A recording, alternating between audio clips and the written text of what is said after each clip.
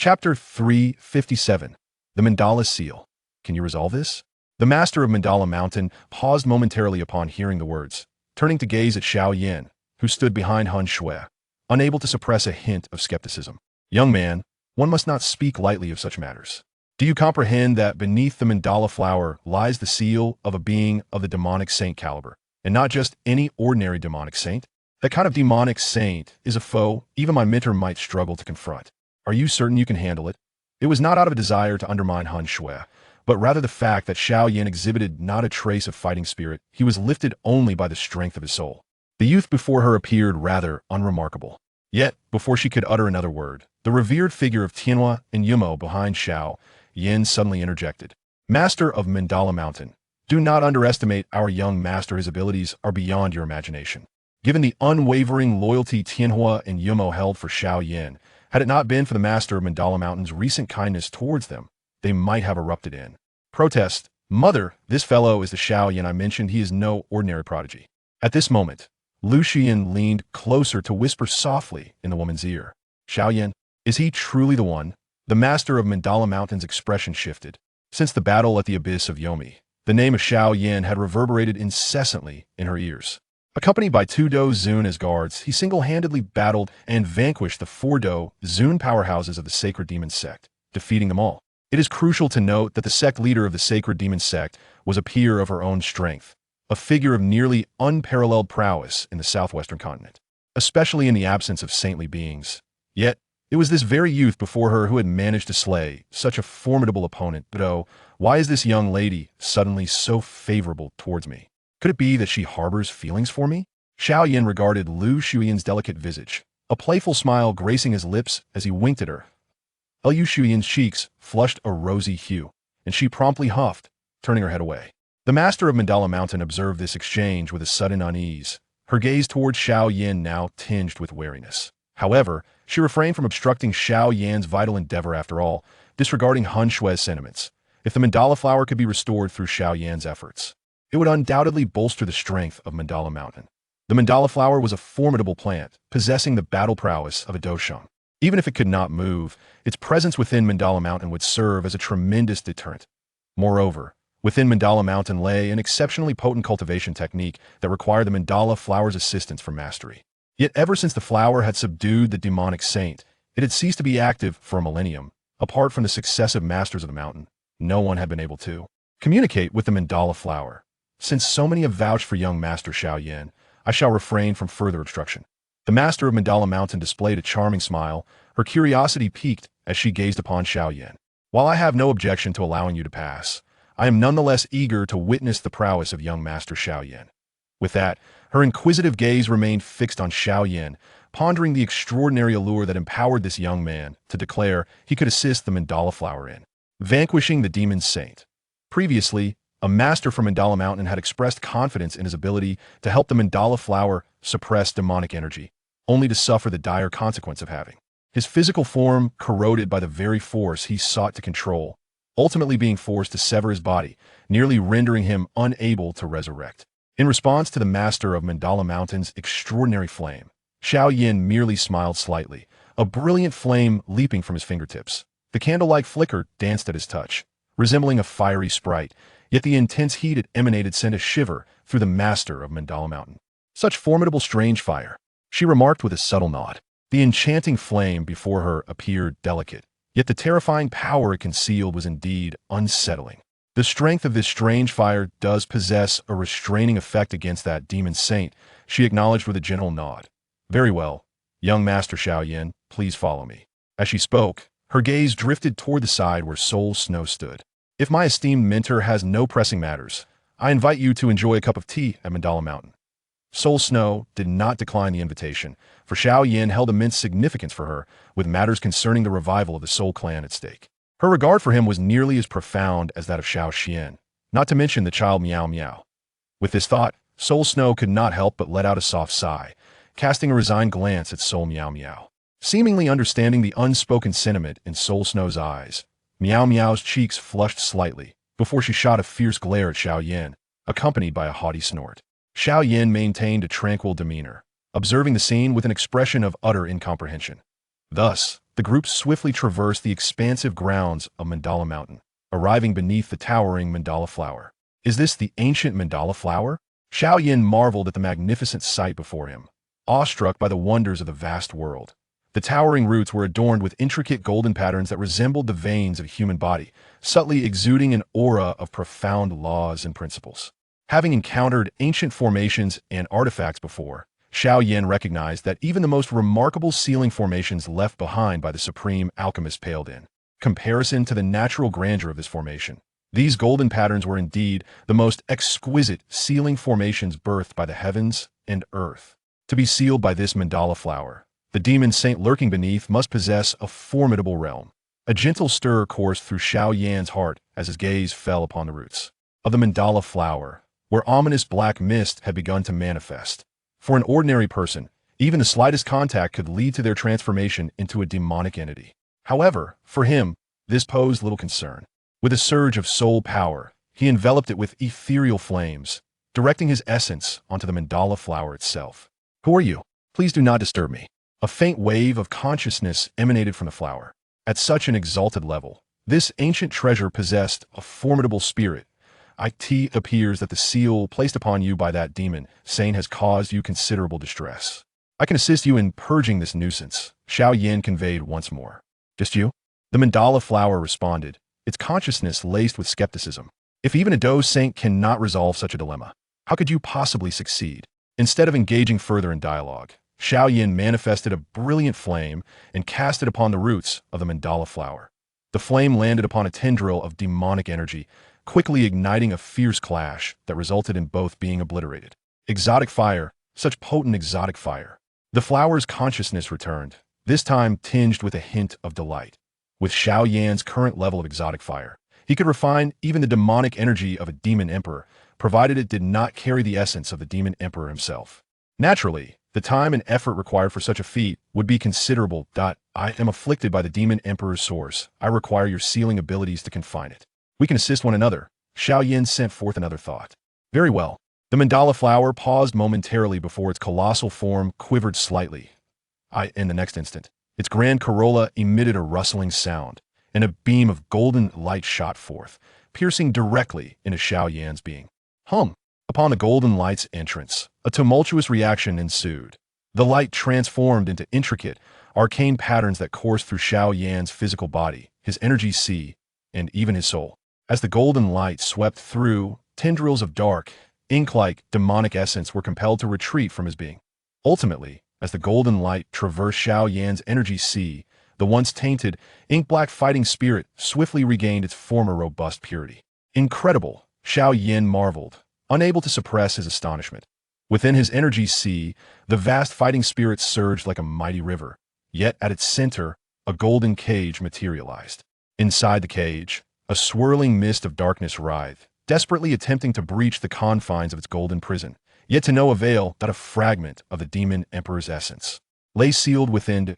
This wisp of demonic energy was confined. A torrent of fighting spirit surged once more within Xiao Yan, revealing a formidable aura that enveloped him. The presence of a six-star Dou soon manifested before the onlookers, leaving even Hun Miao Miao and Hun Shui momentarily taken aback. She distinctly remembered that just 3 months prior, before descending into the abyss of 9 serenities, Xiao Yan was merely a 4-star Dou Zun. Yet in this brief span, he had ascended 2 stars in rank. The expressions of Tian Huazunjia and Yu Mo brightened considerably. They fervently wished for Xiao Yan to attain the title of Dou Di by tomorrow, enabling them to ascend. Alongside him, equally astonished, were the formidable figures from Mandala Mountain Manor. In terms of the sheer vigor of his fighting spirit, Xiao Yan was already perilously close to the Mountain Lord himself. When considering his other hidden cards, the potential was even more daunting. And oh wonder this Xiao Yan managed to slay the Lord of the Holy Demon Sect. It appears there truly is a possibility for him to achieve such a feat, mused the Mandala Mountain Lord, casting a glance at his daughter and letting out a soft sigh. Given her temperament, developing feelings for such a young man might not bode well. I currently possess only a limited amount of power, and within you resides a fragment of the Demon Emperor's essence. This seal can only last for 3 days. You must hasten your pace. At that moment, the consciousness of the mandala flower resonated once more. Chapter 358. The Refinement of the Demon Saint. Upon hearing these words, a flicker of anxiety inevitably surfaced in Xiao Yan's eyes. The sealing power of the mandala flower could now only endure for 3 days. If even the mandala flower, renowned for its sealing prowess, struggled so, then the demon saint sealed beneath the earth must be truly formidable. Contemplating this, while Xiao Yan felt a wave of pressure, he did not waver. Instead, an otherworldly fire ignited within him as he descended into the depths below. The soil melted into magma at the mere touch of the ethereal flames. Yet Xiao Yan paid it no mind, continuing his descent. Below him swirled terrifying demonic energy. As this energy detected his presence, it surged towards him in aggression. However, with his current strength bolstered by the otherworldly flames, these energies posed no real threat. Yet, the deeper he delved, the denser the demonic energy became. And at the very depths, it began to instill a sense of danger within him. Naturally, to the demonic energies, Xiao Yan was also a source of threat. The roots of the mandala flower extended to such profound depths. Sensing the extreme heat of the subterranean realm, Xiao Yan concentrated his will and dove deeper still, plunging several dozen fathoms. Suddenly, with a resounding splash, the ground was breached, followed by the familiar sound of flowing magma. This was a sound he had grown accustomed to, having previously interacted with this molten world while refining the Qinglian earth heart fire and the fallen heart flame. However, the current magma realm caused his pupils to contract involuntarily. Above the ocean of magma, vast golden tendrils extended from all directions, enveloping the molten expanse and forming an enormous golden cage with a diameter exceeding 1,000 feet. Within that golden prison, a terrifyingly massive shadow thrashed about, causing the cage to tremble with each impact, releasing wisps of demonic energy into the air. Though the entity's true form had yet to escape this golden enclosure, the emanating demonic energy was remarkably potent. Compared to the present demon saint, the one from the holy demon sect was but a trifling adversary.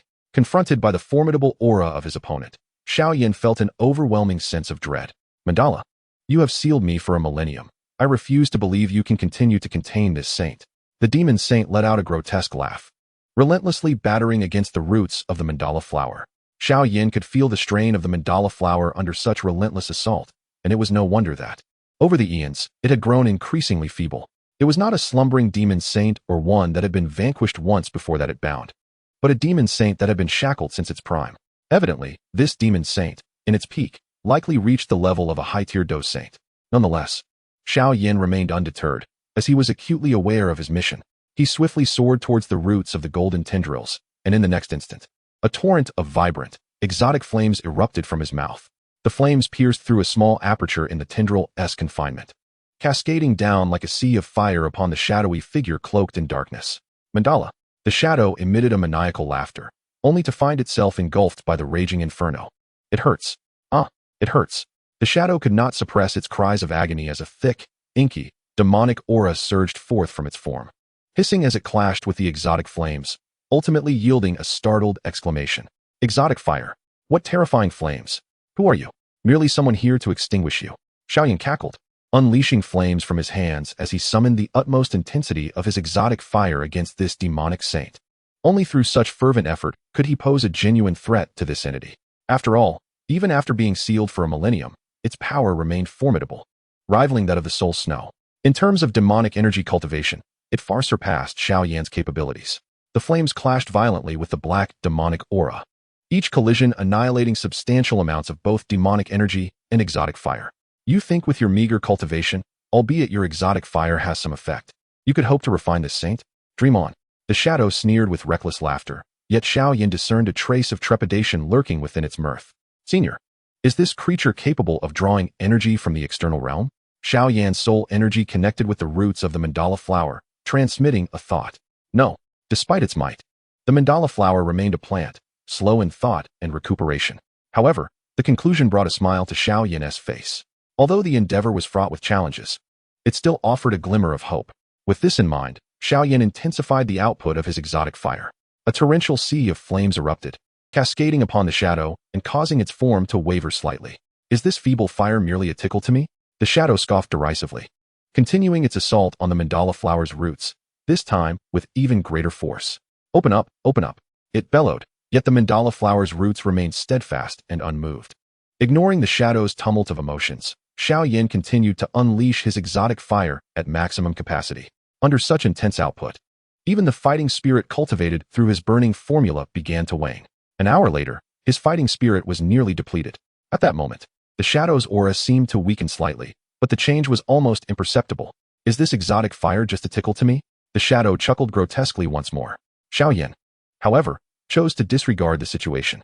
With each breath, an immense torrent of fire attribute energy surged forth from the molten sea beneath him, flowing into his body. In a mere 15 minutes, his fighting spirit was restored to its zenith. Witnessing this spectacle, the shadowy figure trembled slightly. Chapter 359, The Flower of Infatuation. In response to the shadow's taunts, Xiao Yan's expression remained unflinching. Once his fighting spirit had nearly fully recovered, he summoned his once more, directing it towards the shadow in a fiery assault. What an insufferable wretch!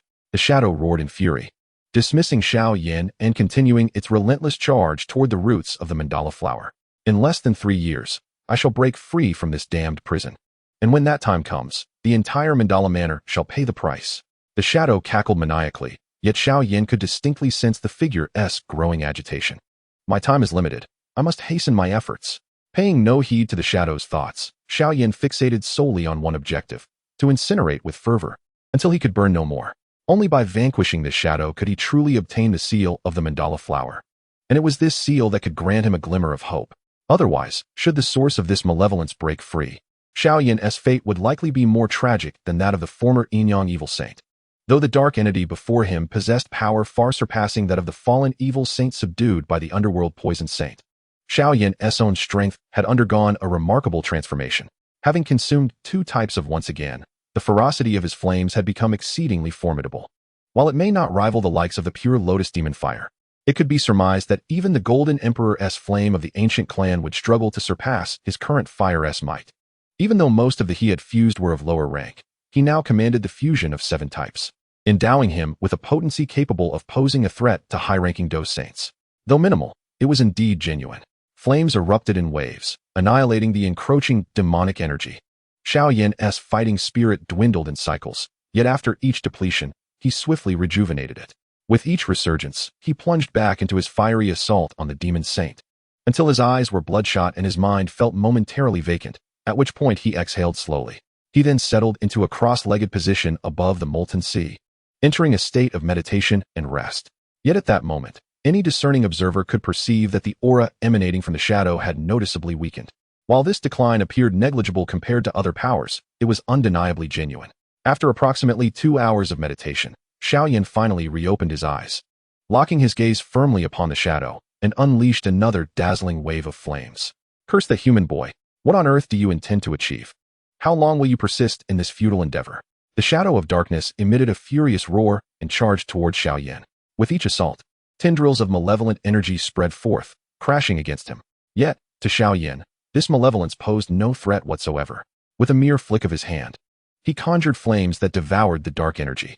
After extinguishing the malevolent essence, he pressed onward, incinerating the shadow. Human, you still have time to leave this place. Otherwise, when I escape, your demise will be most gruesome. The shadow issued another menacing warning. In response, Xiao Yan merely scoffed, not only refraining from retreating, but also desiring to intensify the flames. Regrettably, his flames were already at maximum output. He could not stoke them further. As time ticked away, 3 days slipped by in the blink of an eye.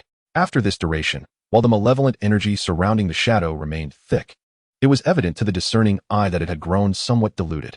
Only this little progress after 3 days.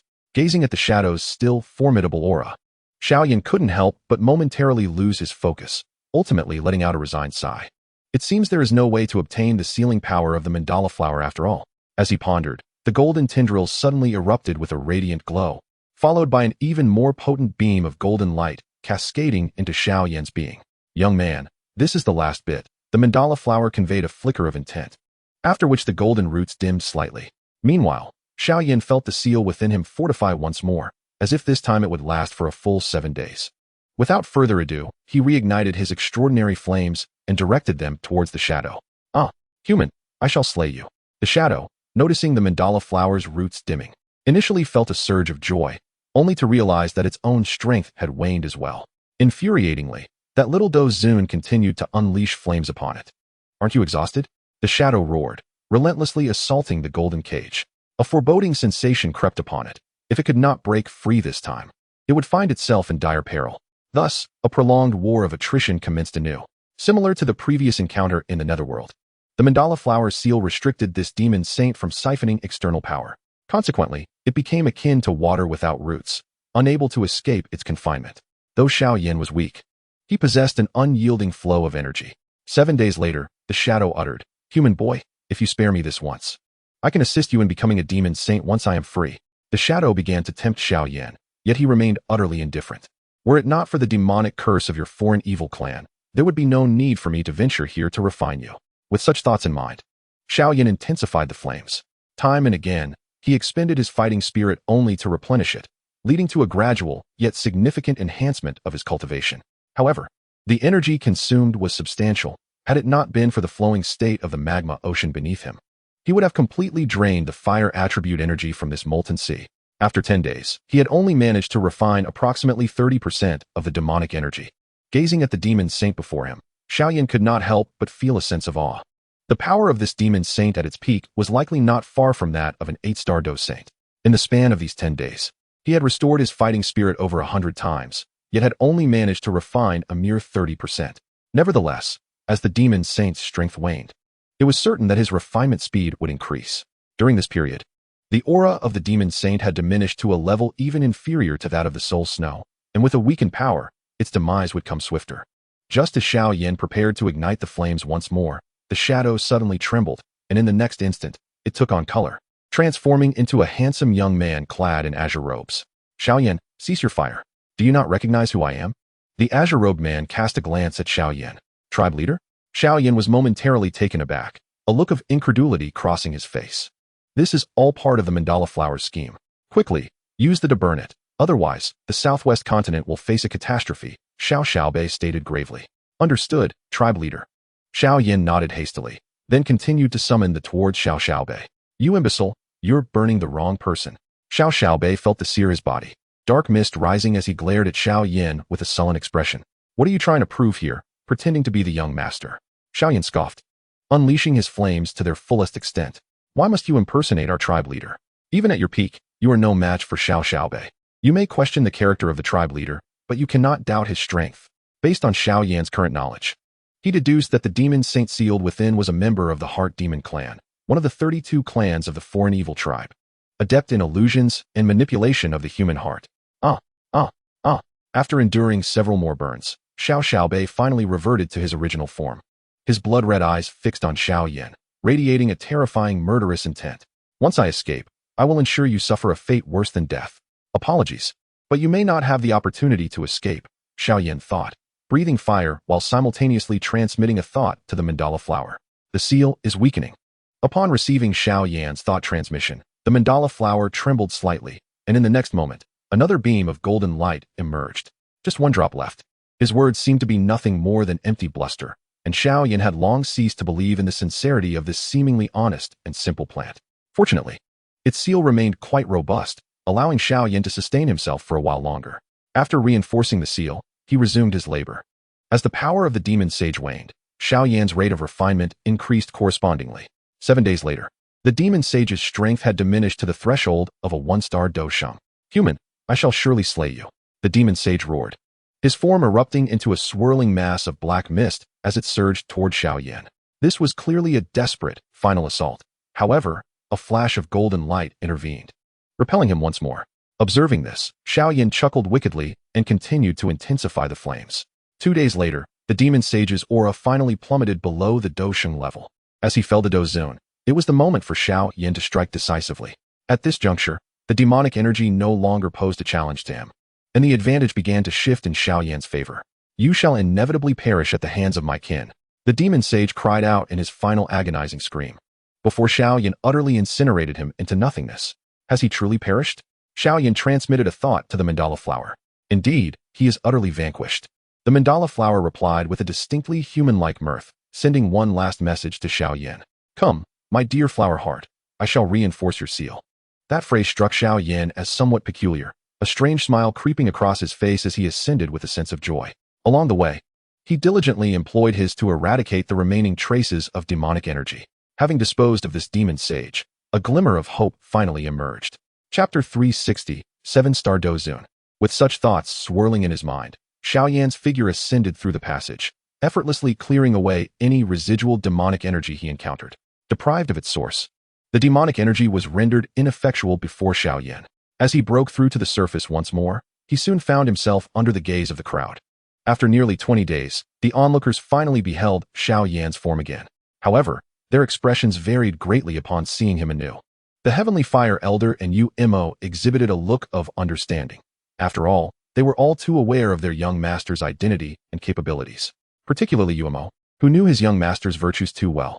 If there were truly risks below that Xiao Yan could not manage, he would never act recklessly. For what could be more precious than the status of the Xiao clan's imperial heir? As for Hun Shui, her gaze toward Xiao Yan held a hint of newfound admiration, for Xiao Yan's prowess was already commendable. And now he had managed to vanquish a foe that had posed a considerable challenge even to her. Indeed, the lineage of that scoundrel proves its worth, as the Xiao clan has produced such an exceptional descendant. Given the current potential of the Soul clan, a resurgence seems nearly impossible. However, Soul Shui is quite cognizant of the Soul clan's plight. He has long ceased to harbor hope for the elders of the clan and has instead devoted his energies to nurturing Soul Miao Miao. It is only Soul Miao Miao who truly merits his focused cultivation. Should she successfully ascend to the throne of Emperor in the future, the Soul clan will experience a rebirth in a different guise. Beyond Soul Shui, the gazes of Soul Miao Miao and Lu Shui Yan toward Xiao Yan are imbued with a peculiar brilliance. This fellow has indeed accomplished what seemed unattainable. A hint of relaxation graces Soul Miao Miao's features. Her greatest fear has always been Xiao Yan's safety. With that concern alleviated, all else pales in significance. Meanwhile, the members of Mandala Mountain Manor regard Xiao Yan as though he were a deity. This monumental dilemma that has plagued Mandala Mountain for millennia has been resolved by this remarkably youthful individual standing before them. It is worth noting that this issue has eluded the masters of Mandala Mountain and even the leaders of the Dou Saint sect throughout history. This young man is truly formidable. The Mandala Mountain master gazes at Xiao Yan with a mixture of astonishment. The others in the manor are merely aware of his youth, yet are oblivious to just how young he truly is. Only she, having learned through Lu Shui Yan, understands that this young man soaring towards the heavens is still under 20 years of age. Reflecting on her own experience at that age, when she had only just reached the pinnacle of the Dou Emperor, she realizes that even then, her talents were already renowned across the southwest continent. In contrast, Xiao Yan has achieved what she herself has yet to accomplish before reaching 20. With such innate abilities, it is likely that within a few years, he will reach or even surpass the level of old Lu. The Mandala Mountain Master casts a complex glance at her daughter, only to find her eyes sparkling with admiration, which causes her a pang of concern. My dear, this individual is not someone you can easily manage. Amidst the Mountain Master's quiet sighs, Xiao Yan has already dispelled the malevolent energies at the roots of the Mandala flower and continues his ascent into the sky. Soon, he finds himself before a colossal blossom, a massive white flower, over 100 feet in diameter, adorned with mysterious patterns, evokes a sense of stagnation in the Dou Qi upon mere glance. Come forth. The Mandala flower conveys a thought once more, this time clearer and more potent than before. It seems that with the complete annihilation of the demon saint, its vitality has surged. As Xiao Yan gazes upon the white petals of the Mandala flower, he recalls that during their first encounter, the flower exhibited signs of decay. Yet now, it has regained its vibrant vigor. Upon contemplating this, Xiao Yan ceased his hesitation and soared towards the center of the flower. Indeed, it was the heart of the flower. Xiao Yan subtly scoffed internally before finally landing within the floral core. I had previously expended most of my strength to ensnare the demon saint, leaving me with scarcely any power to wield. However, at this moment, I can assist you to the best of my ability. As Xiao Yan descended into the heart of the flower, the Mandala flower conveyed a flicker of intent once more. It was clear that the next step required the senior's aid in sealing the Demon Emperor's source of magic. Xiao Yan gave a slight nod and transmitted a fragment of intent back. Very well. The Mandala flower sent forth another wave of thought, and soon, golden threads began to emanate from the heart of the flower, gradually making their way towards Xiao Yan's body. Upon entering Xiao Yan's form, the Mandala flower seal within him began to strengthen once again. At that moment, the magnificent white petals of the Mandala flower began to converge slowly, and as they gathered, a grand flower bud manifested within the Mandala Mountain Manor. Young master, observing this scene, the Heavenly Fire Sovereign's expression shifted slightly, his heart filled with trepidation at the thought of any unforeseen mishaps befalling Xiao Yan. However, upon witnessing the golden patterns illuminating the white petals, he felt a sense of relief wash over him. Rest assured, this Mandala flower has thrived on our Duki continent for tens of thousands of years. Having long since merged with the essence of the land, it poses no threat to young Xiao Yan. The Mandala Mountain Lord smiled gently, exuding confidence in the face of the crowd's concerns. Hearing her reassurances, the expressions of those present softened with relief. At this juncture, the energies of heaven and earth began to stir, and soon, vibrant, multicolored energies converged towards the mandala flower. Throughout the protracted struggle, this mandala flower had expended considerable source energy and was now gradually absorbing the influx of power. Within the confines of the flower bud, Xiao Yan sat cross-legged in a meditative state, as golden threads transformed into pure energy, creating a wondrous and intricate formation within his being, imbued with a unique sealing characteristic. As time flowed on, the golden radiance emanating from this grand formation grew ever more resplendent, while within the golden cage at its center, the thread of the Demon Emperor's source of magic lay in tranquil slumber, as though it had succumbed to a deep sleep. Uncertain of how much time had passed, when the golden formation finally ceased its assembly, the mandala flower's intent resonated once more. This is the most potent seal I can reinforce. This seal can last for a maximum of 3 years. After 3 years, should the seal begin to fade, you may return to seek my assistance. However, the source of magic will develop a resistance, and with each subsequent sealing, its efficacy will diminish compared to the previous one. 3 years, you say? Xiao Yan was momentarily taken aback by these words, his mind stirred. Would 3 years be sufficient for him to ascend to the rank of Dousheng? If he were to progress through diligent training alone, it would undoubtedly be impossible. Fortunately, Xiao Yan still possessed a hidden card, namely the 3,000 yin flames stored within the pill tower. This extraordinary fire is feared even by the likes of Xian Yi, those at the 9th transformation Dozun, and even semi-saints. Should he manage to refine it, his strength would undoubtedly see a significant enhancement. Yet even so, it would still fall woefully short. The chasm between Dousheng and Dozun is akin to a vast gulf. Even with Xiao Yan's divine bloodline, formidable talent, and ample resources, reaching Dousheng remains fraught with challenges. Since the era of the Emperor's fall, the youngest Dousheng to have emerged from the Douqi continent attained this level only by the age of 30. This prodigy is neither Xiao Xian nor Xiao Xiaobei, but rather the sole emperor.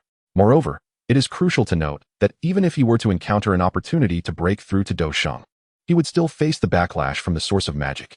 At that moment, as long as Xiao Xian refrains from intervening, he would find himself in an almost certain death scenario. As if sensing Xiao Yan's distress, the mandala flower trembled slightly, and the next moment, golden droplets began to fall from above his head. What is this? Feeling the golden liquid land on him, Xiao Yan initially frowned, soon overwhelmed by an intoxicating fragrance and an exceptionally pure energy coursing into his body. Is this nectar? Xiao Yan was momentarily stunned. Then he perceived the intent conveyed by the mandala flower. I can sense your troubles. This is the culmination of my 1,000-year accumulation. Though it is not much, it is offered with sincerity. Upon hearing these words, a hint of joy appeared on Xiao Yan's face. The purity of the energy within these golden droplets was immensely beneficial to him. After all, at Xiao Yan's current level, treasures capable of enhancing his strength had become exceedingly rare. Thank you, esteemed elder. Xiao Yan no longer felt the need for formalities. With a swift motion, he consumed all the nectar that continued to drip down. Following this, after being transformed by the extraordinary fire, the nectar quickly transformed into pure Dou Qi, filling his Qi Sea. Time passed slowly, and in the blink of an eye, a month and a half had gone by. Just as the onlookers outside the mandala flower began to grow increasingly anxious, the enormous petals of the flower finally began to unfurl.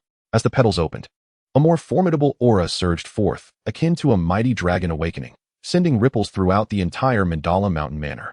Sensing this increasingly potent aura, astonishment spread across the faces of the crowd. 7-star Dozun.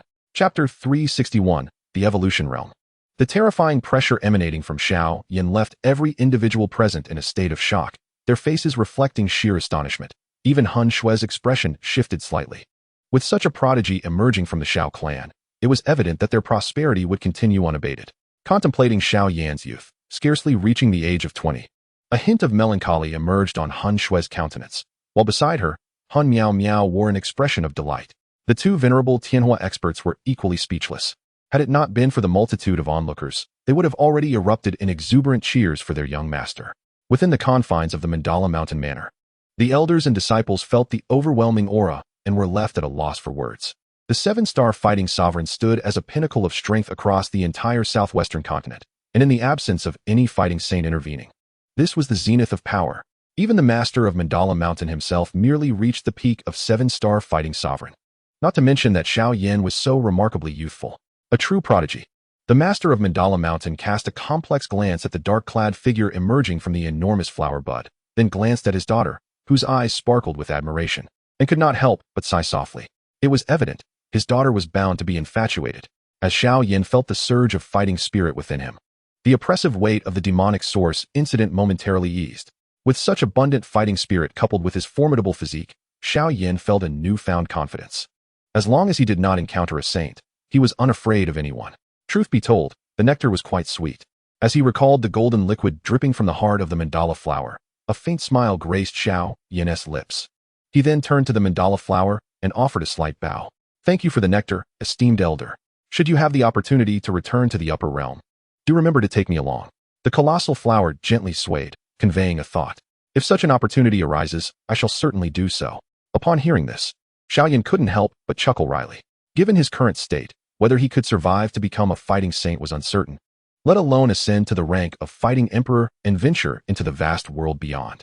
This experience in the southwestern continent was indeed a trial of life and death. Noticing that the mandala flower no longer paid him any heed, Xiao Yan dismissed his concerns and stepped back into the awaiting crowd. Senior Han Shui, I must express my gratitude for this journey. He smiled and offered a slight bow to Han Shui. Without her assistance and the fortunate coincidences, acquiring the mandala flower seal would have demanded considerable effort. Not at all, Han Shui replied with a gentle shake of her head. Helping you also benefits myself. Moreover, we may very well become family in the future. Her gaze shifted to Han Miao Miao. Han Miao Miao appeared momentarily stunned, her expression turning bewildered as she looked at Han Shui. Teacher, what are you talking about? What am I talking about? Han Shui could not help but let out a cold laugh. After all these years as master and disciple, do you really think I cannot perceive your little schemes? Upon hearing Han Shui's words, Han Miao Miao could no longer maintain her facade, a faint blush blooming on her fair face. Well, if that is the case, then in the future, Xiao Yan will surely strive to assist Miao Miao even more diligently in entering the heavenly tomb. Han Shui let out a gentle sigh. To the Lord of Mandala Mountain, I must extend my gratitude for the opportunity you have bestowed upon me. Subsequently, Xiao Yan turned his gaze towards Lu Shui Yin and her daughter. This is merely due to your exceptional talent, my young friend Xiao Yan. I simply averted matters that should not have occurred. Rather, it is our Mandala Mountain that ought to thank you for resolving this millennium-long dilemma. The Lord of Mandala Mountain wore an elegant smile devoid of any loss of grace. Since the matters have been settled, why not allow everyone to be my guests? Let me extend my hospitality as a host. As her words fell, Lu Shui Yan's eyes brightened slightly, yet Han Shui promptly declined. There is no need. Our time is rather constrained. Let us forego this occasion. Upon hearing this, Xiao Yan's spirit stirred, and he directed his gaze towards Han Shui. What does the elder imply? Since you have already been tainted by such a dreadful thing as the demon source, it is best to focus on enhancing your strength. Otherwise, the challenges you will face in the future will be even greater. When you previously entered the abyss of 9 hells, the Lord of Heaven's evolution had discussed the matter of the pure Lotus Demon Saint's relics with me. It should now have some resolution. I wonder, do you have any interest? Han Shui shot Xiao Yan a smile, which stirred something within him. Her implication was clear. Within the realm of the pure Lotus Demon Saint, there would also exist an opportunity that might significantly aid him. Given that he bore the terrifying demon source, he truly lacked the inclination to pursue romantic entanglements. Enhancing his strength was of utmost importance. With this thought, Xiao Yan quickly nodded and smiled gently at Han Shui. I must thank you once again, elder. No need. I have already stated, we may be family in the future. A peculiar smile graced Han Shui's lips. Upon hearing this, Han Miao Miao's face flushed once more, while Xiao Yan remained as stoic as a city wall, showing no sign of disturbance. Lord of Mandala Mountain, I apologize. Once my current affairs are settled, I shall certainly visit Mandala Mountain again when the opportunity arises. Xiao Yan offered an apologetic smile to the Lord of Mandala Mountain. Yet his gaze lingered with a hint of regret towards Lu Shui Yin beside her. This girl, who once resorted to using the absolute Saint Golden Silkworm to ambush him, had surprisingly sought assistance from Mandala Mountain after he was taken away by Han Shui. It was evident that she harbored deep feelings for the great Emperor Xiao, yet unfortunately, with the threat of the demon source and Han Miao Miao by his side, now was not an opportune moment to act. This marked the first time in Xiao Yan's journey that he had failed to reciprocate the affections of a beauty. Since the esteemed seniors are so preoccupied, I shall not impose any longer. If there is an opportunity in the future, I shall certainly return to the Mandala Manor. Upon hearing this, the Lord of Mandala Manor seemed to exhale softly, his face still adorned with a courteous smile. Very well, he said. Soul Snow nodded with a smile and waved her hand, causing a spatial wormhole to appear behind her once more. Let us depart. With a flick of her delicate hand, Xiao Yan and the others followed her into the spatial passage. Even the revered Tianhua and UMO followed suit. As for the previously arrived Lord He, Yin, and Liao Du, they had already begun to run a prosperous business within the territory of Mandala Manor after ensuring Yumo's comfort, and were living quite well. Xiao Yan decided not to concern himself with the two of them before returning to Zhongzhou. As the group vanished into the horizon, Lu Shuyan could no longer resist tugging at the sleeve of the Lord of Mandala Manor. Mother, you used to insist on keeping esteemed guests for longer. Why did you let them go so easily today? Ha. Do you think I am unaware of your little schemes? The Lord of Mandala Manor scoffed, glancing at Lu Shuyan. You have taken a fancy to that lad named Xiao Yan, haven't you? I advise you to abandon this notion before it takes root. Why? Lu Shuyan, upon hearing the Lord's words, no longer cared about her embarrassment and asked with a sulky tone. Xiao Yan's talents far surpass those of my father in his prime. Only such a man is worthy of me. After all these years, this is the first time I have felt this way about a man. If you disapprove, I shall never seek a partner. Ha. The Lord of Mandala Manor merely chuckled coldly at her daughter's pout. That Xiao Yan may indeed be suitable for you, but do you believe you are worthy of him? Lu Shuyan's charming face stiffened, and she responded with a hint of insecurity. I am the eldest daughter of the Dou Saint sect, a top talent in the southwest continent. How could I be unworthy? The ancestor of the Dou Saint sect is merely a Dou Saint, while Xiao Yan's lineage boasts the only Dou Emperor of this era. After all this time spent with those two old men, do you not grasp the extent of Xiao Yan's formidable background? The Lord of Mandala Manor scoffed again. If it were merely a matter of background, that would be one thing, but this lad is also quite the flirt. Should you find yourself with him, you will be ensnared in endless palace intrigues. My maternal family is powerful, and I am not weak myself. I fear no palace struggles. Lu Shuyan stammered. Is that so? Do you believe you could contend with that girl in black armor? The Lord of Mandala Manor inquired once more. Recalling the image of Hun Miao Miao, Lu Shuyan could not help but hesitate, a lack of confidence washing over her face. That woman exuded a terrifying aura and had a background far superior to her own. My daughter, the Lord of Mandala Manor gazed at his beloved child and sighed gently. Do you know why your father has only one woman? I do not. Lu Shuyan muttered softly, because all of his other women have been toyed to death by me. The master of Mandala Mountain spoke in a whisper, causing his daughter to shudder involuntarily. The southwest continent is vast, yet before the soul's snow, traversing it merely involved creating a spatial passage. In less than half an hour, they found themselves outside a mist-shrouded mountain range. As soon as they set foot there, both Xiao Yan and Hun Miao Miao, having been tempered by the ancient formations, immediately sensed the extraordinary nature of the place. The entire mountain range, spanning thousands of miles, had been subtly transformed into a grand array. The formidable power of this formation caused a slight tremor in Xiao Yan's heart. It was likely crafted by the legendary Supreme of Destiny. At that moment, a ripple in the space within the mountains revealed a figure stepping forth. You all have arrived. The divine son of destiny beamed at Xiao Yan and the others, gesturing with his hand. Since you are here, why not be my guests in the realm of destiny? With that, he spread his hands, and a spatial wormhole appeared before them. This time, Han Shui did not refuse. Instead, she nodded with a smile and led Xiao Yan and the others into the wormhole opened by the divine son. The matter of the demon saint's space held considerable benefits for both Xiao Yan and Hun Miao Miao. However, just as they entered, a piercing cry echoed through the air. Xiao Yan and Hun Miao Miao recognized that voice all too well. It could only belong to Bai Nian, who was capable of such a scream. Old thief, I shall not rest until you are vanquished. Chapter 362. Pure Lotus Demon Saint, young master of the Fire Spirit clan? What has transpired? Xiao Yan and Hun Miao Miao stared blankly at the master of destiny, with even Han Shui displaying a hint of confusion. Oh ho ho ho. The master of destiny seemed momentarily taken aback by Bai Nian's agonized cry, then pointed his finger toward a distant mountain peak. In the next moment, all restrictions on that peak vanished, and the protagonist emerged triumphantly. Old thief, meet your end, Bai Nian shouted, transforming into a white streak as he charged toward the master of destiny. A mere ant shaking a tree, utterly unaware of its own insignificance. The master of destiny snorted coldly, lightly tapping his finger once more, causing a rays to materialize out of thin air, ultimately enveloping Bai Nian's form. Soon, the protagonist found himself unable to resist the divine son's powers, swiftly becoming ensnared, with even his fighting spirit sealed away. Old thief, Bai Nian exclaimed in alarm as he plummeted toward the ground. His descent accelerated, and it appeared he would crash to the earth. From such a height, his fragile body would undoubtedly be reduced to a mere puddle of flesh. Master, save me, Bai Nian cried out again, leaving Xiao Yan and Hun Miao Miao in an awkward position. They had expected the protagonist to be a resolute figure, only to realize that his sense of pride was no less thin-skinned than Xiao Yan's. Upon witnessing Bai Nian's plea for help, Yan Shinxi let out a cold snort, lightly tapping his fingers, which conjured a formation that enveloped Bai Nian's body like cotton, gradually drawing him closer. "Thank you, Master Xia, for sparing my life." The protagonist initially intended to feign bravado once more, but upon discerning the mocking glint in Yan Shinxi's eyes, he quickly adopted a more submissive demeanor. "Everyone, please proceed."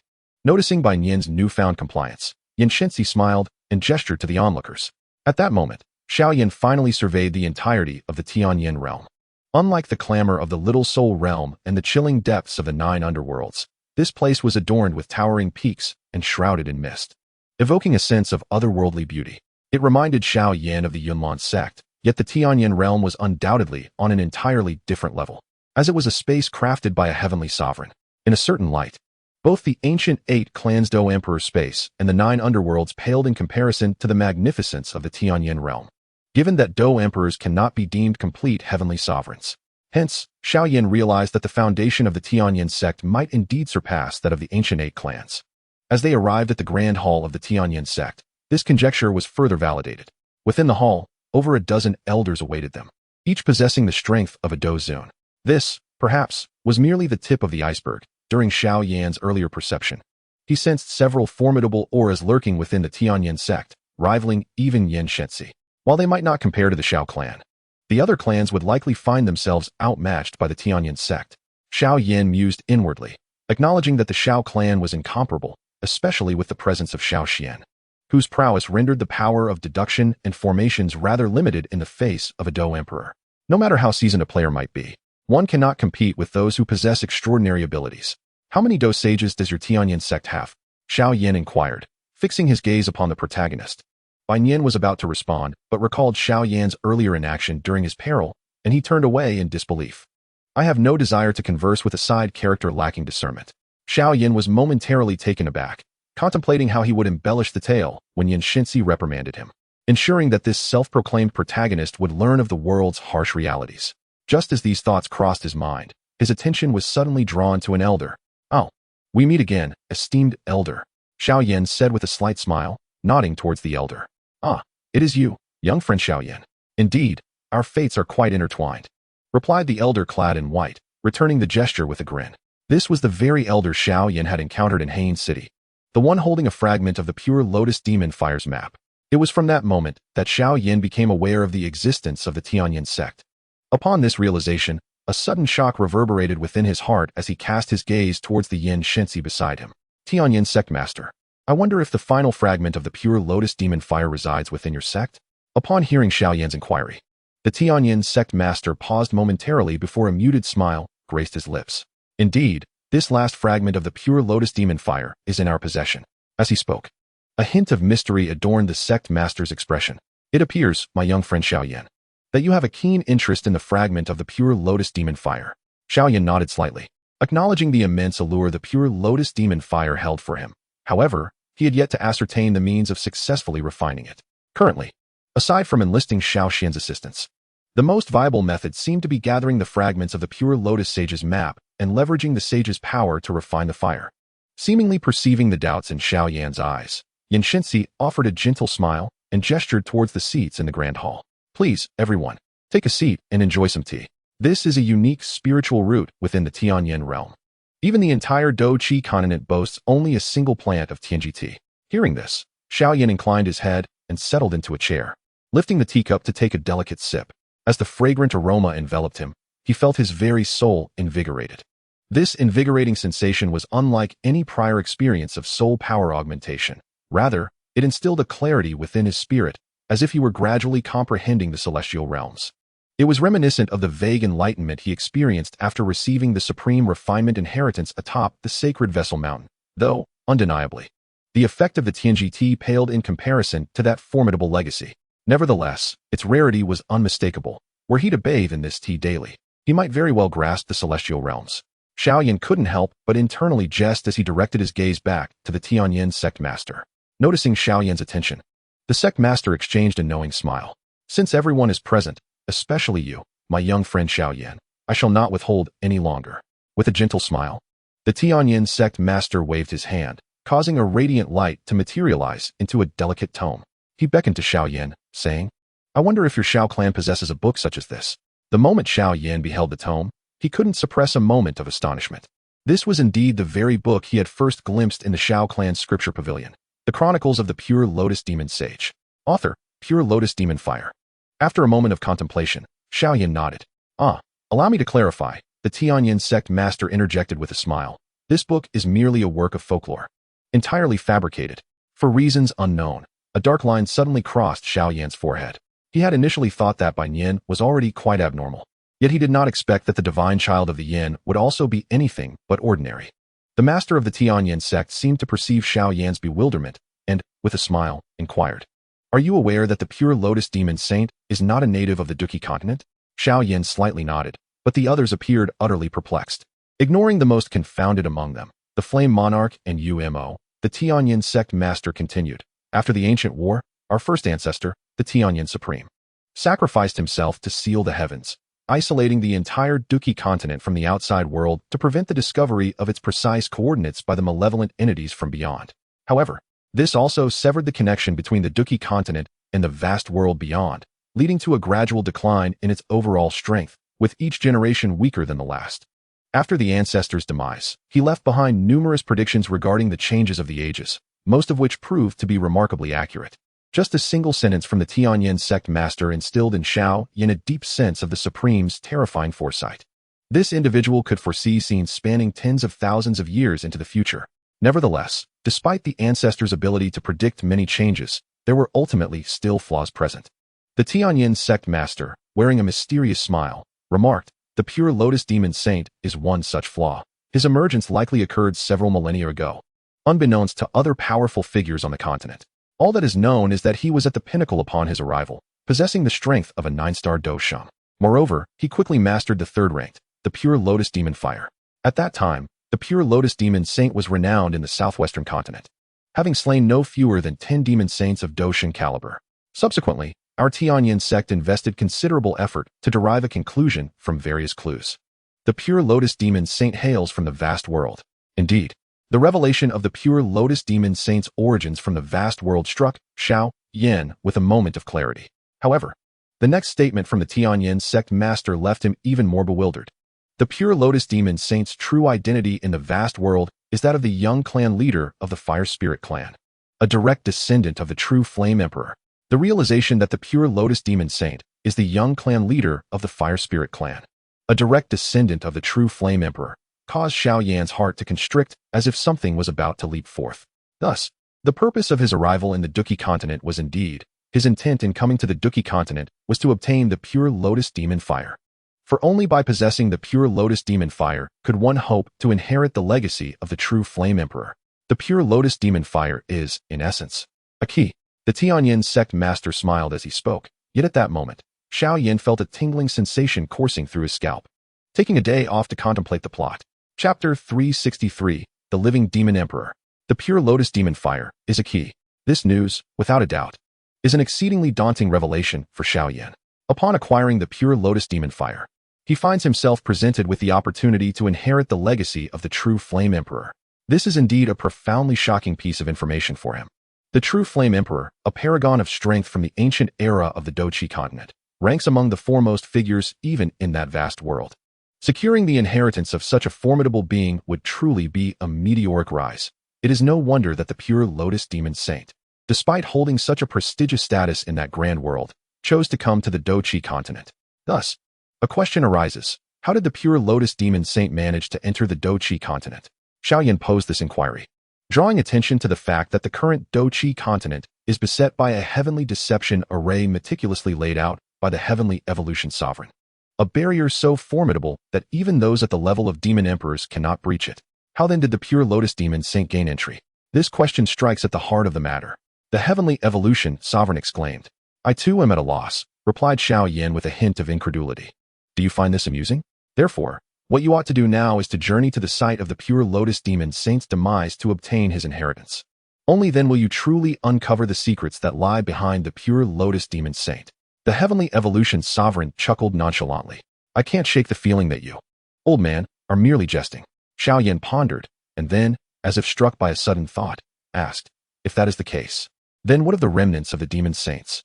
According to your previous assertions, these fragments of the demon saints have seemingly long been in your possession, and in later stages were actively released into the world by your sect, even guiding the fated individuals to their discovery." Xiao Yan paused slightly, fixing his gaze upon the heavenly evolution sovereign. He had previously believed that Xiao Yan's ability to acquire the 4 fragments of the map leading to the pure lotus demon fire was merely a matter of chance, as he was the chosen one. Yet now, it appears that everything behind this was orchestrated by the heavenly evolution sect long ago.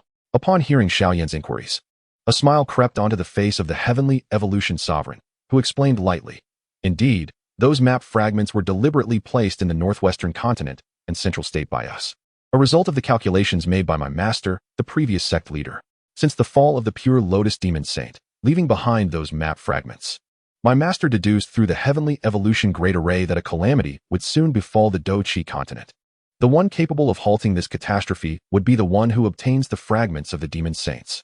As he spoke, his gaze toward Xiao Yan bore a hint of mirth, leaving Xiao Yan somewhat bewildered. Furthermore, this individual shall be the key to restoring the glory of the Dou continent. The heavenly evolution sovereign looked at Xiao Yan with a beaming smile. "My dear protagonist, I must apologize. It seems I am about to usurp your identity as the chosen one."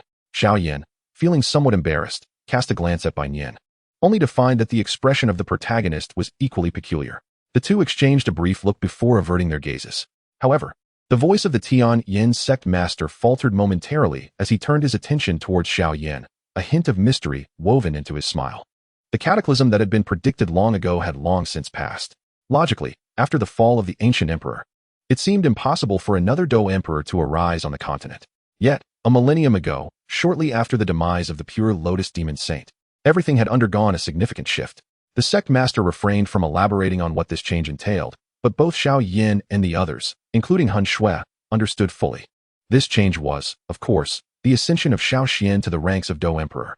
Consequently, the Han Emperor was slain, the Han clan nearly annihilated, and the Xiao clan emerged as the most formidable force on the Dou continent, rewriting the original history in an instant.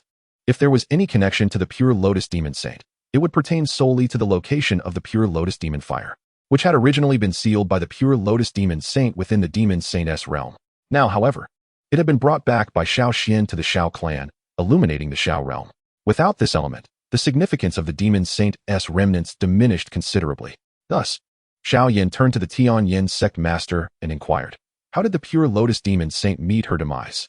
Upon hearing this question, the sect master paused slightly, and for the first time, a grave expression appeared on his typically carefree face.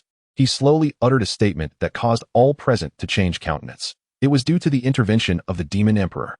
Xiao Yan's expression shifted dramatically upon hearing this. The demon emperor intervened? Is there still a living demon emperor on the Dou continent? Indeed, the sect master replied solemnly, there exists a living demon emperor. However, for various reasons, they are unable to leave their current location. Otherwise, the continent would once again be engulfed in a storm of bloodshed. A heavy silence enveloped the group as such news was overwhelmingly shocking. In the past, regardless of the external malevolent clans or the fallen wicked clans, Xiao Yan had never taken them to heart. In the presence of Dou emperors, no matter how numerous they were, as long as there remained a Dou emperor on the continent, these creatures would have to scurry like rats.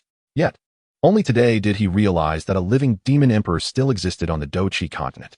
This revelation meant that the absolute advantage they had always believed in was, in fact, not absolute. Do not be alarmed.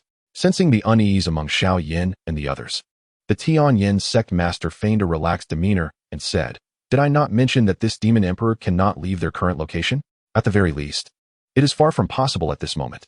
Upon hearing this, Xiao Yan gradually exhaled in relief.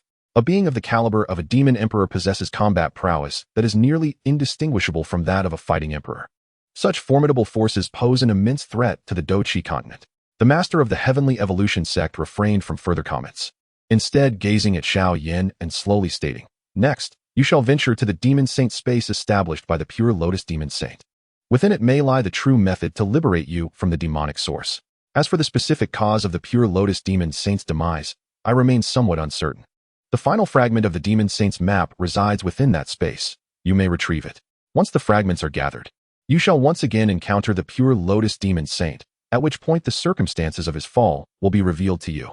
Upon hearing this, Xiao Yan felt a surge of interest. The pure lotus demon saint, hailing from a vast world, might indeed possess a way to dispel the demonic source. The demon saint space is not far from here. Rest for the night, and embark on your journey tomorrow. The master of the Heavenly Evolution sect smiled gently, adding, "At that time, allow this unworthy disciple of mine to serve as your guide." A derisive smile escaped from Bai Nian at the master's words. "When it suits you, I am deemed an unworthy disciple, yet when I am of no use, I am easily suppressed. Such is your cunning, master." It was evident that the protagonist harbored considerable resentment, seemingly intent on suppressing his teacher once his power had grown. The master of the Heavenly Evolution sect merely smiled faintly at Bai Nian's thoughts, then tossed two radiant objects into his hands. Upon grasping them, Bai Nian was momentarily stunned. His gaze towards the master filled with incredulity. "Foolish disciple, why would I covet your belongings? These two sacred artifacts possess numerous functions that your current Dou Zun strength cannot unlock. For the past month, I have been assisting you in genuinely refining these sacred items." The master wore a gentle smile. Bai Nian's expression shifted, though doubt still lingered on his face. "Is what you say truly so?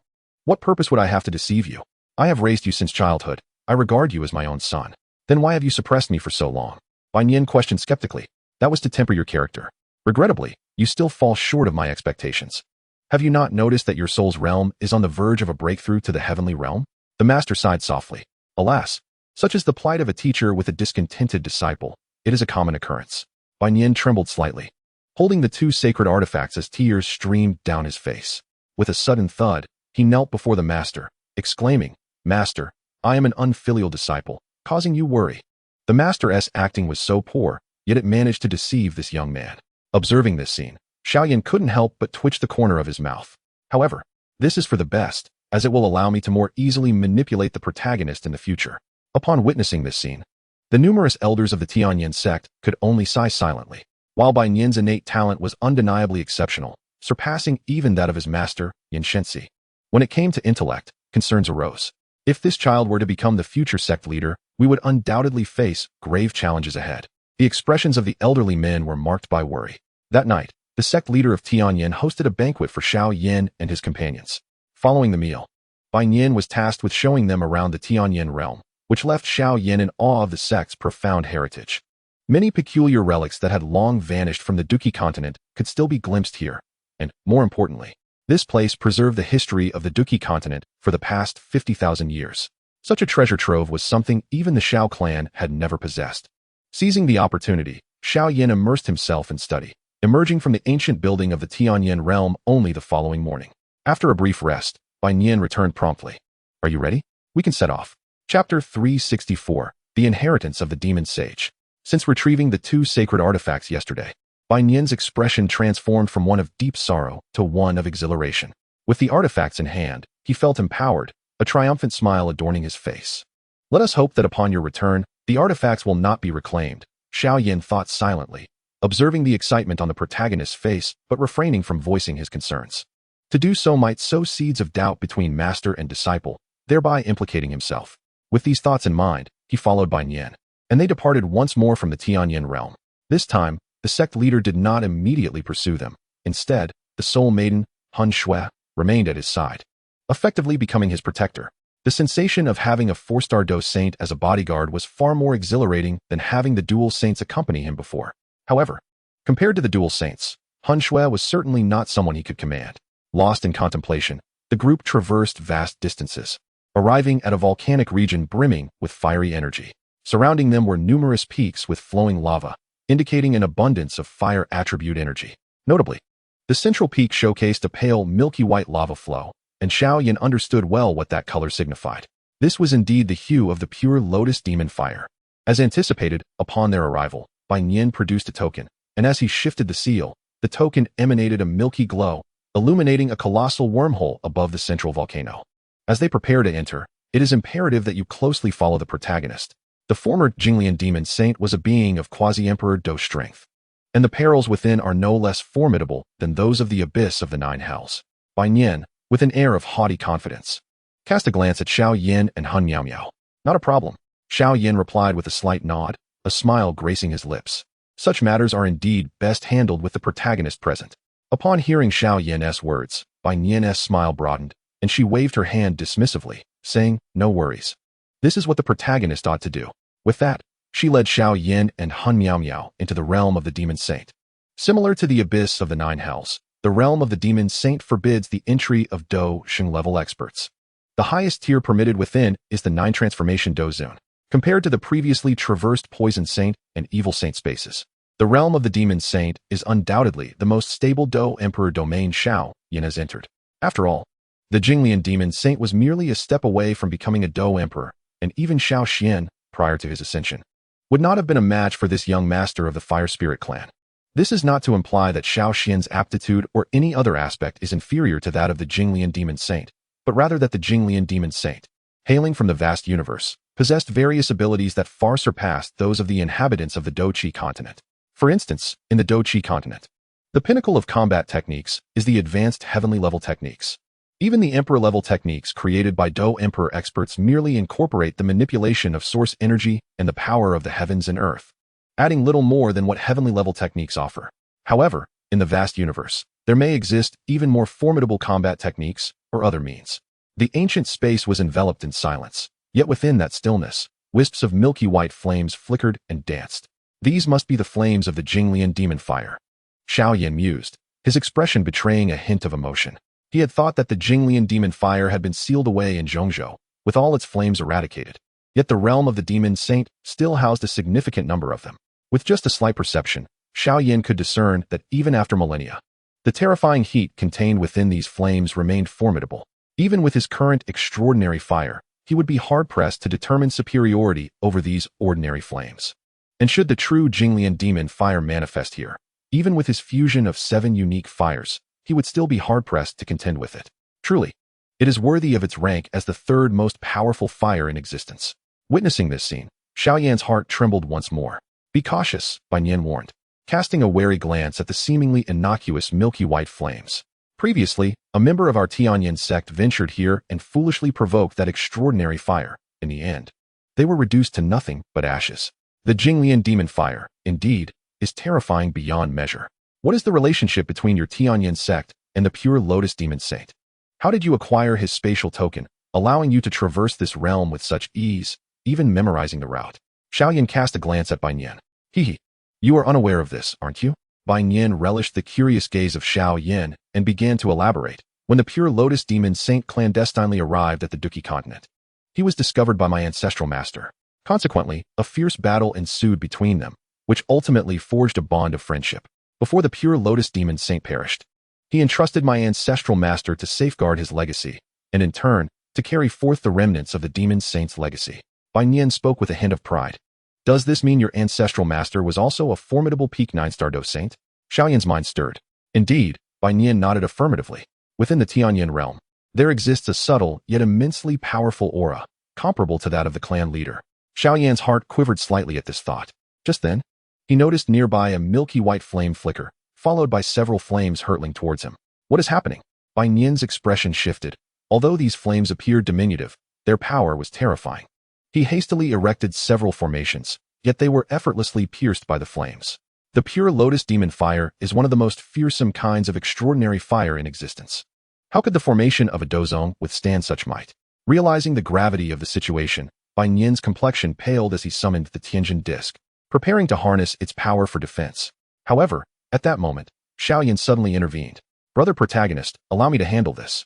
He raised his hand to stop Bai Nian and, much to the latter's astonishment, swallowed the cluster of flames in one gulp. The mere ingestion of that single flame caused Xiao Yan's complexion to flush crimson, his entire being suffused with a searing heat. It was not until a while later that he sensed the essence being refined within him. What an immense force, Xiao Yan silently marveled, feeling a surge of delight. Within this pure Lotus Demon Fire, there was indeed a thread of pure energy. Chapter 365, The Legacy of the Demon Saint, Part 2. Once the cluster of pure Lotus Demon Fire was refined by Xiao Yan, he felt an extraordinarily pure energy infuse into his cyclone. Just this fragment alone saved him the arduous effort of several days of cultivation. Previously, within the Poison Saint's domain, Xiao Yan had also acquired considerable pure energy from the Netherworld Poison Fire, yet in comparison to this cluster of pure Lotus Demon Fire, it paled significantly. The disparity between the Netherworld Poison Fire and the pure Lotus Demon Fire, as well as between the Netherworld Poison Saint and the pure Lotus Demon Saint, is indeed unfathomably vast. As a formidable contender among the fighters, the pure Lotus Demon Saint could potentially slay the Nether Poison Saint without expending her full might. Similarly, the lingering essence of her pure fighting spirit would serve as a great boon for Xiao Yan. However, the intensity of the pure Lotus Demon fire was overwhelming. If he were to consume too much in one go, he would indeed struggle to bear it. Xiao Yan let out a wry smile. The recent intake of the pure Lotus Demon fire felt akin to consuming a potent spirit from a past life. Overindulgence could lead to dire consequences. Just as this thought settled in his mind, several flames soared toward him from the distance. Witnessing this scene, Xiao Yan's expression shifted slightly, and he hastily enveloped the incoming clusters of pure Lotus Demon fire with his. Yet, even after encasing them, his countenance changed again. The pure Lotus Demon fire began to devour his, and amidst their fierce contention, more and more clusters of pure Lotus Demon fire emerged from afar. Is this because of my? Xiao Yan's expression faltered, and with a flicker of thought, he swiftly withdrew his into his core. To his surprise, the pure Lotus Demon fire continued to charge toward him. Come to me, Xiao Yan commanded firmly, as the within him retreated entirely into his spirit. Only then did the advance of the pure Lotus Demon fire cease, though the foremost clusters still lunged forward. Assist me in capturing a few, Xiao Yan called out, and with a nod of agreement, Han Miao Miao and Bai Nian exerted their efforts to restrain several clusters of pure Lotus Demon fire. Gazing at the last 3 remaining clusters, a glint of determination flashed in Xiao Yan's eyes. He inhaled sharply, swallowing the demon flames whole. In an instant, it felt as though his entire throat was ablaze. The surging, river-like fighting spirit rushed to aid in the refinement process, taking the span of an incense stick's burning time for the crimson hue on his face to gradually fade. Though the refining process was excruciating, the rewards were exceedingly plentiful. As Xiao Yan slowly opened his eyes, he realized that the 3 flames he had refined had saved him over a month of arduous cultivation. If he could refine all these pure Lotus Demon fires, his strength might soar directly to the pinnacle of Dou Zun. His heart raced at the thought. This demon saint's domain was indeed a significant fortune for him. With this in mind, he shifted his gaze and absorbed the 2 clusters of pure Lotus Demon fire that Han Miao Miao had tightly controlled. After his face flushed once more, he then consumed the 3 clusters held by Bai Nian. Once he had ingested all these pure Lotus Demon fires, he nodded in satisfaction. Let us proceed, he declared, taking the lead as he moved forward. Observing Xiao Yan's exuberance, the protagonist felt a twinge of envy wash over him. How is it that Xiao Yan seems to encounter opportunities at every turn? Bai Nian gazed at Xiao Yan's retreating figure, as if he had just bitten into a lemon. Alas, despite the fortuitous encounters and formidable backing that surrounded him, such circumstances only served to affirm that he could never be the true protagonist. A silent affirmation resonated within Bai Nian, solidifying his conviction. The genuine hero, he mused, ought to be an unparalleled powerhouse forged through countless trials, rather than a child of fortune like Xiao Yan. Though Bai Nian harbored a twinge of envy towards him, he reassured himself that he was merely in a developmental phase. The road ahead is long and arduous. With this thought echoing in his mind, he followed Xiao Yan, albeit at a considerably slower pace. For Xiao Yan had already discerned that the true catalyst for the Nether Lotus Demon fire was that had formed within him after fusion. Thus, a plan gradually crystallized in Xiao Yan's mind. Upon discovering a scarcity of Nether Lotus Demon fire nearby, he summoned the from within to attract and devour those few blossoms. Conversely, should he encounter a greater abundance of Nether Lotus Demon fire, he would wisely retreat. In this manner, he had consumed nearly 100 strands of Nether Lotus Demon fire along the way. After this consumption, his cultivation had steadily ascended from the early stages of 7-star Dou Zun to the later stages. This spectacle was a source of immense frustration for Bai Nian and Han Miao Miao, who witnessed Xiao Yan's steadily burgeoning aura. Even Han Miao Miao felt a pang of envy. This fellow must be cheating. Bai Nian gritted his teeth in irritation, at a loss for words. Alas, I am the protagonist of the genius narrative. He consoled himself with this thought, yet he suddenly recalled that Xiao Yan's talent seemed to eclipse his own. I detest such a formidable supporting character. After traversing the lengthy path, the trio finally arrived before an altar. The expansive altar was unmistakably larger than the one Xiao Yan had previously encountered at the Yin-Yang Evil Saint's domain. Yet it bore no other adornments, only a towering statue reaching 100 feet high. The statue depicted a strikingly handsome man, the likeness of the Nether Lotus Demon Saint. Gazing at the imposing figure, Bai Nian sighed softly, then assumed the role of a guide once more. I am aware. Xiao Yan naturally recognized the statue as the Nether Lotus Demon Saint, for the current embodiment of the saint employed by the Xiao clan bore this very visage. Furthermore, Xiao Yan still cherished a tome entitled The Romantic Chronicles of the Nether Lotus Demon Saint. You actually know? A look of surprise flickered across Bai Nian's face. swiftly followed by irritation. Once again, he had missed an opportunity to show off, but after all, the protagonist is the protagonist, capable of navigating his own frustrations. Soon, Bai Nian regained the composure befitting a true hero. He skillfully manipulated the intricate seals with his palm, ultimately conjuring an enigmatic mark that seamlessly descended into the brow of the colossal statue. Upon receiving this mark, the immense sculpture emanated a luminous white radiance, which gradually transformed into a delicate ethereal figure. This apparition was none other than the visage of the pure lotus demon saint. The descendants of the heavenly evolution sect have arrived once more. The ethereal figure stood poised in the sky, hands clasped behind its back, contemplating further when it suddenly shifted its gaze downward toward Xiao Yan.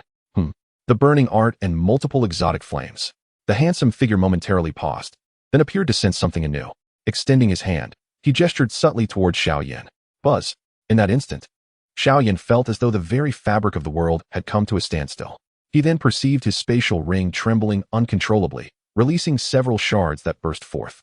Gazing at these three fragments, the pure lotus demon saint was initially taken aback, and upon looking at Xiao Yan again, his eyes were imbued with a myriad of complex emotions, possessing the burning art and the ability to fuse exotic flames, and fortuitously acquiring fragments of my soul. It seems you truly are that destined child born amidst calamity. A look of wistfulness crossed the face of the pure lotus demon saint.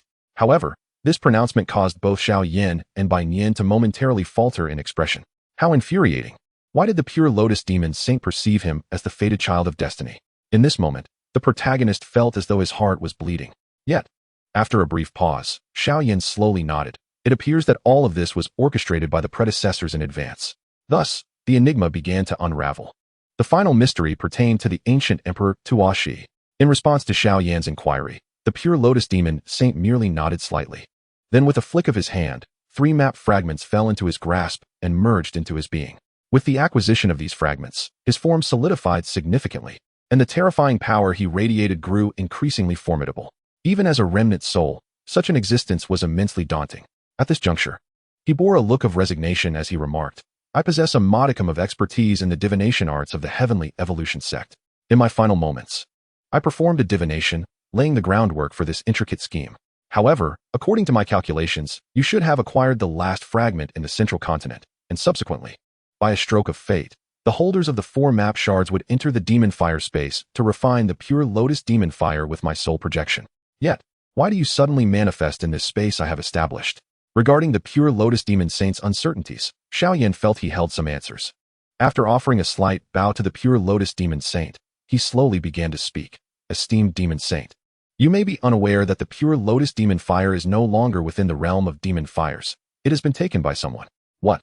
The pure lotus demon saint momentarily faltered upon hearing this, his eyes immediately reflecting disbelief.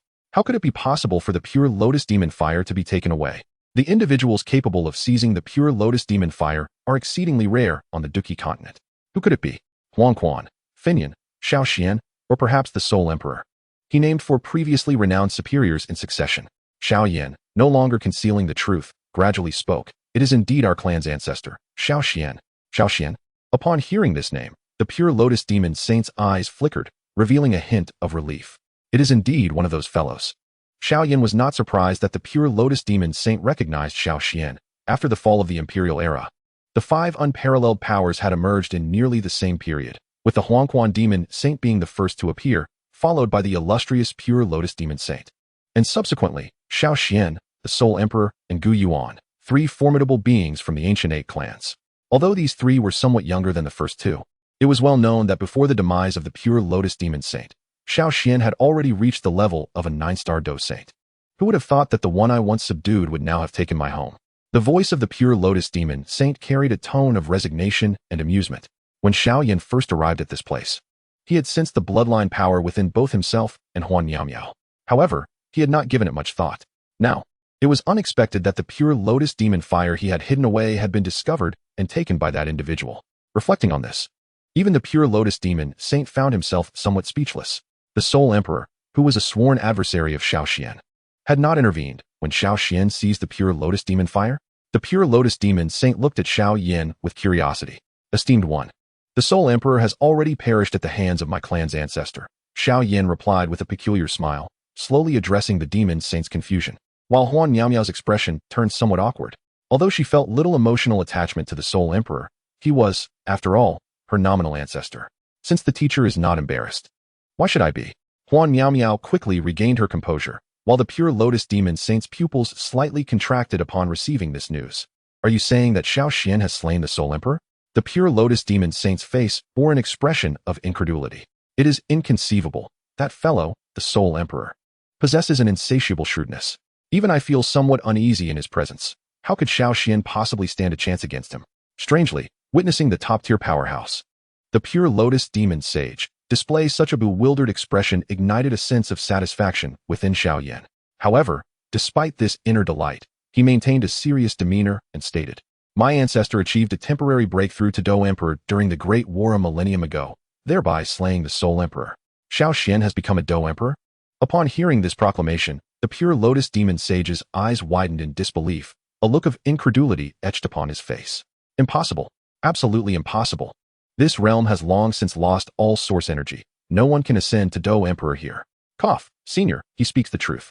At that moment, the protagonist offered his confirmation. Upon hearing the descendant of the Tianyan sect affirm this, the Pure Lotus Demon Sage reluctantly accepted the reality of Xiao Yan's ascension to Dou Emperor. Yet, for reasons unbeknownst to him, a pang of bitterness surged within him. Here he was, the esteemed heir of the Fire Spirit clan from the vast world, having traversed great distances to cross the Chitian Formation and arrive at the Duki continent, only to meet with a tragic demise. Meanwhile, Xiao Yan had silently ascended to Dou Emperor's strength after his passing. Contemplating this, the Pure Lotus Demon Sage felt increasingly despondent. How did he achieve the status of Dou Emperor? He inquired, still clinging to hope for clarity, even if it meant his demise. I do not know. Bai Nian shook her head. The Pure Lotus Demon Sage turned his gaze toward Xiao Yan. I also do not possess the answer. Xiao Yan chuckled awkwardly. Although he understood that Xiao Yan's transformation was a result of the Jade Book, it was a matter far too complex to elucidate. Seeing that Xiao Yan could not clarify this enigma, the Pure Lotus Demon Sage's expression grew even more troubled. Well, since Xiao Yan has become a Dou Emperor, at least the Duki continent has gained another guardian. With a Dou Emperor among us, we need not fear the resurrection of that demonic emperor. The Pure Lotus Demon Sage, having once been a peak powerhouse, swiftly regained his composure. Upon hearing the phrase resurrection of the demonic emperor, Xiao Yan's expression turned grave. I have heard that before your fall, you were attacked by the demonic emperor? The mere mention of it darkened the Pure Lotus Demon Sage's countenance further. Indeed, I was indeed assaulted by the demonic emperor, which led to my downfall. However, the members of the Tianyan sect mentioned that the demonic emperor seems unable to leave his designated location at will. Xiao Yan's eyes revealed a glimmer of confusion. Is it truly impossible for him to depart at will? Indeed, it is not. The Pure Lotus Demon Sage nodded gently, a wry smile gracing his features as he remarked. However, this does not imply that he cannot depart. As long as a sufficient price is paid, he can indeed leave. At this juncture, a hint of helplessness flickered across the Pure Lotus Demon Sage's visage. You should be aware that during my time in the Duki continent, although the Dou Emperor and the Demon Emperor had completely vanished, a considerable number of fallen evil clans and extraterritorial demonic clans still lingered upon the land. As the heir of the Fire Spirit clan of the Great Thousand World and a successor of the true Flame Emperor, it is only natural that I would take action to eradicate these beings. With my profound accumulation in the Great Thousand World, even Xiao Yan and the Soul Heaven Emperor would not stand a chance against me, let alone these extraterritorial evil clans. A sense of pride illuminated the Pure Lotus Demon Sage's countenance as he continued. In the past, I nearly annihilated the fallen evil clans of the Southwest continent, which ultimately provoked the wrath of that Demon Emperor. Subsequently, as I pursued those demon saints into the abyss of 10,000 demons, I was grievously injured by the Demon Emperor who broke free from his seal. Thereafter, the backlash of the Pure Lotus Demon Fire rendered me devoid of vitality. The Pure Lotus Demon Sage recounted his past with an air of detachment, yet Xiao Yan discerned a poignant bitterness within his words. Did you not erase his consciousness after refining the Pure Lotus Demon Fire? Xiao Yan posed his final inquiry, reasoning that a being of the Pure Lotus Demon Sage's caliber should not have been susceptible to the backlash of the Pure Lotus Demon Fire. In response to Xiao Yan's puzzlement, the Pure Lotus Demon Sage could only manage a resigned smile. Rather than saying that I was backlashed by the Pure Lotus Demon Fire, it would be more accurate to assert that I was betrayed by my own self. What does this mean? Xiao Yan's gaze sharpened slightly. In the past, I had slain a top-tier demon saint of the Heart Demon clan, whose strength was comparable to mine. At the final moment of his demise, he sullied my soul with his own demonic heart as a cost. The Pure Lotus Demon Sage elaborated slowly. While the Heart Demon clan does not rank highly among the 32 major clans of the extraterritorial evil clans in terms of direct combat prowess, their formidable Heart Demon power is far more troublesome. This Heart Demon force did not infect the Pure Lotus Demon fire. Instead, it tainted my soul. From that moment onward, a strand of demonic thought was birthed within me, which I suppressed for centuries, but it only grew to loathe me further. Thus, upon my grievous injury, it became the fire spirit of the Pure Lotus Demon fire and turned against me. To put it simply, the current Pure Lotus Demon fire is that very strand of demonic thought you once harbored. Xiao Yan's expression shifted, finally grasping the sequence of events. One might say so. The Pure Lotus Demon Sage replied, gently shaking his head with a complex expression. The Pure Lotus Demon fire possesses the ability to purify all things, making it a nemesis of the extraterritorial evil clans. Yet, this flame lacks the capacity to purify its own thoughts. The current fire spirit indeed holds my memories from my past life, along with my malevolent thoughts. Now I understand. Xiao Yan's heart was once again at ease. Thus, the reason behind the backlash of the Pure Lotus Demon fire against the Pure Lotus Demon Saint became evident. The expression on Xiao Yan and his companions' faces was met with indifference by the Pure Lotus Demon Saint. With a gentle flick of his finger, the entire space of the Demon Saint was infused with energy, all converging towards Xiao Yan and his companions. Senior, this is... Xiao Yan's trio was slightly taken aback. With their arrival, there was no need for formalities. The Pure Lotus Demon Saint smiled faintly, unperturbed, and remarked, from this moment on, I shall accompany you to meet the Pure Lotus Demon fire. Since you three have come to my place of inheritance, I shall not neglect you. As he spoke, the energy in this realm had already escalated to a terrifying concentration, dozens, if not nearly 100 times that of the outside world. An indistinct energy ocean began to manifest. You have 3 months. How much you can absorb will depend on your abilities. The Pure Lotus Demon Saint continued with a slight smile. Within the statue lies the martial techniques and methods I have acquired throughout my life. You may each choose one to study. Remember, you may only learn one. Finally, his gaze turned back to Xiao Yan as he said with a smile, little fellow, there are a few matters I need to entrust to you. Please, give your orders, senior. Xiao Yan was currently overwhelmed by the environment around him. The training ground designed by the Pure Lotus Demon Saint was exceedingly rare, even within the Xiao clan. The upcoming 3 months would significantly enhance his strength. In my lifetime, I had some cherished acquaintances. After you leave, please deliver the treasures hidden within the statue to them as a means to alleviate some of my regrets. The Pure Lotus Demon Saint continued as Xiao Yan nodded in understanding.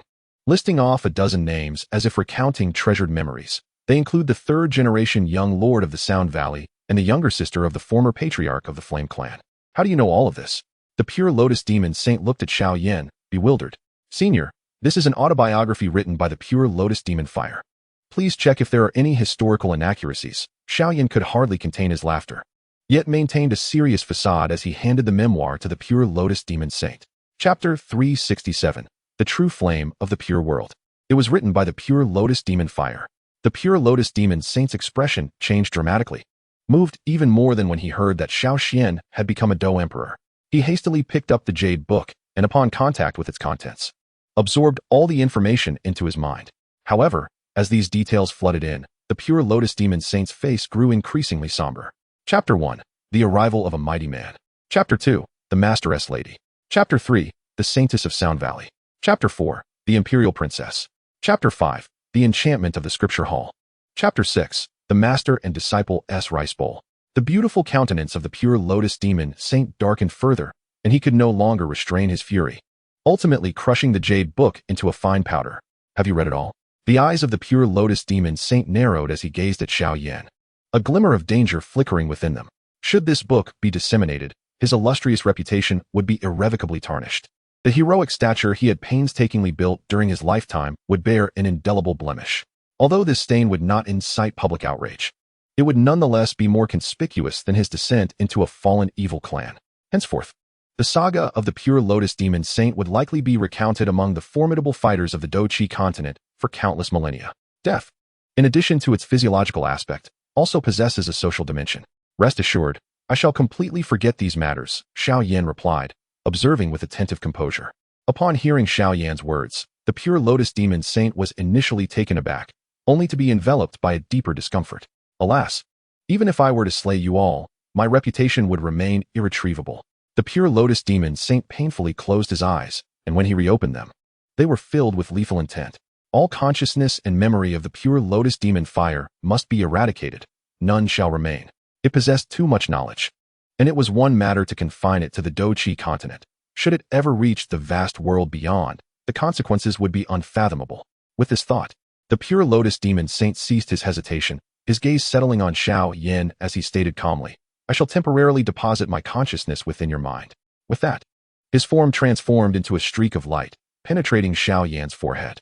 Instantly, Xiao Yan felt as though something new had materialized within the sea of his soul. "Remember, you must take me to find the pure lotus demon fire. I must personally obliterate all its consciousness." The tone of the pure lotus demon saint was laced with concern and trepidation. "Fear not, Senior," Xiao Yan replied with a faint smile, before suddenly contemplating a pressing question. "Are you aware of how to eliminate the demonic source of the Demon Emperor?" Upon hearing this, the pure lotus demon saint, now residing within Xiao Yan's consciousness, paused momentarily, then began to probe Xiao Yan's body with a hint of confusion. "You have actually been tainted by the Demon Emperor's source?" The incredulity in his voice was palpable. "Indeed," Xiao Yan admitted with a wry smile.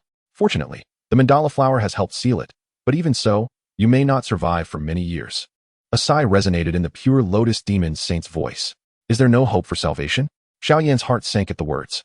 If even a being of the pure lotus demon saint's caliber declared it hopeless, the danger was indeed grave. "Under the current circumstances, there are likely only 3 methods to save you," the pure lotus demon saint continued. "Your words are as nonsensical as flatulence," Xiao Yan replied, bemused. "If there are 3 methods, how can it be deemed hopeless?" At this moment, the pure lotus demon sage chose to disregard Xiao Yan's state of mind, instead continuing to convey a wave of energy, stating calmly, "The Demon Emperor's demonic essence is an energy nearly on par with source energy. The only entities capable of eliminating this trace of demonic essence, theoretically, are those of the same imperial level, such as the Dou Emperor. However, nothing is absolute. Within the cosmos, various fortuitous encounters and transformations exist. What I propose are 2 methods, albeit both present considerable challenges for you at this juncture. Do not hesitate to share your insights, esteemed elder. I shall devise a way to tackle the rest," Xiao Yan responded, unperturbed by the difficulties mentioned by the pure lotus demon sage. When faced with challenges, one must strive to overcome them. If unable to do so, one must accept fate. Nevertheless, it is imperative not to retreat in the face of adversity. Seeing Xiao Yan's resolve, the pure lotus demon sage no longer withheld information and continued. "The first method involves harnessing the power of the pure lotus demon fire to eliminate the Demon Emperor's demonic essence." "The pure lotus demon fire?" Xiao Yan was momentarily taken aback. "Indeed, do not assume that the pure lotus demon fire is merely powerful," the pure lotus demon sage replied, a mysterious smile gracing her face. "This fire is a child flame of the true flame of purity, and it is the most significant among them." "The true flame of purity?" Xiao Yan was struck with a mix of astonishment and intrigue, setting aside the fact that he had never heard of such a flame. The assertion that the pure lotus demon fire was a child flame of the true flame of purity was astounding. Just how formidable was this flame that a mere offshoot could be the pure lotus demon fire? Unfazed by Xiao Yan's astonishment, the pure lotus demon sage continued. "The true flame of purity was crafted by the true flame emperor to combat the extraterritorial evil tribes, having gathered extraordinary flames from the vast worlds and countless lower realms. Its might is such that even the celestial sovereigns can be incinerated by it." "The celestial sovereigns can be incinerated?" Xiao Yan could not suppress a gulp. The celestial sovereign is a being even more powerful than the Dou Emperor. Yet the true flame of purity could vanquish even them. Moreover, the pure lotus demon sage wore a look of pride. "What is most terrifying about the true flame of purity is its suppression of the extraterritorial demon tribes. This flame was specifically created by the true flame emperor to counter the extraterritorial evil races.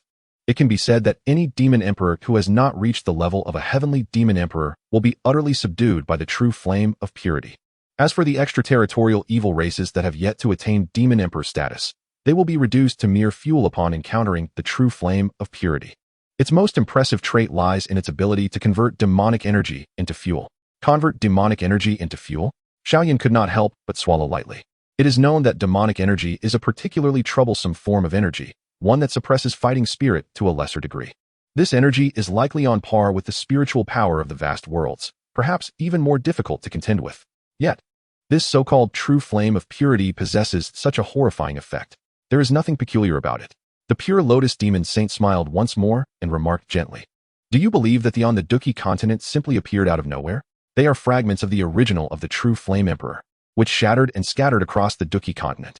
Over time, the power within these fragments fused with the laws of heaven and earth, ultimately giving rise to the various forms of. This revelation left Xiao Yan gasping in astonishment. At last, there was a clear answer to the origin of these miraculous flames on the Duki continent. Among the 23 kinds of, aside from the top 7, the remaining 16 are manifestations of the laws contained within the 16 fragments that fell. Only the power of these laws can resonate with the heavens and earth, leading to the birth of over time, influenced by their surroundings. The words of the pure lotus demon saint left Xiao Yan in deep contemplation. The origin of was indeed so profound. Thus, as the most significant of the pure world true flame, the pure lotus demon fire possesses an unparalleled ability to counteract demonic energy, a capacity unmatched by other. Even against a powerhouse of the Demon Emperor level, the pure lotus demon fire can still prove effective. Understanding this, Xiao Yan nodded, yet the tumult within his heart remained unquenched. However, given your current strength, relying on the pure lotus demon fire to assist you in refining the Demon Emperor's source is evidently unrealistic. The pure lotus demon saint suddenly interjected, dashing his hopes. Let us not even consider the inherently wild and exceedingly difficult to control nature of the current pure lotus demon fire, and whether it can assist you remains uncertain. Even if it willingly acted like a gentle kitten, aiding you in the most benign manner to refine the demon's source, your present strength would still be insufficient to withstand the flames of the pure lotus demon fire. Do not be deceived by your current fusion of 7. Even if you were to merge 2 more, they would still pale in comparison to the pure lotus demon fire. Even with the protection of the, it would take no more than an hour for the pure lotus demon fire to incinerate you. Furthermore, refining that demon source would require at least a month, a time frame long enough for you to perish hundreds of times over. Xiao Yan fell into a brief silence. Then, unwilling to accept his fate, inquired, "What is the second method?" The pure lotus demon saint scoffed lightly before continuing, "The Bodhi heart." Bodhi heart. Xiao Yan's eyes brightened momentarily, only to dim once more. According to the narrative, there were still 10 years until the emergence of the Bodhi ancient tree. 10 years was an uncertain span, and he harbored doubts about whether he could endure until then. Moreover, the next words of the pure lotus demon saint chilled his heart. Even if you possess the Bodhi heart, it merely provides greater protection for your spiritual clarity. It does not signify that you can eradicate the demon source. The Bodhi heart can only safeguard you, yet it cannot eliminate the demon source. Once the demon source erupts, your physical form will undoubtedly be tainted. Upon hearing these words, Xiao Yan could not help but feel a slight bitterness wash over his expression. If that were the case, there remained another course of action. Suddenly, a thought struck him. If he were to attain a soul equivalent to that of the Yin-Yang evil sage and subsequently exchange his physical form, it might suffice. However, he quickly remembered that while the notion of exchanging one's body seemed straightforward, it would inevitably leave behind certain flaws. These imperfections would not be apparent in the short term, but would undoubtedly pose risks when he sought to ascend to the Dou Emperor level. Xiao Yan's ambitions extended far beyond merely reaching the pinnacle of Dou Saint. From the moment he began to study the burning art, his gaze had been firmly set on the exalted realm of Dou Emperor. Unless absolutely necessary, it would be wise to avoid such a path. With a faint sigh, Xiao Yan found himself ensnared in a long-forgotten dilemma. At that moment, however, the voice of the pure lotus demon sage resonated once more. "I possess a far superior method here. If successful, it will not only liberate you from the Demon Emperor's source, but also enhance your ability to refine the pure lotus demon fire. Would you care to consider this?" Chapter 368, True Flame, Purifying the World. Not only could this method refine the source of the demon, but it could also increase the likelihood of successfully refining the pure lotus demon fire. Xiao Yan was momentarily taken aback, his expression transforming into one of excitement. Such fortune! To refine the demon's source while simultaneously augmenting the success rate of refining the pure lotus demon fire. What an extraordinary technique. Do not rejoice too soon. The pure lotus demon sage interjected, unable to contain herself. The method I speak of is one that I have scarcely begun to comprehend myself. Even with your extraordinary talent, it may take you many years to truly grasp this level of understanding. Upon hearing this, Xiao Yan's face stiffened once more. Could you not toy with me so? Unable to suppress a retort, he took a moment to compose himself before directing his gaze back to the pure lotus demon sage. Perhaps you could elaborate further? In response to Xiao Yan's curiosity, the pure lotus demon sage decided to divulge more, speaking softly. In the vast universe, there once existed 36 unparalleled champions who created 36 transcendent techniques. Each of these techniques, if fully mastered, could elevate even the might of a celestial sovereign several-fold. Hearing this, Xiao Yan swallowed hard. Only at this moment did he grasp the immense power of that vast universe. not to mention the celestial sovereign. Even techniques capable of enhancing the strength of a Dou Emperor were exceedingly rare throughout the Dou Qi continent. It was no wonder that the pure Lotus Demon Sage had once been considered invincible beneath the Emperor level within the Dou Qi continent. The methods he acquired from the vast universe were far beyond what the native inhabitants of the Dou Qi continent could contend with. Contemplating this, a sudden tremor coursed through his heart. Could it be that the solution the pure Lotus Demon Sage spoke of was also a transcendent technique? As anticipated, the pure Lotus Demon Sage continued, the true Flame Emperor, as the sovereign of the Dou Qi continent and one of the top 10 unparalleled powerhouses in the vast world, naturally created an extraordinary divine art. After uttering this, he let out a slight sigh, lamenting, regrettably, the true Flame Emperor's divine art is unlike any other. It cannot be mastered through mere instruction, but must be comprehended personally. It is precisely for this reason that this divine art is so arduous to cultivate. Throughout the countless millennia of our Fire Spirit clan, no one has ever achieved its perfection. However, even if you can cultivate it to a modest degree, the Demon Emperor Mo Yuan will no longer pose a threat to you. Upon hearing these words from the pure Lotus Demon Sage, Xiao Yan could not help but gasp in astonishment, then inquired, "What is the name of this extraordinary divine art?" The sage responded, articulating 4 majestic characters, true flame, cleansing the world. The name resonated profoundly, and Xiao Yan found himself at a loss for words. Not only regarding the sage, but also the true Flame Emperor. Could we maintain a semblance of seriousness here? Ignoring Xiao Yan's current sentiments, the pure Lotus Demon Sage continued. This divine art, true flame cleansing the world, is fundamentally an ultimate application of fire energy. Should you grasp it to a modest level, you would earn the privilege to gradually cultivate a flame that rivals the pure Lotus Demon Fire. If you perfect it, you could even create a flame comparable to the true flame cleansing the world itself. At that point, you would ascend to the ranks of an unparalleled powerhouse akin to the true Flame Emperor. He added, of course, over the millennia, many have endeavored to cultivate this divine art, yet even the most exalted among them often remain at the modest level. Xiao Yan nodded, filled with admiration for such unparalleled power, yet he understood the necessity of setting attainable goals. He resolved to first survive this life and death tribulation and attain the rank of Dosheng. Therefore, he could not restrain himself from asking, "Senior, have you cultivated it to a modest level?" Silence enveloped the air as the pure Lotus Demon Sage fell into a brief contemplation. In that moment, Xiao Yan realized he had broached an inappropriate question. Had I been able to cultivate it to a modest level, I would not have fallen victim to the invasion of demonic thoughts, ultimately suffering the backlash of the pure Lotus Demon Fire. The sage's brief words betrayed a profound sorrow. It appeared that the true flame cleansing the world was indeed a formidable endeavor. Xiao Yan felt a slight headache creeping in, yet he could not resist stating, "In that case, Senior, please impart this true flame cleansing the world to me." Given the circumstances, he was determined to make an attempt, for although the odds were slim, success would yield tremendous advantages in subduing the pure Lotus Demon Fire in the future.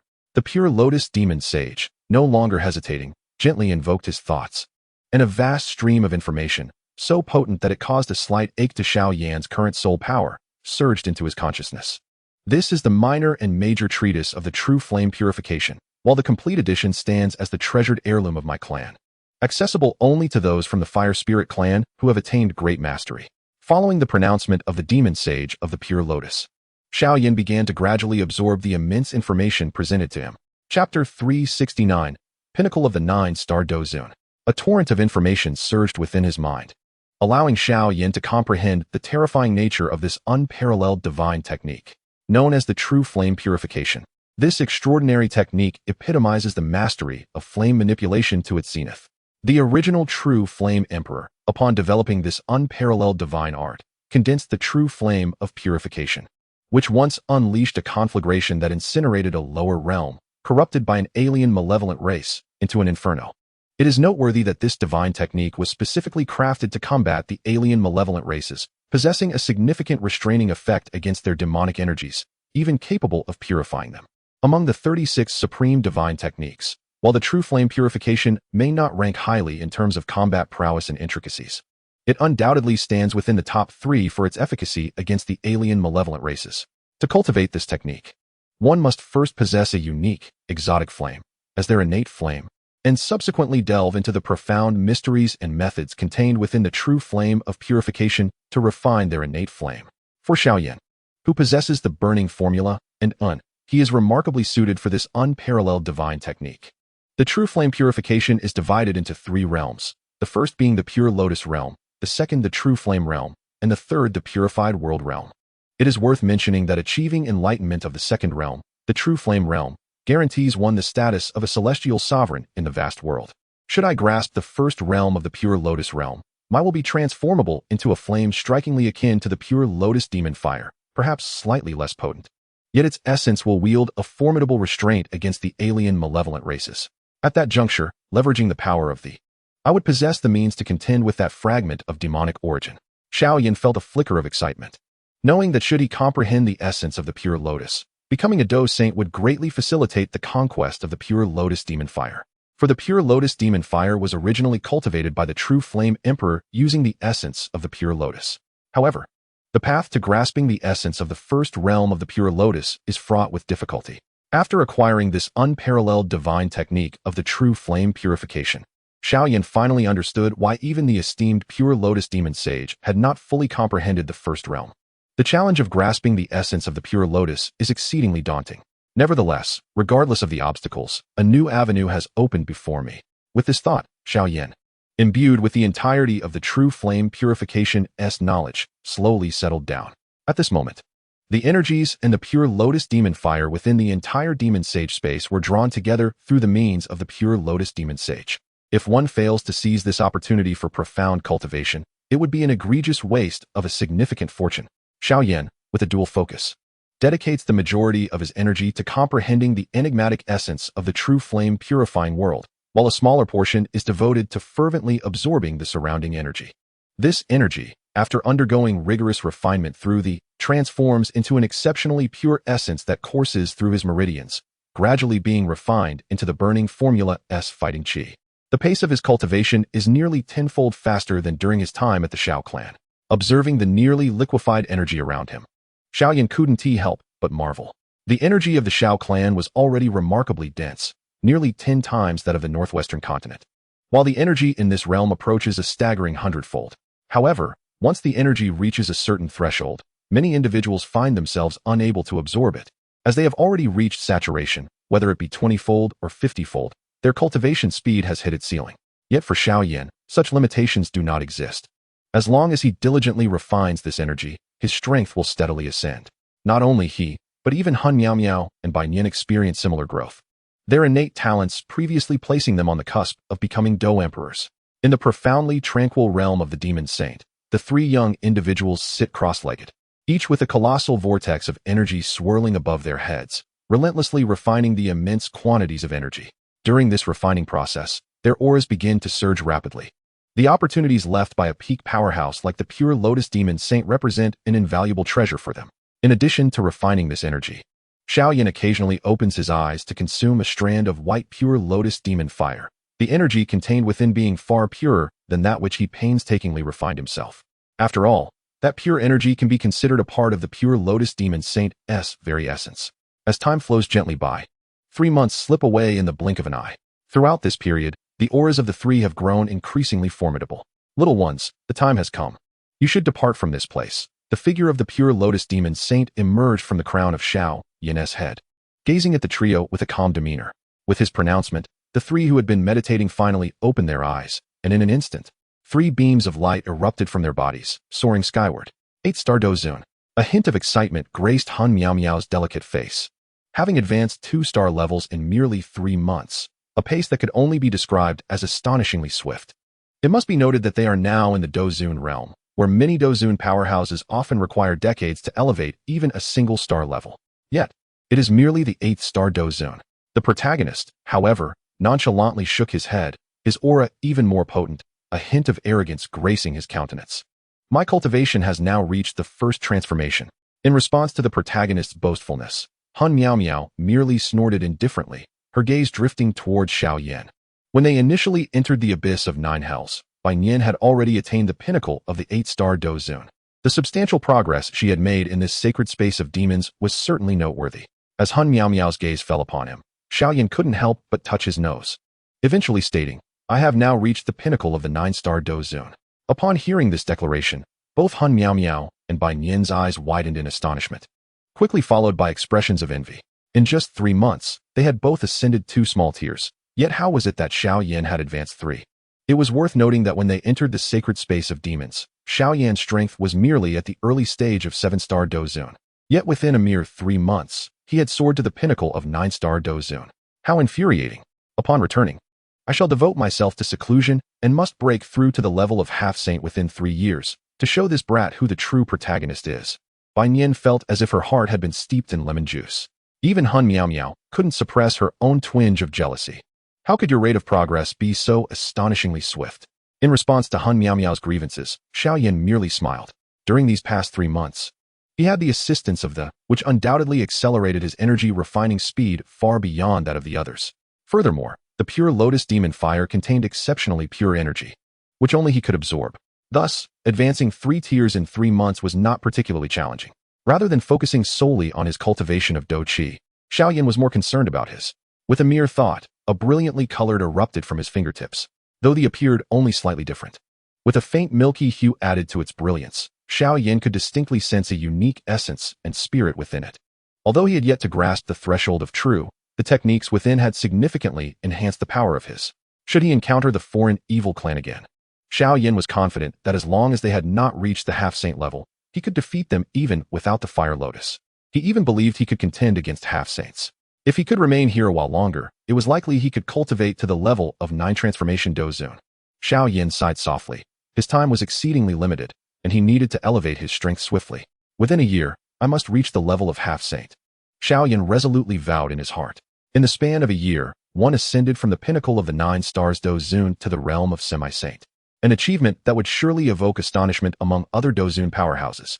After all, this formidable chasm has thwarted countless Dou Zun warriors. Yet, within Xiao Yan's heart, numerous plans were brewing. This time, he intended to return to the central continent to refine the 3,000 yen flames. Given that the 3,000 yen flames hold the 9th position on the exotic fire ranking, it would undoubtedly benefit him greatly, even with his current cultivation level at 9 stars Dou Zun. The 3,000 yen flames are a terrifying force that could challenge even the 3 titans of the Alchemist Tower. Do you still wish to remain here for another year? The pure lotus demon Saint could not help but narrow her eyes slightly at Xiao Yan's words. In just 3 months, the 3 of them had nearly drained the residual energy of this space accumulated over the years. If they were to absorb energy for an entire year, this realm would likely collapse under the strain. Although the demon saint's space far exceeded that of an ordinary Dou Saint, it still bore significant differences from the Dou Emperor's territory. Excessive depletion of energy would lead to its inevitable decay. Haha. Xiao Yan chuckled at the pure lotus demon Saint's admonition. In that case, let us depart. Chapter 370. Return to the central continent. Xiao Yan felt that he had gained immensely from this journey through the demon saint's realm, and thus, he chose not to linger any longer. Bai Nian and Hun Miao Miao nodded in agreement, particularly the protagonist, who was eager to return to the heavenly evolution realm and enter seclusion. Vowing to surpass Xiao Yan in achieving the semi-saint level. Let us go. The pure lotus demon Saint consented and transformed into a streak of light. Returning to Xiao Yan's consciousness. Remember to help me find the pure lotus demon fire. I must erase its memories. The voice of the pure lotus demon Saint echoed in Xiao Yan's ears. Indeed, he feared neither pain nor suffering, for he sought to preserve purity in the mortal realm. Upon hearing these words, Xiao Yan nearly burst into laughter but reminded her, if that is the case, Senior must ensure my survival as a Dou Saint.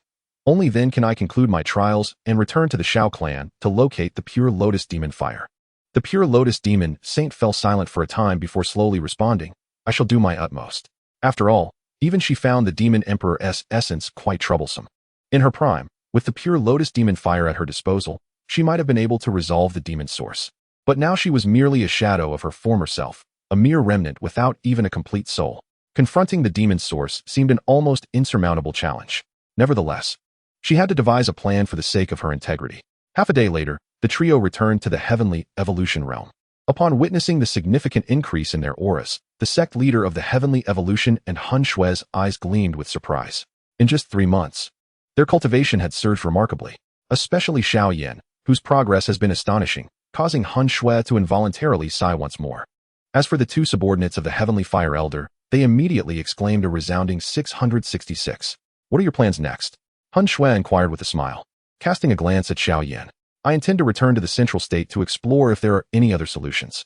Xiao Yan did not conceal his intentions from this elder matriarch, as they were now allies on the same front. Upon hearing Xiao Yan's words, Han Shui nodded slightly, stating, The central state is vast and boundless. Perhaps there truly exists a way to assist you. Young man, you must ensure you do not perish along the way. For the grand plans of our clan hinge upon your aid. In response to Han Shue's concern, Xiao Yan merely smiled faintly and nodded, declaring, "For the monumental plan of our Han clan, I shall strive to endure this challenge." As he spoke, his gaze shifted to the side, landing on Han Miao Miao.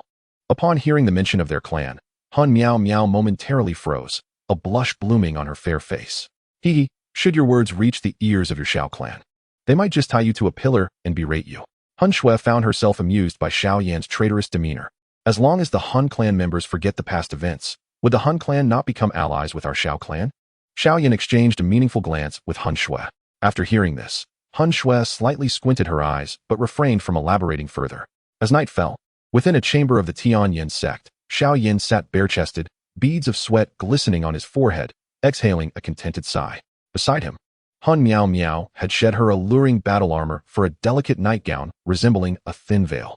"Tomorrow, I shall return. Do you not wish to accompany me back to the central state?" Xiao Yan glanced at the exquisite beauty beside him, noting the lingering blush on her flawless, jade-like face. Her captivating eyes akin to shimmering waters. In terms of beauty, this compatriot was not inferior to Kai Lan. "What purpose would I have in going to the central state with you? Engage in palace intrigue with your harem of women?" Han Miao Miao regarded Xiao Yan with a hint of disdain in her enchanting gaze. To this, Xiao Yan could only chuckle awkwardly, replying, "I merely find it difficult to part from you." A man's words are but deceiving ghosts. Han Miao Miao scoffed, yet her eyes betrayed a touch of emotion. She turned to face him, gently lifting his chin with her delicate hand, looking down at him and asserting, "As long as I am not part of your harem, I am merely a source of envy for those women." Such scenarios are indeed intriguing. Unbeknownst to them, the small bed creaked under the weight of their antics. Meanwhile, in a hidden temple deep within the mountains beyond the Tianyan realm, the holy maiden of the Han clan, Han Shui, had just risen, her loose robe failing to conceal the alluring curves that had captivated for millennia. At this moment, the one admiring this elegant curve is none other than the current patriarch of the Xiao clan, Xiao Xiaobei. The patriarch of the Xiao clan and the holy maiden of the Soul clan are, at this juncture, engaged in a battle of a different nature. During a brief respite, Huan Xue cast a languid glance at the relaxed Xiao Xiaobei and remarked coolly, "Xiao Yan has been tainted by the demonic essence of the Demon Emperor. Do you not intend to assist him? Or is it the intention of your ancestors to allow him to face such perilous odds alone?" Huan Xue is far more concerned about Xiao Yan's fate. How to help is indeed a dilemma. The essence of the Demon Emperor is perilous, and even if I were to become infected, the cost of cleansing it would be substantial. If I were to intervene on this boy's behalf, I cannot fathom how many years it would take to resolve it. Upon hearing Xiao Xiaobei's words, Huan Xue's expression turned grave. This matter may be troublesome for you. Yet for Xiao Xian, it should not pose a significant challenge, should it? To Huan Xue's inquiry, Xiao Xiaobei merely nodded lightly, then, with a hint of resignation, replied, "I am not entirely privy to the plans of our ancestors. Initially, he placed great importance on this boy, yet now, he permits this young lad to venture into such peril. To send a youth lacking even the strength of a Dou Sheng to confront the essence of the Demon Emperor alone is tantamount to his certain death, even with his extraordinary flames. However, at his level, the thoughts within his heart are beyond my comprehension." Xiao Xiaobei could not help but let out a faint sigh. Despite having reached the pinnacle of the 9-star Dou Sheng, achieving the level of Xiao Xian from a millennium ago, he is but a thin line away from the Dou Emperor. Yet, this slender margin reveals a vastly different vista. The intentions of Xiao Xian remain inscrutable to all. Even if something unfortunate were to befall Xiao Yan, you must find a way to ensure my precious disciple enters the heavenly tomb to retrieve the remnants of our ancestor's soul. Huan Xue wearily rubbed her temples and suddenly turned to Xiao Xiaobei with a hint of curiosity, asking, "The resurrection of the Soul Emperor, surely your ancestor is aware of the plan. Is he not? Does he not feel the slightest anxiety? Our ancestor was once the most formidable opponent of your clan's ancestor," she added. "Who can say?" Xiao Xiaobei shook his head helplessly. Perhaps our ancestor has his own schemes. With this thought in mind, he wrapped an arm around Huan Xue's waist. "It is all but the command of our ancestors. Come, the spring night is fleeting." In an instant, the patriarch of the Xiao clan and the holy maiden of the Soul clan found themselves once again in conflict. The following morning, Xiao Yan gently tousled Han Miao Miao's hair before bidding farewell to the friends he had made in the southwest continent. "Brother protagonist, I am departing. I hope that when we meet again, we shall do so at the pinnacle." Xiao Yan smiled at Bai Nian. "Do not worry, you are an important supporting character. Even if you were to fall, it would be a tragic yet noble demise. This demonic essence appears formidable, yet it shall not lead to your downfall. Bai Nian patted Xiao Yan's shoulder. The others. Ultimately, Xiao Yan departed from the heavenly evolution realm, accompanied by the venerable Tianhua and Yumo. As soon as Xiao Yan left, Bai Nian immediately entered a state of seclusion. Meanwhile, Han Shui and her disciple bid farewell to the lord of the heavenly evolution sect and began their journey back to the soul realm. Xiao Yan, you must persevere. Han Miao Miao murmured, casting a resolute glance in the direction of Xiao Yan's departure, her fist gently clenched in determination. Next, I must also embark on the path towards becoming a half-saint and reaching the celestial realm.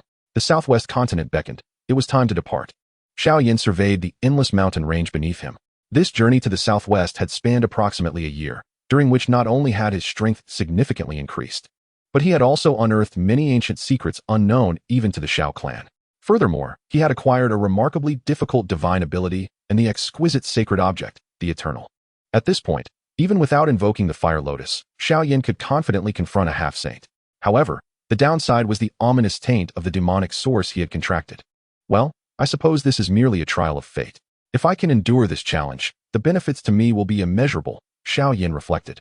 Feeling a sense of helplessness, he had initially contemplated visiting the Mandala Mountain Manor to see Lu Shuyan and leave his mark, but upon reconsideration, he realized he lacked the disposition for such matters. The immediate priority was to devise a means to survive. As for the Lord of Black Seal City and Liao Du, they were currently thriving in the territory of the Mandala Mountain Manor, seemingly oblivious to the dangers surrounding them. Xiao Yan chose not to dwell on this. The next time they met, he would likely have ascended to the rank of Dou Saint. If he had not, it would probably mean his demise. After confirming that there was nothing left to attend to in the southwest continent, Xiao Yan steadied himself and, alongside the venerable Tianhua, stepped into the spatial wormhole. In Central State, just beyond the Tianqing mountain range, a spatial wormhole slowly materialized in the sky. Moments later, a tall, slender figure clad in black emerged, accompanied by an elder and a burly man with triangular eyes. The ensuing 2 years would be spent in the Starfall Pavilion. Xiao Yan sighed inwardly, waving his hand to create a ripple in the spatial fabric of Tianqing Mountain, revealing a grand architectural complex before him. Not long after Xiao Yan returned to the Starfall Pavilion, he felt a colossal wave of spiritual energy sweep over him.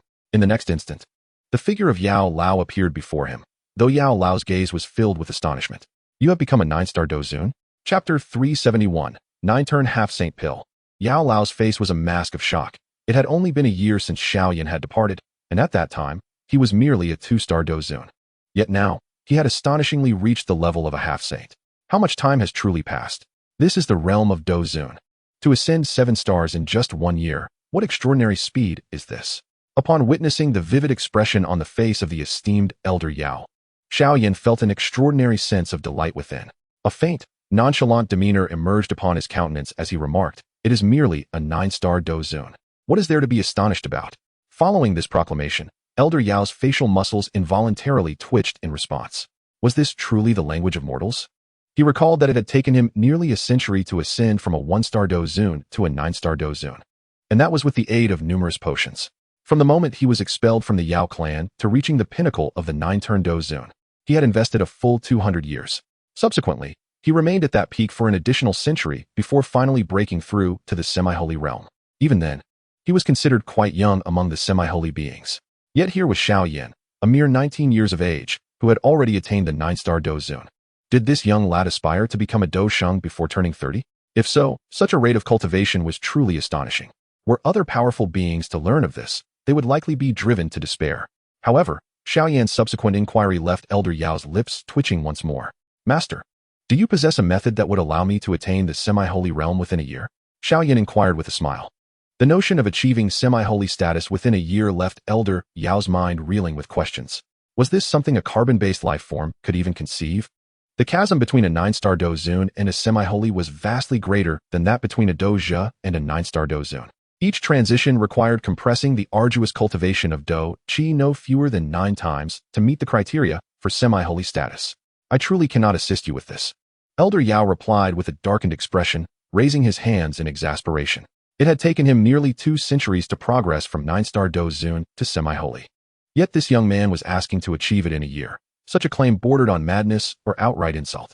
If a year is not feasible, perhaps 2 years might suffice, Xiao Yan suggested with a grin.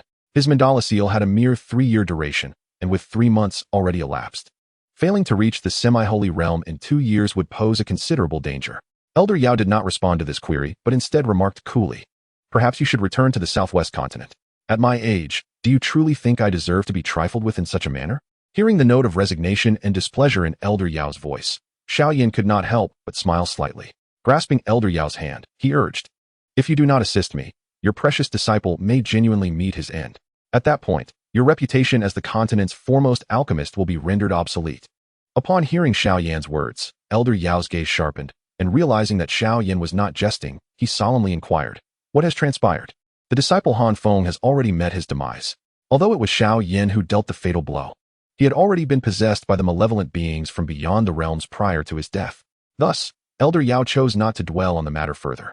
Over the years, he had indeed sensed the rebellious heart of that disciple, yet he had consistently been reluctant to acknowledge it. With one disciple lost, it was imperative that Xiao Yan not encounter any further misfortune. In terms of emotion, he might even hold a lesser regard for Xiao Yan than for Han Feng. However, when it comes to expectations, Elder Yao's hopes for Xiao Yan far surpassed those he had for Han Feng. After all, Xiao Yan's talent and rate of progress eclipsed Han Feng's significantly, as he was the heir to the legacy of the Medicine Emperor. In response to Elder Yao's queries, Xiao Yan did not hesitate, but led him into a small building where he began to recount his experiences. Meanwhile, the Heavenly Fire Sovereign and Umo sought a place to rest. After a considerable time, Elder Yao gazed at Xiao Yan with astonishment. The revelation that Xiao Yan had ascended from a 2-star Dozun to a 9-star Dozun in merely a year was indeed remarkable. Yet the ancient secrets he unveiled proved even more shocking. The remnants left by the malevolent beings from beyond were exceedingly rare in Central State and the northwestern continent, leading many to mistakenly believe they were witnessing the resurgence of some ancient demonic sect. Even the ancient 8 clans had scant records regarding this race over the past 10 millennia. Conversely, the southwestern continent, even the Gusheng sect, possessed some understanding of the malevolent beings from beyond. Thus, you are saying that the demonic essence of the Demon Emperor has infected your body? That is a force at the Dou Emperor level? Elder Yao exclaimed in surprise. Indeed. Xiao Yan nodded slightly, his gaze towards Elder Yao taking on a more serious tone. Therefore, I must strive towards the Dou Saint realm within 3 years.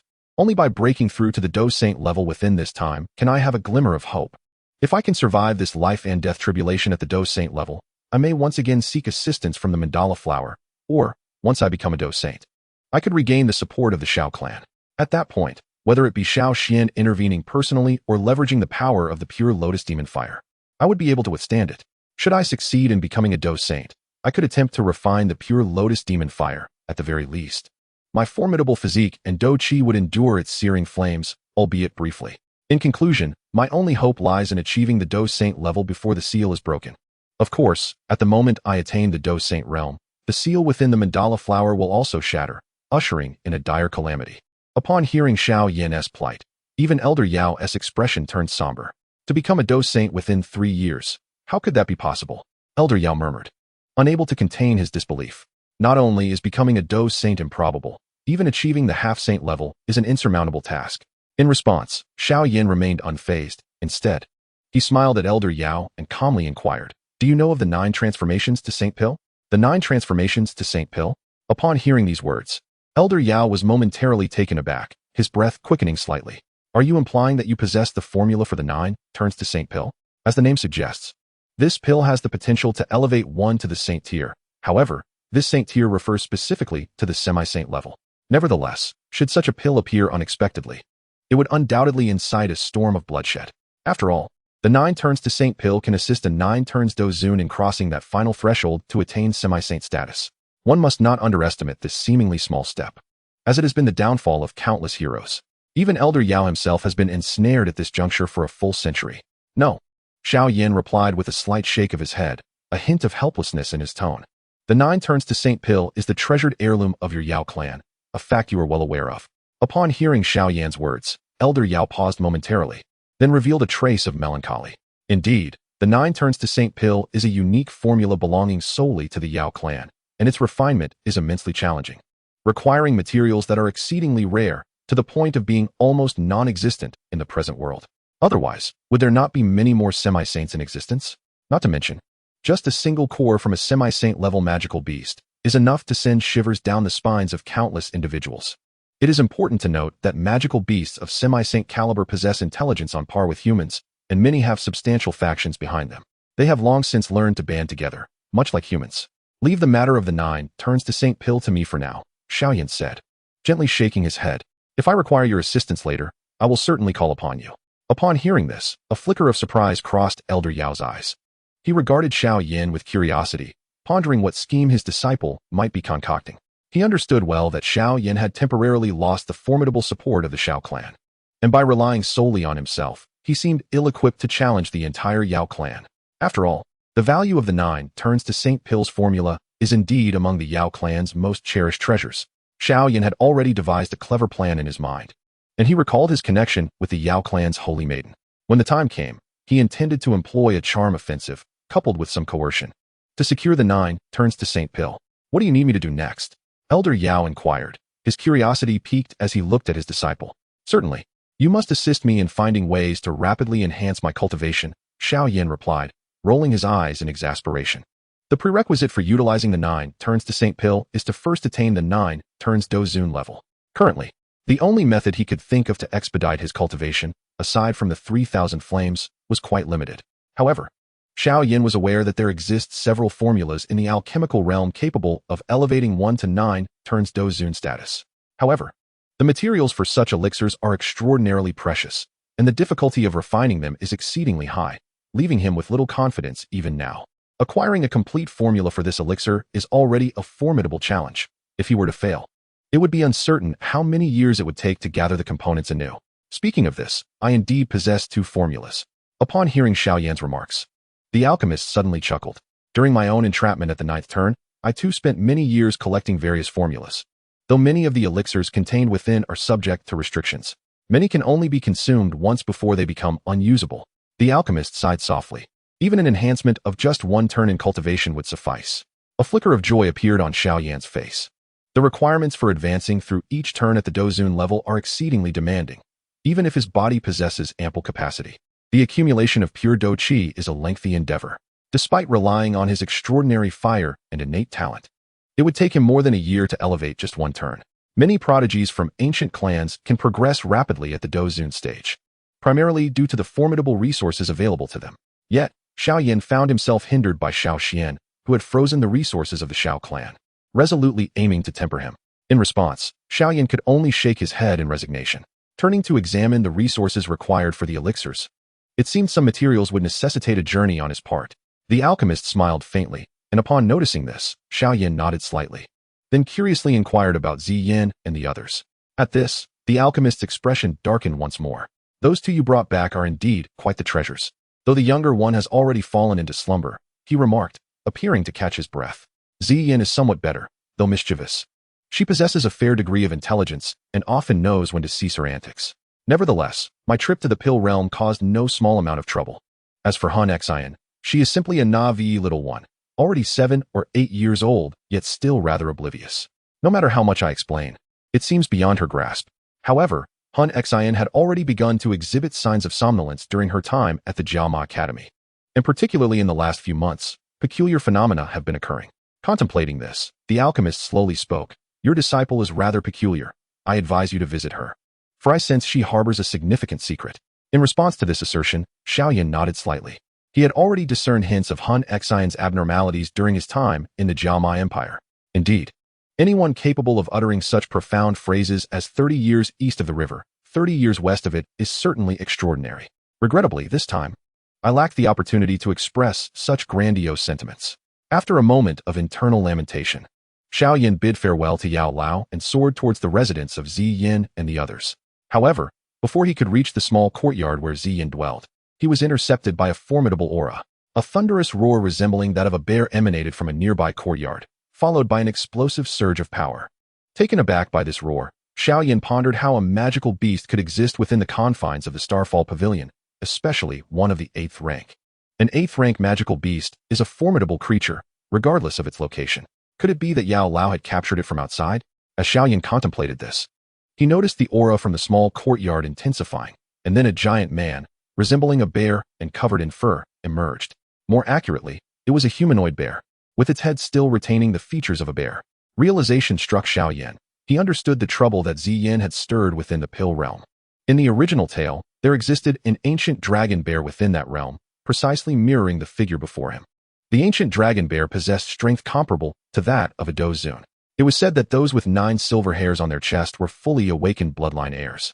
Known as the Supreme Dragon Bear, whose power rivaled that of a Dou Sheng. If Xiao Yan recalled correctly, this bear's name was likely Xiongzhan. Who are you? Daring to approach the territory of my young master? The humanoid bear inquired, baring its teeth. Your young master? Xiao Yan immediately discerned that the bear referred to Zi Yan. I am Xiao Yan. Hasn't Zi Yan mentioned my name to you? Xiao Yan. The bear's eyes widened to the size of copper bells. I haven't heard of you. I am Zi Yan's elder brother and the young master of the Starfall Pavilion. Kindly step aside. It was rather vexing to be obstructed by a bear on his own territory. The young master of the Starfall Pavilion? The bear's eyes bulged again, only to shake its head and declare, no, even if you are the young master of the Starfall Pavilion, my young master cannot be seen without Lord Heiqing's consent. Heiqing has arrived too? Xiao Yan was momentarily stunned, finally grasping why Yao Lao had mentioned trouble. Xiongzhan's strength was likely at the level of a 3-star Dou Zun, which would hardly attract Yao Lao's attention. However, Heiqing possessed strength nearing the pinnacle of Dou Zun. More significantly, he was affiliated with the Ancient Dragon Clan. Compared to the entire Ancient Dragon Clan, the Starfall Pavilion and Yao Lao seemed rather insignificant. Nevertheless, Xiao Yan resolved to deal with this bothersome bear first. With this thought in mind, an overwhelming aura erupted from Xiao Yan's being. The immense pressure caused the entire Starfall Pavilion to tremble slightly, and many guest elders within the pavilion changed their expressions dramatically. This is the imposing aura of a 9-star Dou Zun. When did our Starfall Pavilion acquire a formidable powerhouse of such caliber? Could it be that this 9-star Dou Zun has come to invade the Starfall Pavilion? Many elders exchanged glances, and at that moment, the voice of Elder Yao resonated in their ears. This commotion is merely caused by my incompetent disciple. There is no need for alarm. Everyone, continue with your tasks. However, beneath his words lingered an unmistakable hint of suppressed pride. Upon hearing Elder Yao's remarks, the elders were momentarily taken aback, followed by a series of involuntary twitches at the corners of their mouths. A 9-star Dou Zun, incompetent? Is this some kind of jest? If a 9-star Dou Zun is deemed unworthy, then what are we, mere 2-star or 3-star Dou Zuns? Utterly insignificant? Particularly, when they recalled the age of Xiao Yan, the young master of the pavilion, they couldn't help but draw a sharp breath. At such a tender age, he had already reached the realm of 9-star Dou Zun. Surely, he was destined to become a Dou Saint in the future. With this thought, smiles crept onto their faces. Perhaps it would not be long before they could align themselves with an even greater force. Goodness, a 9-star Dou Zun.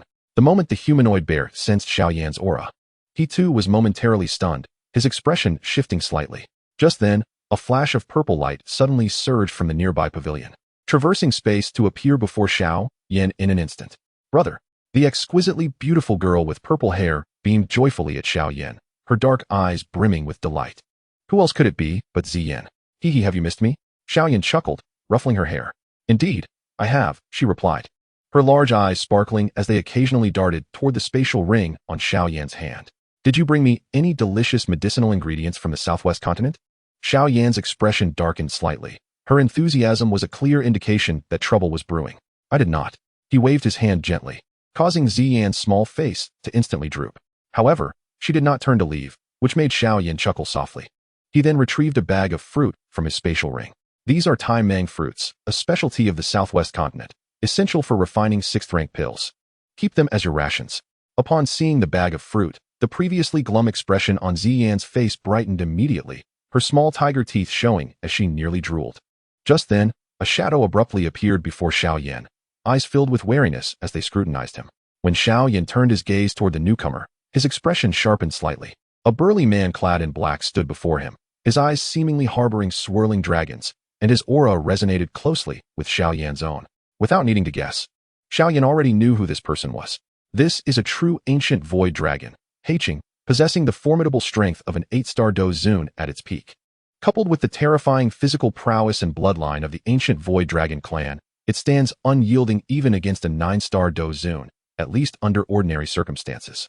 However, Xiao Yan is no ordinary 9-star Dou Zun. You must be the brother Xiao Yan. Heiqing's piercing tiger-like gaze fixated on Xiao Yan, filled with a palpable wariness. This young man not only reached the 9-star Dou Zun level, but also emanated an aura that instilled a profound sense of danger in Heiqing. Furthermore, Xiao Yan's background only deepened his apprehension. With the backing of a Dou Emperor, even during the peak of the ancient void dragoness strength, Heiqing would not dare to act recklessly, especially now that the old Dragon Emperor has vanished and the Dragon clan is in disarray. You are Heiqing? Xiao Yan smiled slightly. Indeed. Surprised that Xiao Yan knew his name, Heiqing momentarily pondered that perhaps it was Elder Yao who informed him, yet he dismissed the thought and regarded Xiao Yan seriously. Brother Xiao Yan, I trust you have some understanding of my purpose for coming here. As he spoke, his gaze drifted towards Xian, who was nibbling on a Tai Mang fruit. Under his scrutiny, Xian immediately glared back and swiftly hid behind Xiao Yan, sticking out her tongue at Heiqing. Brother, this guy insists I return with him to the Dragon clan. I refuse to go back with him. Please, hurry and send these two fools away. Xian tugged at Xiao Yan's sleeve. Brother Xiao Yan, the young master is still quite young and perhaps a bit naive. However, despite your youth, your achievements at this age should make you aware of the benefits of allowing the young master to return, Heiqing stated, narrowing his eyes as he continued to observe Xiao Yan. He was determined to take Xian away. The millennium-long chaos of the ancient Void Dragon clan must come to an end. Yet, Xiao Yan posed a significant obstacle. However, Xiao Yan's next words caused Heiqing to momentarily falter. I am indeed aware, and I agree to your taking Xian back to your ancient Dragon Island. A slight smile played on Xiao Yan's lips, leaving Heiqing somewhat bewildered. Why was this proceeding so smoothly? He had anticipated a fierce confrontation. I do not agree. At that moment, Xian, with tears in her eyes, stepped forward defiantly. I refuse to return to any ancient Dragon Island. Nor do I wish to become the young Master Queen of the ancient Void Dragon clan. Her large eyes glistened with stubborn tears. When I was nearly devoured by those beasts in the Beast Mountain range, where was the so-called ancient Void Dragon? Throughout my life, the one who cared for me was Su Qian, and the warmth I felt came from Xiao Yan. Yet, the ancient Void Dragon clan has never made an appearance. Others may only see her carefree exterior, but who could comprehend the profound loneliness she bore within? Upon hearing Xian's words, even Heiqing's face revealed a hint of shame. Indeed, during the years when Xian vanished from the Tai Su ancient Dragon clan, her life had not been filled with happiness, particularly during her early years, when she grew up amidst the bloody and dark Beast Mountains. At this moment, it was somewhat excessive for him to suddenly declare that she should take over the Tai Su ancient Dragon clan, bearing the weight of its millennia-long heritage and responsibilities. However, should Xian refuse to return, the prolonged division and chaos of the Tai Su ancient Dragon clan might very well persist. This protracted turmoil must come to an end, otherwise, the once mighty Tai Su ancient Dragon clan would likely continue its decline. Yet, how could he persuade this child to return with him? In that instant, Heiqing found himself at a loss for words. Just then, Xiao Yan slowly turned to glance at Xian, extending his hand to gently pinch her delicate face. Do you not know that the Tai Su ancient Dragon clan treasures countless delights, among which are numerous delectable treats? In the past, this tactic would have been a surefire way to entice Xian, but today, the girl surprisingly remained unfazed, her expression one of disdain. Do you think those things could truly tempt me? Back at the Jianan Academy, I chose to steal rather than take openly, simply to witness the helpless expressions of those old geezers. Here, it is the same, no matter how delicious those pills and spiritual fruits may be. What are they worth compared to solitude? Upon hearing Xian's words, Xiao Yan was momentarily taken aback, then smiled as he extended his hand. Then you should return this bag of Tai Mang fruits to me. Xian and Heiqing fell into a brief silence, and ultimately, the little girl's eyes nearly brimmed with tears of grievance. I want to give it back. Xian whimpered, turning her head away. Did this scoundrel not understand the meaning behind her words? Xiao Yan certainly comprehended what the little girl had expressed, more than the tantalizing delicacies. She yearned for someone to regard her as family. This child, who had grown up without parents, craved emotional connection far more than any so-called spiritual fruits or medicinal herbs.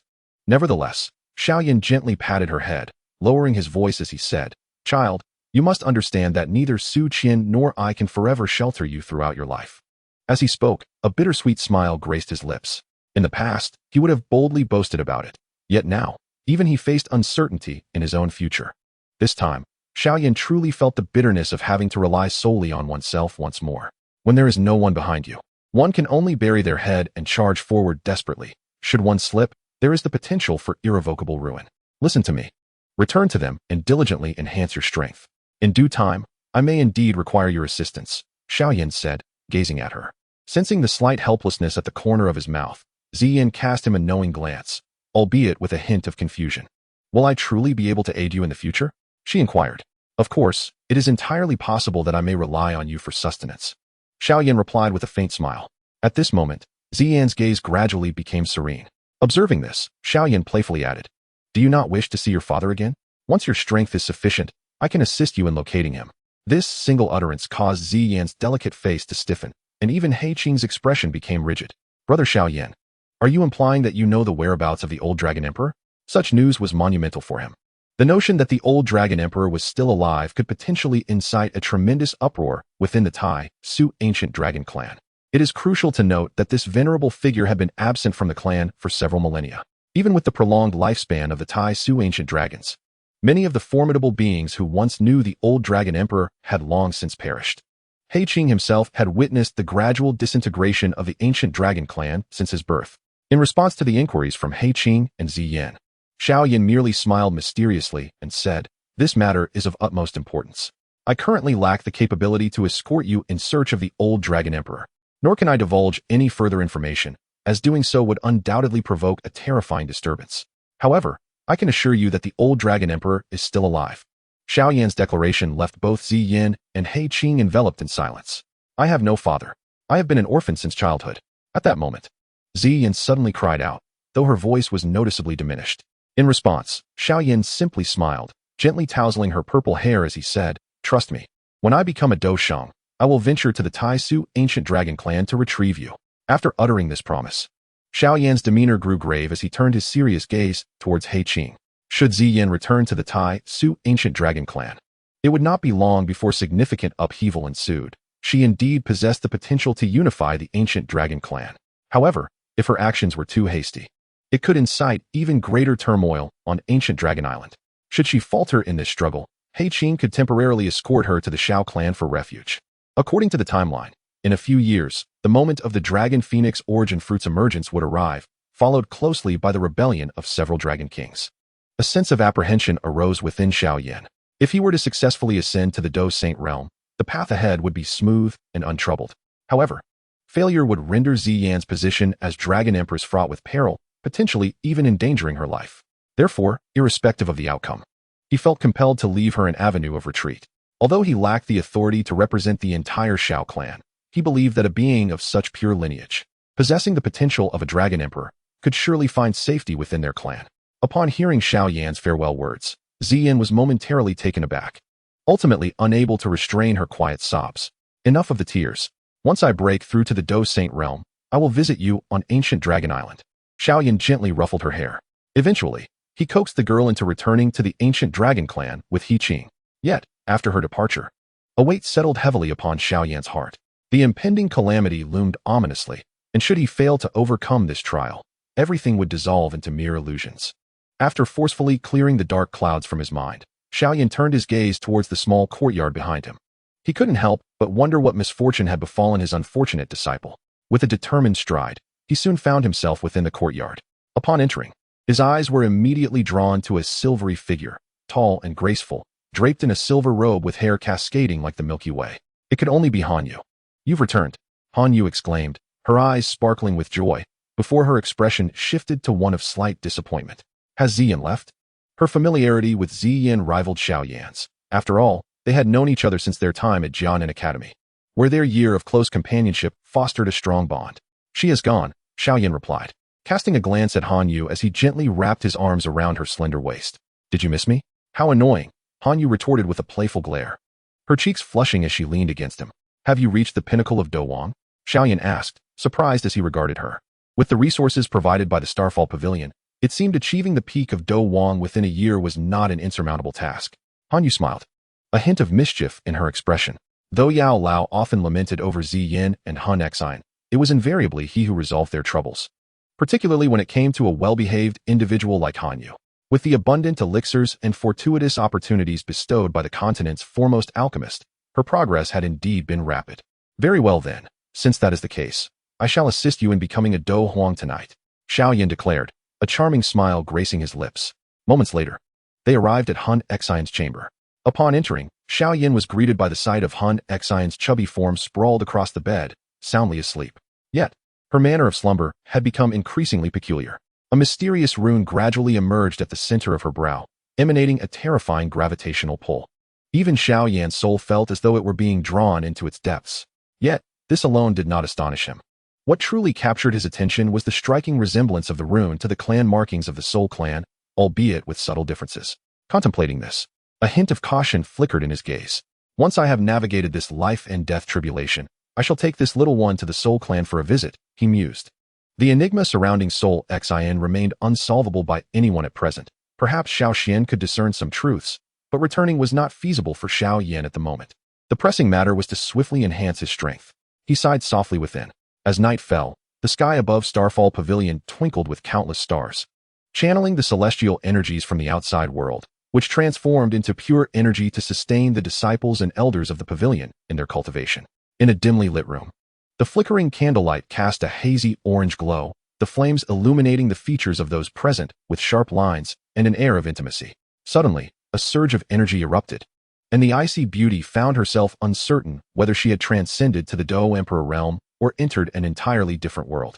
Have I truly reached the Dou Emperor stage? With Xiao Yan's current prowess, her advancement was significantly aided.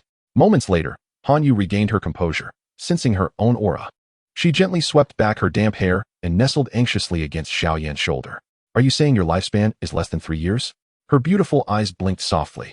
Anxiety etched upon her face, a hint of sorrow in her gaze. Perhaps, if I cannot overcome this calamity within 3 years, you may find yourself in mourning. Xiao Yan replied with a gentle smile, turning to look at her. Upon hearing this, Han Yu felt even more disheartened. She delicately clasped his hand and whispered, "You will surely endure this trial. Just think of your many wives. Can you truly bear to leave them?" Xiao Yan was momentarily taken aback, but then nodded slightly. Indeed. How could he bear to depart, leaving behind his harem of wives? This tribulation must be overcome. With this thought in mind, he cast his gaze upon Han Yu beside him, unable to resist drawing closer. The starlight blanketed the ground of Starfall Pavilion in a veil of enchanting brilliance, infusing the night with a touch of romance. The following morning, after a brief tidying up, Xiao Yan bid farewell to Han Yu. "You must return." Tears glistened in her beautiful eyes. "I still need to come back several times before facing my tribulation. Why the urgency?" Xiao Yan found himself at a loss for words. Han Yu's delicate face momentarily stiffened. Then, feeling a surge of irritation, she playfully struck Xiao Yan. Ultimately, her cheeks flushed as she gently planted a kiss on his face. "Rest assured, for the sake of enchanting beauties like you, I would never dare to perish," Xiao Yan remarked with a faint smile. After bidding farewell to Han Yu, he also took his leave from Yao Lao and departed from the Starfall Pavilion. Once Xiao Yan vanished from sight, Yao Lao directed his gaze towards the direction of his disappearance, letting out a soft sigh. Alas, should this lad meet an untimely end, I would be left without a successor. With such thoughts swirling in his mind, his eyes returned to the several scrolls of medicinal formulas in his grasp. I must hasten to find a way to assist this young man in elevating his cultivation. Yao Lao gently shook his head. But the moment he envisioned the expressions of shock that would grace the faces of the 3 heads of the Pill Tower upon Xiao Yan's return, a smile reminiscent of a blooming flower crept across his aged visage. Chapter 374, Growing Up. The cloudless sky stretched endlessly, resembling an inverted ocean, with a scorching pure white radiance amidst the azure. At this moment, the sun had just begun to rise, casting golden rays upon the holy Pill City, gradually awakening this sacred ground for alchemists in the Dou-Chi continent. In this bustling metropolis, numerous young alchemists were busily traversing its streets.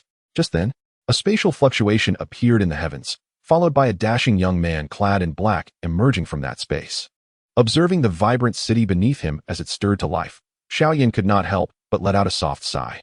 Once upon a time, when he had just departed from the Xiao clan, the Pill Tower had served as his initial launching point for fame in the Dou-Chi continent.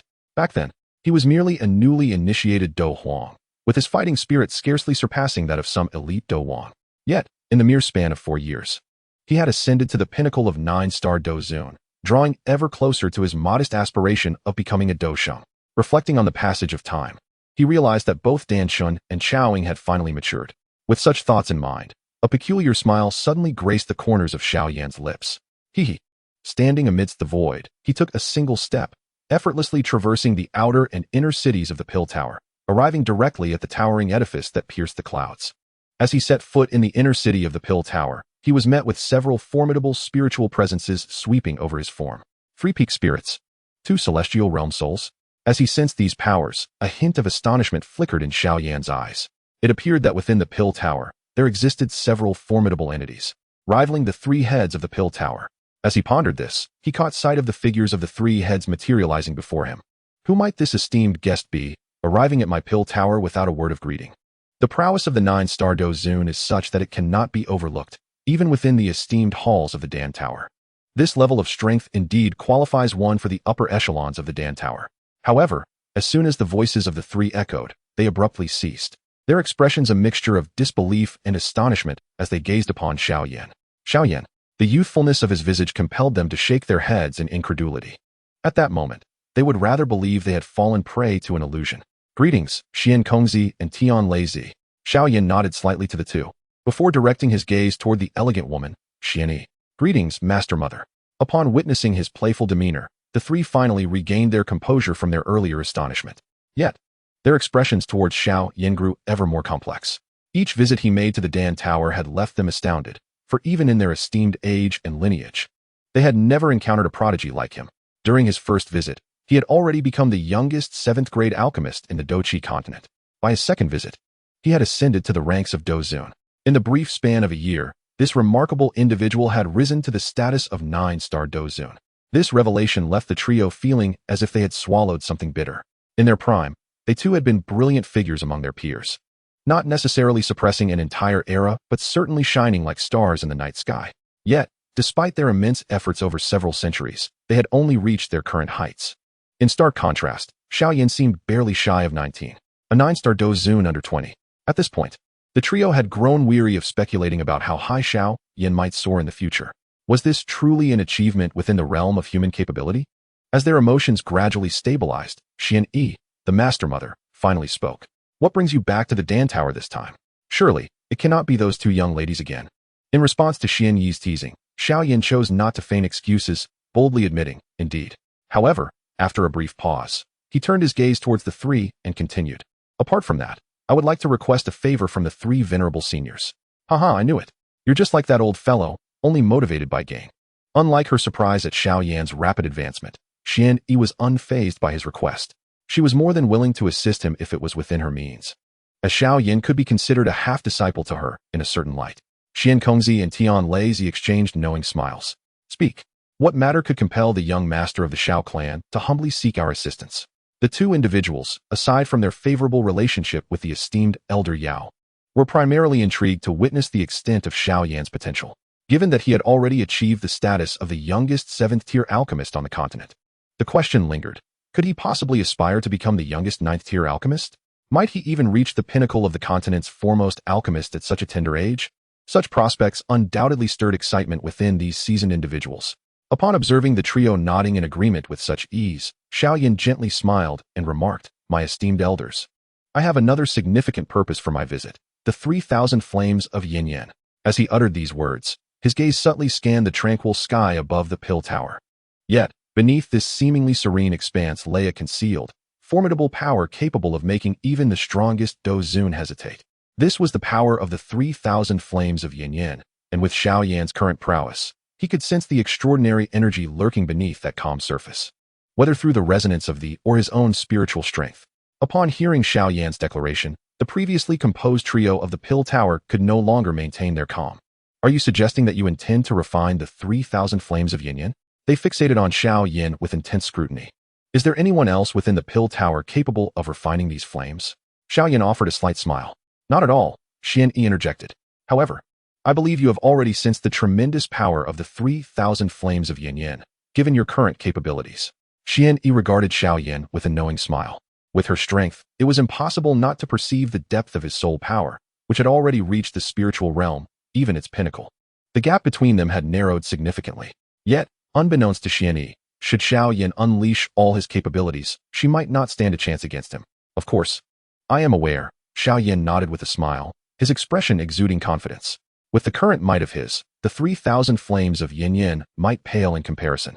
Besides the dominant forces of the pure Lotus Demon Flame and the Void-Devouring Flame, only the 4th-ranked Golden Emperor Flame could rival his own. After absorbing the 3,000 flames of Yin Yan, his power might even parallel that of the Golden Emperor Flame. Witnessing his demeanor, the faces of the Pill Tower's trio displayed an even deeper sense of astonishment. They fully understood the immense power of the 3,000 flames of Yin Yan.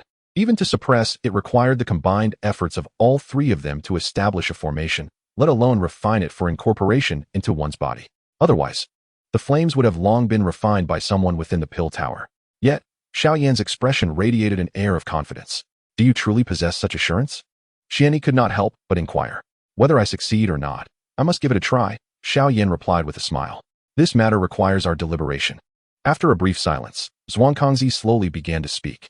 Although the 3,000 flames of Yin Yin holds no practical significance for the members of the Alchemist Tower, it remains an exceptionally potent variant of fire, sealed away by the tower's formidable Douxing experts. Thus, whether Xiao Yan can refine the 3,000 flames necessitates further discussion with the higher-ups of the Alchemist Tower. Even if it is merely a procedural formality, it must be observed. Without rules, there can be no order. Very well, yet I hope the 3 esteemed elders will provide me with news promptly. Xiao Yan replied with a slight nod. His time was exceedingly precious, leaving no room for delay. However, he trusted that the Alchemist Tower would not stubbornly oppose him over a mere 3,000 flames. That is agreeable, Xuanyi nodded lightly, then smiled. Having been away from the Alchemist Tower for so long, those 2 girls have surely been missing you dearly. You ought to visit them post-haste. Upon hearing Xuanyi's words, a smile once again graced Xiao Yan's lips, this time imbued with warmth. In that case, I shall take my leave first, he said with a gentle smile, before turning and vanishing from sight. Once Xiao Yan had departed, the 3 exchanged glances, each revealing a mix of bittersweet amusement and excitement in their eyes. This young lad is truly a marvel, Xuanyi sighed with a wry smile. At just 19, he had already reached the pinnacle of Dou Zun at 9 stars. And he dared to refine the 3,000 flames at such a tender age. Many had begun to discern the secrets of his cultivation methods, particularly his ability to devour variant fires for rapid enhancement of strength. Yet, despite this understanding, they harbored little ambition regarding the burning art. Their own cultivation paths were well established, and any attempt to switch would result in a significant decline in their powers. Furthermore, as alchemists, they were acutely aware of the perils associated with variant fires. The notion of risking one's life to enhance strength was not one many would dare to embrace.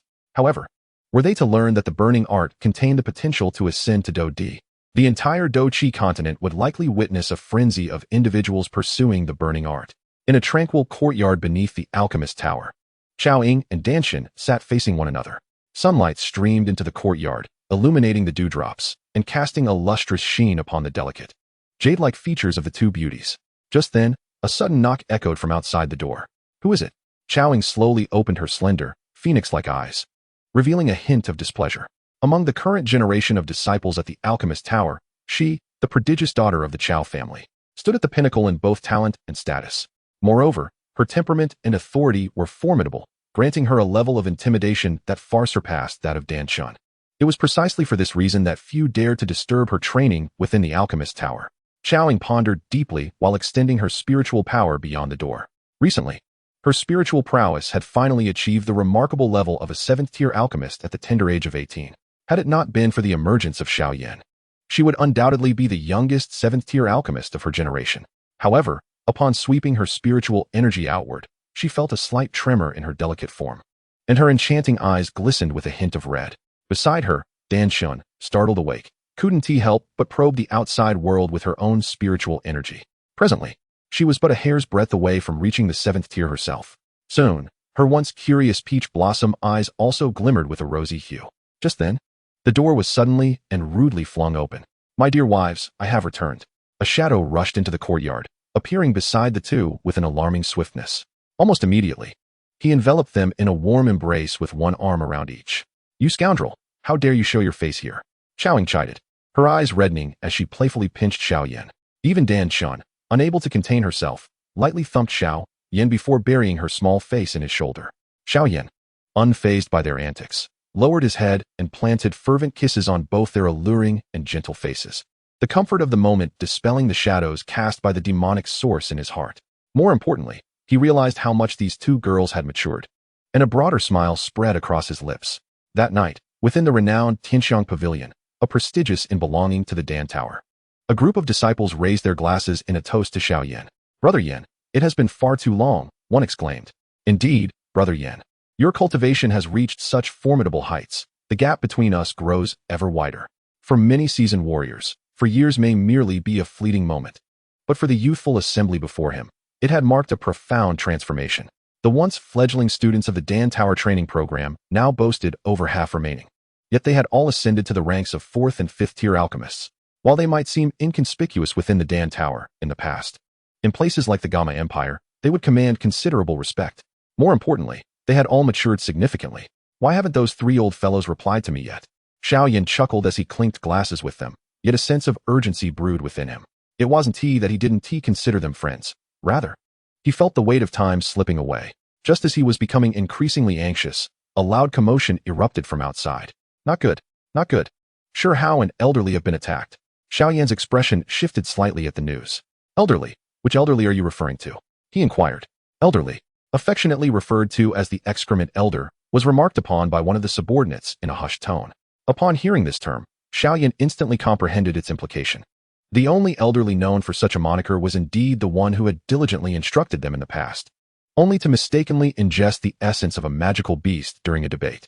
Sure, how, possessing exceptional talent, had long ascended to the rank of a fourth-grade alchemist, and his previous mentor's assistance had diminished over the years. Instead, it was elderly, driven by an unexpected fondness, who took Sure Hao under his wing. As Xiao Yan elucidated, understanding the situation, Xiao Yan nodded slightly, recognizing the intriguing bond that had formed between the two, a wondrous yet complicated connection. However, his thoughts were interrupted as he turned his gaze towards the youth at the entrance and inquired, "What is their current condition?" Meeting Xiao Yan's gaze, the youth inhaled deeply and responded, "Elderly, at the cost of diminishing his own cultivation, managed to escape with Sure Hao back to Shengdan City. Nevertheless, both sustained severe injuries. Had it not been for the plethora of life-saving elixirs within the pill tower, they would likely be facing grave danger." A sigh of relief escaped the youth's lips, grateful that neither faced imminent peril. Who could be responsible for this? Xiao Yan asked, his brow furrowing in concern. It was essential to note that both Elder Li and Sure Hao were esteemed members of the pill tower. Few would dare challenge such an institution in the Dou Qi continent. Moreover, Elder Li himself was at the pinnacle of Dou Zone, suggesting that only a Dou Zun-level opponent or a top-tier genius from a formidable faction could force him into such a predicament. Those capable of such feats were far from inconspicuous in the realm. The youth, however, shook his head gently, clearly unaware of the assailant's identity. Xiao Yan could only nod in understanding before instructing the youth. In that case, lead us to see them. With matters reaching this point, the group had lost their appetite for the meal. They soon followed the youth to a secluded chamber within the pill tower. Upon entering, Xiao Yan's expression darkened. The chamber, once teeming with pill tower elders, was now only occupied by the grim-faced Tian Lazy, who regarded the two injured figures within, Sure Hao and Elder Li. Despite having consumed high-grade elixirs meant for healing, both appeared wan and battered, their vitality diminished. Sure Hao seemed marginally better, with only a deformed arm and a pale visage. But Elder Li was in a dire state altogether. At this moment, Elder Li was utterly drenched in blood, and despite having consumed a medicinal pill, he remained exceedingly weak, teetering on the brink of death. It seemed that had it not been for the intervention of Tian Lazy, the situation would have been dire indeed. Who could have done this? Xiao Yan's countenance darkened. Although his bond with Elder Li was not particularly deep, he recognized the elder as a commendable figure. During their initial teachings, Elder Li had displayed considerable dedication, and while he had a penchant for theatrics, he genuinely invested in his students. The relationship between Sure Hao and him required no elaboration. Yengur. Upon hearing Xiao Yan's inquiry, Sure Hao's eyes brimmed with tears. Yengur. That scoundrel claimed to be a member of the Stone Clan, intent on eliminating me. Sure Hao had transformed from his former chubby self into a robust young man. Yet his voice quivered with emotion. He called me a cursed spawn, declaring his intention to eradicate me completely. Xiao Yan was momentarily taken aback by Sure Hao's words. It seemed that Sure Hao's past was that of an orphan. He recalled that it was Sure Hao's previous teacher who had found and raised him. Later, recognizing his pupil's exceptional talent, the teacher had brought the young boy to Shengdan City for further cultivation. Yet, could it be that Sure Hao's true identity was that of a scion from a prominent family? This thought compelled Xiao Yan to stifle a chuckle. Nevertheless, this lad had a commendable rapport with him, and due to his name and character, Xiao Yan held a genuine fondness for him. Has that fellow departed? Xiao Yan inquired coolly. And no, not at all. Just then, the weakened elderly managed to speak. That individual harbors a grave intent to kill Sure Hao. He must be lurking at the outskirts of Shengdan City. With that, Elder Li's head drooped, and he fainted once more. Witnessing Elder Li's pitiable state, Sure Hao felt his eyes welling with tears. Having lost his mother at a young age, he had been fortunate to encounter two teachers who treated him with kindness. As he observed Elder Li's tragic condition, a surge of anger welled up within Xiao Yan. He's merely a lowly Dou Zun. Sure Hao, take me to him. With a cold snort, Xiao Yan seized Sure Hao, who, despite the pain from his broken arm, maintained a resolute expression. With a swift stride, Xiao Yan summoned an invisible wave of spatial energy, and in the blink of an eye, He transported himself and Shihao to the outskirts of Shengdan City. Once outside the city, Xiao Yan concealed his strength to that of a one-star Dou and then propelled himself forward with Shihao in tow. However, before they could traverse 100 miles, a fearsome wave of energy erupted from a space less than 3 zhang in front of Shihao, and a stone spear suddenly thrust forth from that very space. The stone spear exuded a terrifying power, capable of claiming the life of even a Dou expert with a single strike. Xiao Yan had previously observed that Elder Li bore 2 such ghastly wounds. This was a testament to Elder Li's formidable prowess, as he stood on the cusp of Dou. Should a strike from this spear find its mark, a being of Shihao's caliber would undoubtedly be rendered to nothingness. Yet, with Xiao Yan by his side, there was no way he would allow any harm to befall Shihao. How audacious for someone who had yet to attain even a 2-star Dou rank to lurk outside the pill tower. Xiao Yan scoffed, sweeping his sleeve toward the spear, unleashing a magnificent blaze that swiftly transformed into a sea of flames spanning 100 feet. Upon contact with this fearsome fire, the stone spear was reduced to naught in an instant. The very space that the flames traversed began to collapse and fracture. As the space crumbled, a figure darted away like a flash of lightning. However, in the presence of Xiao Yan, what was his strength worth? With a cold smile, Xiao Yan pressed his palm slightly against the void, and at that moment, a colossal spatial handprint manifested above the fleeing figure. As the handprint descended, the figure's countenance shifted dramatically. The pinnacle of Dou. He could only utter a gasp before being forcefully driven into the ground. Boom! A massive handprint, 100 feet wide, marred the earth, sending terrifying tremors that resonated throughout the holy pill city. Before the dust had settled, Xiao Yan grasped his palm, drawing the figure directly into his grasp. Upon recognizing the man's face, Xiao Yan's brow furrowed slightly. Though he did not know the man, the mark upon his forehead was unmistakable. It was the emblem of the Stone Clan. The man's earlier words about Shihao being a bastard child echoed ominously in Xiao Yan's mind. Could it be that Shihao was indeed the illegitimate offspring of some prominent figure within the Stone Clan? A melodrama of palace intrigue stirred within Xiao Yan's thoughts. Speak. Who sent you? Xiao Yan regarded the middle-aged man coolly.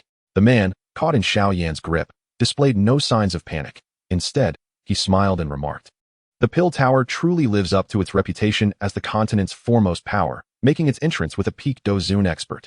I asked for your answer, not for your boastful ramblings," Xiao Yan retorted, unable to resist delivering a resounding slap to the man's face.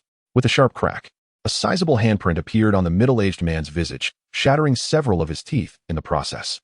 To flaunt bravado before Xiao Yan, one would at least need the stature of a Dou. After being struck, the middle-aged man remained stunned for a considerable time, before turning to Xiao Yan with a gaze filled with cold malice and resentment. Unperturbed by the man's gaze, Xiao Yan retaliated with a swift strike, shattering the remaining teeth in his mouth. "Your life is in my hands, and yet you dare to look at me with such contempt." He regarded the man as if he were a fool. "I advise you not to overreach. At your level, you should be aware of the ancient powers of the 7 clans. Can you not recognize the clan emblem upon my brow?" The middle-aged man, his teeth shattered, glared with a mixture of rage and pride. "I know, you are of the Stone Clan." At last, Xiao Yan discerned the source of the man's confidence. Yet this revelation only served to diminish his regard for the Stone Clan. Were all its members so self-important? As his words fell, a smug expression spread across the man's face. "Indeed, since you know I am of the Stone Clan, I advise you to release me and hand over that young man beside you. In doing so, we of the Stone Clan will overlook your earlier transgressions. For the sake of the Alchemist Guild." Suddenly, Xiao Yan could not suppress a chuckle, his face flushing with amusement. "What are you laughing at?" The middle-aged man felt a sting of humiliation. How could Xiao Yan refrain from laughter? Among the ancient 7 clans, the Stone and Spirit clans were the weakest. Had it not been for the demise of the Soul Emperor at the hands of Xiao Xian, the Stone Clan would have been on the brink of extinction. In terms of strength, the Stone Clan merely surpassed the Alchemist Guild by a few low-tier Dou saints. The mightiest among them was but a 6-star Dou saint. One could assert that the collective strength of the Stone Clan paled in comparison to a single royal lineage of the Xiao clan.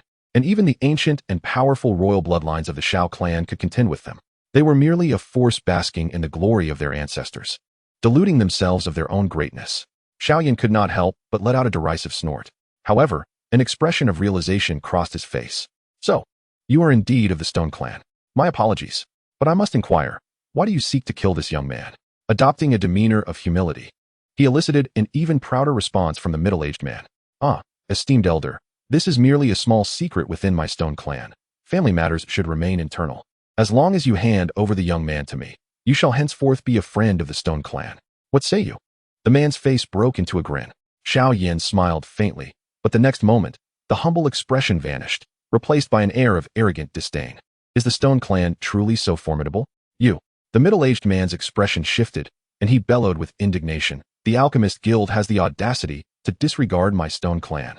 As soon as his voice fell, a brilliantly hued, mysterious pattern emerged on Xiao Yan's forehead.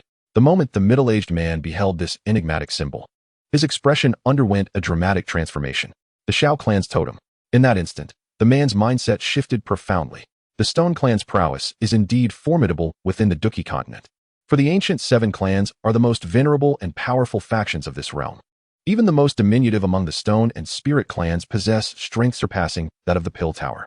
Yet, such comparisons are only relevant when juxtaposed with factions devoid of Dou Emperor bloodlines. When measured against the Xiao clan, what can the Stone Clan truly claim? One boasts a thriving lineage of Dou Emperors, teeming with formidable warriors, while the other is a decayed imperial clan, its leader merely a 6-star Dou Saint. Despite his arrogance, the middle-aged man was acutely aware of the hierarchy. As an operative of the Stone Clan's intelligence division, he knew that even their clan leader might not rank among the top 30 among the experts of the Xiao clan. The disparity between the Stone Clan and the Pill Tower resembles that of a robust man and an ordinary individual, while the gap between the Stone Clan and the Xiao clan is akin to that of an infant and a strong man. In fact, the infant pales in comparison. And with the presence of the esteemed Xian Emperor, the Stone Clan now resembles a slightly more robust ant.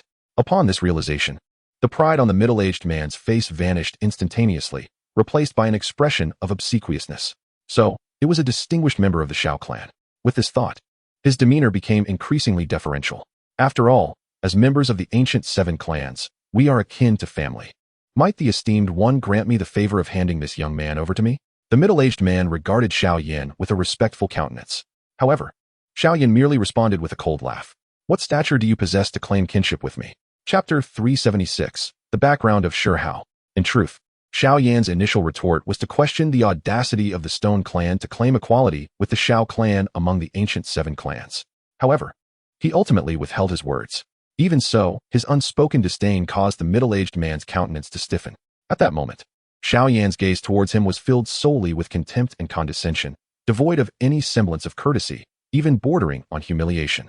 Yet, when faced with Xiao Yan's derision, the man found himself unable to utter any retort beyond the pale pallor of his face. After all, in terms of strength, this young man eclipsed him entirely. And in terms of lineage, he was far outmatched. This stark realization brought forth a profound sense of disillusionment within the middle-aged man, who had always basked in the glory of the Stone Clan. Does this esteemed one truly fear the potential strain on our clan's relationship? At this juncture, the middle-aged man could not help but speak earnestly, albeit with a markedly diminished tone.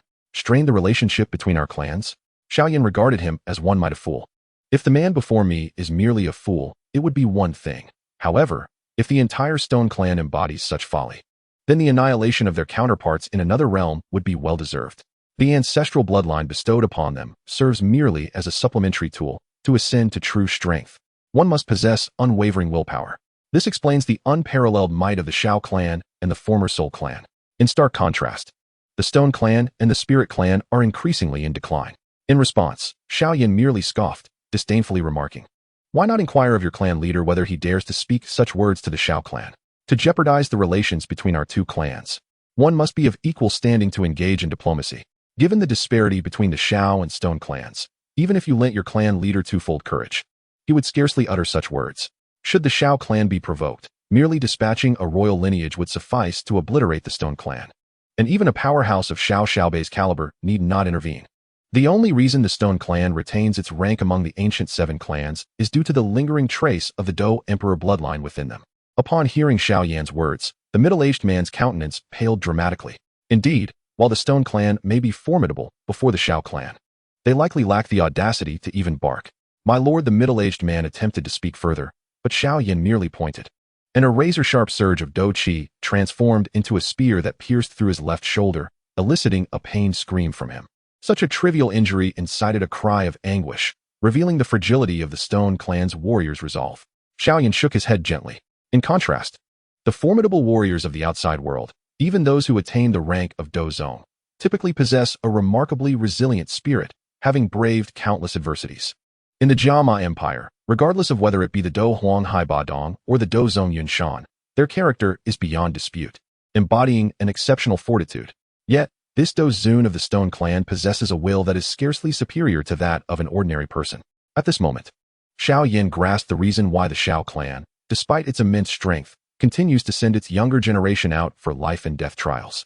This Stone Clan Dou Zun, if confronted by a wild Dou Zun, could very well be slain, even if the opponent's techniques are inferior. Now, I shall pose a question, and you will provide an answer. Xiao Yan regarded him with indifferent eyes and calmly inquired, "What is the relationship between my companion here and your Stone Clan?"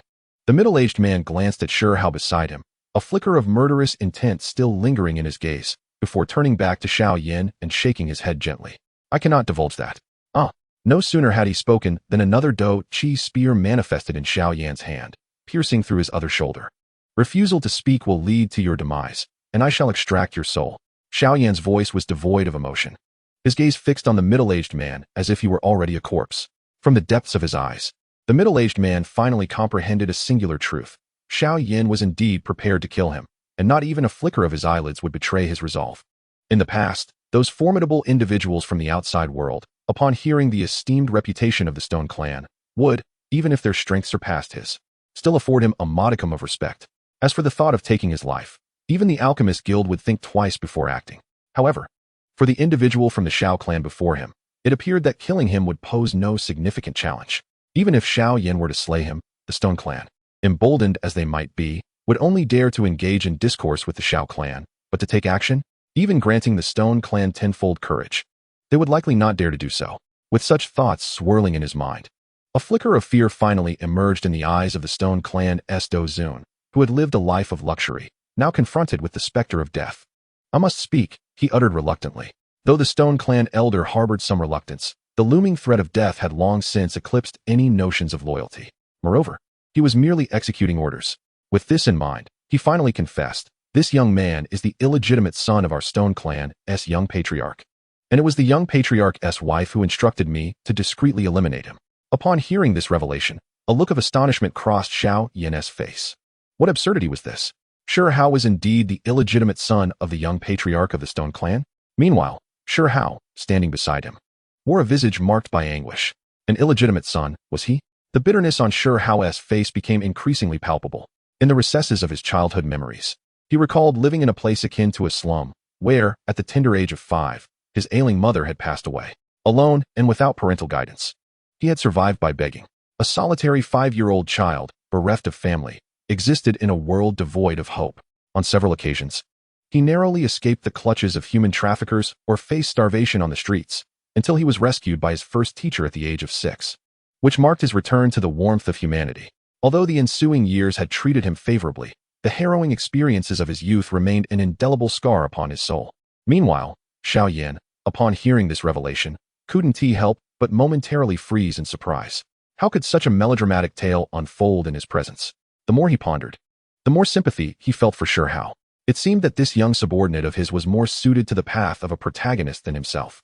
Furthermore, discovering that Shi Hao's original name was actually Shi Hao brought him closer to the overwhelming figure of the despot, the Emperor of the Wasteland. Though such thoughts crossed his mind, seeing Shi Hao's wretched expression compelled Xiao Yan to gently pat his head. Enough of this sorrow, he spoke softly, gazing at Shi Hao. "If you feel any dissatisfaction, I shall take you to the Stone Clan to seek justice." "Brother Yan." Upon hearing Xiao Yan's comforting words, Shi Hao's eyes involuntarily filled with tears.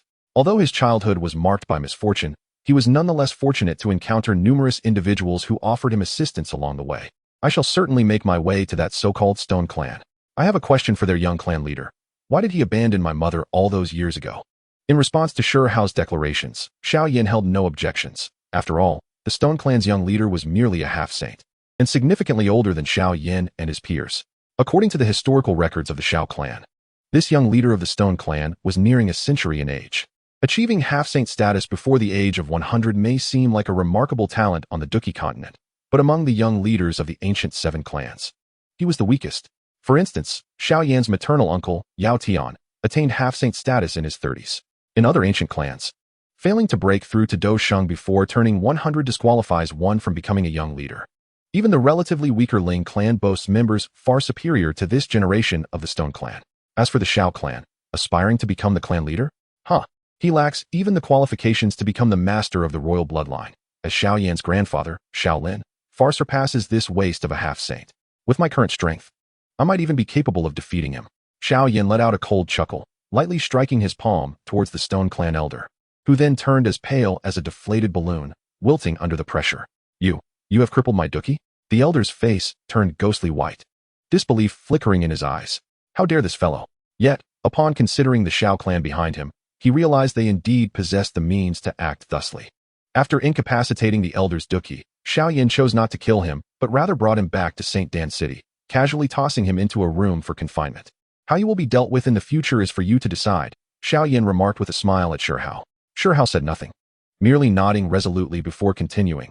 Once I am stronger, I will venture to that Stone Clan to seek justice for my mother.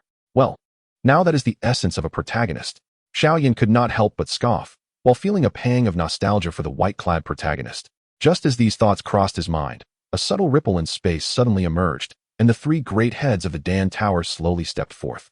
Little Yan, after our deliberation, we have unanimously agreed to allow you to refine those 3,000 flames. The figure clad in plain robes spoke gently to Xiao Yan. Hearing this, Xiao Yan was momentarily taken aback, and then, with a face full of gratitude, he bowed slightly to the three. In that case, I thank the three seniors. However, just as his words fell, the robed figure chuckled softly and said, Do not be in haste to express your thanks. There are certain conditions attached to this opportunity. Upon hearing this, Xiao Yan was momentarily taken aback. Chapter 377, Danshun. Conditions? Noticing the puzzled expression on Xiao Yan's face, Xian Yi and the others exchanged faint smiles. The condition is for you to concoct an 8th grade elixir on the spot, subsequently elevating your status to that of an 8th grade alchemist within the Pill Tower. Looking at Xiao Yan, Xian Yi continued. After ascending to the rank of 8th grade alchemist, you will be invited to become an honorary elder of the Pill Tower. I wonder if this condition is to your liking? Concocting an 8th grade elixir, ascending to the rank of 8th grade alchemist, and ultimately becoming an honorary elder of the Pill Tower? Xiao Yan couldn't help but let out a wry smile. The Pill Tower certainly had a well-calculated scheme.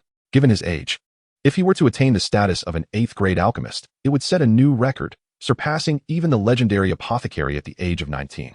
Should this news circulate, Xiao Yan's reputation could potentially rival that of the apothecary, creating an impact and reverberation that might even eclipse the latter.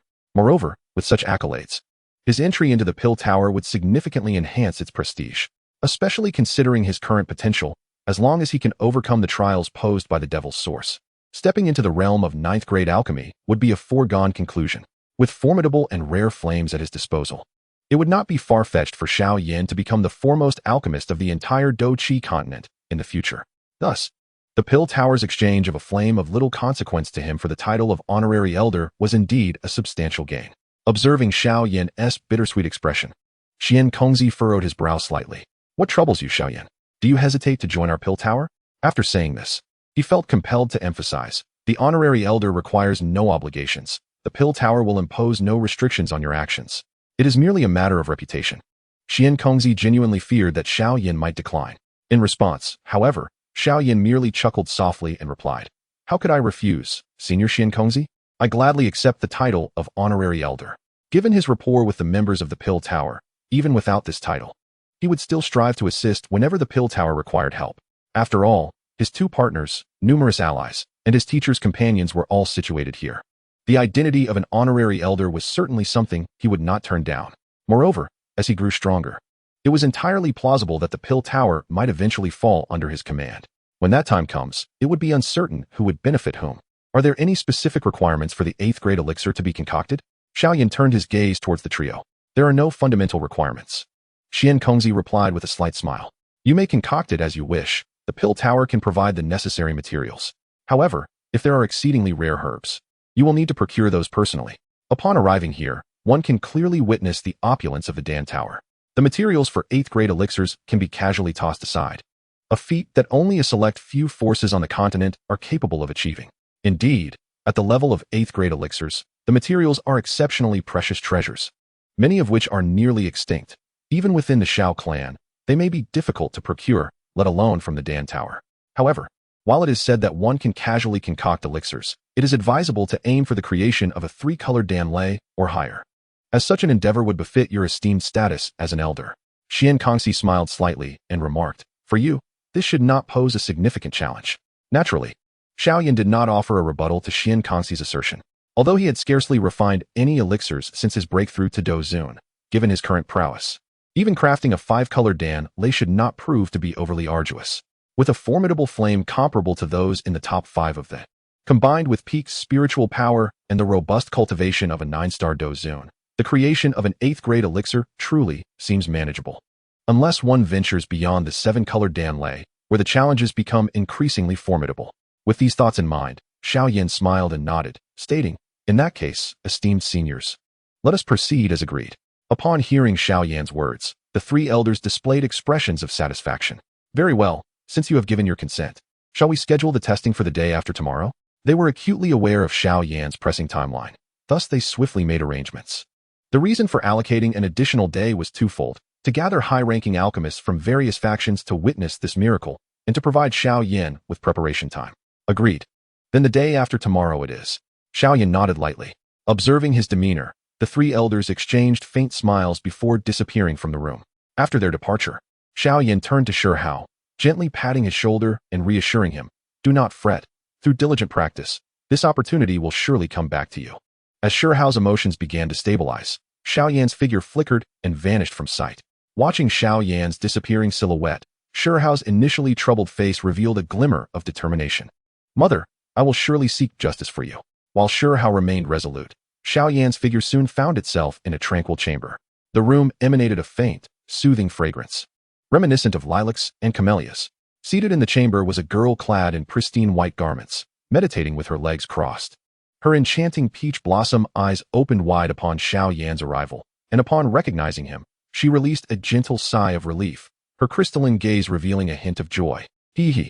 Xiao Yan rose and approached, embracing the young girl in his arms. Observing her bashful demeanor, he felt an overwhelming desire to tease her. "Have you missed me?"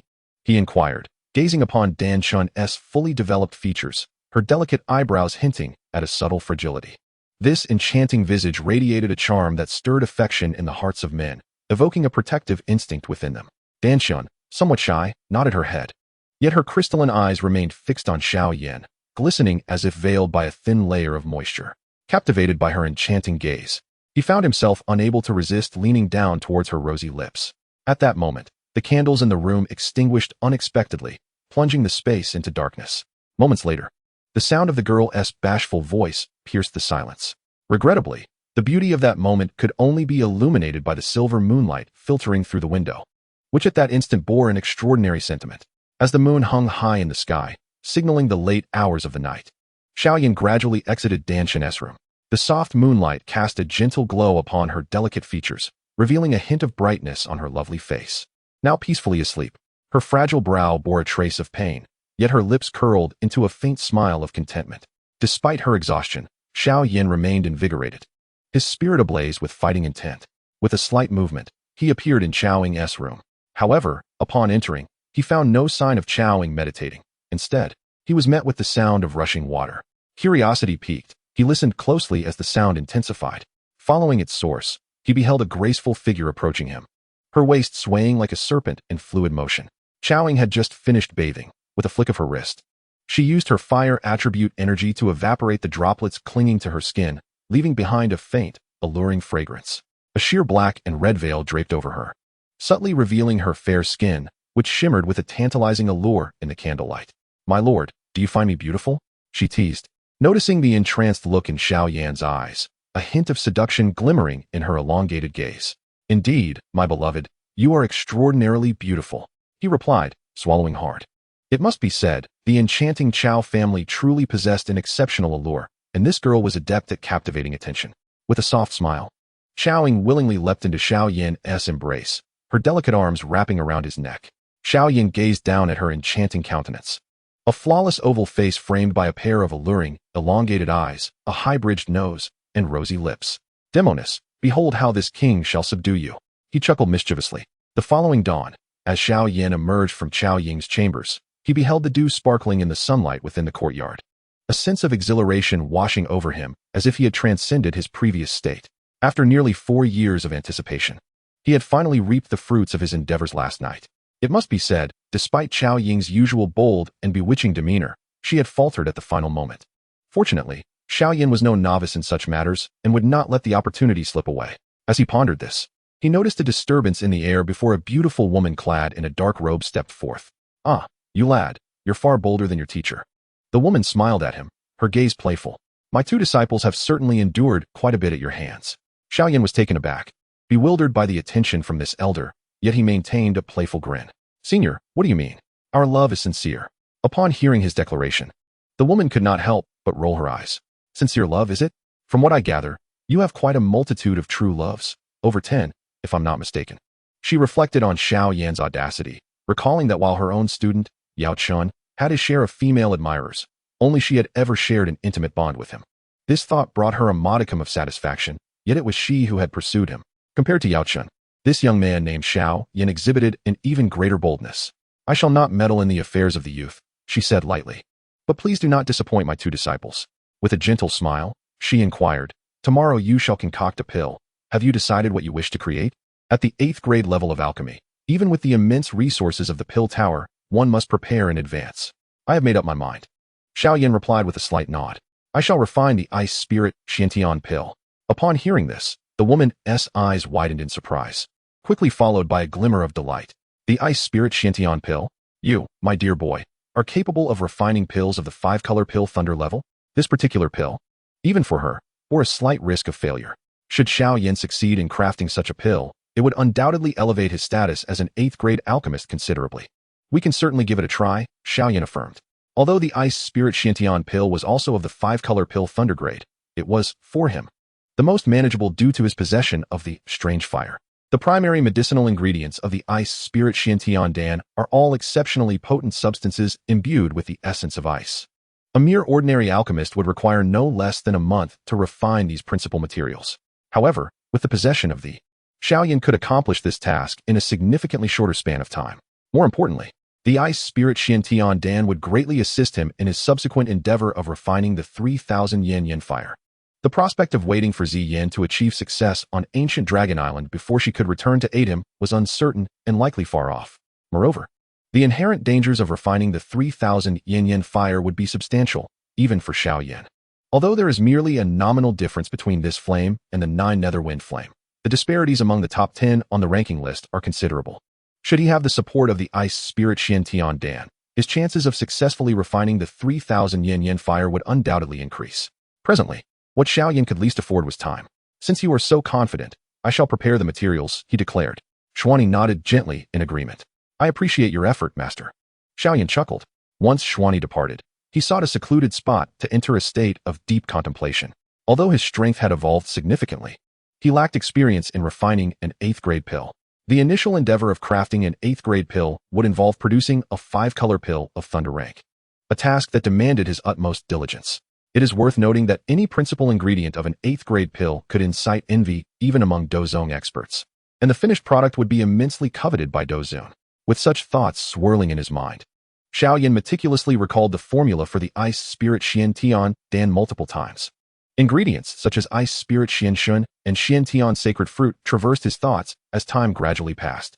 That night, Xiao Yan refrained from seeking out Danshun or Chaoying, instead dedicating all his energy to alchemy. When the sun rose the following morning, he finally made his way to the Dan Tower Plaza. Chapter 379, Refining 8th Grade Pills. Compared to the bustling crowd of the Dan Tower Youth Competition 4 years prior, the plaza today was far less crowded. However, although the numbers were reduced, the individuals present carried a weightier significance than those at the earlier youth competition. Among the alchemists in attendance today, aside from the young ones who had previously associated with Xiao Yan, the lowest rank was that of a 7th grade alchemist. Following them were some peripheral members of the Dan Tower and a few onlookers drawn by the commotion in the plaza. "What is the occasion today that so many esteemed figures have gathered?" a 6th grade alchemist exclaimed in disbelief, gazing at the assembly of alchemists at the center of the Dan Tower Plaza. Each of these alchemists, if singled out, would be a renowned master in Zhongzhou. Especially in that central position, there were more than 20 8th grade alchemists, aside from a few old-timers who had shut themselves away. Nearly all of the 8th grade alchemists from the Alchemist Guild had assembled. After all, the news they had received yesterday had stirred immense curiosity within their hearts. The young man, who had concocted a 7th grade elixir at the tender age of 16 4 years ago, was now poised to attempt the creation of an 8th grade potion. Such venerable figures, esteemed throughout the Duki continent, were secretly astonished. An 8th grade alchemist under the age of 19. Such talent had already surpassed that of the renowned medicine emperor of their time. As they pondered this, a ripple in the fabric of space appeared in the sky, and a dashing young man clad in black emerged from it. As soon as this youth appeared, all eyes converged upon him. It was Xiao Yan. This very boy was about to elevate himself to the rank of 8th grade alchemist. The group of elders gazed at Xiao Yan's remarkably youthful face, their eyes revealing a complex array of emotions. In their youth, they too had been hailed as prodigies, standing at the pinnacle among their peers. Yet, even the youngest among them had entered the 8th grade only in their middle age, with many crossing the century mark. Despite this, they had achieved heights that most could only admire from afar. Yet, here stood a youth of merely 19 years. Was it truly possible for someone so young to forge an 8th grade elixir? The elders' gazes still held a trace of skepticism. However, in stark contrast to the doubts of the elders, a throng of young people erupted into fervent cheers upon seeing Xiao Yan. Yengur, Yengur, they shouted excitedly, their eyes brimming with enthusiasm. Upon learning that Xiao Yan was to undertake the examination for 8th grade alchemist, their initial bewilderment quickly transformed into frenzied excitement. Each of them, being core disciples of the Alchemist Guild, possessed considerable talent and harbored hopes of becoming 8th grade alchemists in the future, at the very least. The attainment of 7th grade seemed a certainty, barring any unforeseen circumstances. Yet, that was a distant prospect. At this age, even their most exceptional peer, Chao Ying, had only just stepped into the realm of 7th grade. As their leader, the realization that Xiao Yan was ready for the 8th grade alchemist examination filled them with unparalleled exhilaration. Among this group of young men and women, Chao Ying and Dan Shin stood side by side, gazing at the striking visage of the young man in black above them, their faces adorned with pride and joy. No one would ever resent their partner for lacking brilliance. Even those good girls who might not place too much importance on it would undoubtedly feel elated if their boyfriends excelled. Upon the appearance of Xiao Yan, the three esteemed leaders of the Dan Tower finally made their presence felt. Among them, Xian Yi gazed at Xiao Yan with a gentle smile and inquired softly, "Xiao Yan, are you prepared?" Without hesitation, Xiao Yan chuckled lightly and nodded affirmatively. "Then we shall commence," Xian Yi declared, his smile broadening upon receiving Xiao Yan's nod.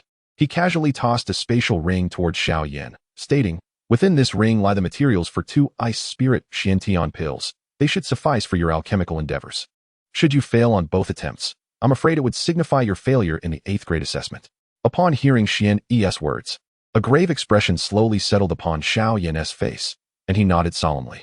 Just as Xian Yi was about to announce the commencement of the assessment, a faint chuckle echoed from above the Dan Tower. "Wait a moment. I wish to observe as well." As the voice resonated, an ethereal elder emerged from the void. The moment the elder appeared, the expressions of the seasoned alchemists in attendance shifted slightly, followed by involuntary twitches of astonishment. The newcomer was none other than the revered Yao Lao. Most of the veteran alchemists present had shared an era with Yao Lao, fostering familiarity among them. In the past, they had referred to each other as friends. However, upon this encounter, they felt compelled to address him with the honorific title of Sage of Alchemy. Many seasoned alchemists wore expressions of nostalgia at this realization. Upon seeing Yao Lao, Xian Yi displayed a hint of surprise, followed by a roll of her eyes as she retorted, "What brings you here? Are you implying that I wouldn't attend such a significant occasion as my disciple's ascension to 8th grade alchemist?" Yao Lao replied with a gentle smile directed at Xian Yi, then nodded to his old friends. Although his demeanor was courteous and calm, internally, he was on the verge of bursting with excitement. "Look, this is the outstanding disciple I have taken under my wing, soon to become the youngest 8th grade alchemist in the history of the continent." The thought of the astonishment that would grace the faces of these old-timers once Xiao Yan succeeded in concocting 8th grade pills ignited a fervor within him. Turning his gaze to Xiao Yan, a benevolent smile crept across his aged visage. "Focus on your alchemy. I have discovered a method to enhance your 9-turn-Dou Zun cultivation. Once you acquire the 3,000 yen flame, I shall lend you my support once more." At Yao Lao's words, Xiao Yan's eyes shimmered with renewed vigor. Once Yao Lao settled into his seat, Xian Yi finally addressed the assembly. "Esteemed guests, I hereby announce the commencement of Xiao Yan's assessment for the rank of 8th grade alchemist." Following her announcement, she returned to her seat alongside the 3 leaders of the Dan Tower. At this very moment, the vast Dan Tower square, spanning 100 feet in diameter, stood utterly deserted, save for the solitary figure of Xiao Yan, who evidently exuded an imposing aura. Observing the scene, Xiao Yan took a slow, deep breath, and as he exhaled, his heart became as tranquil as still water. The beast pill furnace. With a mere thought, A resplendent crimson alchemical furnace materialized in the center of Dan Tower Square. This furnace was considerable in size, its surface adorned with an array of peculiar patterns and meticulously carved images of ferocious beasts that seemed to come alive. Faintly, one could even discern the echo of their roars. This beast pill furnace was a treasure Xiao Yan had obtained after vanquishing Han Feng, and only after acquiring the inheritance from the sacred artifact mountain did he realize that this furnace was, in fact, a sacred object. However, the crafting technique employed for this sacred artifact was rather crude, with the only commendable attributes being the materials of the furnace and the intricate patterns upon its body. Nevertheless, Xiao Yan felt confident that once he ascended to the rank of Dou Shang, he could collaborate with Han Miao Miao to refine the beast pill furnace anew. At that time, it would undoubtedly surpass the Black Demon of Yao Lao, securing a place among the top 5 in the Heavenly Furnace rankings. For now, however, he would rely on it. A flicker of determination ignited within Xiao Yan, and in the next instant, a vibrant flame erupted from his mouth and descended into the beast pill furnace, transforming into a raging sea of fire within. The appearance of this magnificent flame caused the expressions of all the alchemists present to change dramatically. What kind of extraordinary fire was this, possessing such terrifying power? Many alchemists stared in astonishment at the otherworldly flame within the furnace. As this flame emerged, the temperature in the surroundings soared abruptly. The dreadful heat radiating from the flames seemed capable of incinerating souls and melting space itself, its power far exceeding any other extraordinary fire they had previously encountered. At the very least, the bone spirit cold fire of Yao Chun paled in comparison to it. The fearsome temperature emitted by this flame instilled a sense of dread in everyone present. The power of this extraordinary fire must have surpassed the 3,000 yen fire. They mused. As they felt the overwhelming force of the flames, the 3 leaders of the Dan Tower exchanged glances, unable to contain their apprehension. The reason the 3,000 yen fire had evoked such danger was not solely due to the strength of the flame itself, but rather because it had accumulated within the protective array of the Dan Tower for nearly a millennium. Its sheer quantity was staggering. Yet they sensed that should Xiao Yan's flame reach such a formidable number, it could possess the power to bring about their downfall. Disregarding the astonished gazes of those around him, Xiao Yan's mind was entirely focused on concocting the ice spirit Xiantian pill. He gently directed his finger towards the spatial ring bestowed upon him by Xianyi, and more than 100 medicinal herbs soared forth, with the foremost 2 herbs radiating an astonishing energy and fragrance. The ice spirit ginseng thrives beside the icy spring of the ice spirit cold spring, taking centuries, even millennia, to mature, harboring a formidable chill. Should a Dou zone consume it directly, they would instantly be transformed into an ice sculpture. Gazing upon this ginseng, crystal clear and azure like a blue gem, Xiao Yan hesitated not a moment. With a flick of his wrist, he cast the ice spirit ginseng into the beast cauldron. Immediately, the terrifying engulfed the ginseng. Chapter 380, 5-Colored Dan Thunder. As the ice spirit ginseng fell into an astonishing chill momentarily caused Xiao Yan's to falter. However, this pause was fleeting, and soon the flames blazed fiercely once more. Were it not for the rank 15th on the, perhaps it could have been momentarily stymied by the ginseng, but Xiao Yan's, even in comparison to the likes of the 8 Desolations extinction flame, was formidable enough to overcome the ginseng's icy might. If Xiao Yan truly wished to incinerate the ice spirit ginseng, it would not take long. However, he aimed to extract the essence within. Thus he refrained from unleashing his full fiery potential. Too much force might obliterate the ginseng entirely. The ice spirit ginseng, being an entity of extreme cold, is naturally at odds with fire, making the extraction of its essence the foremost challenge in concocting the ice spirit heavenly Dan. Yet, Xiao Yan remained unfazed. From the resplendent flames, a wisp of the black 9 netherwind flame emerged, enveloping the ice spirit ginseng and preserving its icy essence. Meanwhile, the yin-yang holy flame coiled gently around it, gradually siphoning the essence within. As night fell, the essence of the ice spirit ginseng was finally drawn forth. With the extraction of this pure, snowy essence, the originally translucent ginseng transformed into mist. At last, he had succeeded in refining this substance. Xiao Yan exhaled softly, having taken great care to prevent from incinerating the ice essence.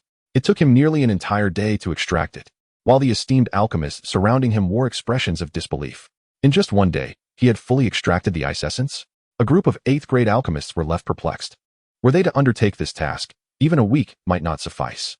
While some of this was undoubtedly due to talent, a greater portion of the credit belonged to the in his possession. Numerous alchemists gazed enviously at the in Xiao Yan's hands. Every alchemist yearns for a unique flame.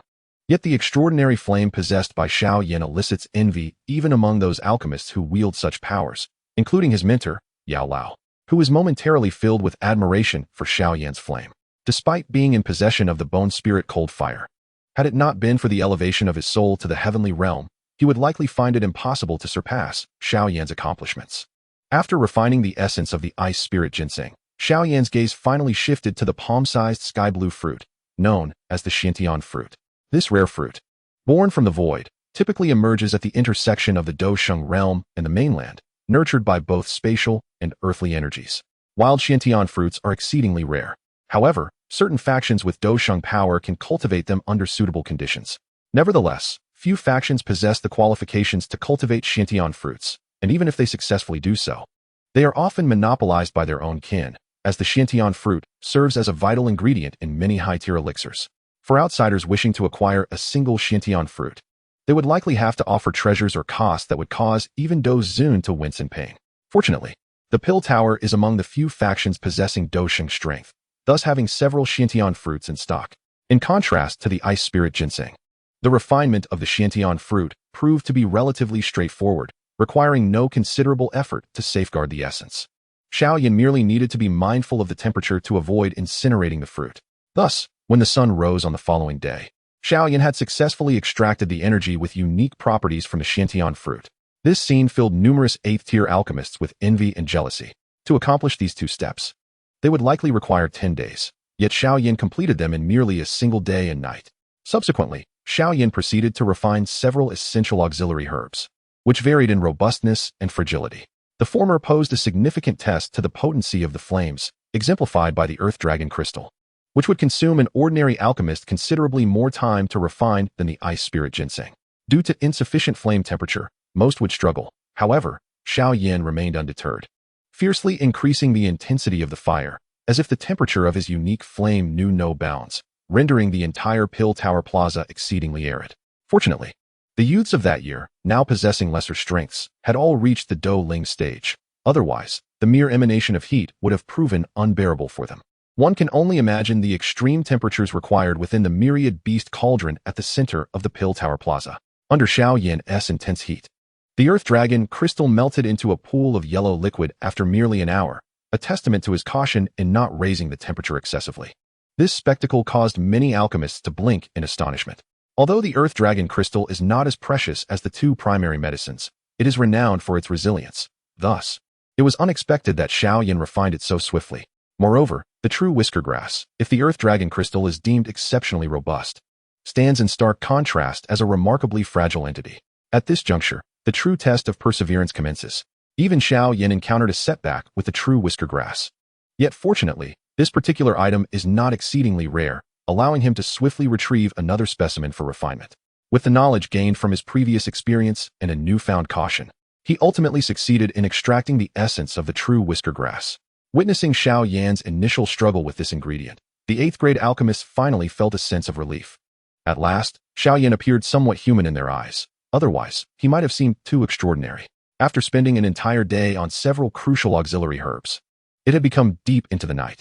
Once he confirmed that the challenging materials had been successfully refined, Xiao Yan exhaled a long breath.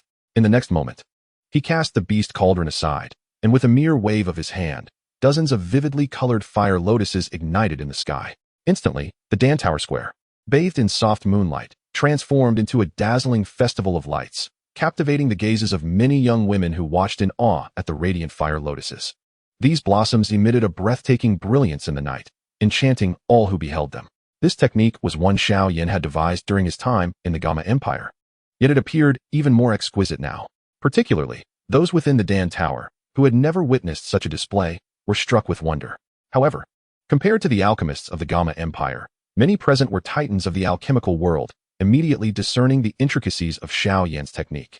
While these 8th-grade alchemists could replicate such finesse, they lacked the exceptional fire, and thus their efficiency and success rates would be significantly diminished. Xiao Yan, free from such concerns, elegantly waved his hand, causing half of the herbs to soar from his spatial ring into the awaiting fire lotuses. The lotuses then transformed into buds, enveloping the materials. Periodically, a refined herb would be ejected from a bud, followed swiftly by the introduction of new ingredients. In this manner, Xiao Yan executed the remaining refinements with a fluid grace. As the beautiful, resplendent fire lotuses blossomed and closed like fireworks in the night sky.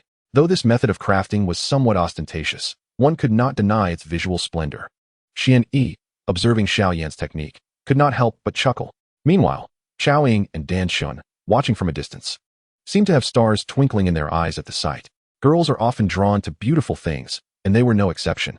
Unlike Xiao Yan, a man with grand aspirations, whose interests did not lie much in beauty, but rather in captivating women.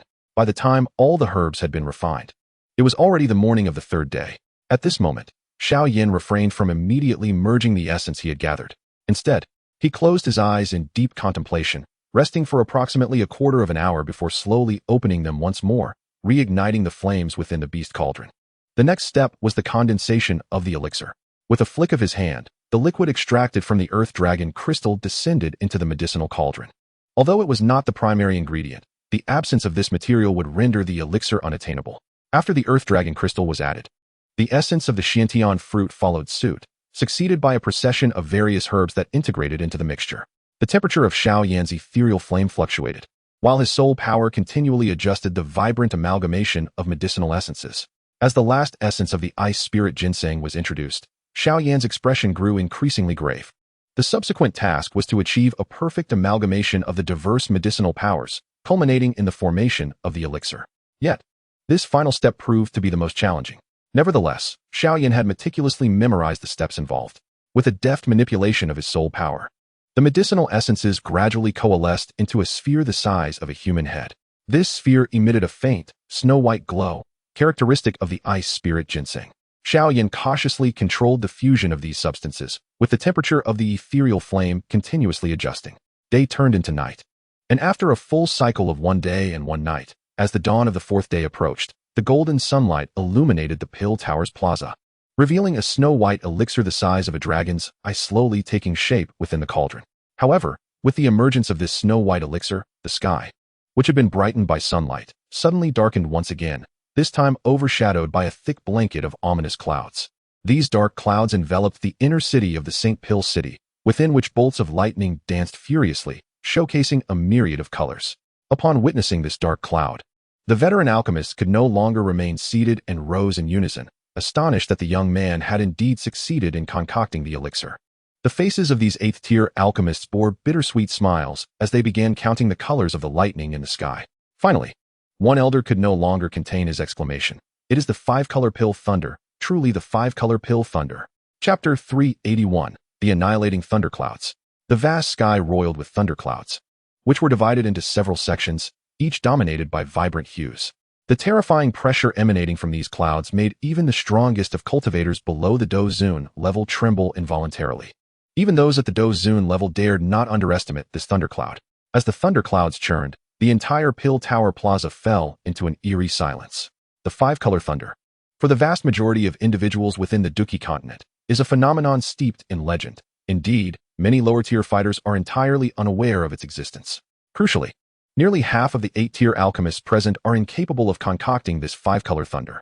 After all, the qualifications for assessment at the Alchemist Tower merely require the ability to create 3 2-color pills or 1 3-color pill, making the 5-color thunder a formidable challenge.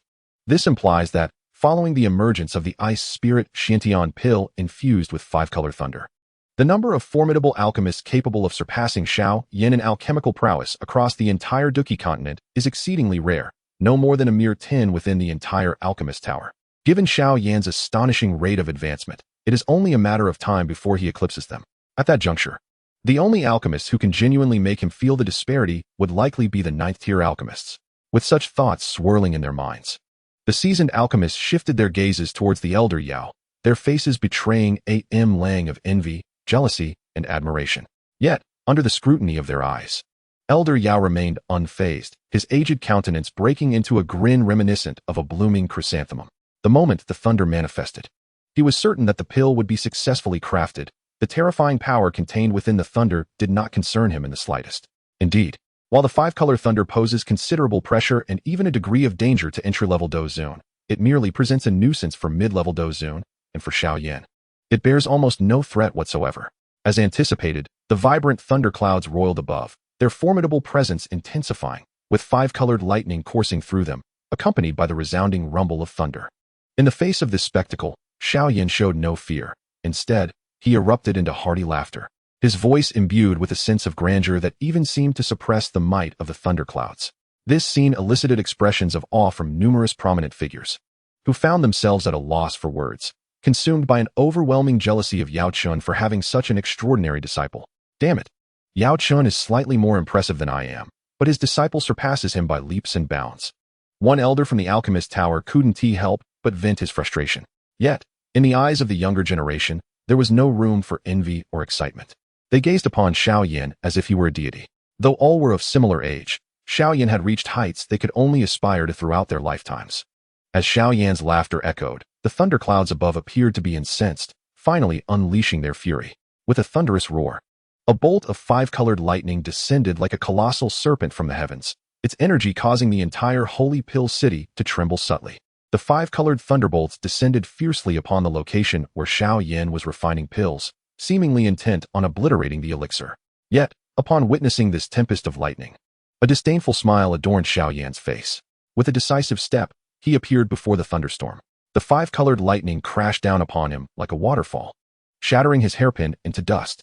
This spectacle caused a shift in the expressions of all present. Xiao Ying and Dan Shen could not help but exclaim in astonishment, tears glistening in their eyes. However, the elder Yao and the three titans of the Pill Tower maintained their smiles, fully aware of Xiao Yan's formidable strength, which rendered this mere pill thunder utterly ineffective against him. As expected, when the thunder dissipated, the crowd beheld a tall figure standing majestically in the sky, akin to a spear piercing the heavens. The lightning had shattered his hairpin, allowing his long black hair to cascade freely, dancing in the wind, while the gusts billowed his dark attire. In that moment, everyone felt that Xiao Yan exuded an aura capable of contending with the heavens themselves, and indeed, this was true. The five-colored thunder had inflicted no harm upon him. With his current realm of the crimson, refining flame demon body, he harbored no fear even when facing 7 or 8-colored pill thunder. To him, this 5-colored pill thunder was merely akin to a refreshing bath. The reason he sought to immerse himself in this 5-colored thunder was simply to refine his flowing shadow lightning flash further. Come on, this isn't thrilling enough. Xiao Yan laughed heartily, his form resembling that of a celestial being. As if comprehending his desire, the thunderclouds grew increasingly enraged. With a resounding roar, wave after wave of 5-colored thunderbolts erupted from the clouds with reckless abandon. Nevertheless, regardless of the tempest's ferocity, Xiao Yan remained unperturbed, allowing the lightning to strike him. The 5-colored thunder, infused with terrifying energy, coursed through his being, yet he felt only a tingling sensation and a mild sting. In contrast, the primordial thunder he had refined through the flowing shadow lightning flash began to subtly shift towards a 5-colored hue. This tumultuous downpour of thunder persisted for roughly half an hour, unleashing hundreds of 5-colored thunderbolts that tore the sky asunder, leaving dark fissures in their wake. Yet, amidst this sea of lightning, the shadowy figure remained utterly unyielding. Observing this scene, the elder alchemists of the Pill Tower could not suppress their twitching expressions. It became evident that this young man was not only an exceptional alchemist, but also possessed a power that was truly formidable. Meanwhile, the younger generation gazed at Xiao Yan, bathed in the 5-colored tempest, as if beholding a deity. Indeed, to them, Xiao Yan at that moment was akin to a divine being. And at this juncture, feeling the essence of the thunder within him being refined to near completion, Xiao Yan finally ceased to concern himself with the thunder above. At this moment, the thunder had lost its potency for him. Thus, the looming thundercloud held no significance either. Consequently, with a mere thought, Xiao Yan ignited resplendent flames that enveloped his entire being. What could he possibly be planning? Had this young man finally reached his limit under the onslaught of the damned thunder, and was now prepared to unleash some form of countermeasure? A sigh of relief escaped the lips of some elder figures present. If Xiao Yan were to weather this tribulation unscathed, their discomfort would only intensify. It was only the venerable Yao Lao and the 3 formidable leaders of the Dan Tower who furrowed their brows upon witnessing this scene, soon followed by an astonishing notion taking root in their minds. Could it be that this lad intended? Yao Lao murmured, but before his words could fully escape, a colossal pillar of fire, spanning 100 feet in diameter, erupted abruptly from the plaza of the Dan Tower. The pillar radiated with vibrant hues, illuminating the pitch-black inner city of the sacred Dan City beneath the oppressive thundercloud, so brilliantly that many of lesser cultivation found themselves unable to open their eyes. At that moment, the temperature within 1,000 feet soared to a terrifying level, causing many high-level experts to involuntarily change their expressions. swiftly conjuring their battle energy to shield the younger individuals nearby. In that instant, anyone within the confines of the Dan Tower Plaza would find that even a Dou Wang might struggle to endure such fearsome heat for long. Fortunately, the Dan Tower was replete with skilled practitioners capable of swiftly intervening to protect the youth. The immense pillar of flames surged skyward with unparalleled ferocity, clashing with the multicolored bolts of lightning descending from the thundercloud, which were incinerated into nothingness upon impact. Subsequently, the resplendent pillar of flames struck directly at the thundercloud with an unstoppable momentum. Upon being struck by this fiery column, the thundercloud erupted with fury, unleashing even more terrifying lightning strikes. Yet, it soon became apparent to the thundercloud that no matter how fiercely the five-colored lightning was unleashed, it could not contend with the might of the flames. Mere moments after the fiery column made contact, the ominous thundercloud began to exhibit signs of evaporation. Within a quarter hour, the once all-encompassing thundercloud that shrouded the sacred Dan city's inner city was slowly consumed by the fiery pillar. As the thundercloud gradually dissipated, golden rays of sunlight re-emerged. Shortly after the thundercloud's disappearance, the formidable pillar of flames likewise began to fade. With the vanishing of the fire column, the golden sunlight once again illuminated the entirety of the Dan Tower Plaza, casting its warm glow upon the figure of the dark-clad youth standing with flowing hair against the backdrop of the sky. Gulp. After a brief silence, the sound of swallowed breaths echoed throughout the crowd. In that moment, the seasoned alchemists finally comprehended that the disciple of Yao Chun was not only adept in alchemy, but also possessed a strength that was truly formidable. At the very least, among this group of elderly individuals, there are very few who possess the prowess to obliterate the thunderclouds. The terrifying power contained within that fiery column could easily spell disaster for them if they were to encounter it. What manner of creature is this? The elders gazed at Xiao Yan's figure, their hearts swirling with complex emotions, bewildered by the existence of such a person in the world. As the dreadful Dan lay subsided, Xiao Yan finally returned to the alchemical furnace, where a snow-white pill, no larger than a dragon's eye, awaited him. Surrounding this pill, a formidable energy and spirit intertwined, gradually coalescing into a small dragon, entirely white in hue. An 8th-grade pill, it now possessed vitality, or rather, sentience. Observing this spectacle, Xian Yi finally stood up with a hint of excitement in her expression. Chapter 382, The Youngest 8th-Rank Alchemist. She spoke, her voice imbued with a sense of exhilaration. Esteemed colleagues, after nearly 10 millennia since the establishment of our alchemist guild, we have witnessed the birth of the youngest 8th-rank alchemist in the entire history of the guild. Her words, though not delivered with grandiosity, reverberated through the ears of everyone present, sending shivers down their spines. Indeed, the young man clad in black at the center of the square is recorded as the youngest alchemist since the guild's inception. In the long history of alchemy spanning countless years on this continent, it remains uncertain if there have been any younger 8th-rank alchemists. However, within the nearly 10 millennia since the guild was founded, this remarkably youthful individual undoubtedly holds the title of the youngest 8th-rank alchemist. At the tender age of 19, he has refined an 8th-grade pill, a feat few would dare to fabricate, let alone believe. As this realization dawned on them, the elderly gentleman hastened to congratulate Yao Lao, offering him respectful gestures. Congratulations, old fellow. You have taken on an exceptional disciple. Congratulations, Yao Sheng, on acquiring such a talented apprentice. They chimed in. Oh, not at all. Just a mediocre disciple, Yao Lao humbly replied, waving his hand in modesty. Yet, the corners of his mouth had already stretched ear to ear, and this feigned humility only incited a desire among the onlookers to deliver him a hearty punch.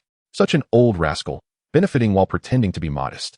Many of the elders privately grumbled. Had they been able to contend with Yao Lao, they would have certainly banded together to confront him. However, such notions remained mere fantasies. Not only were they no match for Yao Lao, but even the current possessor of the pill, Xiao Yan, had surpassed them as well. The recent display of that terrifying flame column was sufficient to instill fear in the hearts of most elders of the guild. Reflecting on this, the elders felt an even greater sense of discomfort. The prowess of alchemy was astonishing enough, yet to possess such extraordinary cultivation and combat strength at the age of 19 was unfathomable. Were it not for their own eyes witnessing this unbelievable reality, they would have never dared to accept it as truth. Certainly, among these elderly gentlemen, there are those whose hearts brim with joy. For instance, the patriarch of the Chao family, who remains amidst the fray, while the esteemed patriarch of the Dan family, Dan Yangzi, has returned to his clan for pressing matters. As an 8th-tier alchemist and a high-ranking elder within the Dan Tower, the Chao patriarch's heart is alight with delight. Ah, this young man once pursued my daughter Ing. My lack of opposition was indeed a sagacious choice. A smile akin to that of the revered Yao Lao graces the Qiao Patriarch's face. For Xiao Yan's aptitude and potential are beyond question. It can be asserted that as long as he does not falter, he is destined to become a pinnacle existence within this realm. Even if he surrounds himself with numerous women, Xiao Ying's own talents are also quite remarkable. The Qiao Patriarch believes that he need not rely on Xiao Yan to elevate the Qiao family. A mere assistance towards Xiao Ying could very well enable her to become the legendary 9th-tier alchemist. A 9th-tier alchemist? The Qiao Patriarch cannot help but sigh at the thought. Such an esteemed rank has yet to be seen within their family. Meanwhile, in the plaza of the Dan Tower, Xiao Yan remains composed, delicately toying with the pristine white ice spirit Xiantian pill. This diminutive pill exudes an unusual chill, and a small white dragon gracefully swims around it, imbued with life. Though the pill is but the size of a dragon's eye, the formidable energy it contains is enough to send shivers down one's spine. An 8th-tier pill compresses an immense amount of energy into such a small form, highlighting the purity of its essence. After a moment of contemplation, Xiao Yan finally places the snow-white ice spirit Xiantian pill into a jade vial. The reason for this action is simple. The enchanting Xian Yi is approaching him with a radiant smile. Behind her, 2 beautiful young maidens, supporting a grand and opulent alchemist's robe, are making their way towards him. These 2 young ladies can only be Qiao Ying and Dan Shen.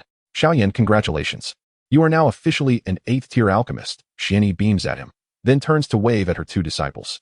Upon seeing their teacher's gesture, Qiao Ying and Dan Shen, with slightly reddened eyes, gently assist one another in draping the luxurious alchemist's robe over Xiao Yan. Wearing this robe signifies that Xiao Yan has attained the strength of an 8th-tier alchemist, placing him among the most esteemed individuals beneath the saints of the Douqi continent. The influence of an 8th-tier alchemist is undeniably formidable, and none dare to dispute this fact. However, for Xiao Yan, the prestige or honor of being an 8th-tier alchemist holds little significance. He is acutely aware that as long as he can overcome the trial of the demon source, his achievements shall surely surpass the 8th tier. Moreover, the profound foundation of the Xiao clan provides him with the confidence to remain unfazed. Contemplating in this manner, Xiao Yan smiled as he embraced both enchanting ladies in his arms. "Why are your eyes so red?" he inquired with a grin. "It's merely due to the excitement for you." Xiao Ying finally revealed a hint of a smile. Any woman, upon learning of her man's remarkable accomplishments, would find it impossible not to feel joy. He. Hearing this, Xiao Yan beamed, planting a kiss on each of the women's cheeks, before shifting his gaze to the slightly darkened expression of Xian Yi beside them. "Master, now that I have ascended to the rank of an 8th-tier alchemist, when may I come into contact with the 3,000 yin fire?" Upon hearing the term master, Xian Yi's expression softened slightly, and she nodded, saying, "Since you have met the first condition, you only need to fulfill the second one. Once you complete the ceremony for becoming an 8th-tier alchemist, accompany me to the Pill Tower to record your title as an honorary elder." Although Xian Yi was somewhat displeased by Xiao Yan's teasing of her disciples in her presence, they were still family, and naturally, she would support him.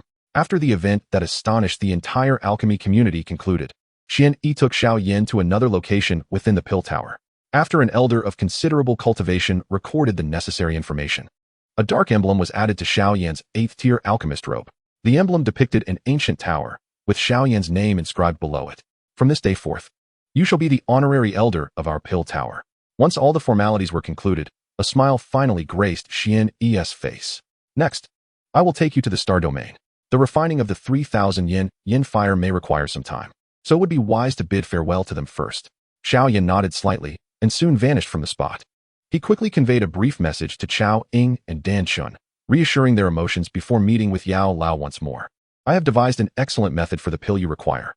Once you refine the 3,000 yin fire, we may give it a try," Yao Lao said with a smile directed at Xiao Yan. "What method?" Xiao Yan's eyes brightened slightly. "The 9ly divine fire pill," Yao Lao slowly articulated, uttering 5 significant words. 9ly divine fire pill? Xiao Yan was momentarily taken aback, then a glimmer of understanding appeared in his eyes. The 9ly divine fire pill is a wondrous elixir on the path of fire attribute practitioners, with a refining method akin to that of the 3-pattern Qingling pill, except that the latter is concocted with 3 types of flames, while the former employs 9. Historical records indicate that most 9ly divine fire pills are crafted using 9 types of beast flames, categorizing them as quasi-8th-tier pills.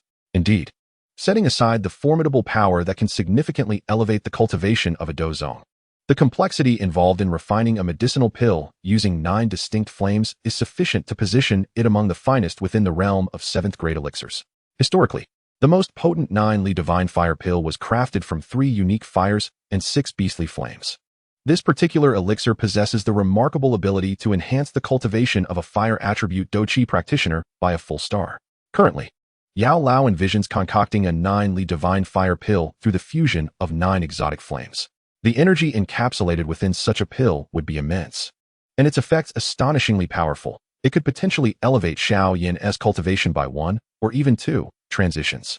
However, it must be noted that the difficulty of producing the 9-Li Divine Fire Pill is astonishingly high.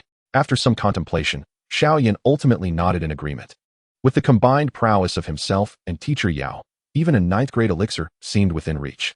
Yet, should Yao Lao's vision come to fruition, the 9-Li Divine Fire Pill would likely not fall far short of 9th-grade quality. After all, elixirs crafted from 9 distinct flames are exceptionally rare within the entire alchemical world. Once the discussions with Yao Lao reached a satisfactory conclusion, the two followed Xian Yi, gradually ascending to the heights of the Pill Tower. Here, Xiankong Zi and Tian Lei Zi had been awaiting their arrival. Yao Chun, you have truly stumbled upon a great treasure, they remarked enviously, exchanging glances with Yao Lao before nodding slightly to Xian Yi. The three of them swiftly began to form seals. As they did so, an overwhelming wave of spiritual energy emanated from their beings. With their collective actions, a silver portal materialized within the previously void expanse of the sky. Xiao Yan, follow me, Xian Yi said with a gentle smile, stepping through the portal first. Gazing at the shimmering entrance, Xiao Yan felt a surge of excitement. The 3,000 yen flames had long been awaited, and he quickly followed suit into the portal. Chapter 383. Renowned throughout the central state, the so-called Star Domain is a spatial realm torn asunder and crafted through the collaborative efforts of the 3 titans of the Pill Tower. Although this space does not possess the comprehensiveness of a Dousheng's domain, it is sufficiently expansive to accommodate the 3,000 yen flames. The surroundings appeared rather desolate, permeated by a faint, searing heat that allowed Xiao Yan to easily perceive the essence of the exotic flames. Dim glimmers of light penetrated this space, casting a somewhat chilly illumination. With a concentrated effort, Xiao Yan drew in a strand of this light into his palm, only to find it surprisingly cool to the touch. Is this the power of starlight? A hint of curiosity flickered in Xiao Yan's eyes as he contemplated the stellar energy before him. The power of the stars is, in truth, a form of advanced energy. If fully harnessed, its might may rival that of the spiritual energy found within the vast realms of existence. However, the gathering of such power proves to be exceedingly challenging, leading few to contemplate the utilization of stellar energy for cultivation. Yet, should one successfully refine the 3,000 yen fire, Xiao Yan might harness the might of stellar energy. The 3,000 yen fire, also known as the fire of the starry sky, is birthed from the condensation of stellar energy. Provided the stellar energy is ample, it possesses the potential for immortality. Moreover, stellar energy is seldom fully extinguished. Even during daylight, it merely wanes in relative strength.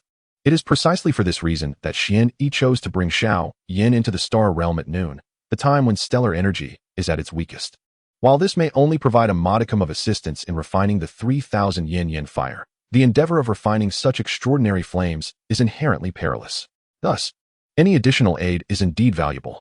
As the two continued their flight, the surrounding temperature escalated, yet both possessed formidable cultivation levels, rendering the need for protective Dou Qi unnecessary. Particularly for Xiao Yan, whose physique was forged from extraordinary flames and who possessed various forms of unique fire. It could be said that even a slight burn from the 3,000 yen fire would inflict minimal harm upon him. With the intensifying heat, a radiant sphere gradually materialized before them. Upon glimpsing the flame within this sphere, Xiao Yan's eyes shimmered with excitement. Within the brilliance, a colossal dragon, its length unfathomable, lay coiled. The dragon's eyes were tightly shut, its body undulating like a mountain range, adorned with strange, purplish-black flames that flickered languidly. The flames distorted the surrounding space as they burned ceaselessly, a magnificent spectacle that evoked an undeniable sense of awe. Gazing upon the purplish-black flame dragon, Xiao Yan's fervor intensified. Throughout his journey, the number of extraordinary fires he had refined was considerable, yet none could rival the potency of the 3,000 yen fire. The 9 Netherwind flame is chillingly piercing, and the Fallen Heart flame scorches the soul, but in terms of dominance and ferocity, they pale in comparison to the 3,000 yen fire. What a formidable dragon's might! Sensing the dragon's authority within the 3,000 yen fire, Xiao Yan couldn't help but smile broadly. Regrettably, Violet Yin is likely still receiving her inheritance from the ancient dragon clan, without her dragon seal's assistance. I fear I might create quite a commotion. As he beheld the purplish-black flame dragon, A spark of combativeness ignited within Xiao Yan. The 3,000 yin fire, having accumulated power over millennia, harbors an immense reservoir of extraordinary flame energy. Even the combined forces of the three pillars of the Pill Tower would find it arduous to subdue. Do you possess any methods to gently tame this 3,000 yin fire? Glancing at the colossal dragon, Xian Yi couldn't help but turn to Xiao Yan. In response, Xiao Yan could only shake his head in resignation. If that is the case, then your endeavor to refine it will undoubtedly be exceedingly arduous. Xian Yi couldn't help but let out a bitter laugh, yet Xiao Yan, unfazed, declared, "No matter, it is merely the 3,000 yin fire. Behold as I subdue it with ease." Witnessing Xiao Yan's confident demeanor, Xian Yi found himself momentarily taken aback, pondering the source of such unwavering self-assurance. He couldn't help but shake his head lightly. Nevertheless, Xiao Yan chose not to elaborate further. Many remained unaware of the existence of the ancient fire-measuring ruler in his possession. Though merely a replica, this artifact held a distinguished position among sacred relics. Not only did it amplify the power of, but it also exerted a restraining effect on other. Employing the ancient fire-measuring ruler against the 3,000 yin fire would likely yield results surpassing even those of a half-saint's intervention. Since you are so resolute, we shall maintain the star domain externally. The remainder is in your hands. Xian Yi nodded, casting a profound glance at Xiao Yan. In response, Xiao Yan merely flashed a smile, assuring, "Rest assured, esteemed teacher, I shall handle the rest." He was acutely aware that Xian Yi's concerns for the sacred Pill City were paramount. Should the formidable 3,000 yin fire erupt and disperse into the star domain, the entire sacred Pill City would undoubtedly suffer dire consequences. Upon seeing Xiao Yan nod, Xian Yi refrained from further discourse and, after a brief farewell, departed from the scene.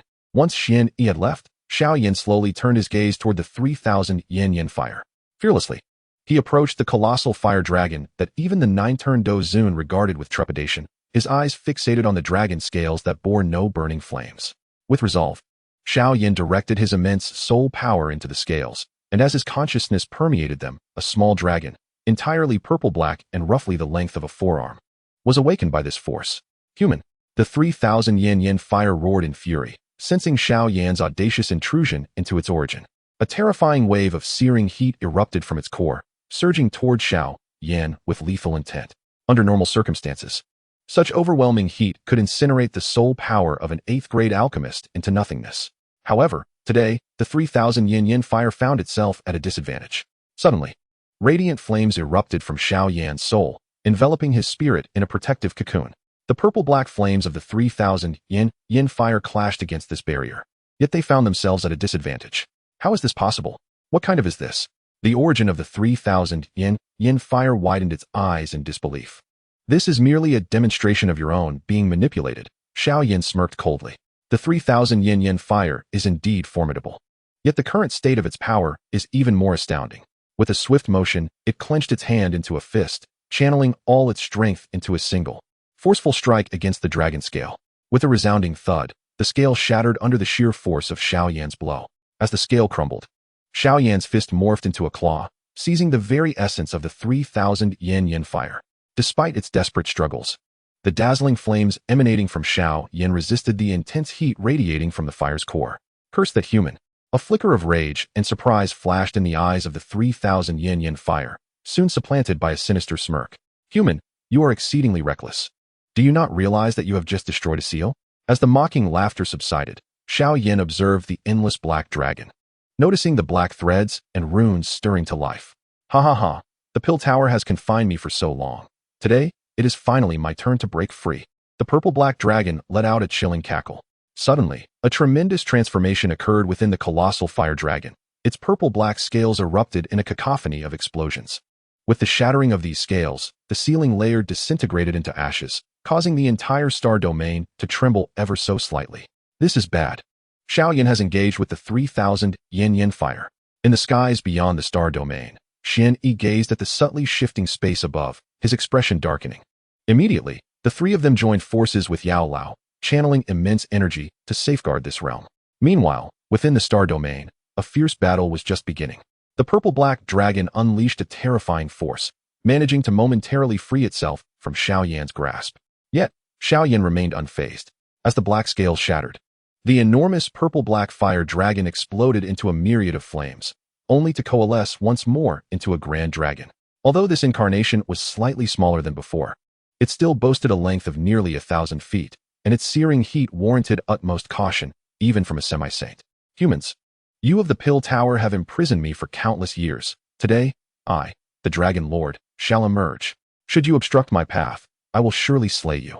The mighty dragon's head emitted a low growl, having expended some of its power to break the seal. It preferred not to waste further strength on Xiao Yan unless absolutely necessary. After all, eliminating a 9-star Dou Zun was no trivial task. However, Xiao Yan merely chuckled softly, revealing an ancient, pitch-black ruler that closely resembled the Xianzhong ruler, appearing within the palm of his hand. Gazing upon the ancient, the colossal pupils of the 3,000 flames of Yanshan narrowed slightly in this moment. Yet, before it could utter another word, Xiao Yan had already made his move once more. Grasping the in his hand, he raised it, unleashing a brilliant beam of, though the spanned only 100 zhang. It emanated an extraordinarily peculiar force, seemingly designed to counter the itself. Witnessing this scene, the 3,000 flames of Yanshan could not help but change its expression. Its mouth agape as it unleashed a torrent of surging, dark purple flames that engulfed the air, hurtling toward Xiao Yan. However, upon colliding with it, the impact was minimal. They, infused with Xiao Yan's, swiftly reached the visage of the 3,000 flames of Yanshan in the blink of an eye. With a resounding hum, the whites sliced directly into the mouth of the 3,000 flames, nearly severing its head before gradually vanishing from sight.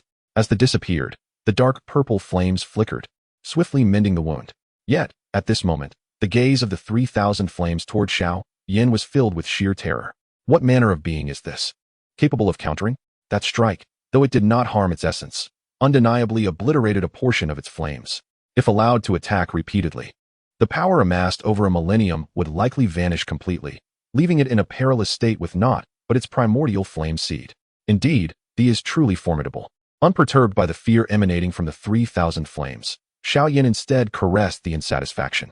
With this in hand, aside from the likes of the int, all other would surely falter in its presence. Even as a replica, it was modeled after the weapon of the true Flame Emperor, the Lord of 10,000 Fires. Contemplating this, Xiao Yan smiled broadly, his figure shifting as he reappeared before the 3,000 flames of Yanshan. He swung with terrifying force, piercing through its dragon scales and embedding the into its form. As the penetrated, the dark purple flames were inexplicably devoured by the black. This was yet another extraordinary function of the, to absorb the power of for its own use. Once accumulated to a certain degree, even attacks at the level could be unleashed from it. Feeling its being consumed, the eyes of the 3,000 flames widened in horror. Cursed being, who are you? Release me. It began to struggle desperately, yet Xiao Yan's expression remained unyieldingly cold, paying no heed to the flame's terror as he engaged in a true battle.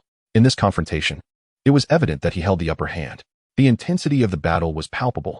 In the outer realms of the star domain, the expressions of Xian Yi and his companions shifted slightly, as the terrifying noise emanating from within the star domain imposed considerable pressure on the three who were strenuously maintaining its stability. Even the venerable Yao Lao wore a solemn countenance. Little one, whether you can truly subdue the 3,000 yen flames depends entirely on your own capabilities. Yao Lao sighed softly, continuing to bolster the energy required to sustain this space. During the 2 days that Xiao Yan was engaged in subduing the 3,000 yen flames, with the assistance of the three formidable figures and Yao Lao by his side, his reputation began to resonate throughout the entirety of Zhongzhou. Chapter 384. The Movements of Various Factions. Xiao Yan, the young master of the Starfall Pavilion, at the tender age of 19, had advanced to the rank of 8th-tier alchemist within the Alchemist Association, having successfully concocted the 5-color pill thunder. This news spread like wildfire across Zhongzhou, causing an uproar within the alchemical community. A 19-year-old 8th-tier alchemist. How could such an extraordinary talent exist in the world? Within a tavern, a 4th-tier alchemist exclaimed in utter disbelief. Moreover, he has concocted the 5-color pill thunder. What is this 5-color pill thunder? Inquired a Dou Ling expert seated opposite the alchemist, unable to contain his curiosity. Oh, it is a method used to distinguish the quality of 8th-tier pills. The more colors the pill thunder possesses, the higher the quality of the 8th-tier pill. A 5-color pill thunder is considered exceptional even among 8th-tier pills. It is said that many 8th-tier alchemists might not even be able to concoct it, the alchemist replied, his face reflecting incredulity. Is that so? The Dou Ling expert's expression transformed, revealing a look of realization. I had no idea that alchemy contained such nuances. Truly, you are well versed, master, he flattered. Ah, it is merely recorded in some ancient text left by our ancestors. Otherwise, I would not have the privilege of knowing such things. The alchemist smiled, unable to suppress a sense of pride. Yet, When he thought of the young master of the Starfall Pavilion, his smile faded. Meanwhile, within the Thunderstorm Pavilion, the esteemed Lord Lei appeared before Feng Qing'er. What? Xiao Yan has become an 8th-tier alchemist, and has even concocted the 5-color pill Thunder. Feng Qing'er's eyes widened in astonishment, her noble and exquisite face awash with disbelief. Now do you comprehend just how formidable this young man truly is? Lord Lei remarked with a hint of amusement at Feng Qing'er's stunned expression. Such bewildering news could not be borne alone. It was imperative to share this burden with someone else. Upon hearing the words of the revered Lei, a hint of defeat finally graced Feng Qing'er's visage. At that moment, she comprehended that Xiao Yan had long since transcended his peers, and even among the older generation, how many in the entire central state could rival him? The elders of your clan had previously mentioned the prospect of offering you as a concubine to that Xiao Yan. I wonder what your thoughts on this matter might be?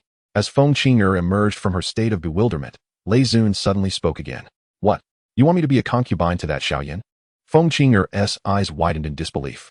Regardless of how extraordinary Xiao Yan may be, I, Feng Qing'er, am also a paragon of my generation. How could I so easily become his concubine? Anger flared upon her countenance, and just as she was about to voice her protest, she heard Lei Zun continue. However, there's no need for haste. Even if you wish to become Xiao Yan's concubine, he must first consent. Upon hearing this, a momentary daze crossed Feng Qing'er's face. Indeed, although Xiao Yan may not appear serious, his talents are undeniably unparalleled in Central State, and his strength is not far from the pinnacle. This alone is daunting. But it is further compounded by the fact that he is backed by the Xiao clan, a force to which all factions must bow. In light of this, the once magnificent young lady of the Celestial Phoenix clan may not necessarily be worthy of serving as Xiao Yan's concubine. The elders of your Celestial Phoenix clan have dispatched members to the Starfall Pavilion to gather intelligence. However, from my perspective, Xiao Yan is exceedingly lustful. And given my disciple's beauty, he would undoubtedly not refuse her, Lei Zun remarked with a smile. Master. Feng Qing'er opened her mouth. Yet she found herself unable to articulate a direct refusal. Meanwhile, the Fenglei Pavilion was bustling, while in Tianbei City, the Han clan was festooning their premises in celebration. Xinxiu, Guixiu Wangxiu. Within the Han clan, the clan leader, Han Qi, sat above, his face adorned with a smile. Xiao Yan has now become a figure of immense prominence in Central State. More crucially, he is still so young, destined to become the true sovereign of this realm. Thus, even a mere touch of his brilliance would elevate the Han clan beyond measure. With the slight power previously lent by Xiao Yan, the Han clan has already established itself as the overlord within Tianbei City. Clan leader, amidst the revelry, an elder of the Han clan slowly interjected. With Xiao Yan's current might, he will undoubtedly attract many beautiful companions in the future. It is said that the daughters of the Chao and Dan families from the Pill Domain have already engaged with him. Although Yuer is a beauty of the highest caliber, the women surrounding Xiao Yan will surely be plentiful, and they may not only match her in beauty but also surpass our Han clan in social standing. I fear that if this continues, Yuer may find herself increasingly neglected. Upon hearing the elder's words, the previously vibrant atmosphere within the Han clan abruptly dampened, with solemnity and wry smiles etched across the faces of all present. In the past, Han Yu was the eldest daughter of the Han family. However, in comparison to the true great powers of the Central Plains, the assistance her family could offer her is nearly negligible. The elder spoke thusly. But what wisdom could he possibly possess? Han Qi could not help but inquire. It is not a matter of wisdom. The elder hesitated momentarily before suddenly directing his gaze towards Han Shui, who was not far away, and remarked, "These esteemed noble families indeed possess formidable backgrounds. Yet the head of the family is blessed with 2 lovely daughters." Upon hearing this, Han Qi's expression darkened considerably. "Elder, please refrain from mentioning this again in the future. Even if Xiao Yan is a Dou Emperor, as long as my daughter is unwilling, I shall not willingly send Shui to him." Han Qi was acutely aware of Xiao Yan's potential and the allure that a pair of sisters could hold for a man. Yet he prioritized the protection of his daughter above all else. Father, father." At that moment, a timid voice resonated from the hall. All eyes turned to see Han Shui, her face blooming like a peach blossom, her neck flushed with crimson. I am willing." Within the Burning Flame Valley, the ancestor of the Burning Flames summoned the Valley Master, Tang Zhun, before him.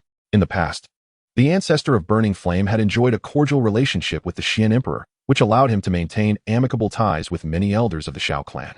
Particularly, Xiao Yan's grandfather, Xiao Lin, had once benefited from his kindness. Now, I wish to approach Xiao Lin to advocate on behalf of my daughter, proposing her as a concubine for Xiao Yan. What say you? Tang Zhun was momentarily taken aback before responding earnestly. That is acceptable, but it must be contingent upon my daughter's own willingness. The ancestor of Burning Flame chuckled softly. You continue to dote on that girl. Very well. We shall proceed as you suggest. This news spread throughout the Central Plains and also caused quite a stir among the ancient 7 clans. An 8th grade alchemist is regarded as significant within any clan, yet it does not wield immense influence. However, a 19-year-old 8th grade alchemist harbors boundless potential. Moreover, this young man is highly esteemed within the Xiao clan. In a bamboo pavilion belonging to the ancient clan, a magnificent waterfall cascaded like a silver galaxy. Dou Venerate, clad in a purple robe intricately embroidered with golden threads, elegantly enveloped her already matured form, her long, flowing hair cascading down to her waist. At this moment, gazing at the imposing Ling Lao, her stunning beauty widened her eyes in astonishment. Ling Lao, are you saying that Xiao Yan has now become an 8th grade alchemist and can concoct the 5-color Danlei? A look of disbelief crossed Dou Venerate's countenance. As the daughter of the ancient clan's leader, she had encountered countless prodigies, and she herself was an extraordinary talent. Yet, the records that Xiao Yan has set are utterly terrifying. More than his attainment as an 8th grade alchemist. What truly sent shivers down Dou Venerate's spine was that his current strength had already reached the pinnacle of a 9-star Dozun. She was merely a few months younger than Xiao Yan, yet her current strength had yet to reach the pinnacle of Dozong. How on earth had this fellow achieved such a feat? A wry smile flitted across Dou Venerate's face, soon replaced by a glimmer of resignation. If she were to marry this man in the future, it would not be without its prestige. This wedding had never been something she contemplated resisting. Born into the ancient Gu clan, she had been immersed in the intermarriages of prominent families since childhood. Having reaped the formidable resources and power bestowed by her lineage, one must also bear corresponding responsibilities. Yet deep within her heart, a young girl yearned for a love that was uniquely hers. However, upon receiving news of Xiao Yan's flirtatious nature, she felt a flicker of disappointment regarding her future husband. Alas, at the very least, he ought to be a capable and strong individual. Although he may not offer the affection she desired, one could expect a future marked by mutual respect. Dou Veneraate sighed softly to herself. Meanwhile, within the Yao clan, Yao Ling stared blankly at Yao Tian. Brother, what did you just say? You cannot be joking, can you? Silly girl, how could I ever deceive you? Yao Tian's face radiated with delight. Remarkable, truly remarkable. A 19-year-old 8th-tier alchemist, and a wielder of the 5-colored thunder pill. My brother-in-law possesses the potential of a pill emperor. No, he might even surpass our ancestors. Yao Ling gazed at Yao Tian in a daze, her mind drifting back to the young man she had encountered 4 years ago in the evil Saint ruins. In the blink of an eye, he had grown to such an extent. Even she, as an emperor spirit with a divine soul, had only just begun to refine the 3-colored thunder pill. At that moment, she recalled Xiao Yan's words. One day, I will come to the Yao clan riding on a rainbow. A radiant smile suddenly graced Yao Ling's face. Though her beautiful eyes shimmered with unshed tears, he was truly on the verge of achieving it. While the Yao siblings felt elated, a faction of elders within the Yao clan appeared rather grim. Damn it! What kind of luck has Yao Qin stumbled upon to have Xiao Yan become his disciple? These old-timers were perturbed. It was one thing for the lad to become a quasi-9th-tier alchemist, but to acquire such a formidable disciple as Xiao Yan was truly alarming. In the future, he might very well bring chaos to our clan. Several elder figures were beginning to panic. If Yao Qin's disciple were simply a genius, it would be manageable, but the fact remained that he was a key figure from the Xiao clan. Once he rose to prominence, it was likely he would come to the Yao clan to create trouble for Yao Qin, though there was no immediate threat to their lives. The prospect of losing face in the not-so-distant future weighed heavily on their spirits. As for taking preemptive action, they chuckled bitterly. If they were to silently eliminate Xiao Yan, the Yao clan might find themselves quietly extinguished by the Xiao clan in return. Meanwhile, aside from these 2 clans, the other ancient clans had commenced a game of diplomatic maneuvering. He instructed the elder responsible for liaising with the Xiao clan to discreetly inquire about Xiao Yan's intentions regarding taking a concubine. Yes, chief. While other ancient clans may have their own affairs, the Xiao clan was currently abuzz with activity. Let us revisit this matter in 2 years. My esteemed son is presently undergoing training, and I will only be able to respond once he has achieved the rank of Dosheng. The elders of the Xiao clan exchanged pleasantries with their acquaintances from other clans, their faces adorned with smiles, clearly deriving much prestige from Xiao Yan's reputation. As the entire central state reverberated with the impact of the youngest 8th-tier alchemist in history, this very alchemist was in the star realm, wearing a mischievous grin as he regarded the small, purple-black dragon before him. Run all you like. I wonder where you think you can escape to. Behind Xiao Yan, dozens of vibrant, otherworldly flames formed chains that bound the essence of the 3,000 yin fire. The massive dragon body had already been cleaved into countless fragments by the ancient fire measuring rod, with some absorbed for storage while others scattered throughout the star realm. The once formidable fire essence was now devoid of the dreadful flames it could command. "Release me, please." The purple-black dragon's eyes glimmered with a plea. Yet Xiao Yan's gaze remained cold as he softly chuckled. "I'm afraid I cannot. Your fire essence is of paramount importance to me." Following his words, the chains entwined with the 3,000 yin fire emitted a terrifying spiritual fluctuation, which began to erode the consciousness of the purple-black dragon. The 3,000 yin fire let out a mournful roar, but it was in vain, although it had developed rudimentary intelligence. It was no match for Xiao Yan's pinnacle spiritual realm. Soon, its eyes grew increasingly vacant, and after approximately an hour, its body trembled slightly before it completely lost its vitality. In that moment, only a small, purple-black dragon, no longer than an arm, floated listlessly before Xiao Yan. "It's done." Observing this scene, Xiao Yan took a deep breath and retrieved the Ice Spirit Xiantian pill from his storage ring. Chapter 385. The Fourth Transformation of Dou Zun, Part 1. As the entirely snow-white Ice Spirit Xiantian pill was consumed by Xiao Yan, a remarkable chill swiftly enveloped his body, and he soon felt a thin layer of ice forming within his meridians.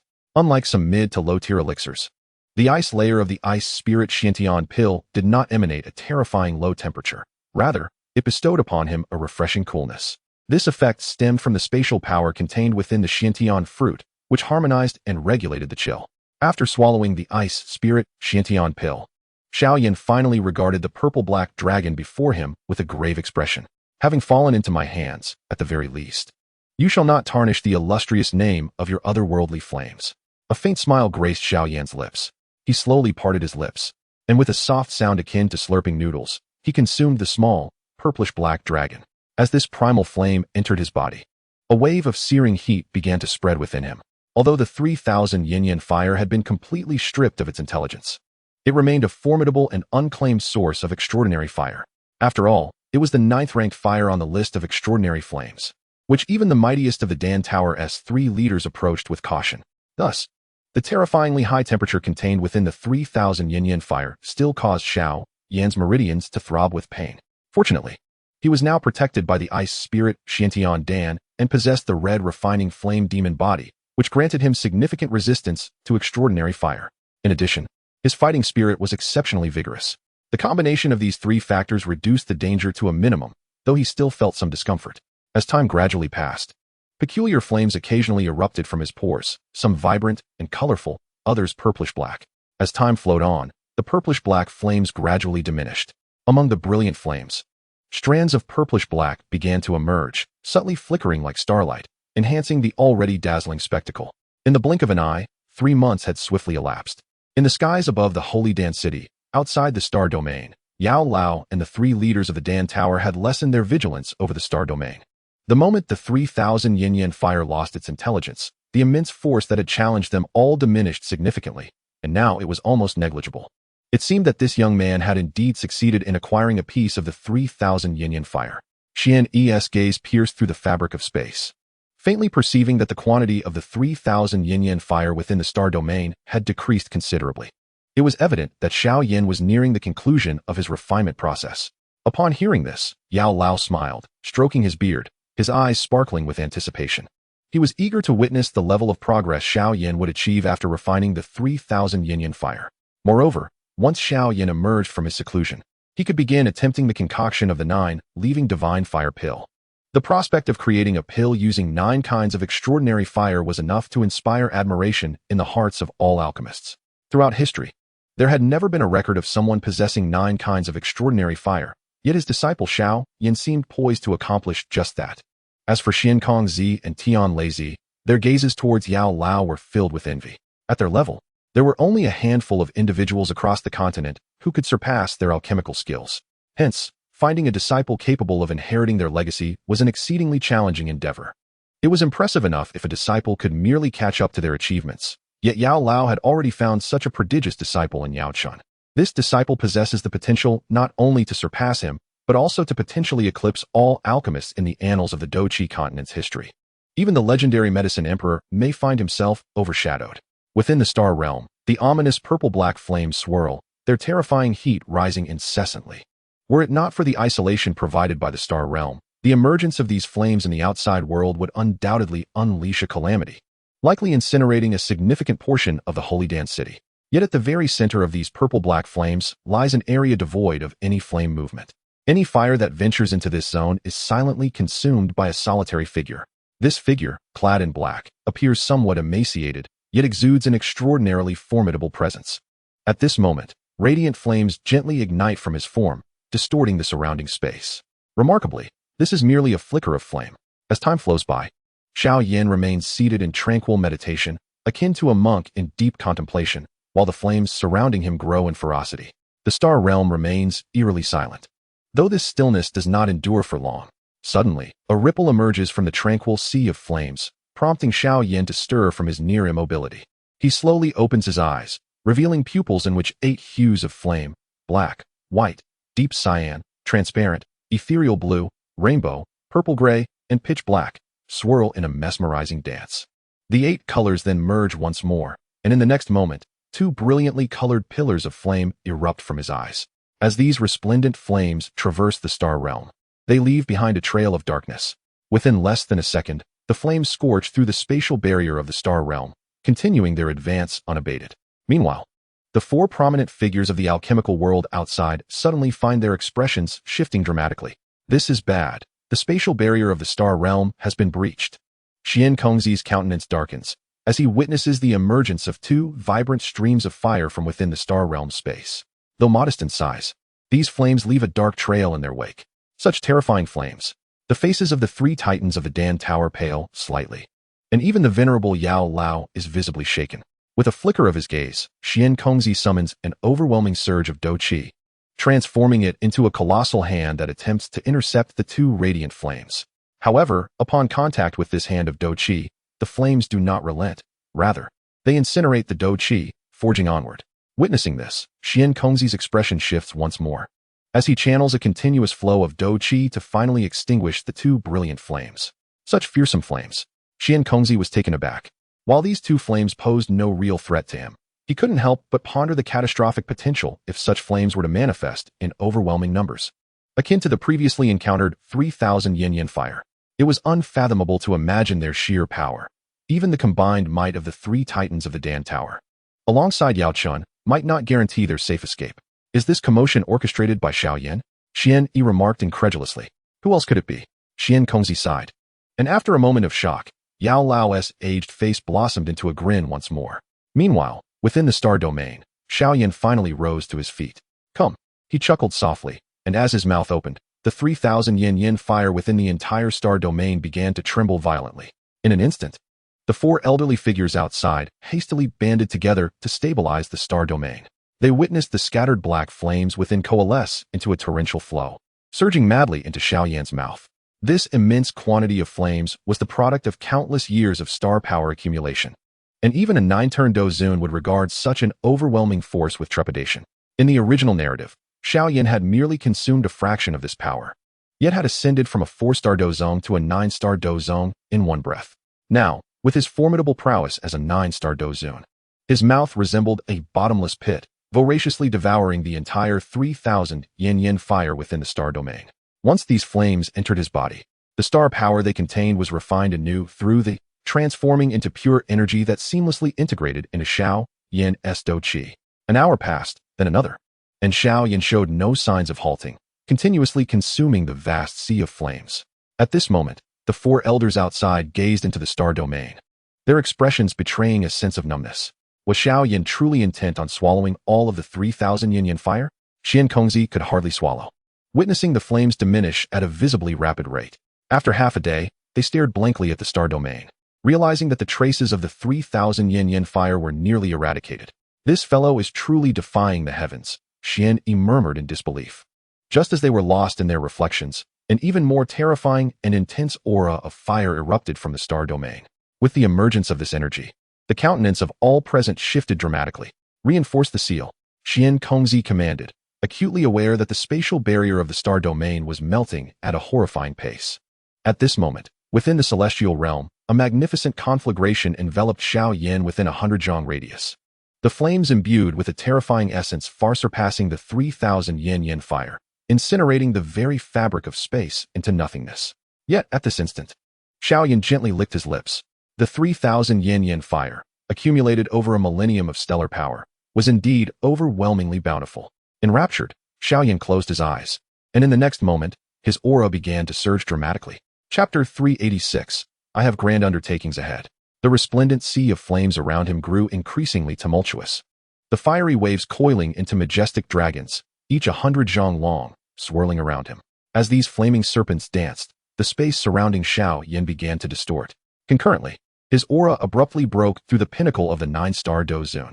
1 transformation of Dou Zun, 2 transformations of Dou Zun, 3 transformations of Dou Zun. His momentum soared ever upward until, upon reaching the 4th transformation, it gradually stabilized. Outside the celestial realm, Yao Lao and the others felt the turbulence within the realm escalate to a fever pitch, the space once again exhibiting signs of melting. Many within the St. Dan city were now sweating lightly, casting exasperated glances at the glaring sun above. What is happening? Why has this infernal weather suddenly become so scorching? After about an hour of this relentless heat, Yao Lao and the others finally sensed that the storm within the celestial realm had subsided completely, and their faces lit up with surprise. It seemed that this little fellow had successfully subdued the 3,000 yin fire. With the stillness returning to the celestial realm, Yao Lao could no longer contain his laughter. In response, the 3 titans of the Dan Tower merely nodded in agreement. Their curiosity piqued as they gazed into the celestial space, eager to discern the heights of power Xiao Yan would attain after absorbing the 3,000 yin fire. Meanwhile, on one of the floors of the Dan Tower, Dan Shin stood distractedly, staring blankly at the sky. It had already been 3 months. Why had he not yet emerged? Behind her, Xiao Ying, clad in a black qipao that accentuated her voluptuous curves, looked up at the sky with a furrowed brow, a hint of concern in her elongated, beautiful eyes. Do you think he will be all right, Sister Xiaoying? Dan Shin asked, her small face etched with worry. He should be fine. Even if he cannot refine the 3,000 yin fire, with his current strength, he could at least make a timely escape. Moreover, with Yao Sheng and the 3 titans of the Dan Tower watching over him, there should be no cause for alarm. Xiaoying gently reassured her. I hope so. Dan Shin nodded lightly, just as a sharp crack resonated through the air. Suddenly, a substantial black fissure appeared high in the sky, and from within, a gaping black void emerged. The black void measured only a few meters in size, revealing merely a small dark spot to the naked eye. However, given their current cultivation, the 2 individuals had barely stepped into the realm of the powerful and could indeed perceive the black hole in the sky. The barrier of the star realm has shattered, Dan Shin exclaimed, his peach blossom eyes brimming with tension. In contrast to his anxiety, the 4 elders in the sky wore expressions of eager anticipation. Moments after the spatial barrier of the star realm broke, a striking young man clad in black emerged slowly from within. Who else could it be but Xiao Yan? Yet, the aura emanating from him now instilled an intangible sense of danger in the 3 leaders of the Dan Tower. Although Xiao Yan had previously exuded a similar, albeit faint, sensation, it paled in comparison to the current intensity. Despite the trio being merely a step away from the semi-saint realm, the sight of Xiao Yan evoked a primal fear akin to facing a ferocious beast. How can this be? Xian Yi questioned in confusion. His curiosity piqued as he gazed at Xiao Yan. Xiao Yan, to what level has your cultivation ascended? Upon hearing this, Xian Kongzi and Tian Leizi also directed their attention towards Xiao Yan, while Yao Lao fixed his gaze on him without blinking. At present, even the level of Xiao Yan's cultivation rendered their perceptions exceedingly blurry. What realm? Xiao Yan replied with a slight smile, feeling the vast energy within him, and could not help but softly utter 4 words. For transitions of Dou Zun. Upon hearing this, the 3 leaders of the Dan Tower collectively inhaled sharply, and even Yao Lao's pupils constricted slightly, quickly transforming into a broad grin. In just 3 months, achieving 4 transitions at the Dou Zun level was an astonishing speed, faster than riding a rocket. One must understand that advancing from Dou Zun to semi-saint stage requires compressing the cultivation amassed from Dou Shi to the pinnacle of Dou Zun to its utmost limits before refilling the Dou Qi. While this process of refilling is somewhat easier than starting from scratch to reach Dou Zun, many still require decades, if not a century, to elevate even a single transition. The 3 leaders of the Dan Tower were already considered exceptionally gifted and formidable among their peers. Even so, each transition they achieved demanded around 10 years of arduous effort. Yet, Xiao Yan had managed to elevate 4 transitions in a mere 3 months. Monstrous! You are simply a freak. Xian could not help but exclaim. This lad is beyond human, Xian Kongzi added, unable to restrain himself. Only Yao Lao, at that moment, smiled with a near-manic glee. For Xiao Yan, the astonishment of the 3 was of little consequence. What the trio witnessed was merely an enhancement of his competitive spirit. They had yet to perceive Xiao Yan's advancements in other domains. After all, those latent abilities, if not deliberately revealed, remain imperceptible to others. For instance, Xiao Yan's scarlet refinement flame demon body has finally been tempered to the 9th transformation. Although the initial phase did not undergo the refinement of exotic flames, the formidable effects derived from the accumulation of such flames have nonetheless elevated his physical form to a staggering level. At the very least, Xiao Yan now feels that, beneath the threshold of semi-saint, he possesses sufficient physical strength to ensure his own survival. Moreover, his burning technique has evolved to a mid-tier celestial level. With his current prowess and the status of his burning technique, the assistance he could derive from exotic flames ranked lower than the top 10 on the exotic flame list has diminished considerably. For instance, should he devour the bone spirit cold fire from Master Yao, it would only enhance him by 1 or 2 transformations at most, offering scant improvement to his burning technique. However, a mid-tier celestial burning technique would suffice even if Xiao Yan were to advance to the Dou Saint level, though he finds it unnecessary at present. Yet, the true catalyst behind Xiao Yan's significant power augmentation is not the burning technique or his physicality, but rather his exotic flames. At this juncture, after merging 8 types of exotic flames, Xiao Yan's flames have ascended to a profoundly terrifying echelon. He is confident that he can surpass any exotic flame ranked below the top 5 on the list, and though the 5th-ranked soul flame is indeed formidable, it may not compare to his fused exotic flames. While still inferior to the purifying lotus demonic flame, he believes he could at least contend with the 4th-ranked Golden Emperor's burning heaven flame. At the thought of the Golden Emperor's burning heaven flame, he is suddenly reminded of the ancient clan girl he encountered long ago. Once I break through to the semi-saint level and prepare to confront the tribulation of the Dou Saint, I must pay a visit to the ancient clan and seek out this gu sooner. A sense of nostalgia washes over Xiao Yan. Many of the women from my previous life, whom I met in the original narrative, have now forged connections with me, even if not of a romantic nature. Our relationships remain amicable. Yet, that girl I was meant to encounter in Wu-Ten City has not exchanged a single word with me. If we cannot meet, it will ultimately be a regret. As he contemplates this, an invisible flame quietly rises from his lower abdomen. Oh no, Xiao Yan's expression shifts slightly. The side effects of the 3,000 yin-yan flames still persist to some extent. He is not yet capable of disregarding them entirely. With this thought in mind, Xiao Yan subtly turns to face Master Yao and the 3 esteemed leaders of the Dan Tower. Master, esteemed seniors, I have some matters to attend to and cannot remain with you for the time being. Once I have concluded my tasks, I shall return for a visit, he declares, before swiftly ascending toward a certain floor of the Dan Tower. Xiao Yan, Master Yao suddenly calls out to him. Teacher, what is it? Xiao Yan turned to look at Yao Lao. Are you not going to take care of your 9-li divine fire pill? Yao Lao gazed at Xiao Yan with a peculiar expression. Well, teacher, let me finish my tasks before we discuss it. Xiao Yan chuckled awkwardly and turned again towards the direction of the Dan Tower. If it were not for his current profound cultivation, he might have already lost control. Even so, he felt he could not suppress himself for much longer. He might not have many years left. As Xiao Yan pondered, he arrived at the designated floor of the Dan Tower. At that moment, 2 enchanting yet delicate beauties looked at him with concern. Did you succeed?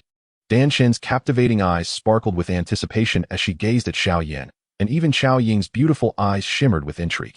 Although their cultivation levels were significantly lower than Xiao Yan's, the overwhelming power of his soul still made them feel that he had grown even stronger. I succeeded. Xiao Yan, with a hint of urgency, wrapped his arms around the slender waists of the 2 women, a gentle smile gracing his face. Come with me. I have something to discuss. What is it? Dan Shen's innocent gaze met Xiao Yan's, causing a sudden pang of guilt to stir within him. This matter was of great importance, and only the girls he trusted the most could be privy to it. His expression turned serious. I will definitely keep it a secret, Dan Shen assured with a solemn nod, and Xiao Ying echoed her sentiment. This made Xiao Yan feel even more remorseful. Yet he still led them to his small courtyard and shielded it with his soul power. Is this what he meant by a significant matter? In the distance, Xian Yi watched as his 2 disciples were whisked away by Xiao Yan, his lips twitching slightly before he cast a fierce glare at Yao Lao beside him. Chapter 387, Gathering Materials. Under Xian Yi's glare, Yao Lao's previously cheerful demeanor froze completely. He had thought Xiao Yan was referring to something of great consequence. But witnessing Xiao Yan embracing the 2 young women and then shielding the courtyard, he realized what Xiao Yan truly intended. That rascal. Yao Lao's lips twitched uncontrollably. Just then, Xian Yi slowly reached out to grab him. What are you doing? Yao Lao regarded Xian Yi with a hint of wariness. What am I doing? Xian Yi sneered. Your disciple is bullying my disciples, so as their master, I must seek vengeance for them. Come, let us go inside. What significant matter is there to discuss? In the tranquil room, Xiao looked at Xiao Yan with curiosity, and even Dan Shen's enchanting gaze was fixed intently upon him. When Xiao Yan declared that this important matter could only be shared with the girls he trusted, their hearts were undoubtedly filled with joy. Xiao Yan pondered internally, yet his expression bore a hint of gravity as he softly spoke. Although I have refined the 3,000 flames, I have unfortunately succumbed to some fire poison. If I cannot expel it, it may adversely affect me. Upon hearing this, the countenances of the two women shifted slightly, revealing a look of concern. How can we eliminate this fire poison? Xiao Yan could not restrain herself from inquiring. An excellent question, Xiao Yan thought to himself, his expression suddenly lightening. In truth, the remedy is not overly complex. If you two assist me, we should be able to dispel this fire poison. Upon hearing this, the two women's expressions softened considerably. What must we do? Just instruct us, Xiao Yan replied softly, yet suddenly her gaze sharpened as if struck by a thought, fixating intently on Xiao Yan. Her mind was quite agile, and she quickly recalled that Xiao Yan was already an 8th-tier alchemist, at the pinnacle of Dou Zun cultivation. If he could not resolve this fire poison himself, what use would it be for two women like them? The only fire poison that could be managed by mere mortals would be of a lesser nature. With this realization, Xiao Yan glanced at Dan Shun beside her and, blushing, shot Xiao Yan an indignant look. Truly, Xiao Yan was remarkable, reacting with such swiftness. Observing her glare, Xiao Yan revealed a charming smile. Meanwhile, Dan Shun, still oblivious, asked innocently, "Do you want us to assist you in refining a pill?" Gazing upon her delicate and innocent visage, a twinge of guilt welled up within Xiao Yan. Dan Shun, we must go. This scoundrel harbors ulterior motives. Unable to contain herself any longer, Xiao Yan seized Dan Shen's hand, intent on leaving the room. But Sister Xiao Yan, we haven't helped elder brother with the poison yet, Dan Shen protested earnestly, still held back by Xiao Yan. You silly girl. Haven't you realized what kind of fire poison he speaks of? Xiao Yan sighed, rubbing her forehead in exasperation. I don't know, Dan Shen replied, shaking her head in confusion. However, studying this fire poison could undoubtedly enhance our future alchemical skills. Isn't it what our teacher often instructs us, to seek the root of things? This is the fundamental belief of an alchemist. Observing the insatiable curiosity reflected on Dan Shen's youthful face, Xiao Yan felt a surge of frustration, her figure heaving with emotion. You foolish girl, despite all this. You still don't comprehend? Xiao Yan lamented, tapping her head lightly. That fire poison can only be dispelled through intimate contact. Now do you understand why he sought us, rather than the esteemed alchemists like our teachers? After being reprimanded by Xiao Yan, Dan Shen's small face first displayed a sense of grievance, which was swiftly replaced by a crimson flush akin to white jade. A hint of panic flickered across her delicate features as she turned her head to glance fearfully at Xiao Yan. At that moment, Xiao Yan felt an overwhelming urge to berate himself for his foolishness in the dead of night. However, the side effects of the 3,000 yen flame had erupted fully. He panted lightly, gazing at the two beautiful women and imploring, "Do you truly intend to turn a blind eye to my suffering? This fire poison is truly unbearable." With that, he deliberately wore a mask of suppressed anguish. Witnessing this scene, both Dan Shun and Xiao Yan felt a slight softening in their hearts. Yet the thought of both of them acting together was something even someone as strong-willed as Xiao Yan found difficult to embrace. After a moment of contemplation, she declared, "We can only leave one person behind." Following this, she exchanged glances with Dan Shun and they both exclaimed in unison, "I will go." Immediately afterward, they awkwardly looked at each other, each blushing slightly as they simultaneously added, "I will stay." In that instant, the two were at a loss as to how to proceed. Just then, two scorching hands encircled their waists. Neither of you is going anywhere." Xiao Yan's wicked laughter echoed throughout the room. Text omitted for brevity. 3 days later, the figures of Yao Lao and Xian Yi once again appeared above Xiao Yan's courtyard. Observing the ever-present soul barrier, Xian Yi furrowed her brow slightly and could not help but voice her concern. It has been 3 days. Why hasn't this fellow emerged yet? Her tone bore a hint of worry. If this continues, it could lead to a dire situation. Fear not, although that lad is lecherous. He treats his women with great care, Yao Lao reassured her, sensing her unease. Upon hearing his comfort, Xian Yi's expression changed abruptly, and she coldly retorted, "I am not worried about those children. I am worried about you." "What is wrong with me?" Yao Lao inquired, puzzled. "Your disciple has been engaged in battle for 3 days and nights without respite, yet you can barely last a day. I truly wonder if you should be called the medicine sage or the empty sage," Xian Yi scoffed, casting a disdainful glance at Yao Lao. Feeling the weight of her gaze, Yao Lao could not help but erupt in anger. "Oh, so you look down upon me, do you? Just wait until I concoct a dragon tiger divine pill and let you see my true prowess." "No need to concoct one. I have one right here. Why not give it a try?" Xian Yi replied with a smile. And at that moment, Yao Lao realized he had fallen into a trap. His expression shifted, and he clasped his waist with a forced smile, saying, "There is no need for that. The Dragon Tiger Divine Pill is a 7th grade elixir. We need not waste it." Heh. With a cold sneer, Xian Yi dismissed the elder Yao and was about to reach out to seize him. However, at that moment, the soul barrier within the small courtyard slowly parted. Observing this scene, the two ceased their bickering and redirected their gazes towards the courtyard. There, Xiao Yan emerged. Clad in black attire, his face adorned with a smile, exuding confidence as he flew forth, showing not a trace of fatigue, but rather an invigorated spirit. Witnessing this, Elder Yao came to the realization of his advancing age. Beside him, Dan Chun and Chao Ying blushed slightly, a lingering hint of shyness evident on their faces. One donned a pristine white gown, while the other was clad in a striking crimson dress, complementing each other beautifully. Beyond their inherent beauty, they now exuded a charm that signified the transition from girlhood to womanhood. This was particularly pronounced in Chao Ying. Xian Yi, however, was not particularly surprised by this. What truly astounded her was the fact that both young women had already reached the pinnacle of the Dou Huang realm. Was it due to the technique in Xiao Yan's hands? Xian Yi pondered softly. Her two disciples were renowned for their alchemical talents. Yet this did not imply that their Dou Qi aptitude was lacking. After all, while a Dou Zong expert might concoct an 8th grade pill, it was utterly impossible for them to forge a 9th grade pill. The reason was simple. The energy and Dou Qi required for alchemy far exceeded what a Dou Zong could endure. Thus, with Dan Shin stepping into the 7th grade, and Chao Ying reaching the pinnacle of the 6th, this merely reflected their achievements in alchemy. In reality, bolstered by their innate talents and the resources of their families, they had already attained the rank of Dou Huang. However, under normal circumstances, both would likely not reach Dou Zong until at least the age of 22. Yet, Xiao Yan had managed to save them approximately 3 years of arduous training in a mere 3 days. Encountering such a figure was indeed a fortuitous event for these two young women. Observing the scene before her, Xian Yi could not help but let out a soft sigh. "You rascal, you claim to be engaged in significant matters. Is this what you consider important?" In the courtyard of the Xingyun Pavilion, Elder Yao glared at Xiao Yan, fuming with indignation. For Xiao Yan's recent endeavors, he had endured considerable ridicule from the 3 leading figures of the Dan Tower.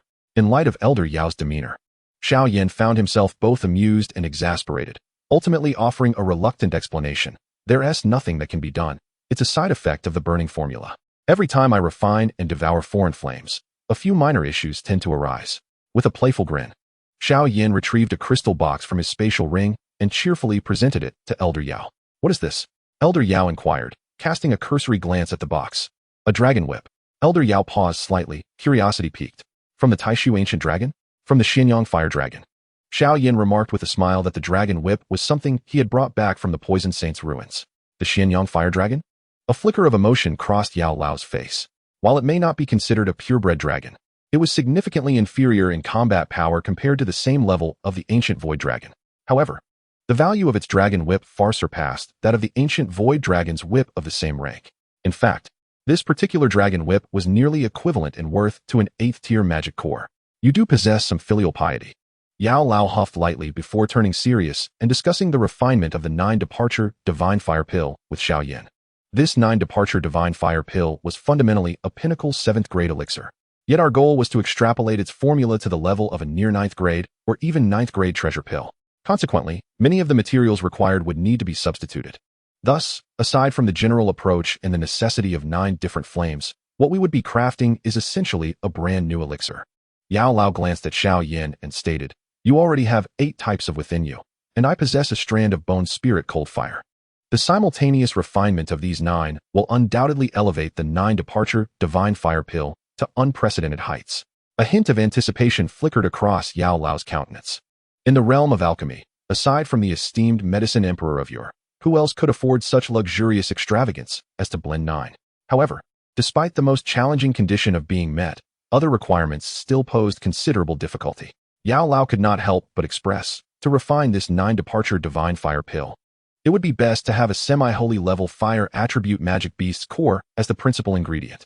Additionally, the Burning Flame True Sun Fruit and the 10,000-year Ice River Grass are also materials I currently lack. Upon hearing Yao Lao's words, a slight twitch appeared at the corners of Xiao Yan's mouth. To use a semi-holy level magic beast's core as the main material, and it must be of fire attribute, was an incredibly daunting task. It was not that he and Yao Lao could not slay a semi-holy level magic beast together. Rather, at such a tier, these beasts had already attained spiritual intelligence. They either concealed themselves in remote mountains and forests or aligned with powerful factions, banding together for protection. Solo encounters were exceedingly rare. At such a level, who wouldn't be acquainted with a monster saint or a battle saint? The reason Xiao Yan was able to slay the purple sky demon python was primarily due to the reputation of the Xiao clan. Its associates dared not intervene. For an ordinary battle saint, the difficulty of defeating such a creature would be monumental. Without the backing of the Xiao clan, Xiao Yan finally experienced the arduousness of venturing forth alone once more. Although the 10,000-year ice river grass is rare, it grows within the ice river valley, and it is likely that the valley would not deny me this favor. Elder Yao spoke softly. The burning flame true yang fruit is indeed born within the burning flame valley, although it is exceptionally precious. Given the relationship between the ancient ancestor of the burning flame valley and the Xiao clan, I believe your personal visit will encounter minimal obstacles. As he spoke, Elder Yao gently pinched his beard, revealing that the real challenge lay in obtaining a herb known as the fiery mysterious sound vine, which, it is feared, can only be found in the Sound Valley of the central continent. Isn't it difficult to deal with the Sound Valley? Xiao Yan could not help but frown. Upon hearing this, a hint of awkwardness crossed Elder Yao's face. I have some past grievances with the valley's master, so it is indeed rather troublesome to ask for it. The master of the Sound Valley? A trace of confusion appeared on Xiao Yan's face as he inquired, "What grievances do you have with the master of the Sound Valley?"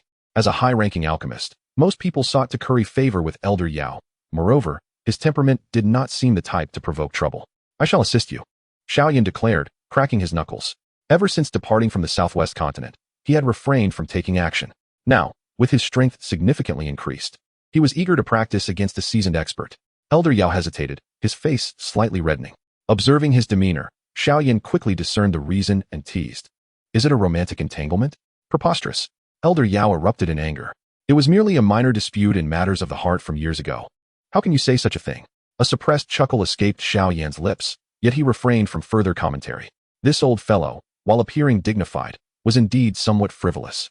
As rumors suggested, he had a complicated relationship with a certain elder from the Flower Sect. "As for the Sound Valley, I cannot assist you further. It must rely on your own efforts," Elder Yao admitted, a hint of embarrassment in his smile. "Though I have some history with that woman, I believe she will not intentionally make things difficult for you." Even as he spoke, he felt a twinge of skepticism toward his own reassurances. "Fear not. If the path is impassable, I shall break through with my fists," Xiao Yan replied, unfazed. "If the Sound Valley refuses to comply, I shall seize it by force." A cold smile graced his face. Seeing Xiao Yan adopt such a brigand-like demeanor, Elder Yao's expression shifted yet again. "No, you absolutely must not resort to violence. Should you do so, we must consider the stance of my esteemed master. I am currently pressed for time and lack the patience for prolonged negotiations." Xiao Yan smiled slightly. Witnessing this, Elder Yao's face grew increasingly grim, ultimately letting out a sigh. "Very well, I shall handle this matter personally. After all these years of grievances, it is time to gain a better understanding."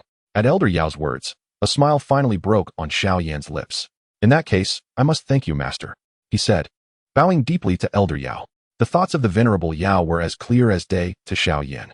He was merely concerned about encountering an old flame and the potential embarrassment that may ensue from unresolved romantic debts. By sending Xiao Yan in his stead, he hoped to evade this awkward reunion, thus placing the burden upon his disciple, a request to which Xiao Yan was decidedly averse. There was no need for such social demise. Furthermore, with his disciple on the verge of 3 palaces and 6 courtyards, while he himself had only a singular public identity as a teacher, it was hardly fitting. Observing the mischievous grin on Xiao Yan's face, Yao could not help but gently press his hand against his waist, lamenting, "Alas, for you, my disciple, I have truly worn myself thin."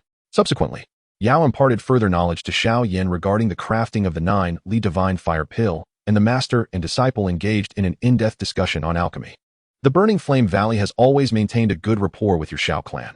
I believe acquiring the true yang fruit should not pose much difficulty for you," Yao stated earnestly.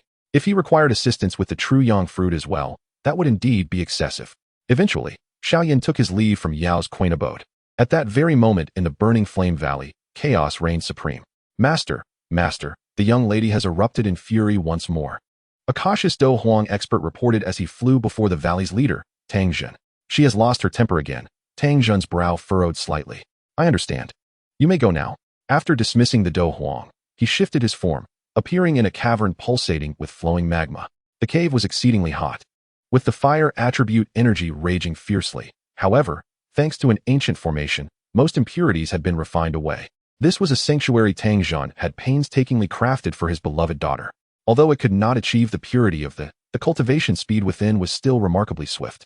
Inside the cavern, a fiery maiden unleashed her prowess, her streams of fighting spirit crashing against the stone walls, causing the cave to tremble. With long, crimson hair and clad in attire as fiery as her spirit, she possessed a fair complexion akin to snow. Her beautiful visage exuded an aura of strength rather than fragility, presenting a strikingly heroic appearance. Noticing the quaking cavern, Tang Zhan furrowed his brow again, extending his hand to gently quell the tremors. At that moment, the young lady seemed to sense something, finally turning her strikingly beautiful yet fierce countenance towards Tang Zhan, revealing a hint of anger in her clear, lovely eyes. "Are you still upset with your father, Hua?" Tang Zhan asked, a wry smile appearing on his face in response to her fierce glare. Upon observing the bittersweet smile etched upon her father's face, the young maiden could not help but display a flicker of compassion on her own visage. Gently shaking her head, she remarked, "Father, I harbor no resentment towards you. I am merely vexed by the commotion those elders are causing." At her words, a glimmer of indignation surfaced on Tang Zhan's countenance. The notion of making Tang Hua a concubine of Xiao Yan had originated from the elder. Yet his conviction was not particularly resolute. As long as the father and daughter duo remained opposed, it seemed likely that the matter would simply fade away. After all, regardless of Xiao Yan's extraordinary prowess, his daughter would merely assume the role of a concubine, with Tang Zhan's formidable strength. Although he might not match Xiao Yan in the future, nor rival the Xiao clan's might, ensuring a life of safety and affluence for his daughter was not an insurmountable challenge. In comparison to his daughter's happiness, how significant was Xiao Yan's power? However, upon learning of this affair, the elders within the Burning Flame Valley were filled with unbridled excitement. Given the relationship between the Burning Flame Valley and the Xiao clan, even the elders were privy to the affairs of such a formidable force. As the foremost power on the Dou-Chi continent, bolstered by the presence of a Dou Emperor, the potential aid from such a terrifying entity held the promise of tremendous enhancement for the Burning Flame Valley. Moreover, Xiao Yan himself was an exceptionally gifted prodigy, and judging by his current performance, he might very well ascend to the ranks of the next Dou Emperor. Even if he did not attain that lofty status, he would undoubtedly emerge as one of the strongest beneath the Dou Emperor, rendering him nearly invincible and securing a position among the upper echelons of the Xiao clan. Such a powerhouse would surpass even the inaugural ancestors of the Burning Flame Valley. If Tang Hua were to become his concubine, winning even a modicum of Xiao Yan's favor would yield boundless benefits for the denizens of the Burning Flame Valley. Consequently, upon receiving this news, the elders began fervently signaling their desires to Tang Zhan, despite his insistence that his daughter was unwilling to serve as a concubine to Xiao Yan, and his allegiance to her stance. Yet the elders remained undeterred, relentlessly extolling Xiao Yan's genius and the myriad advantages of such an arrangement. Ironically, their fervor only fueled Tang Hua's ire, prompting her to nearly confront the elders on several occasions. As these thoughts coursed through her mind, her indignation intensified. "When I ascend to the rank of Dou, I shall surely break these old rascals' legs," she seethed internally. Meanwhile, at that very moment, Xiao Yan had already embarked on his journey to the Burning Flame Valley. Nestled within the fiery mountain range of the southwestern region, the Burning Flame Valley was composed entirely of scorching volcanoes. A sweeping gaze revealed an unvarying expanse of crimson, with some peaks continuously exhaling thick plumes of white smoke, occasionally punctuated by the overflow of molten lava. This place boasts a considerable reputation throughout the Central Plains, attributed not only to the famed Burning Flame Valley but also to its harsh environment that fosters an exceptionally dense concentration of fire attribute energy. This allure has compelled numerous practitioners of fire attribute combat energy to hasten towards this locale. At the heart of the Burning Flame Valley, an imperceptible spatial fluctuation gradually manifested, from which emerged a young man clad in black. "This must be the headquarters of the Burning Flame Valley," he mused, gazing at the endless crimson mountains beneath his feet, a flicker of curiosity igniting in his eyes. The temperature here was significantly higher than that of the outside world, with the vibrant fire attribute energy pulsating restlessly. Those of lesser cultivation would find themselves quite uncomfortable, and prolonged exposure could even pose a danger. Yet for Xiao Yan, the rich fire attribute energy enveloped him in a comforting embrace. It was no wonder that the Burning Flame Valley was ranked among the top 3 valleys. It was rumored that its true strength subtly positioned it at the pinnacle of the trio, especially since, in Xiao Yan's recollection, a venerable Dou saint resided within its confines. As these thoughts coursed through his mind, Xiao Yan's gaze settled upon the mountains beneath. Within his sight, an invisible spatial barrier shielded the terrain. and nestled within this barrier lay a valley that resembled a secluded paradise. With a mere thought, he gently prodded the spatial barrier with his soul energy, causing it to ripple slightly. Fear not, fire. No matter how much these old fools chatter, I shall not allow them to succeed, he reassured. Meanwhile, within the burning flame valley, Tang Jin smirked, affectionately ruffling his daughter's hair.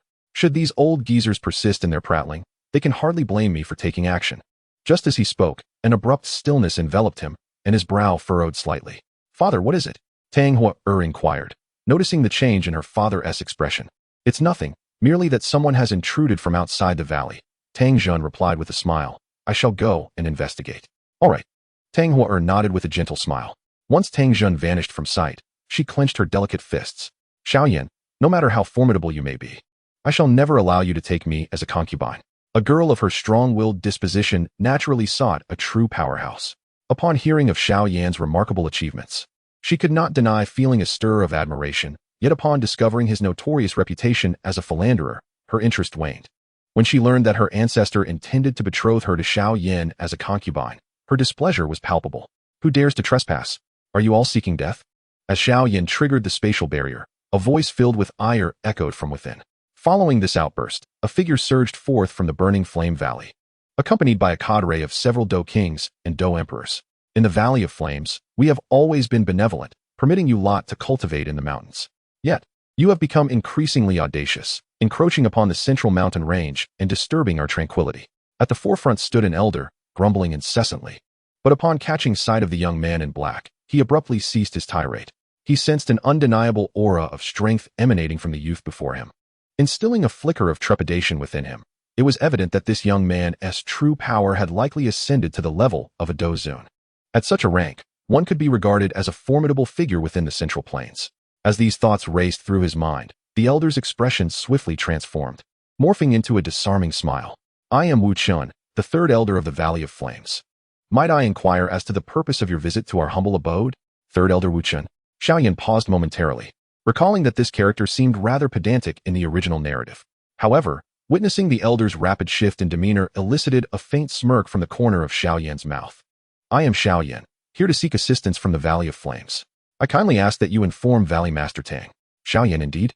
Wu Chen's initially jovial expression suddenly stiffened. You are Xiao Yan, he exclaimed, astonishment evident in his voice. Indeed, is there an issue? Xiao Yan inquired, bemusement evident in his tone. No issue at all. Wu Chen's face now radiated warmth, evolving from mere politeness to overt enthusiasm, even tinged with a hint of flattery. Please, esteemed guest, wait a moment while I notify the Valley Master. With a smile, he turned to retreat into the Valley of Flames. However, at that moment, a cold voice resonated behind him. No need to notify. I have arrived. Wu Chen's body stiffened slightly as he turned to behold a formidable figure clad in a crimson robe standing behind him. Valley Master. Wu Chen initially reacted with surprise, followed by an exuberant laugh. The esteemed guest has arrived. The esteemed guest has arrived. Meanwhile, Tang Jun's expression darkened considerably, and Xiao Yan wore a befuddled look, perplexed as to how he suddenly became the Valley Master's esteemed guest without having done anything to warrant such a title. Tang Jun, after a deep breath, gradually regained his composure upon seeing Xiao Yan. He understood that under no circumstances should he provoke Xiao Yan. With this thought in mind, he finally spoke. Might I ask, esteemed young brother Xiao Yan, what brings you to our Valley of Flames? Chapter 389. If you're unwilling, then depart. In response to Tang Jun's inquiry, Xiao Yan pondered for a moment before replying. To be forthright, Valley Master Tang, I require a specific medicinal pill and need a true yang fruit, a specialty of the Valley of Flames. Might you be able to provide one? If you are willing, I can offer something in exchange that you desire. A smile graced Xiao Yan's face. The true sun fruit of the burning flame is a paramount treasure among fire-attributed heavenly materials, born from the ancient spirit tree known as the burning flame ancient tree. Although this tree does not rival the first-rate Bodhi ancient tree, it remains an exceptionally precious and powerful spiritual plant. It thrives directly in magma, capable of absorbing and purifying the rampant energy of fire. The true sun fruit is the result of a century's worth of accumulation from this ancient tree. Not only does this fruit possess immense pure energy, capable of elevating a novice Dou Zun's cultivation by a star, but it also refines fighting spirit. Upon ingestion, the fighting spirit becomes even more pure and concentrated. One could assert that the value of a single true sun fruit is undoubtedly comparable to that of an 8th-grade medicinal pill. Upon hearing that Xiao Yan was not there to seek his daughter, Tang Jun let out a slight sigh of relief, yet his expression soon turned grave. After all, the true Sun Fruit is one of the treasured gems of the Burning Flame Valley. Even as the Valley Master, he lacked unilateral authority. Although Tang Jun held the title of Valley Master, his strength was not the most formidable. Several predecessors had retired before him, some having passed away, while others remained in seclusion. Additionally, the esteemed Dou Xing ancestor discreetly presided over the valley, necessitating that Tang Jun engage in discussions for many crucial decisions. As these thoughts traversed his mind, Tang Jun's gaze slowly fell upon Xiao Yan, and he nodded lightly, saying, "The true Sun Fruit is a precious treasure of our Burning Flame Valley. Even I, as the Valley Master, must seek consensus before bestowing it upon you. However, considering your capabilities and the relationship between the Burning Flame Valley and the Xiao clan, there should be no significant obstacles in your path. With that in mind, please accompany me to the Burning Flame Valley for some tea." Upon hearing Tang Jun's words, Xiao Yan nodded slightly. The true Sun Fruit indeed held immense value. Yet, given the relationship between the Xiao clan and the Burning Flame Valley, it was likely that the valley's members would raise no objections. Shortly thereafter, Tang Jun casually opened a spatial barrier, inviting Xiao Yan into the Burning Flame Valley as a guest. However, Elder Wu, observing this exchange, revealed a contemplative expression. Inside the conference hall of the Burning Flame Valley, Tang Jun first brewed a pot of the valley's specialty tea for Xiao Yan, then instructed a nearby Dou Huang attendant. "Summon all the elders who are not in seclusion. I have matters to discuss with them." "Yes, Valley Master." The attendant replied with a nod before swiftly departing the hall to gather the elders. Meanwhile, Elder Wu, having observed this scene, pondered for a moment before quietly instructing the Burning Flame Valley guards beside him, leading to their discreet withdrawal. Tang Jun, casting an inadvertent glance at Elder Wu in the corner, furrowed his brow slightly, feeling an inexplicable sense of unease. In response, Elder Wu merely smiled faintly, his expression exuding sincerity. Shortly thereafter, the 9 esteemed Dozong elders of the Burning Flame Valley soared into the air, offering their respects to Tang Jun before their gazes settled upon Xiao Yan. "Ah, esteemed Valley Master, this young man is the future son-in-law of our Burning Flame Valley. The extraordinary talent known as Xiao Yan, is he not?" The Grand Elder of the Burning Flame Valley felt a jolt of trepidation upon beholding Xiao Yan. The aura radiating from Xiao Yan sent shivers through him. Although he could not ascertain the depth of the young man's strength, it was undoubtedly greater than that of Tang Jun, the Valley Master. Truly, he was a prodigy capable of resounding fame throughout the central continent. The Grand Elder's heart soon ignited with fervor. Such a genius would undoubtedly ascend to the pinnacle of existence, and should Heir become his concubine, the Burning Flame Valley would surely bask in the glow of his brilliance in the future. With these thoughts swirling in his mind, a more exuberant smile graced the Grand Elder's face. Meanwhile, Tang Jun's countenance darkened upon hearing the title. In an instant, he comprehended the Third Elder's prior decision to dismiss the guards. "This old fellow, once Xiao Yan departs, I shall thoroughly discipline him," Tang Jun seethed inwardly. Though with Xiao Yan present, he refrained from expressing his fury for the sake of the Burning Flame Valley's reputation. Xiao Yan, upon hearing the term son-in-law, was utterly bewildered. "Why does everyone from the Burning Flame Valley address me as son-in-law? What on earth is going on?" He felt a sense of dissatisfaction, thinking, "If you insist on calling me son-in-law, at least bring the lady to me first." At that moment, Tang Jun took the initiative to speak. "Esteemed elders, our young friend Xiao Yan has come to our Burning Flame Valley to seek the burning true yang fruit. This fruit is indeed a treasured possession of our valley. Hence I wish to discuss this matter with you all. Given Xiao Yan's remarkable aptitude and the relationship between our Burning Flame Valley and the Xiao clan, I trust there will be no objections. Furthermore, Xiao Yan has graciously offered to exchange treasures. Should you find anything lacking in the valley, please feel free to voice your needs." He cast a knowing glance at Xiao Yan, adding, "I believe that as long as your conditions are not excessively demanding, our young friend will be more than willing to comply." In response, Xiao Yan nodded with a gentle smile, addressing the elders of the Burning Flame Valley. "I am aware that the burning true yang fruit is a significant treasure of your esteemed valley. If there are any needs, I, Xiao Yan, am prepared to provide treasures in exchange." In his heart, Xiao Yan believed that acquiring the burning true yang fruit would not pose too great an obstacle. However, upon uttering these words, the elders of the Burning Flame Valley shook their heads with faint smiles, each one dismissively stating, "We desire no treasures."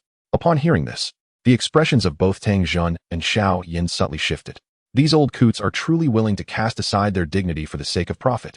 Tang Jun inwardly cursed, while Xiao Yan directly voiced his thoughts. "It appears, esteemed elders, that you have no intention of engaging in a transaction with me." His tone was laced with a hint of coldness. These aged individuals were merely at the Dozong level, With his current strength, he could effortlessly unleash a strand of, reducing them to ashes. Even if all 9 of them were to unite, they would still be no match for him. Having been so courteous in his dealings with these old men, their refusal was unexpected. If they truly failed to recognize his magnanimity, he would not hesitate to seize what he desired by force. A glimmer of frostiness danced in Xiao Yan's eyes. The Lord of the Emperor's son had never been a benevolent figure. Since they declined his offer, he contemplated serving them a bitter draught to temper their arrogance. However, before he could articulate his thoughts, the Grand Elder interjected. "Ah, my dear son-in-law, you have misunderstood. What we mean is that we wish to present this burning flame true sun fruit to you." The other elders nodded in agreement. Upon hearing this, the coldness on Xiao Yan's face transformed into confusion. Why were the people of Burning Flame Valley being so accommodating?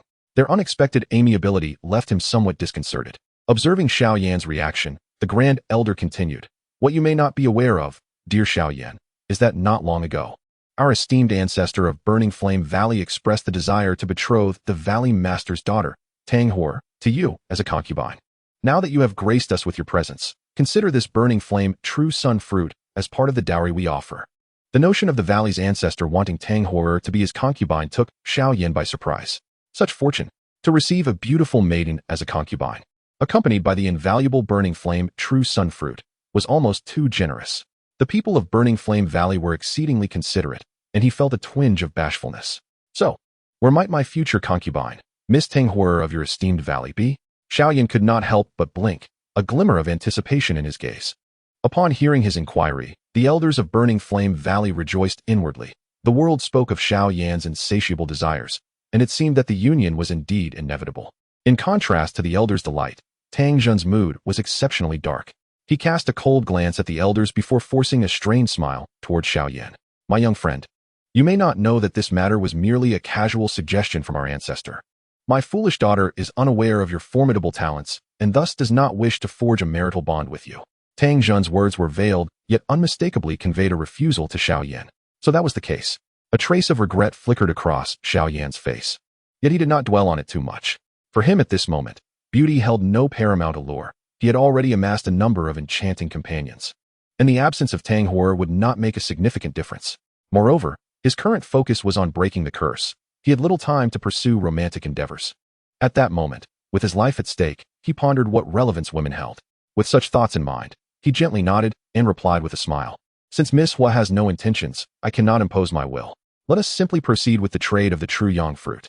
Upon hearing Xiao Yan's words, Tang Zhen finally exhaled slowly, his gaze toward Xiao Yan filled with gratitude as he said, "In that case, I must express my sincere thanks on behalf of my daughter for your understanding."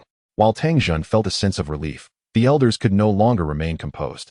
Master, this cannot be. Xiao Yan and Miss Hua are a perfect match," one elder exclaimed. "Indeed, if we miss this opportunity today, where shall we find such a fine son-in-law in the future?" The chorus of elders clamored, pressing Tang Zhen for a decision. "Silence!" Tang Zhen finally roared, his voice resonating with immense pressure, causing the weaker 8th and 9th elders to pale. "Whom my daughter marries is not for you to dictate." His expression turned cold as he surveyed the elders, his usually calm demeanor now tinged with a hint of malice. "If you covet Xiao Yan's talents, then marry off your own daughters and granddaughters. My daughter will not be a pawn for your gain. Should I hear of any further schemes to barter my daughter for profit, I will show no mercy." Seeing Tang Zhen's fury, the elders fell silent. They could clearly perceive the menace in his gaze. Though reluctant, they chose to remain quiet. Yet this silence was short-lived, disrupted by a venerable voice. "Tang Zhen, this matter is mine to decide. Do you have any objections to my intentions?" As he spoke, the air in the hall shimmered slightly, and an elderly figure clad in a crimson robe materialized. His hair, and even his eyebrows were a fiery red. With his arrival, all present in the hall adopted an air of reverence. Ancestor! The elders bowed deeply, while Tang Zhen, momentarily taken aback, reluctantly addressed him as ancestor. This individual was none other than the sole Dou Sheng powerhouse in the Burning Flame Valley, known as the Fire Cloud Ancestor. The Fire Cloud Ancestor cast a detached glance over the assembly, his gaze eventually lingering on Xiao Yan before narrowing slightly. The aura of a 4-star Dou Zun emanating from Xiao Yan was impossible to conceal from a Dou Sheng like him. Beyond the astonishing talent that sent a tremor through the Fire Cloud Ancestor's heart, what truly astonished him was the faint aura of danger surrounding Xiao Yan. It was well known that the chasm between Dou Zun and Dou Sheng was as vast as the heavens and the earth. Do not speak of a mere 4-turn Dou Zun. Even a semi-holy strong man would find it impossible to achieve such an outcome before a 2-star Dou Sheng. What, Xiao Yan? Are you dissatisfied with the concubine I have arranged for you? The venerable fire cloud ancestor smiled gently at Xiao Yan, saying, given the relationship between the Burning Flame Valley and the Xiao clan, are you truly not pleased with our precious gem being bestowed upon you? In response to the fire cloud ancestor's words, Xiao Yan could only manage an awkward smile, lacking any semblance of politeness. Senior, wherefore such words? With a concubine like this, I should be elated. However, since Miss Hua is unwilling, I cannot compel her. He chuckled lightly. Yet, the fire cloud ancestor merely smiled faintly and replied, it matters not. As long as you are willing, Hua shall undoubtedly be your concubine. Merely give your consent. However, just as he finished speaking, another voice interjected with a sharp retort. Ancestor, I am unwilling. As this voice echoed, a girl clad in fiery red burst into the chamber. The girl was tall and graceful. Her slender waist adorned with a dark red whip that accentuated her alluring figure. Her oval face was exquisite, yet the arched brows held a hint of boldness. And paired with her vibrant attire, she exuded a striking presence. The girl's discontent did not elicit any response from the fire cloud ancestor, who coldly stated, if you are unwilling, then leave the Burning Flame Valley. Chapter 390, The Ancient Fire Dragon Lizard. The ancestor's words plunged the entire hall into a profound silence. Within this stillness, Tang Zhen's expression fluctuated ominously, while the fire cloud ancestor remained impassive. Tang Hua, momentarily taken aback, then revealed a countenance of indignation, her beautiful eyes reddened. Meanwhile, Xiao Yan felt a tinge of embarrassment at the unfolding situation. Ancestor, is currying favor with the Xiao clan truly that significant to you? Tang Hua's eyes brimmed with tears. Throughout her life in the Burning Flame Valley, she had been treated like a princess. Not only was she adored by Tang Zhen, but even the fire cloud ancestor had shown her considerable affection, granting her every wish. Yet, the ancestor's indifference today sent a chill through her heart. Leave the Burning Flame Valley. These 5 words, seemingly casual, were laden with coldness. They implied that should she refuse, her ties to the Burning Flame Valley would be severed, and she would no longer be recognized as one of their own. Despite her anger towards their actions, the Burning Flame Valley was her home, the only place she had known since childhood. Without it, she was uncertain of where to turn. The fire cloud ancestor disregarded the expressions of those around him, directing his gaze at Tang Hua, speaking coldly. From childhood, everyone in the Burning Flame Valley has cherished and revered you. The finest resources have been at your disposal, shaping the person you are today. However, having benefited from the valley, do not forget the responsibilities that accompany such blessings. Is there any aspect in which Xiao Yan, with his exceptional talent, is unworthy of you? Tang Hua fell into silence, and at this moment, Tang Zhen found himself at a loss for words. Indeed, Tang Hua had achieved the level of Dou Zong at such a young age, not only due to her exceptional talent, but also thanks to the abundant resources provided by the Burning Flame Valley. Without these resources, her accomplishments might have been limited to that of a Dou Wang at best. However, the prospect of becoming a concubine for someone else was something she could not accept under any circumstances. At that moment, Xiao Yan awkwardly spoke up, Elder. While Miss Hua is indeed remarkable, if she is unwilling, there is no need to compel her into such a situation, is there? He chuckled lightly as he continued. Though I, Xiao Yan, may have an eye for beauty, I am not one to resort to coercion. If Miss Hua does not wish for this arrangement, then let it be. Even without this connection, the Xiao clan and the Burning Flame Valley have long-standing ties, do they not? Upon hearing his words, Tang Zhen's expression turned complex, while a hint of disappointment appeared on the faces of the elders. Xiao Yan's statement made it clear that although he found Tang Hua intriguing, his interest was not profound enough to warrant such a relationship. His open rejection effectively negated any potential bond. The thought of losing a formidable ally in the future weighed heavily upon their hearts. Meanwhile, Tang Hua, upon hearing Xiao Yan's words, was momentarily taken aback. Her gaze fixed on the young man in black, who could so easily converse with her esteemed ancestor. He possessed a handsome visage and an impressive demeanor, his strength and talent unparalleled among his peers. Such a person would typically embody her ideal type. However, his reputation as a womanizer, with numerous wives and concubines, was intolerable to someone as straightforward as her. Yet, as she processed Xiao Yan's sentiments, a flicker of disappointment surged within her. It seemed that his interest in her was not as significant as she had hoped. Perhaps, I have been overly sentimental. A bitter smile crept onto Tang Hua's lips, leaving her uncertain whether to feel joy or sorrow over Xiao Yan's remarks. While many shared these sentiments, the venerable Fire Cloud elder paid no heed to their thoughts. Casting a glance at Xiao Yan, he stated indifferently, No, if you do not take Hua as your own, then do not even think about obtaining the Burning Flame, True Yang fruit. This declaration stunned everyone once more, and Tang Zhen's voice was laced with anger. "Elder!" he exclaimed softly, only to be sent flying by a casual wave of the Fire Cloud Elder's hand, blood seeping from the corner of his mouth. "Speak no further, and your position as Valley Master will be forfeit." The Elder's cold snort underscored that the true authority of the Burning Flame Valley resided with him, a formidable Dosheng. "Dad!" Tang Hor gasped, unable to suppress her exclamation upon witnessing Tang Zhen being struck down. Meanwhile, Xiao Yan furrowed his brow slightly at the unfolding scene. Listening to the words of Elder Huiyun, it seems that if I do not include your Tang Hor in my harem, I shall never obtain the true Sunfire fruit. Elder Huiyun nodded, a faint smile finally gracing his face. Do you think Hor is unworthy? This true Sunfire fruit can only serve as her dowry. Upon hearing this from Elder Huiyun, Xiao Yan's eyes narrowed slightly, but in the blink of an eye, his demeanor shifted dramatically. Old man, have you lost your mind to threaten me? Do you believe that once I ascend to the Dou Saint level, I shall flatten your Burning Flame Valley? At this moment, Xiao Yan's expression was a stark contrast to his usual self. A cold aura enveloped him as he glared icily at Elder Huiyun. Instantly, the Grand Hall fell silent once more, the stillness far surpassing that of moments prior. The elders of Burning Flame Valley were momentarily stunned, quickly lowering their heads, too fearful to face their patriarch's expression. Has Xiao Yan gone mad? How dare he speak to the elder in such a manner? These elders, now hesitant to meet Elder Huiyun's gaze, were not alone. Tang Zhen and Tang Hoi stood beside them, equally astonished, their eyes reflecting sheer disbelief. Even if he is the prodigal heir of the Xiao clan, the venerable Elder Huiyun is a genuine Dou Saint. How could he dare? Yet, amidst the astonishment of those around him, Xiao Yan remained unfazed, his displeasure directed solely at Elder Huiyun. Such coercive marriage tactics are truly devoid of meaning. Beyond this, another source of Xiao Yan's ire lay with the true Sunfire fruit. The quest for a mere fruit has become a convoluted affair. The people of Burning Flame Valley are exceedingly tedious. As for Elder Huiyun daring to act against him, Xiao Yan surmised that the elder would not possess the audacity.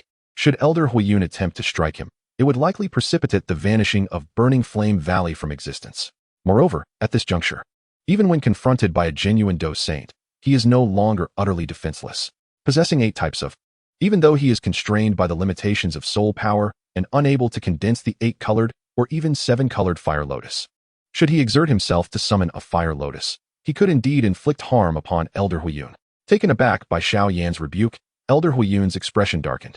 You, young one, are exceedingly disrespectful. Even your grandfather, Xiao Lin, would not dare to speak thusly in my presence, yet you have the audacity to do so. Elder Huiyun's eyes narrowed slightly, revealing a glimmer of icy malice, akin to a ferocious beast fixating on Xiao Yan. The unrestrained pressure of a Dou Saint radiated from him, causing the entire hall to echo with the sounds of kneeling. The overwhelming pressure of a Dou Saint is akin to the very heavens, and when it bore down upon these elders, their faces turned pale, and they all collapsed to the ground, trembling slightly. In comparison to a Dou Saint, a Douzong is merely a stronger ant. Tang Hoi, without exception, knelt down, and even Tang Zhen, after a moment of perseverance, succumbed to the same fate. Even a Dou Zun was insignificant in the presence of a Dou Sheng. Only Xiao Yan remained unyielding, showing no signs of fear, although his expression grew solemn. I respect you as a senior and wish to negotiate amicably. You, old man, had better not be ungrateful. Unfazed, Xiao Yan let out a cold laugh, meeting the gaze of the Fire Cloud ancestor without flinching. The two exchanged glances, each imbued with terrifying sharpness, casting an oppressive atmosphere over the Grand Hall. Ha ha ha ha, splendid. As expected of the descendant of Xian Emperor Xiao Xian, such audacity is quite commendable, the Fire Cloud ancestor exclaimed, breaking the previously tense silence after what felt like an eternity of staring. Since you are unwilling to marry Hoyer, I shall no longer press the issue. The ancestor's demeanor shifted from coldness to a hint of a smile, and with a wave of his hand, he gestured for the kneeling crowd to rise. His gaze swept over the elders, and he spoke with a measured tone. Remember, we of the Burning Flame Valley have always thrived through self-reliance. Our ancestor, the Burning Flame Elder, achieved greatness alongside the Xian Emperor not by seeking external aid. While external resources may offer convenience, do not forget your original intent. You, who were once outstanding disciples of the Burning Flame Valley, have become complacent after attaining the status of elders. Over the years, none have managed to reach the level of Dou Zun. Are you not ashamed? Upon hearing the ancestor's reprimand, the elders were momentarily taken aback before hastily bowing their heads in agreement. Observing this scene, a trace of disappointment flickered across the Fire Cloud ancestor's face. These elders had long lost their ambition, dulled by power and position. Without fortune, they might never ascend to Dou Zun in this lifetime. Contemplating this, he turned his gaze back to Tang Jun and his daughter. Since you two are reluctant, I shall not impose further. Although this may deprive you of certain advantages, true strength is not bestowed by others. He then addressed Huor. After this, you should attempt to refine the Nine-Dragon Thunder Fire. If you do not wish to be a concubine for this lad, strive to break through to Dou Zun or even Dou Sheng on your own. Finally, his gaze landed on Xiao Yan, a smile gracing his features. Young man, since you do not wish to marry my Huor, I shall not force you. The esteemed young master of the Xiao clan. However, under these circumstances, the burning flame True Yang fruit can no longer be freely given to you. Xiao Yan's face brightened with a warm smile as he replied, Earlier, I was merely jesting with you. Esteemed elder, please do not take it to heart. As long as the Burning Flame Valley is willing to offer the Burning Flame True Yang fruit, I am more than willing to exchange it for treasures. This favor I shall remember in the future. Upon hearing this, the venerable Fire Cloud ancestor merely chuckled and shook his head, a hint of mockery curling at the corners of his mouth. Since you have offended me, the True Yang fruit of fire and flame shall not be easily acquired by you. You must first undergo my trials to earn it. Trials? Xiao Yan couldn't help but furrow his brow. Why did this old codger from the Valley of Flame have to complicate matters so? However, the Fire Cloud ancestor paid no heed to Xiao Yan's frown, instead softly urging, Follow me. With a wave of his hand, a spatial passage formed effortlessly. He then stepped into it, seemingly unconcerned. Observing this, Xiao Yan felt another twinge of dissatisfaction, yet the thought of the True Yang fruit compelled him to follow suit. Once the two departed, the Grand Hall gradually emerged from the oppressive atmosphere. Several elders exchanged glances, each reflecting a glimmer of disappointment in their eyes. With events unfolding in such a manner, it was evident that the prospect of Tang Hui'er forming a union with the Xiao clan was now dashed. Yet they quickly brushed aside the words of the Fire Cloud ancestor, their hearts still heavy with regret over the lost promising future. Huor, it appears that no one can force you now, Tang Jun remarked, exhaling softly while gazing affectionately at his precious daughter. Daddy, Tang Huor, however, did not share in the joy. Her exquisitely beautiful face was marred by a complex expression. What troubles you? Tang Jun asked, puzzled by his daughter's demeanor. Shouldn't she be elated that the unwanted marriage proposal had been rescinded? Why then did a hint of despondence linger on her face? It's nothing. I intend to refine the Nine-Dragon Thunder Fire and fully inherit the legacy of our Valley of Flame, Tang Huor replied, forcing a smile as she shook her head, though a shadow of melancholy clouded her brow. Meanwhile, Xiao Yan accompanied the Fire Cloud ancestor into a mysterious realm. This space appeared to be connected to a certain location within the Valley of Flame, with torrents of lava flowing in abundance. At the heart of this molten world stood a small tree, scarcely several feet in height. The tree was a deep brown, its leaves resplendent and translucent, radiating a fiery crimson glow. Upon the branches of this diminutive tree hung two black fruits, each the size of a palm. Though the fruits were entirely dark, they bore intricate, fiery red patterns that lent them an air of mystery. Is this the most precious spiritual plant of the Valley of Flame, the ancient flame tree? Xiao Yan's eyes brightened at the sight. The two fruits upon the tree were undoubtedly the True Yang fruits. Haha, do not rejoice too soon. The Fire Cloud ancestor remarked coldly, observing Xiao Yan's exuberance. First, let us see the trial I have prepared for you.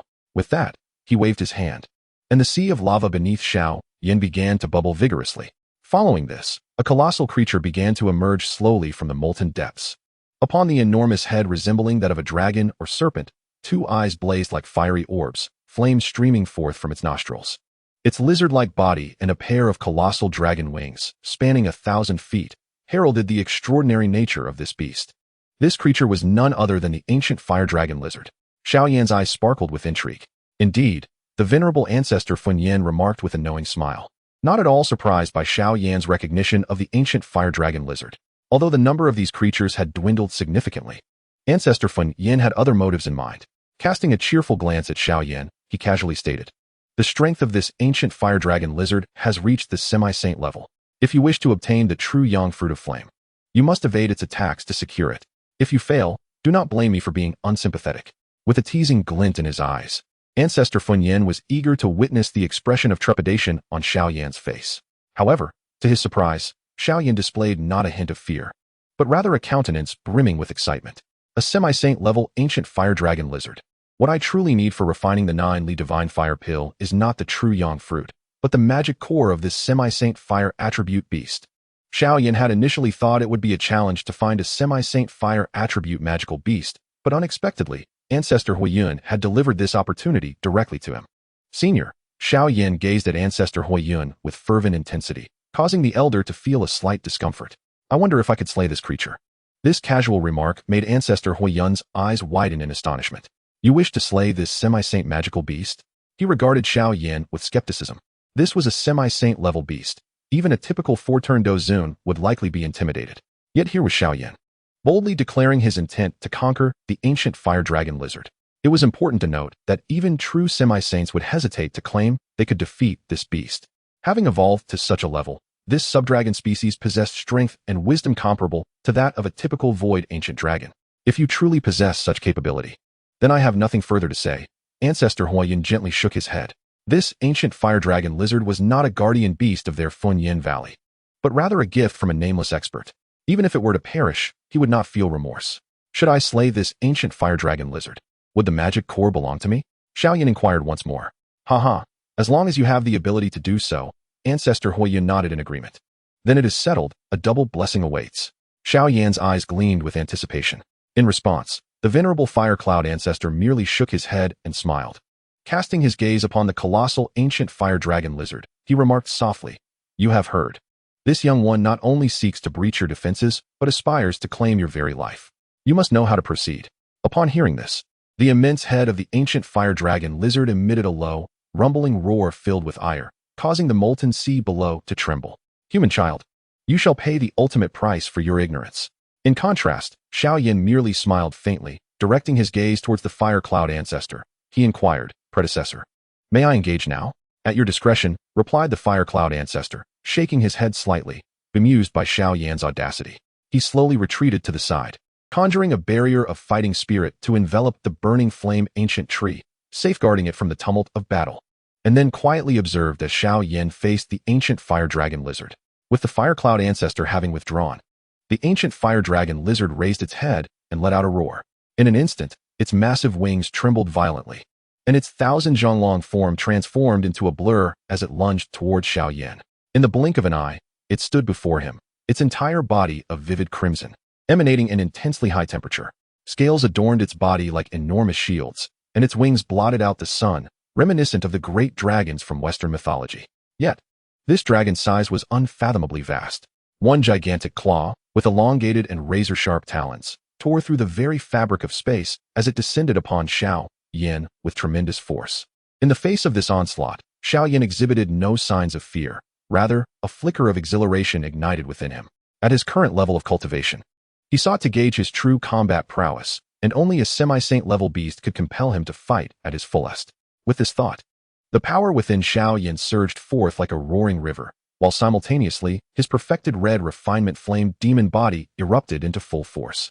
In an instant, torrents of fighting spirit and immense physical strength converged upon his fist, and he struck fiercely against the massive claw of the ancient fire dragon lizard.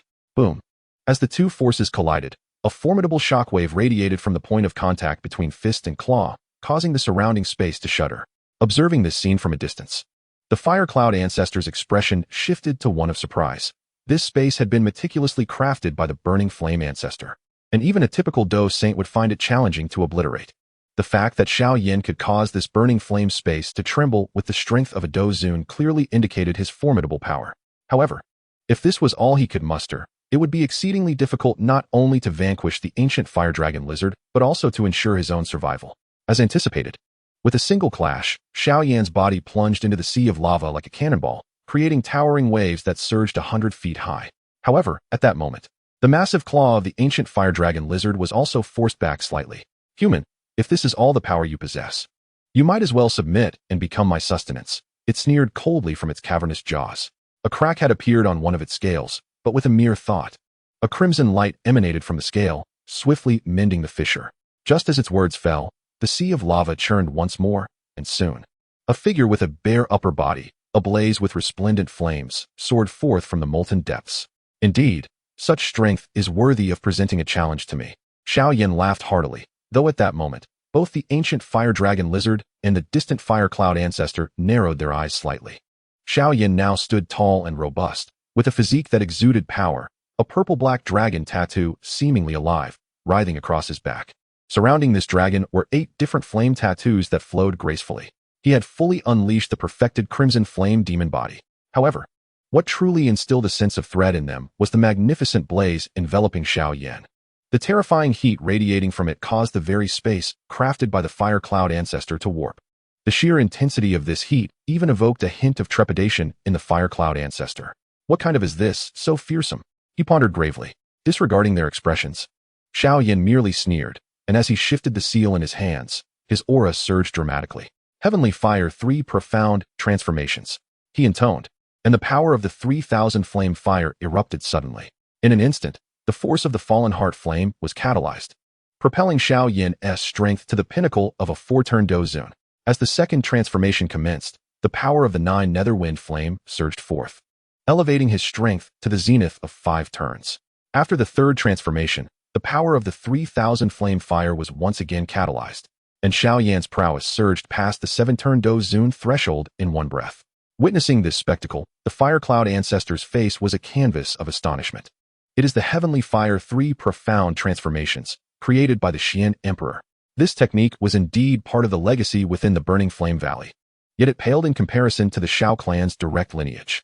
Moreover, within the Burning Flame Valley, only the 9-dragon Thunderfire existed as a, and only Tang Jun could truly harness its power. Xiao Yan, already at the 4-turn Dou Zun level, could only expect a modest enhancement of 1 turn even with the 9-dragon Thunderfire. Clearly, the number at his disposal was not insignificant, and their quality was exceptionally high. As he beheld the scene, the ancient fire dragon lizard's pupils narrowed slightly. It did not afford Xiao Yan the opportunity to elevate his strength further. With a swift motion, it lunged toward him. Its massive tail transformed into a long whip, striking fiercely at Xiao Yan. Unfazed, Xiao Yan maintained his composure, his feet aglow with 5-colored lightning, evading the attack with a speed that surpassed even that of the tail. At that moment, a complex and arcane ancient pattern slowly manifested upon his forehead. With the emergence of this ancient emblem, Xiao Yan's aura surged once more, culminating in a breakthrough to the 8th transformation Dou Zun, at which point it finally stabilized. In a mere instant, his power escalated from the 4th transformation Dou Zun to the 8th, a spectacle that left both the Fire Cloud ancestor and the ancient fire dragon lizard momentarily astonished. Human, do not rejoice too soon. Even with your 8th transformation Dou Zun cultivation, you remain inconsequential before a semi-holy. The ancient fire dragon lizard roared, charging at Xiao Yan once more. In their subsequent clash, Xiao Yan was indeed pushed back several paces, yet the lizard's claws were also forced to retreat. What infuriated it further was the fact that its once impenetrable scales had been shattered completely. Curse that wretched human. I shall end your life. The ancient fire dragon lizard, imbued with murderous intent and an unrecognized hint of fear, pressed on in its assault against Xiao Yan. However, Xiao Yan remained undisturbed, nodding with mild satisfaction.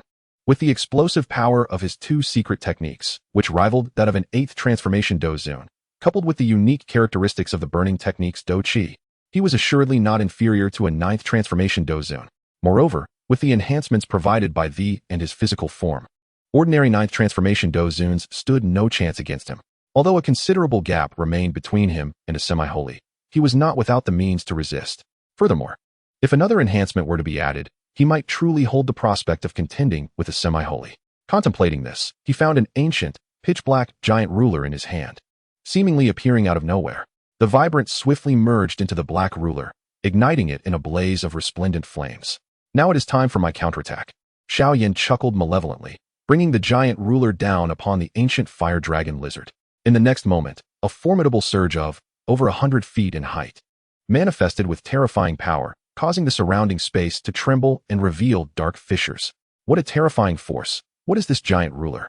The Fire Cloud ancestor's pupils constricted slightly, realizing that the attack Xiao Yan unleashed had approached the threshold of semi-holy level. Meanwhile, the ancient fire dragon lizard's enormous eyes widened in alarm as its massive claws swung toward the radiant ruler. Upon their collision, the molten sea erupted into towering waves, stirring up geysers of magma, while the space around them was marred with dark cracks. After the collision, a wound nearly 3 feet deep finally appeared on the claw of the ancient fire dragon lizard. Although this depth merely penetrated its scales and did not inflict significant damage, it nonetheless caused real injury. Drops of crimson blood fell from the claw, eliciting a fierce shriek from the ancient fire dragon lizard. Damn humans, I shall slay you. A flash of red light surged from the claw, and the wound began to heal once more, while its form became increasingly swift and frenzied as it launched a barrage of attacks at Xiao Yan. Meanwhile, Xiao Yan, utilizing the peculiar and rapid movements of the flowing shadow, evaded with remarkable agility, though he appeared quite disheveled. He was not truly struck by the ancient fire dragon lizard's assaults, and even managed to counterattack with occasional bursts of light. Truly remarkable. In the distance, the esteemed ancestor of the fire clouds couldn't help but exclaim in awe. For Xiao Yan to contend with this semi-holy beast at the level of a fourth-tier Dou was already exceedingly formidable. However, despite this, he would inevitably face defeat at some point. After all, the activation of the secret technique was time-limited, and once it expired, Xiao Yan's strength would plummet, perhaps even below his original capacity. At that moment, he would be in grave danger. Contemplating this, the ancestor of the flames prepared to intervene. Although he claimed indifference towards Xiao Yan's fate, if this talented descendant of the Xiao clan were to perish in the Valley of Flames, it would pose a significant problem. Above the sea of magma, the ancient fire dragon lizard bore numerous gaping wounds, each stretching several dozen to nearly 100 feet in length. Yet, each wound was not particularly deep and posed no real threat to it. With a flash of red light, the wounds began to slowly heal. Meanwhile, the human's aura had begun to wane. Your secret technique is ultimately time-bound. At that moment, the ancient fire dragon lizard's tail finally struck Xiao Yan, sending him hurtling backward, blood spewing forth. Sensing that Xiao Yan's speed had significantly diminished, a glimmer of savage excitement flickered in the beast's eyes. Its large maw, filled with sharp teeth, lunged fiercely toward Xiao Yan. This boy is in peril. The ancestor of the fire clouds felt a pang of alarm in his heart and prepared to intervene. Should the ancient fire dragon lizard succeed in biting him, even with Xiao Yan's formidable physique, he would likely face a fate worse than death. Just as the ancestor was ready to act, he suddenly sensed a disquieting wave emanating from Xiao Yan. Soon, he beheld a vibrant six-colored fire lotus that had inexplicably appeared in Xiao Yan's hand. The lotus, only the size of a basin, radiated a power that even the ancestor of the flames found unsettling. In the next moment, the six-colored fire lotus soared from Xiao Yan's palm, hurtling towards the gaping maw of the ancient fire dragon lizard. Chapter 392, The Acquisition of the Demon Core. At the moment the six-colored fire lotus burst forth, Xiao Yan's feet flickered with electric light, retreating to a distance of 1,000 zhang in the blink of an eye. The ancient fire dragon lizard sensed an unsettling shift. Yet it was already too late. The crystalline beauty of the fire lotus, radiating searing heat, soared into the ancient fire dragon lizard's body like a shooting star. In an instant, the creature felt a scorching presence settle in its throat, akin to swallowing a potent spirit. Soon, a wave of heat enveloped its abdomen. Meanwhile, Xiao Yan had flickered several times more, retreating thousands of zhang away, before revealing a cold smile towards the ancient fire dragon lizard. Boom! Xiao Yan uttered sharply. And in the next moment, the ancient fire dragon lizard's eyes widened. A sudden burst of fiery red luminescence pulsed through its abdomen, and before a look of agony could manifest on its face, a wave of destructive energy erupted from within. At that terrifying moment of release, a flicker of confusion appeared in the ancient fire dragon lizard's immense pupils, soon replaced by despair. The dreadful energy surged wildly from its body, tearing its belly open. As a colossal, blazing fireball emerged into view, exuding an extraordinarily ferocious heat. The ancient fire dragon lizard's scales, which could hardly be destroyed even by a full-force strike from a 9 transformations Dou, melted away like fat, turning to char, and ultimately to nothingness. At that instant, the expression of the fire cloud ancestor transformed from calm assurance to one of astonishment, his aged face reflecting a hint of unacknowledged fear. What manner of monster is this boy? How could a Dou create such a tremendous commotion? The fire cloud ancestor stared in disbelief at the fireball as it unleashed its horrifying energy. First, the space at the fireball's core was incinerated into the void, while the flesh of the ancient fire dragon lizard was instantaneously reduced to ashes. Following this, its bones shattered under the explosive energy brewing within the fireball. In that fleeting moment, only remnants of its bones remained in the abdominal region, while its head and tail were sent flying by the subsequent shockwaves. The fireball continued to swell rapidly until it reached a size of 100 zhang, unleashing a terrifying shockwave that spread outward in all directions. Wherever it passed, the space was torn into fragments, and this dreadful shockwave radiated throughout the entire burning flame realm. This is disastrous. If this fireball is allowed to spread unchecked, the entire burning flame realm shall undoubtedly suffer catastrophic damage. The fire cloud ancestor was now in a state of alarm. The flame space is indeed a treasured legacy of the Flame Valley. Should it suffer severe damage from Xiao Yan's technique, he would undoubtedly become a pariah of the Flame Valley. Contemplating this, the venerable fire cloud ancestor suddenly moved, appearing before the ancient flame tree. Faced with such a formidable force, It seemed that the defensive barriers he had hastily erected were no longer secure, shielding the ancient tree with his own body. A grave expression settled upon his countenance. With both hands raised high, in the blink of an eye, the entire sea of lava erupted into tumult. Simultaneously, terrifying fire attributes surged forth, frantically converging and sealing the space within 1,000 feet of the fireball. He also summoned all his cultivation to firmly lock down that 1,000-foot area. However, the power within the fireball exceeded his expectations. Despite his utmost efforts as a Dou Saint to suppress the explosive force, the space he had forcibly controlled continued to fracture, signifying that his coercive measures were not entirely effective. What on earth is this rascal using? The Fire Cloud ancestor suddenly felt a tremendous backlash ripple through the space and his Dou Qi, causing a sharp pain in his chest, and blood unexpectedly seeped from the corner of his mouth. Nonetheless, he paid it no mind, continuing to unleash his Dou Qi in a desperate attempt to mitigate the overwhelming shockwaves. After several waves of effort, the fearsome explosive power finally diminished to a critical threshold. At that moment, the residual shockwaves, upon passing through the space he controlled, no longer posed a grave threat. Although they caused some fluctuations, they were not catastrophic. However, within the 1,000-foot range under his dominion, darkness reigned, filled with shards of space and flames of terrifying heat. Yield to me. The Fire Cloud ancestor's complexion paled slightly as he continued to wield his Dou Qi to mend the fractured space. After a painstaking half-hour, he finally restored the shattered realm. Once the crisis subsided, he exhaled slowly, a hint of trepidation reflecting in his aged eyes. Xiao Yan's move had truly instilled in him a sense of life and death peril. Had he found himself at the epicenter of the Fire Lotus explosion, even possessing the cultivation of a 2-star Dou Saint, he would likely have sustained grievous injuries. Indeed, a moment's negligence could have led to severe injury or even demise. At his age and level of cultivation, how could he wield such a fearsome technique? The Fire Cloud ancestor's gaze swept the surroundings, searching for Xiao Yan's figure. If he had once valued Xiao Yan for his talent and background, the current Xiao Yan possessed a strength that commanded his respect. Should this terrifying Fire Lotus technique manifest a few more times, even he would face the risk of falling. By merely wielding this singular weapon, Xiao Yan could confidently assert that he had attained an unparalleled level, just beneath the Dou Saint. In the face of such formidable combat techniques, those who had yet to reach the Dou Saint had but one course of action: to flee. If one were to lag behind, their demise was assured.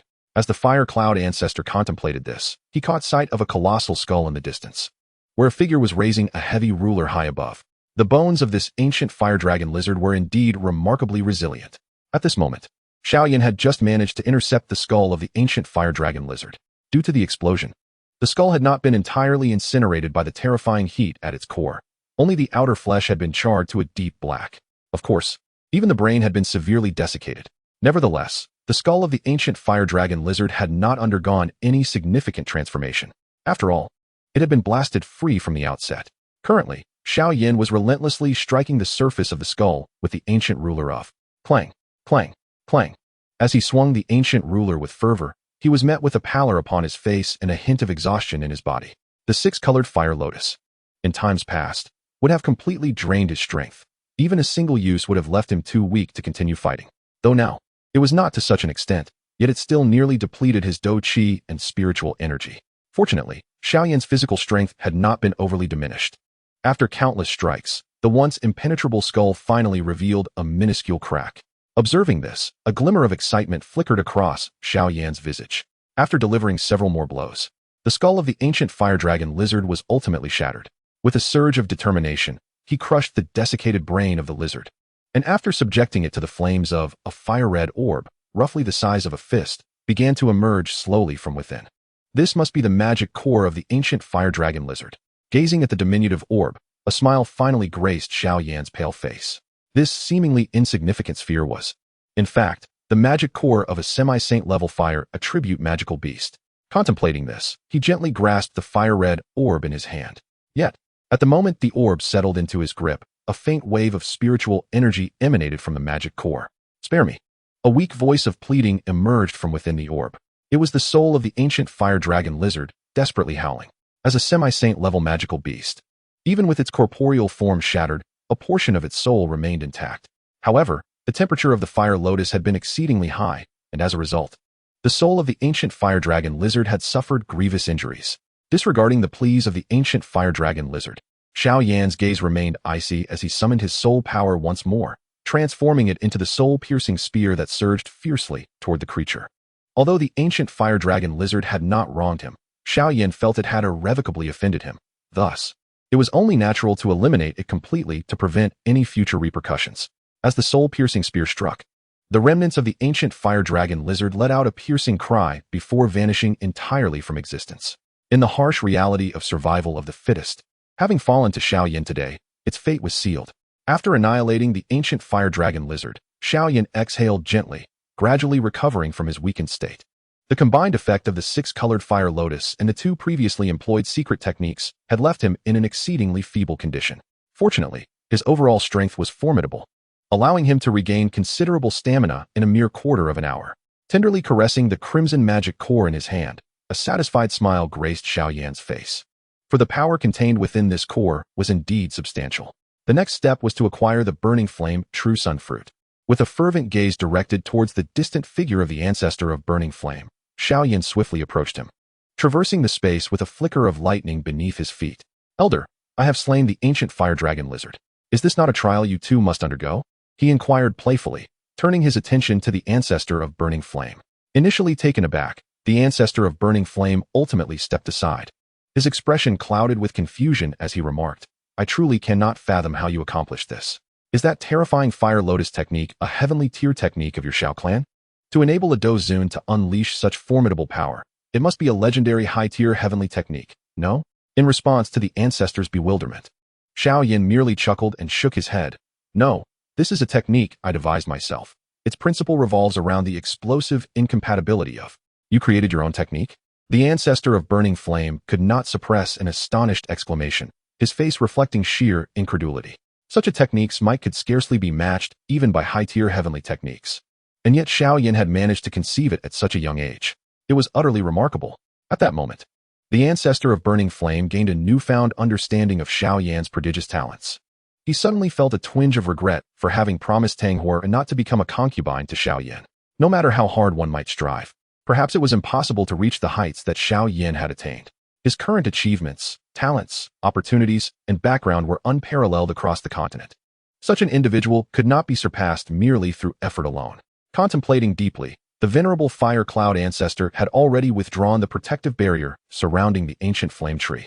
Turning his gaze towards Xiao Yan, he could not help but exclaim, "In all my years, I have never encountered such a marvel as you. Nay, even the tales of such beings have eluded my ears. Now, this flame true sun fruit belongs to you. Both of them belong to me." Xiao Yan blinked in surprise. "Indeed, both can be yours," the fire cloud ancestor replied, casting a sidelong glance at Xiao Yan. "However, in that case, you may as well remain here in the Flame Valley as a son-in-law." With a chuckle, Xiao Yan summoned a flicker of flame that enveloped one of the flame true sun fruits, ultimately drawing it into his grasp. Direct contact with the fruit was ill-advised. Enveloping it in fire was the most prudent way to preserve its essence. Gazing at the strikingly radiant fruit encased in flames, a smile broke across Xiao Yan's face.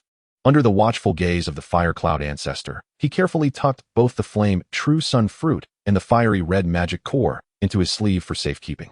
Observing this scene, the corners of the fire cloud ancestor's mouth twitched slightly. The value of these two treasures was such that even a Dou saint would regard them with utmost seriousness, rendering them incredibly significant for the Flame Valley. Yet, how could he afford to be stingy with the esteemed son of the Xiao clan? A bountiful connection was thus forged. The fire cloud ancestor exhaled gently, feeling the lingering pain in his lungs, and couldn't help but marvel at Xiao Yan's formidable prowess. That terrifying fire lotus posed a genuine threat even to Dou saints. If this young man were to ascend to that level, what an indomitable figure he would become. "Let us depart," the fire cloud ancestor said with a smile. Shaking his head, with a wave of his hand, he led Xiao Yan away from this space, reappearing once more in the Flame Valley. However, as soon as they materialized in the Flame Valley, they sensed an unsettling atmosphere.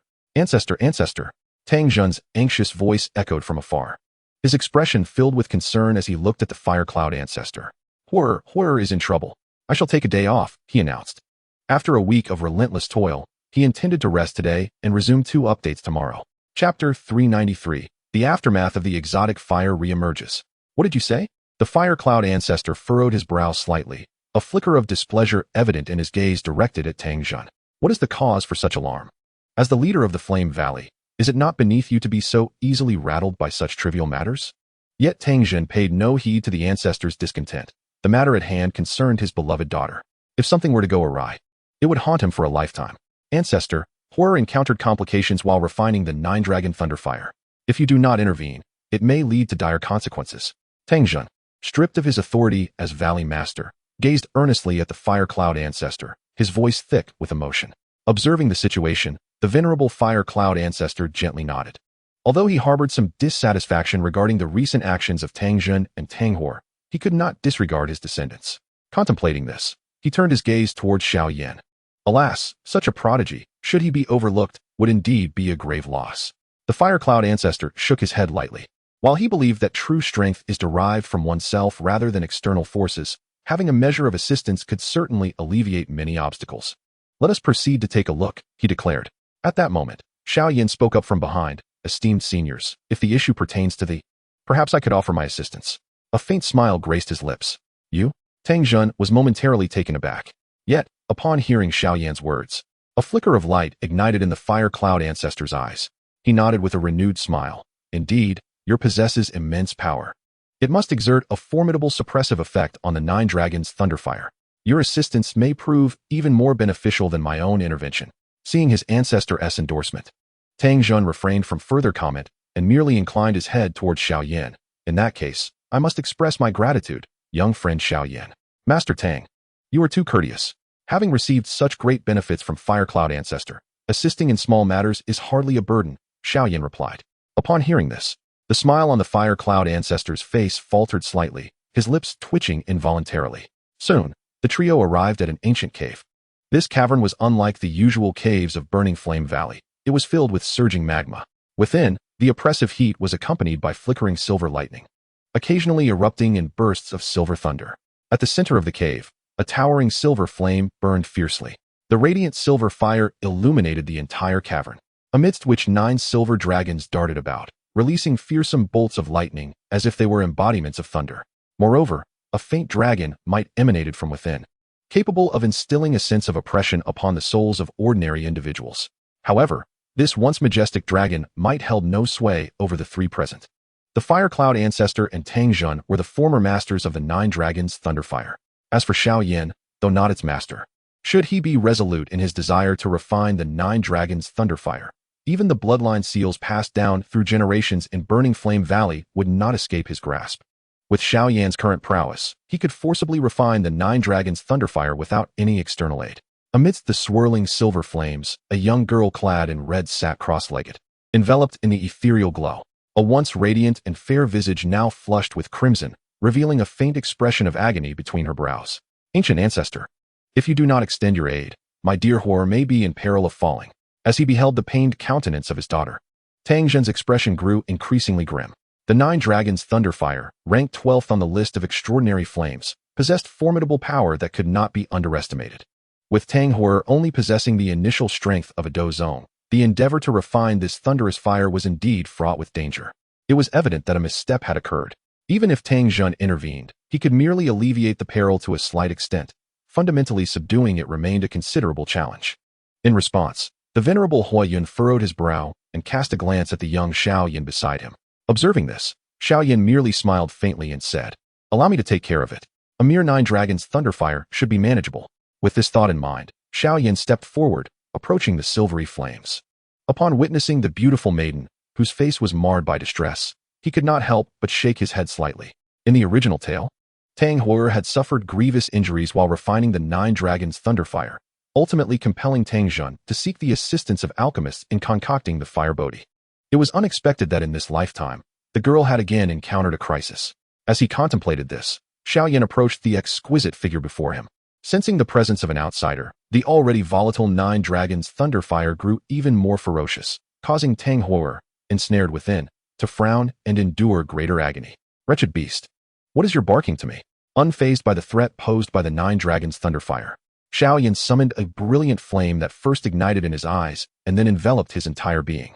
For a moment, he appeared as a divine entity emerging from the flames, gazing indifferently at the tumultuous fire. Upon sensing the terrifying flame emanating from Xiao Yan, the previously brazen and unruly 9 Dragons' Thunderfire abruptly ceased its tumult. The silver flames retreated as Xiao Yan drew near. never daring to come into contact with his extraordinary fire. The extraordinary flames possess sentience. At the moment the resplendent flame appeared, the Nine Dragons' Thunderfire realized it was no match for its opponent. Had it been merely the Bone Spirit Cold Fire or the Nine Netherwind Flame, it might have sufficed, but the extraordinary fire enveloping Xiao Yan rivaled the potency of the Golden Emperor Burning Heaven Flame. The meager Nine Dragons' Thunderfire, upon encountering this extraordinary fire, was akin to a mouse facing a cat. Xiao Yan paid no heed to the trepidation of the Nine Dragons' Thunderfire. He continued to approach Tang Huer step by step. As he drew nearer, the formerly tormented Tang Huer, upon hearing the sound of footsteps, finally opened her eyes slowly. What met her gaze was a striking young man clad in black, wreathed in radiant flames. "You." Just as Tang Huer intended to speak, Xiao Yan preemptively interjected. "Be obedient." In an instant, Tang Huer's delicate face became slightly rigid. Of course, it was not only her countenance that stiffened. The formidable Nine Dragons' Thunderfire, which had tormented her relentlessly, seemed to be similarly subdued. To her astonishment, the man before her, engulfed in resplendent flames, had managed to quell the troublesome Nine Dragons' Thunderfire with merely a single utterance. At that moment, Xiao Yan appeared to her as a deity amidst the blaze. As the tumultuous Nine Dragons' Thunderfire calmed considerably, Xiao Yan slowly seated himself beside Tang Huer, his voice softening as he spoke. "Do not fear. I shall assist you in refining the Nine Dragons' Thunderfire. You need only to continue channeling your technique. The remainder is entrusted to me." Tang Huer's expression turned increasingly complex and dazed, as she felt a long, powerful hand resting upon her back. "What do you mean, Quickly hold your breath and concentrate. Guide the Nine Dragons' Thunderfire." Xiao Yan gently tapped her forehead. "It is rare for me to extend my hand in assistance, and yet you dare hesitate here?" Awakened by Xiao Yan's playful reprimand, Tang Huer hastily closed her eyes, channeling her energy to refine the Nine Dragons' Thunderfire within her. At that moment, the Nine Dragons' Thunderfire, sensing an impending greater threat, could no longer contain its fury. The strange fire was inherently one of the most violent forces in the world. Even though Xiao Yan's otherworldly flame could overpower it, upon sensing a true threat, the Nine Dragons' Thunderfire chose to resist with all its might.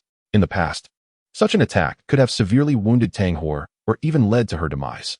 Yet, with Xiao Yan intervening, the Nine Dragons' Thunderfire would not prevail. He let out a cold snort, and a torrent of formidable energy surged from his palm, flooding into Tang Huer's body, intermingled with vibrant flames. As the Nine Dragons' Thunderfire rampaged within her, it met this energy with the force of a bull, yet upon impact, it was as if it had struck a bottomless sea. There was no ripple. The burning decision, having evolved to its current state, could be deemed a nemesis to strange fire. With Xiao Yan's current energy, he could refine even the 3,000 flames without any external aid. Find, with a flicker of intent, 9 strands of exquisite flames suddenly manifested before the essence of the Nine Dragons' Thunderfire, transforming into chains that firmly ensnared the 9 little dragons. "Now it is your turn," Xiao Yan said to Tang Huer. Though Tang Huer kept her eyes tightly shut, her spirit remained acutely vigilant. As she internally observed the Nine Dragons' Thunderfire, which had previously pushed her to the brink of death, being subdued so effortlessly by Xiao Yan, her heart was filled with not only shock, but also a flicker of regret.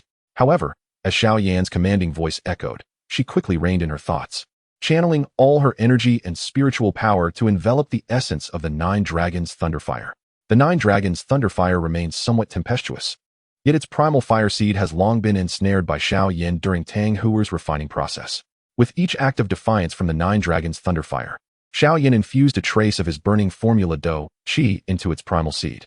At this moment, the burning formula Dou Qi served both as a sedative and an adhesive. Thus, with every intervention by Xiao Yan, the resistance of the Nine Dragons' Thunderfire diminished incrementally. After Xiao Yan safeguarded Tang Huer and guided the Nine Dragons' Thunderfire through 3 cycles within her meridians, it had essentially relinquished all signs of rebellion. Observing this scene, Xiao Yan felt a wave of relief and continued to monitor Tang Huer's movements. Once 9 full circulations had been completed, the Nine Dragons' Thunderfire had fully integrated with the Dou Qi within Tang Huer's body. At this point, it signified that the Nine Dragons' Thunderfire had truly been refined by Tang Huer. Success. Moments later, Tang Huer, who had kept her eyes tightly shut, slowly opened them, revealing a silver flame dancing upon her delicate palm. The flame, entirely silver, flickered with 9 diminutive electric dragons. From a distance, Tang Zhun, who had been watching intently, exhaled softly upon seeing the Nine Dragons' Thunderfire reappear in his daughter's hand, his gaze towards Xiao Yan now infused with gratitude. Were it not for Xiao Yan's intervention, His precious daughter might have met a tragic fate today. Meanwhile, Tang Heuer stared in awe at the 9 dragons' thunderfire in her grasp, ultimately casting a complex glance at Xiao Yan and softly uttering, "Thank you." "No need for thanks," Xiao Yan replied with a smile and a shake of his head. Witnessing this moment, a profound melancholy flickered in Tang Heuer's eyes, signaling a sense of impending loss. Just as she was engulfed by a tinge of regret, an unexpected surge of restlessness enveloped her, and her fair visage rapidly flushed crimson. Chapter 394. Old Deng, is my ghost fire safe at your doorstep? What is happening? Tang Heuer's face bore a hint of terror, but it was quickly obscured by a surge of flame. At that moment, her complexion resembled that of a blooming peach blossom, her beautiful eyes glistening with an unusual light as they locked onto Xiao Yan. What on earth is wrong with you? Xiao Yan's expression mirrored confusion upon witnessing this occurrence. Yet as he observed Tang Heuer's peculiar condition, a strange realization dawned upon him.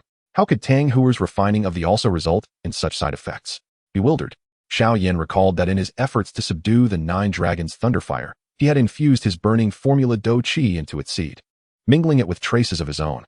It was perhaps this fusion of the 9 dragons' thunderfire into her being that had precipitated Tang Heuer's current predicament. Xiao Yan. Tang Heuer's breath quickened as she hastily rose, only to find her calves weakened, nearly causing her to stumble. Upon witnessing the scene, Xiao Yan swiftly supported Tang Heuer, subtly wrapping his arm around her waist. Tang Heuer felt a sudden dizziness, her body growing limp as she collapsed into Xiao Yan's embrace. What was transpiring between them? What was wrong with what? From a distance, Tang Jun noticed his precious daughter's unusual state, and his expression shifted slightly as he stood, intending to separate the two. What are you doing? Return to your seat. Just as Tang Jun took a step forward, he was met with a stern admonition from the venerable Fire Cloud Ancestor. Ancestor. Tang Jun cast a reluctant glance at the elder. If you dare approach, I shall render you incapacitated today. Fire Cloud Ancestor snorted coldly, and upon hearing such a declaration, Tang Jun's expression altered slightly, begrudgingly resuming his seat. Meanwhile, Tang Heuer gazed at Xiao Yan with dazed eyes. Under the influence of the aftermath of the Xiao Yan's aura exerted a fatal allure over her. Beyond his inherent masculine essence, the potency of the and the within him was insurmountable for Tang Heuer in her current state. She tilted her graceful neck, observing the handsome visage before her, which bore a complex expression that seemed to straddle the line between a smile and contemplation. Fleeting thoughts of Xiao Yan danced through her mind. It had only been a day since he arrived at the Burning Flame Valley, and they had exchanged but a few words, yet the emotional turbulence he stirred within her surpassed what others could evoke in decades. Particularly, the memory of his divine presence, akin to a deity amidst flames, subduing the perilous 9-dragon thunderfire with a mere command, sent her already racing heart into a further frenzy. Should she miss this moment? She feared there might never be another opportunity. A fleeting thought emerged in Tang Heuer's heart, and under the influence of this residual effects, she instinctively leaned in to press her lips against Xiao Yan's. What are you doing? This is inappropriate, Xiao Yan uttered, his voice muffled. Yet he showed no intention of pushing her away. Rather, he appeared remarkably accommodating. Witnessing this, Tang Jun's face darkened considerably, his fists clenched tightly. That scoundrel! I will crush him, he bellowed, rolling up his sleeves, ready to confront Xiao Yan. Fire Cloud Ancestor raised an eyebrow, lightly striking his palm towards Tang Jun, effectively sealing the latter's cultivation. Ancestor, release me. I must confront him. Tang Jun shouted, his expression fervent. Do you possess the strength to challenge this lad? Fire Cloud Ancestor scoffed. This young man has slain a semi-holy level beast. You would barely withstand a single blow from him. What? He has slain a semi-holy level beast? Tang Jun's body trembled, disbelief etched across his face as he regarded Fire Cloud Ancestor. Why would I deceive you? The young ones have matters to attend to. Let us depart swiftly. A wicked grin appeared on the face of the venerable Fire Cloud Ancestor as he waved his hand, conjuring a barrier of fighting spirit to seal the cave dwelling. He then took Tang Jun away. Let me go? What if he can slay a half-saint? I shall confront him. Tang Jun bellowed like a slaughtered pig. The anguish in his heart was profound, for his beloved daughter was on the verge of being violated. Yet the Fire Cloud Ancestor would not allow him to disrupt this opportunity. In the past, Tang Heuer had vowed to follow her own will, and the Fire Cloud Ancestor had not truly coerced her. However, now the girl was acting of her own volition. It was not under his compulsion. Within the ancient cave, brilliant flames intertwined with silvery fire, occasionally sparking silver lightning. The so-called heavenly thunder and earthly fire paled in comparison. As night passed and the sunlight cascaded upon the tranquil forest of Een Valley, illuminating the dewdrops with a golden sheen, the weary apothecary elder finally emerged from the valley. Alas, little Yan, at my advanced age, I still have to wade through this murky water for you. If you cannot withstand this tribulation, it would truly be a disservice to me, he lamented. The apothecary elder retrieved a kidney-replenishing elixir and swallowed it, casting a wary glance back at Een Valley while gently shaking his head in dismay. In the past, even when they combined their strengths, they were no match for him. Yet now, even one-on-one was forcing him to resort to medicine. Sighing heavily, the apothecary elder shook his head in resignation and vanished from above Een Valley. Shortly thereafter, he returned to the Starfall Pavilion. Feng Xian, how goes the matter regarding the Millennium Ice Grass? Upon returning, the apothecary elder sought out his close friend, the esteemed Feng, who was currently overseeing the negotiations with the Ice River Valley. However, upon witnessing Feng's grim countenance, the apothecary elder felt a sudden pang of unease. The Ice River Valley refuses to part with the Millennium Ice Grass, he inquired solemnly. They are unwilling, Feng replied with a troubled expression. I even offered to exchange a 3-colored Danlei elixir for the Millennium Ice Grass, yet those rascals steadfastly refuse, claiming they will not give it to us. Does this imply that the Ice River Valley is deliberately opposing us? The apothecary elder furrowed his brow slightly. While the Millennium Ice Grass was indeed precious, the Ice River Valley should possess a fair share of it. Even in the outside world, its value could scarcely surpass that of a 7th-grade elixir. Feng offered an 8th-grade elixir, and they still refused. It was as if they were brazenly disregarding his dignity. What benefit could the Ice River Valley gain from opposing him? It must be noted that he was presently the continent's foremost alchemist, not to mention the few minor Dou Zun of the Ice River Valley. Even ordinary Dosheng would accord him a modicum of respect. The apothecary elder found himself momentarily perplexed as to what the Ice River Valley was truly attempting to achieve. However, he found it difficult to comprehend and lazily dismissed the thought. Shaking his head gently, he remarked, since they refuse the courtesy of a toast and instead opt for punishment, we shall wait for Xiao Yan to return and seize the opportunity. Had it not been for his own pride, Yao Lao would have already dispatched someone to the Ice River Valley to seize the treasures. Ever since Xiao Yan became his disciple, a faint hint of audacity had emerged within him. Yet, he still valued his dignity and was unwilling to resort to force over trivial matters. Xiao Yan, however, harbored no such reservations. If he learned that the Ice River Valley offered no respect, he would likely retaliate with a single fire lotus. At this moment, Xiao Yan lay in the cave residence of the Burning Flame Valley, gently caressing the silky hair of the beautiful woman in his embrace. How has my cultivation increased so significantly?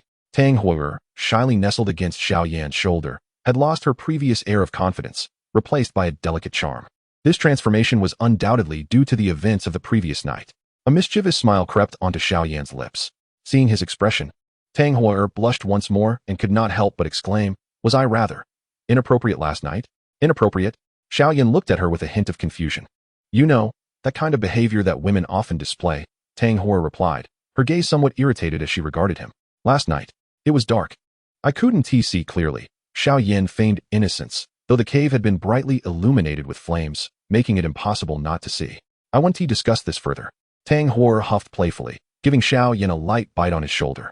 I refuse to be your concubine. That life of intrigue in a harem is not for me. Is that so? I believe my women are quite sensible. Xiao Yan chuckled, gazing at her. No, I don't want to be your concubine. I wish to be your lover. Being a lover is far more intriguing than being a concubine.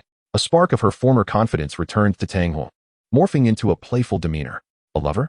Xiao Yan was momentarily taken aback, then a wicked smile graced his lips. Ahem. Being a lover comes with its own set of expectations, you know. What expectations? Tang Huo'er inquired, puzzled. Allow me to enlighten you gradually. Xiao Yan's voice took on a more mischievous tone. What you mentioned, I truly couldn't see clearly last night. I must take a closer look today. Unbeknownst to them, the sounds emanating from the cave had shifted from the dragon's roar of the 9 dragons' thunderfire to an entirely different melody. Fortunately, due to the Dou Qi barrier set up by the ancient fire cloud, these sounds did not escape the confines of the cave. After another day passed, Xiao Yan finally emerged from the cave with Tang Huo'er. At that moment, Tang Huo'er had donned a striking red outfit, regaining her former spirited demeanor, albeit with a touch of softness unique to a young woman. Observing her present appearance, akin to a female general, Xiao Yan could not help but reminisce about the events that had transpired within the cave. It must be said, the power of the 9 dragons' thunderfire is truly formidable, sending tingling sensations coursing through one's body. With such thoughts swirling in his mind, the two finally arrived once more at the grand hall of the Burning Flame Valley. At this moment, Tang Zhen's face remained as dark as the bottom of a pot, his gaze toward Xiao Yan filled with displeasure. Observing his expression, Xiao Yan could not help but think, Old Tang, Is it safe for my ghost fire to linger at your doorstep? Chapter 395. The Forceful Seizure of the Ice River Valley. Such mischievous thoughts sparked within Xiao Yan's heart, a subtle, mischievous smile gracing his lips as he tightly held Tang Hua-er's delicate hand, approaching Tang Jun. Witnessing Xiao Yan so brazenly clasping his beloved daughter's hand, Tang Jun's countenance darkened further, his fists clenching once more. Tang Jun, your face is so grim. Have you been poisoned? From a short distance away, the venerable Hua Yun could not help but let out a cold snort at this scene, causing Tang Jun's body to shudder slightly as he forced a stiff smile. At that moment, both Xiao Yan and Tang Hua-er bowed slightly to Tang Jun. Father-in-law. Father. Upon hearing Xiao Yan address him as father-in-law, Tang Jun's lips twitched once more. However, noticing that Tang Hua-er did not object, her cheeks merely flushed. He understood that his precious daughter had likely accepted their relationship. With this realization, a sense of loss washed over Tang Jun. As if something dear had slipped away from him, his cherished daughter had ultimately been claimed by another. Casting his gaze around the hall, he observed that aside from Tang Hua-er's blushing face, the others were all wearing expressions of delight. Venerable Hua Yun, being the family elder, maintained a semblance of authority, a slight smile playing at his lips, yet still exuding an air of dignity. The 9 elders seated below, however, were grinning ear to ear. With Tang Hua-er now belonging to Xiao Yan, the relationship between the Burning Flame Valley and the Xiao clan had undeniably deepened, promising them numerous intangible benefits. Perhaps even a mere glimpse of something from the Xiao clan could present them with hopes of ascending to the Dou Zun rank. Laughter echoed throughout the grand hall. Yet only Tang Jun's smile appeared painfully rigid. After a while, Tang Jun feigned a smile as he addressed Xiao Yan. Xinshu, please take your leave. We shall not see you out. At the entrance of the Burning Flame Valley, Tang Jun offered a polite gesture to Xiao Yan. Rest assured, father-in-law. Once I conclude my affairs, I shall visit often, Xiao Yan replied with a smile, causing Tang Jun's heart to twitch slightly. Let us hope we never meet again in this lifetime, he thought to himself. Yet his gaze fell upon Tang Hua-er, who stood with a charming blush, eagerly declaring, Xiao Yan, I will wait for you. Upon hearing this, Tang Jun felt increasingly superfluous in the Burning Flame Valley. Perhaps it is I who should leave the Valley of Flames. Only after Xiao Yan departed did he find himself unable to restrain his gaze from shifting to Tang Hua, inquiring, Horror, did you not previously declare that you would rather die than become a concubine to this Xiao Yan? He fixed his eyes upon his precious daughter, lamenting the immense pressure he had endured to prevent her from becoming another's concubine, only to discover that after merely refining a 9-dragon thunderfire technique, she had willingly bestowed herself upon him. Tang Hua, seemingly oblivious to Tang Jun's dissatisfaction, gently blinked and smiled. Indeed, I have not become Xiao Yan's concubine. Rather, I am his lover. You. Tang Jun's face flushed with indignation. Father, please do not be angry. Tang Hua circled behind him and gently massaged his shoulders, cheerfully adding, what is the merit in being a concubine? Perhaps being a lover might stir his affection more deeply. As Tang Jun appeared poised to erupt in anger once more, a remarkable aura suddenly emanated from Tang Hua, causing a flicker of astonishment to cross his features. What has transpired? I recall you were merely a 2-star dozong before. How have you ascended to 4-star dozong now? Could it be that this young man has bestowed upon you some miraculous elixir? Upon hearing the term miraculous elixir, Tang Hua's complexion turned as red as a persimmon, though fortunately, Tang Jun did not notice. Indeed, though he may be somewhat fickle, he possesses an undeniable charm and treats me exceedingly well, she replied with a bright smile. Treats you well? Tang Jun paused, then shook his head in resigned acceptance. Very well, as long as you are happy, it is worth anything for your father. Thank you, father. Tang Hua beamed sweetly, her joy evident as she continued to squeeze Tang Jun's shoulders. Yet, visions of Xiao Yan, like a deity of flames, commanding the 9-dragon thunderfire with audacity, frequently flitted through her mind. The 2 days of enchantment within the cave and the various elixirs consumed during that time danced in her thoughts. Meanwhile, Xiao Yan's figure had returned to the Starfall Pavilion. Back already? Upon seeing Xiao Yan's return, Yao Lao's face lit with a smile as he inquired, how did the mission fare? Quite smoothly, Xiao Yan chuckled, a flash of light revealing a fiery red orb and a black fruit adorned with crimson patterns in his hand. A half-saint level magic core? Yao Lao's pupils constricted slightly at the sight of the magic core, as his spiritual essence allowed him to sense the terrifying energy contained within. I never expected such a treasure to exist in the Valley of Flames. Without elaborating further, Xiao Yan asked, and the flame profound vine, surely you did not falter in acquiring it? To Xiao Yan's inquiry, Yao Lao merely snorted in response, stating coolly, how could I possibly fail when I took matters into my own hands? As he spoke, he extracted a segment of crimson vine, approximately 1 foot in length, from the storage ring, with flickering flames subtly dancing upon its surface, presenting a rather extraordinary sight. For your sake, young lad, I have expended considerable effort this time, the esteemed elder Yao remarked, seemingly reminiscing about something, letting out a sigh of exasperation. Xiao Yan was momentarily taken aback, but soon comprehended the meaning behind elder Yao's words. It dawned on him that his mentor had once again sacrificed his own well-being for his sake. At such an advanced age, it was indeed taxing for him. Yet, Xiao Yan too had engaged in similar sacrifices, partaking in the exchange of his own vitality for the sake of the half-saint level magical beast's core and the burning flame true sun fruit. Contemplating this, he turned his gaze back to Elder Yao and could not help but inquire, now that everything is prepared, can we proceed to concoct the 9-li divine fire pill? Upon hearing Xiao Yan's question, Elder Yao's expression grew slightly somber, and he gently shook his head, replying in a measured tone, not yet. We are still lacking a Millennium Ice River herb. At the mention of this, Xiao Yan's countenance darkened significantly. The Ice River Valley would not yield even a single Millennium Ice River herb? His expression turned frosty as he considered the preciousness of his time. And the audacity of the Ice River Valley to impede his grand undertaking was utterly intolerable. It must be noted that while the Millennium Ice River herb was indeed a rare treasure, it was relatively so. There should certainly be no less than 5 specimens within the Ice River Valley. Elder Yao, far from attempting to placate Xiao Yan's anger, merely remarked coolly, indeed. Previously Feng Xian attempted to negotiate with the valley's lord, offering an 8th grade pill of 3-color pill thunder in exchange for a Millennium Ice River herb. Yet, regardless of the circumstances, the valley lord refused to grant such a favor. Elder Yao did not discourage Xiao Yan from his ire. Rather, he added fuel to the fire. Disapproving of the valley lord's conduct himself, though he refrained from acting out of respect for his own dignity. After all, his disciple was rather audacious. And Elder Yao had no qualms about letting Xiao Yan take matters into his own hands with the Ice River Valley. Refusing to exchange for an 8th grade pill of 3-color pill thunder? A glint of cold light flashed in Xiao Yan's eyes, revealing a hint of chilling intent. The Millennium Ice River herb, while precious, was only worth an ordinary 7th grade pill. Their offered price was more than tenfold, yet the Ice River Valley still obstinately rebuffed them. In the original tale, you were but a villainous failure. Who would have thought you would remain a failure still? Xiao Yan thought of the valley lord and could not help but chuckle disdainfully. You squandered your opportunity. With such thoughts, he swiftly vanished into the spatial realm of the Starfall Pavilion. Observing Xiao Yan's departing figure, Elder Yao stroked his beard with a smile. Though this disciple bore some resemblance to a rogue, his actions were indeed satisfying. The Ice River Valley lay quite a distance from the Starfall Pavilion, situated within a remarkably mystical glacial expanse in the northern region of Zhongzhou. In this place, for reasons unknown, the environment remains perpetually frigid throughout the 4 seasons. Although the winters in the northern region of Zhongzhou are notoriously harsh, it is exceedingly rare to encounter a glacial river that remains in a state of perpetual cold.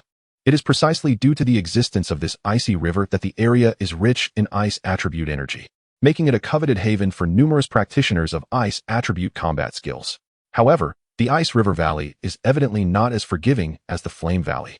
Any formidable individual entering the territory of the Ice River Valley without permission will be seized or even slain.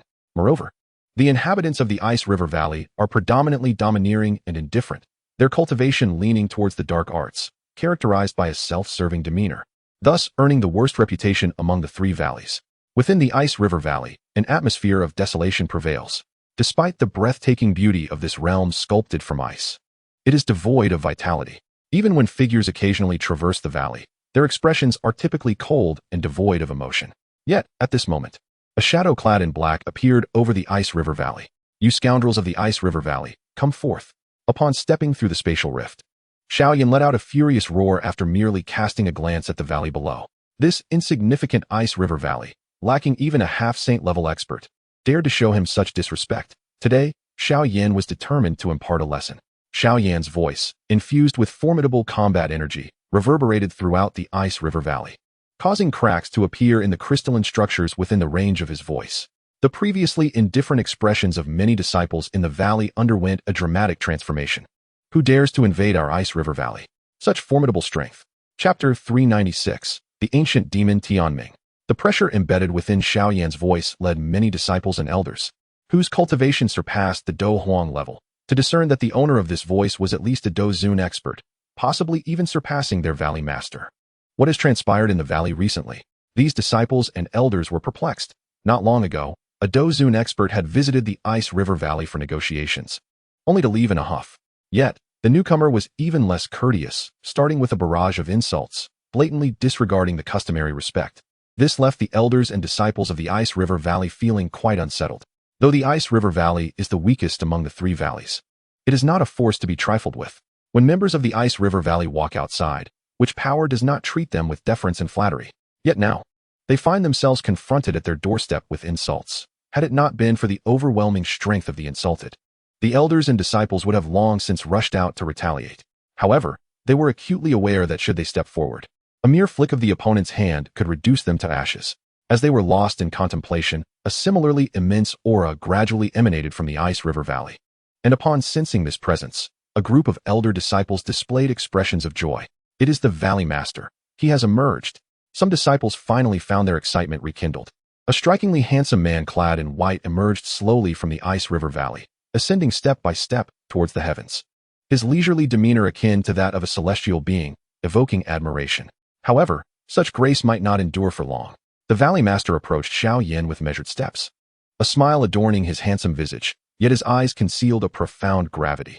As a four-star Dou, the Valley Master readily discerned that Xiao Yan's strength far surpassed his own, coupled with the latter's unfriendly demeanor, which rendered the Valley Master somewhat cautious. I am the Valley Master of Ice River Valley. I am at a loss as to how my valley has offended you, compelling you to seek trouble with me, he stated, though irritation simmered within him at Xiao Yan's arrogance. Nevertheless, out of respect for the young man's formidable prowess, his tone remained somewhat courteous. The adage of not striking a smiling face seemed misplaced today, as Xiao Yan paid no heed to the Valley Master's politeness. He cast a cold glance at him and replied coolly, I am Xiao Yan, the young master of the Starfall Pavilion. I wonder if my name has reached your ears. Xiao Yan. The Valley Master's pupils involuntarily contracted. The prodigious talents of this young man had long echoed throughout the Central State, and the Valley Master was indeed aware of his exploits. If that were all, it would suffice. But when the Wind Sovereign of the Starfall Pavilion came to demand the 10,000-year ice grass, it was the name of this very Xiao Yan that was mentioned. He has come to claim the 10,000-year ice grass.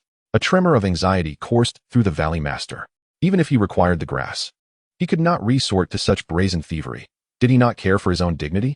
Although the Starfall Pavilion remained one of the four major pavilions, its strength now rivaled that of two sections. Truth be told, were it not for that individual, the Valley Master would not dare offend the Starfall Pavilion. Yet, precisely for that reason, the Starfall Pavilion ought to value its reputation even more. As he pondered, Xiao Yan spoke once more. I have heard that there are some 10,000-year ice grasses within the Ice River Valley. I am currently in need of them for alchemical purposes, and I wonder if the Valley Master would be willing to part with a specimen for exchange. I can certainly offer a satisfactory price in return. Xiao Yan's tone remained polite, yet the Valley Master could only respond with a resigned smile. Young friend Xiao Yan, it is not that I am unwilling to provide you with the 10,000-year ice grass. It is simply that my Ice River Valley is in dire need of it as well at this time. I truly apologize, but I cannot spare even a single specimen. The Master of the Ice Valley let out a bitter laugh, perhaps genuinely so. He had anticipated that a modicum of politeness would spare him from undue hardship at the hands of Xiao Yan.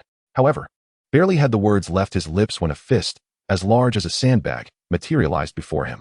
Enough of your nonsense. With a powerful punch, Xiao Yan struck the Master's face, shattering half of his cheek with tremendous force. Just moments earlier, the Master had exuded an air of elegance, but now he plummeted to the ground like a cannonball. Thud! His body crashed onto the icy floor of the valley, causing the ground to tremble. As he regained his senses, he found Xiao Yan standing above him, a foot planted firmly on his face. If you do not surrender the Millennium Ice Grass today, I shall eradicate your ice valley. Xiao Yan gazed down at the Master with an air of superiority. You scoundrel, I will kill you, the Master exclaimed, his face flushed with humiliation and his demeanor icy. As a prominent figure in the Central State, he had never endured such indignity. Even in battles with others, he had always maintained the grace befitting a skilled combatant. Yet today, he found himself vanquished by Xiao Yan, akin to a common thug, and now brutally trampled upon. This humiliation was unprecedented in his life.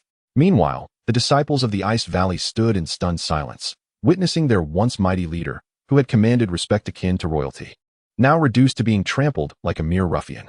The stark contrast was a profound shock, both visually and psychologically, for the elders and disciples alike.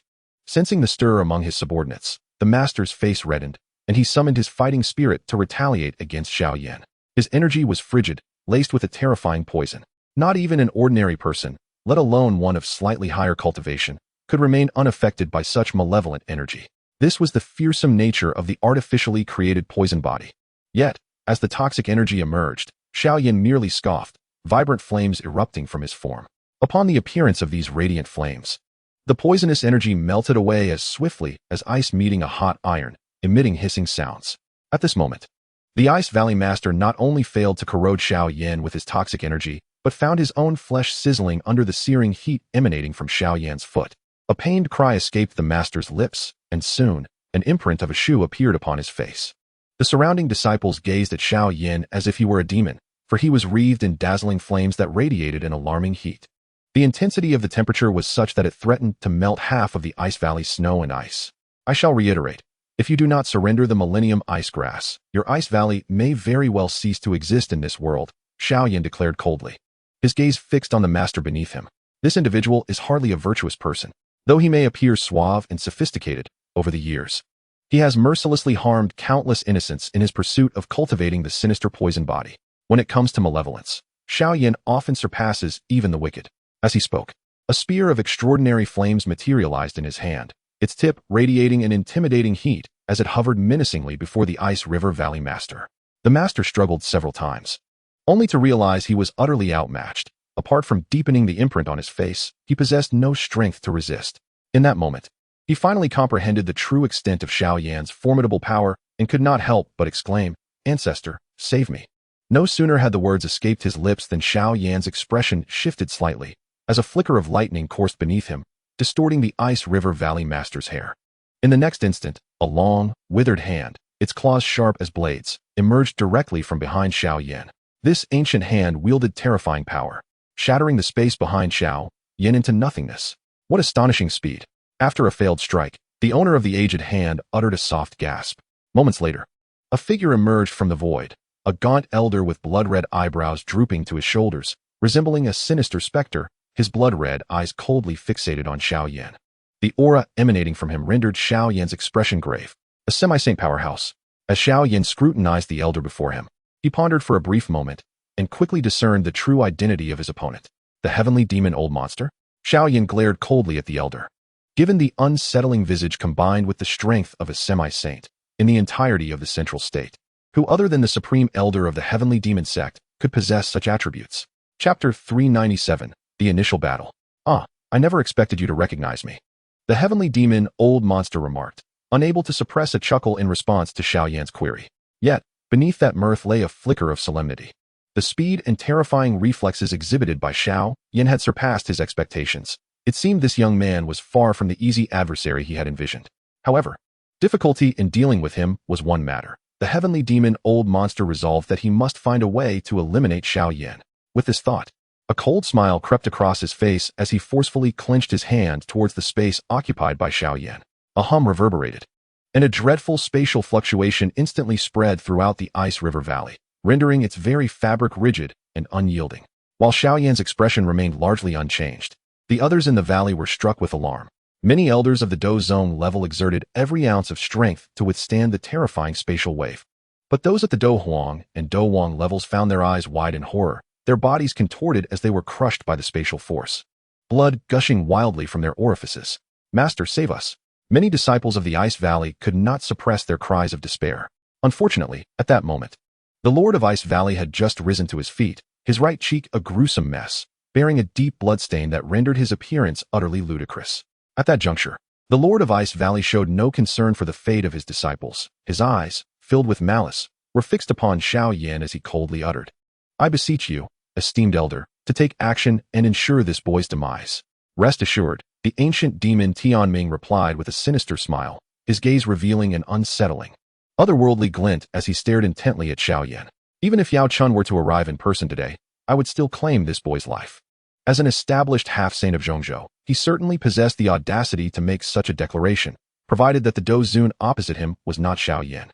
Hearing the words of the ancient demon, Xiao Yan's expression remained unperturbed. Instead, he smiled back at his adversary with curiosity and inquired, "Might I ask if I have unwittingly offended either of you, thus provoking such murderous intent?"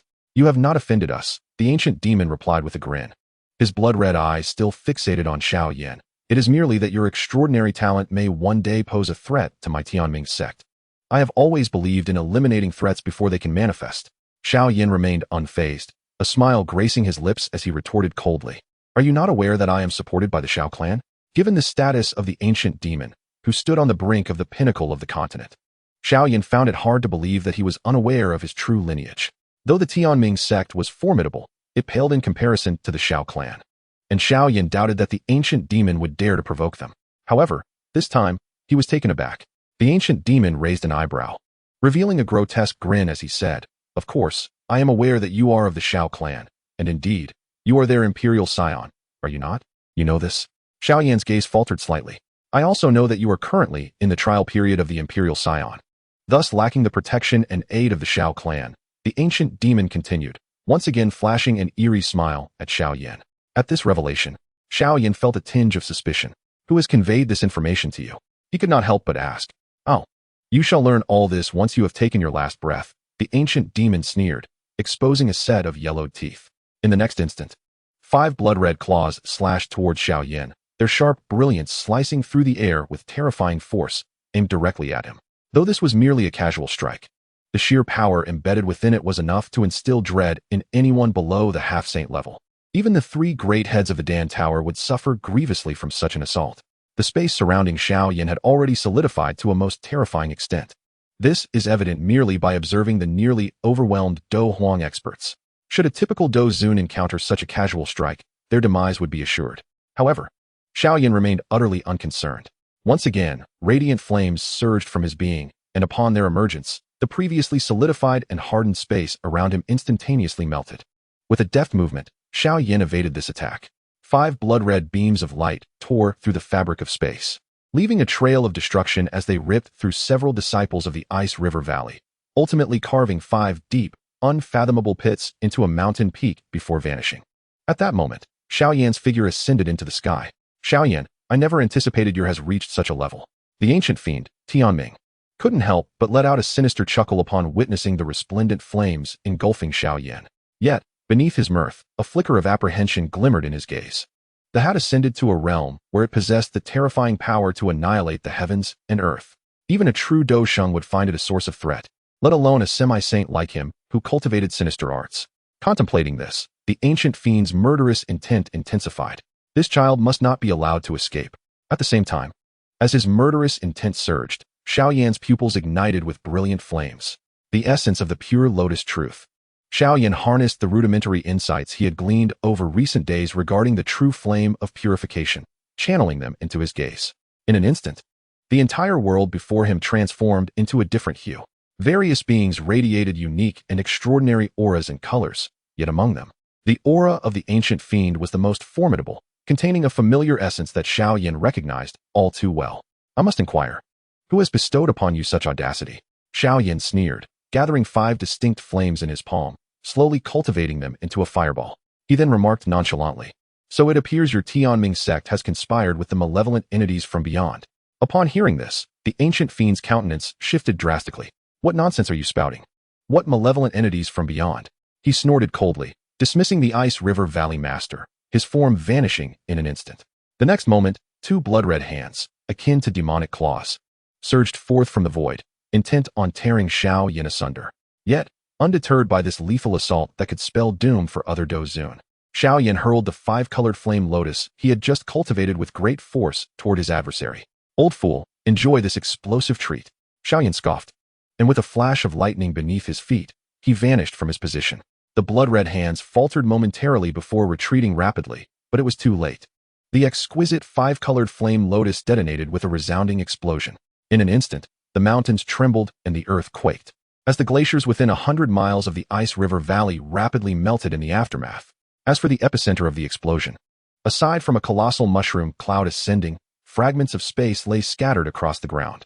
At this moment, Xiao Yan had already appeared beside the master of the Ice River Valley. "I must inquire why you refuse to surrender the Millennium Ice River Grass." With a cold smirk, Xiao Yan cast a glance at the pale-faced master of the Ice River Valley, his hand transforming into a blade ignited by vibrant flames, which he used to sever the master's right hand. Accompanied by the master's anguished scream, Xiao Yan paid no heed, casually removing the spatial ring from the severed hand. With immense spiritual power, he directed an assault against the soul imprint contained within the ring. Quite resilient, Xiao Yan noted as he observed the Master's eyes filled with venomous resentment. After a derisive snort, he thrust a fiery spear into the Master's body. Daring to collude with the Celestial Fiend and the extraterritorial evil clan, you shall not blame me for treating you as one of them. With a sneer, Xiao Yan watched as the Master trembled upon the spear's entry, finally relinquishing his grasp over the spatial ring. Seizing this opportunity, Xiao Yan unleashed his peak spiritual power, obliterating the soul imprint of the ordinary Dou Zun Master. With a spurt of blood, the Master of the Ice River Valley was left severely wounded, his soul sustaining injury from the forceful destruction of the imprint. After annihilating the soul imprint, Xiao Yan hastily probed into the ring. I knew you Ice River Valley must possess a substantial amount of Millennium Ice River grass. A smile crept onto his lips as he discovered no less than 3 stalks of the precious grass within the ring, alongside various other treasures. As the Master of the Ice River Valley, the collection of the Ice Sovereign was indeed abundant, though not comparable to Xiao Yan's esteemed master. It surpassed that of an ordinary Dou Zun by far. However, before the smile could fully dissipate from Xiao Yan's face, it swiftly transformed. With brilliant flames engulfing his palm, he unleashed a powerful strike. Boom!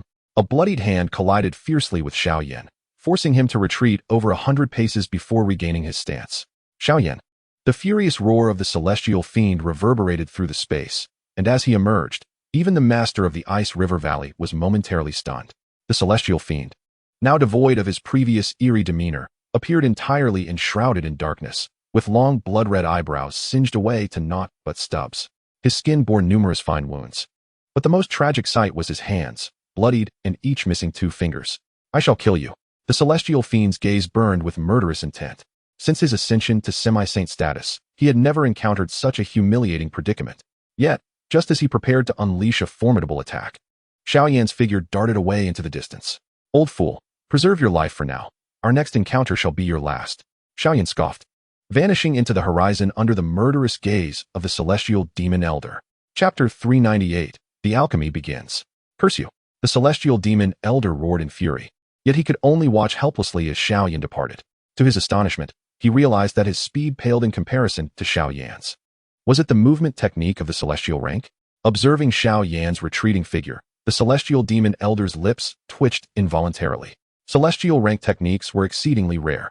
Even within their Celestial Demon sect, they possessed only one such technique. While the martial arts inherited by the sect bore formidable power, their movement technique was merely of the quasi-celestial rank. Indeed, the Xiao clan was extravagantly wealthy. The Celestial Demon Elder shook his head in discontent. After Xiao Yan's departure, the Ice River Valley Master continued to glare resentfully in the direction of Xiao Yan's disappearance. Ancestor, you must help me eliminate that brat, he implored, his arm already shattered. Yet he clung to the Celestial Demon Elder's leg with both arms. Revenge? The Celestial Demon Elder glanced down at the Ice River Valley Master, whose condition had been so severely diminished that even his mother would scarcely recognize him. A cruel smile crept across his lips. Fear not. I shall assist you in your vengeance. However, prior to that, your Ice River Valley must offer something to aid in my recovery. The Celestial Demon Elder's eyes gleamed with fervor as he regarded the Ice River Valley Master. Xiao Yan's recent strike had indeed inflicted significant wounds upon him, and recovery would not be swift. Yet, was there not the Ice River Valley? What could that be? The Ice River Valley Master looked bewildered, pondering what within the valley could possibly assist a half-saint in healing.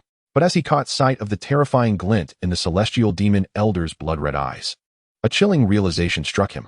This item is none other than the flesh and blood of every inhabitant of your Ice River Valley.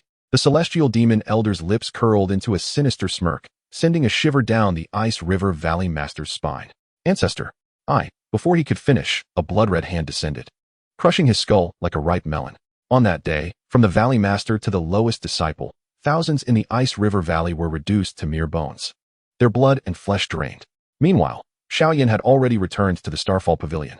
To his surprise, he discovered that the Celestial Demon sect practiced techniques of the extraterritorial evil clans, and within the Celestial Demon Elder flowed an exceedingly pure, demonic energy. As Xiao Yan recalled the visions he beheld through the eye of a glimmer of cold light emerged in his gaze. In light of this revelation, the Celestial Demon Elder must be eradicated. In the original narrative, Xiao Yan emerged as a Dou Saint after his breakthrough, effortlessly dispatching the Celestial Demon Elder with a single strike, thus failing to uncover the sect's sinister nature. On this particular world line, Xiao Yan truly realized that the Tianming sect had colluded with the malevolent forces from beyond the realm. The coveted 10,000-year ice river grass was finally in his possession. At that moment, Yao Lao appeared before him. At last, Xiao Yan smiled slightly, flicking his fingers over the spatial ring in his hand, causing 3 small grasses radiating an astonishing chill to materialize before Yao Lao. With this, everything was in place.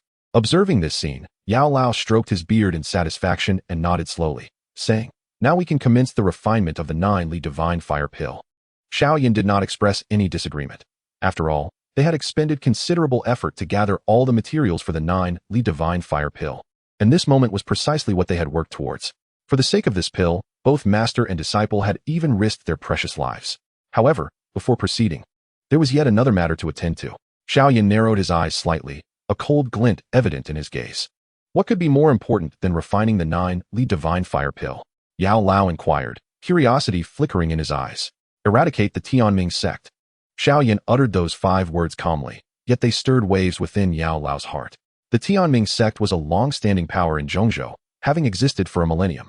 If it were to be eliminated, it would undoubtedly cause significant shifts in the entire landscape of Zhongzhou. Yao Lao's astonishment was no surprise to Xiao Yan, who simply elucidated the events that transpired after encountering the old demon of Tianming. Upon learning that the old demon had indeed allied with the malevolent forces from beyond, Yao Lao's expression changed once more. As Xiao Yan's mentor, he was well aware of the formidable nature of these external evil entities. If that were the case, the Tianming sect truly was a malignant tumor within Zhongzhou. Yao Lao's eyes narrowed, a cold glint flashing within them. I shall compose a letter immediately, rallying the various factions to besiege the Tianming sect. Without hesitation, Yao Lao set to work, quickly drafting several letters. In truth, to eliminate the old demon alone, they would not require such extensive assistance. Yao Lao was confident that he and Xiao Yan together could bring the old demon to despair. However, the Tianming sect, being a prestigious force in Zhongzhou, not only had a semi-holy rank powerhouse among its ranks, but also 3 subordinate sects, with nearly 10 Dou Zun experts combined. Should even a few of them escape, it would pose a significant threat to the young disciples of the Starfall Pavilion. Moreover, who could ascertain whether there lurked a demon saint beneath the Tianming sect? Deliver these letters to the Yin Valley, the Burning Flame Valley, the Flower Sect, and the Pill Tower. Yao Lao smiled at the Wind Sovereign before him. Old man, why is it always me who ends up running errands? The Wind Sovereign gazed at Yao Lao with a hint of grievance. Enough of your prattling. If you refuse, I shall spread your secret affair with Elder Chun throughout the Starfall Pavilion. Yao Lao's eyes widened in a glare, rendering the Wind Sovereign's lips to quiver with indignation. Old man, you dare to threaten me with this? If you proceed, I shall reveal your affair with the mysterious figure. The entire alchemical realm of Zhongzhou will tremble. The Wind Elder smiled as he regarded the alchemist. Do as you wish. The alchemist nonchalantly waved his hand, a faint smile gracing his lips. As long as you are not afraid of being killed by the mysterious figure, I shall not concern myself with such matters. The Wind Elder's expression stiffened, his eyes flickering with unease. And what about your situation with the one from the Sound Valley? You cannot possibly contend with that one either.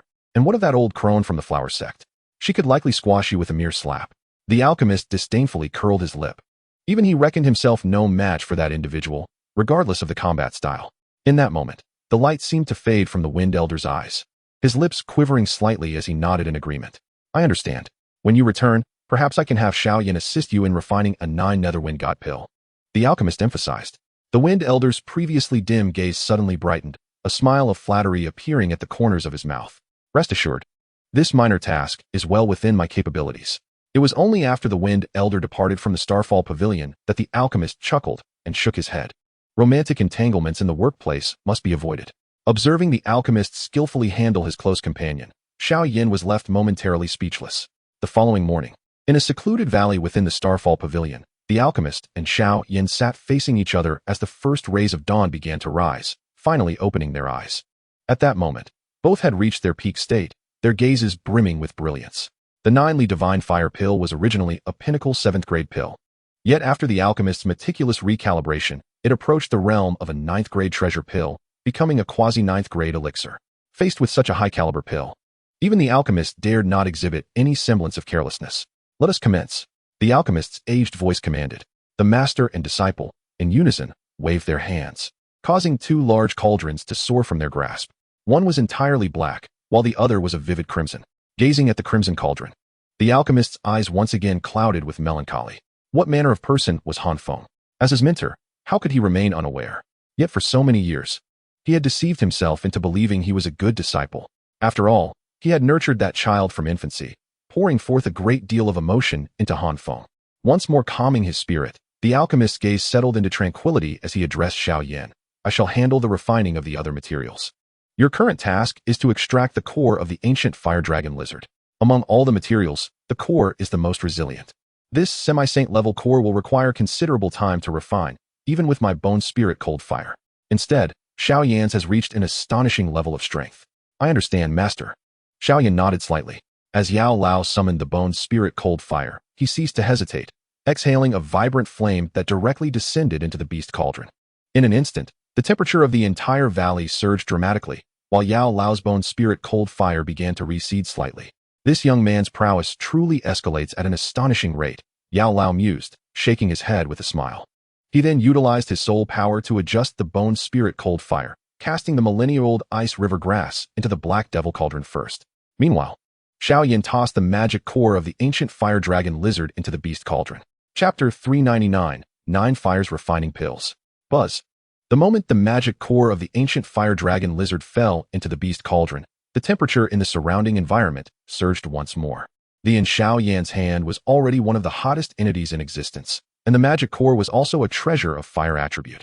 After all, this was a core from a semi-saint level fire attribute magical beast, containing an immense reservoir of fiery energy, comparable to some lower ranked. At the moment of their collision, boundless heat began to emanate from the core.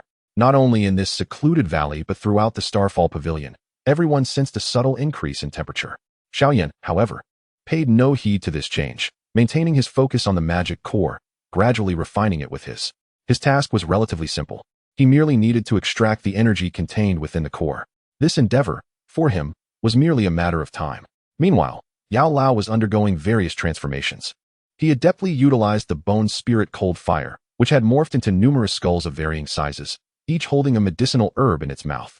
For Yao Lao, whose soul realm had reached the heavenly level, this was not a challenge. As time trickled by, the master and disciple appeared almost like sculptures, motionless, save for the continuously churning and burning the materials within the cauldron. 3 days swiftly passed, and within the Starfall Pavilion, the temperature reached an unbearable level. When the Wind Elder returned with news, he was startled by the oppressive heat within the pavilion. Open a portal to the star realm to disperse the heat, he commanded, clutching a chilled watermelon while unleashing his wind attribute to blow away the oppressive warmth. Many disciples practicing ice attribute also joined in the effort to cool the surroundings. At this moment, a shocking piece of news swept across the entire central state. The Ice River Valley had been annihilated.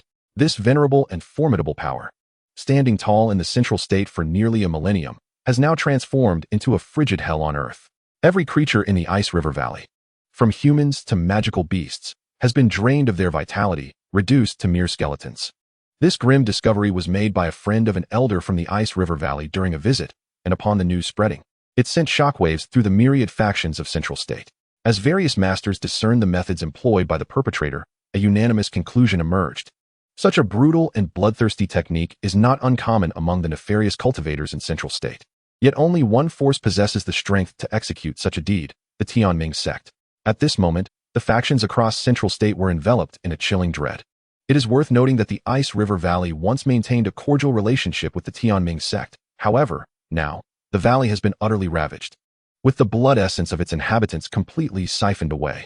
The major factions that received a missive from the Elder Yao have now begun to take that message seriously. The methods of the Tianming sect are indeed sinister, and they cannot be allowed to persist. The voices raised in alarm were not those of the Flower Sect or the Pill Tower, nor the Sound Valley or the Burning Flame Valley, but rather the other 3 sects aside from the Starfall Pavilion. Confronted with such a calamity, they were genuinely terrified. What if the Tianming sect were to unleash their ferocity again? Next time, it could be their blood essence that is drained. Despite their silence, the aforementioned factions have already dispatched their experts to visit the Starfall Pavilion. Esteemed guests, Elder Yao and Xiao Yan are currently refining medicine. Please bear with us for a moment. The Wind Sovereign greeted the envoys from the 4 great factions with a smile. As the Wind Sovereign entertained the guests, Xiao Yan and Elder Yao were gently approaching the conclusion of the first stage of their process. Above the beast cauldron, a translucent, fire-red liquid, roughly the size of a ping-pong ball, hovered, exuding an immense energy. This fiery liquid was the magic core of the ancient fire dragon lizard. refined by Xiao Yan over 3 days. Though it was merely the size of a ping-pong ball, each drop contained an astonishing amount of energy. However, even more astonishing than the magic core itself was the faint red glow emanating from the walls of the beast cauldron. This was a terrifying consequence of the burning of the.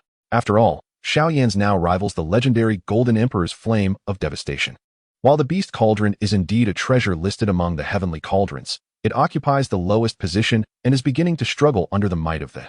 From Xiao Yan's perspective, having received the ancient artifact inheritance, one could argue that not only the beast cauldron, but even Elder Yao's black demon cauldron could only be considered a quasi-holy artifact.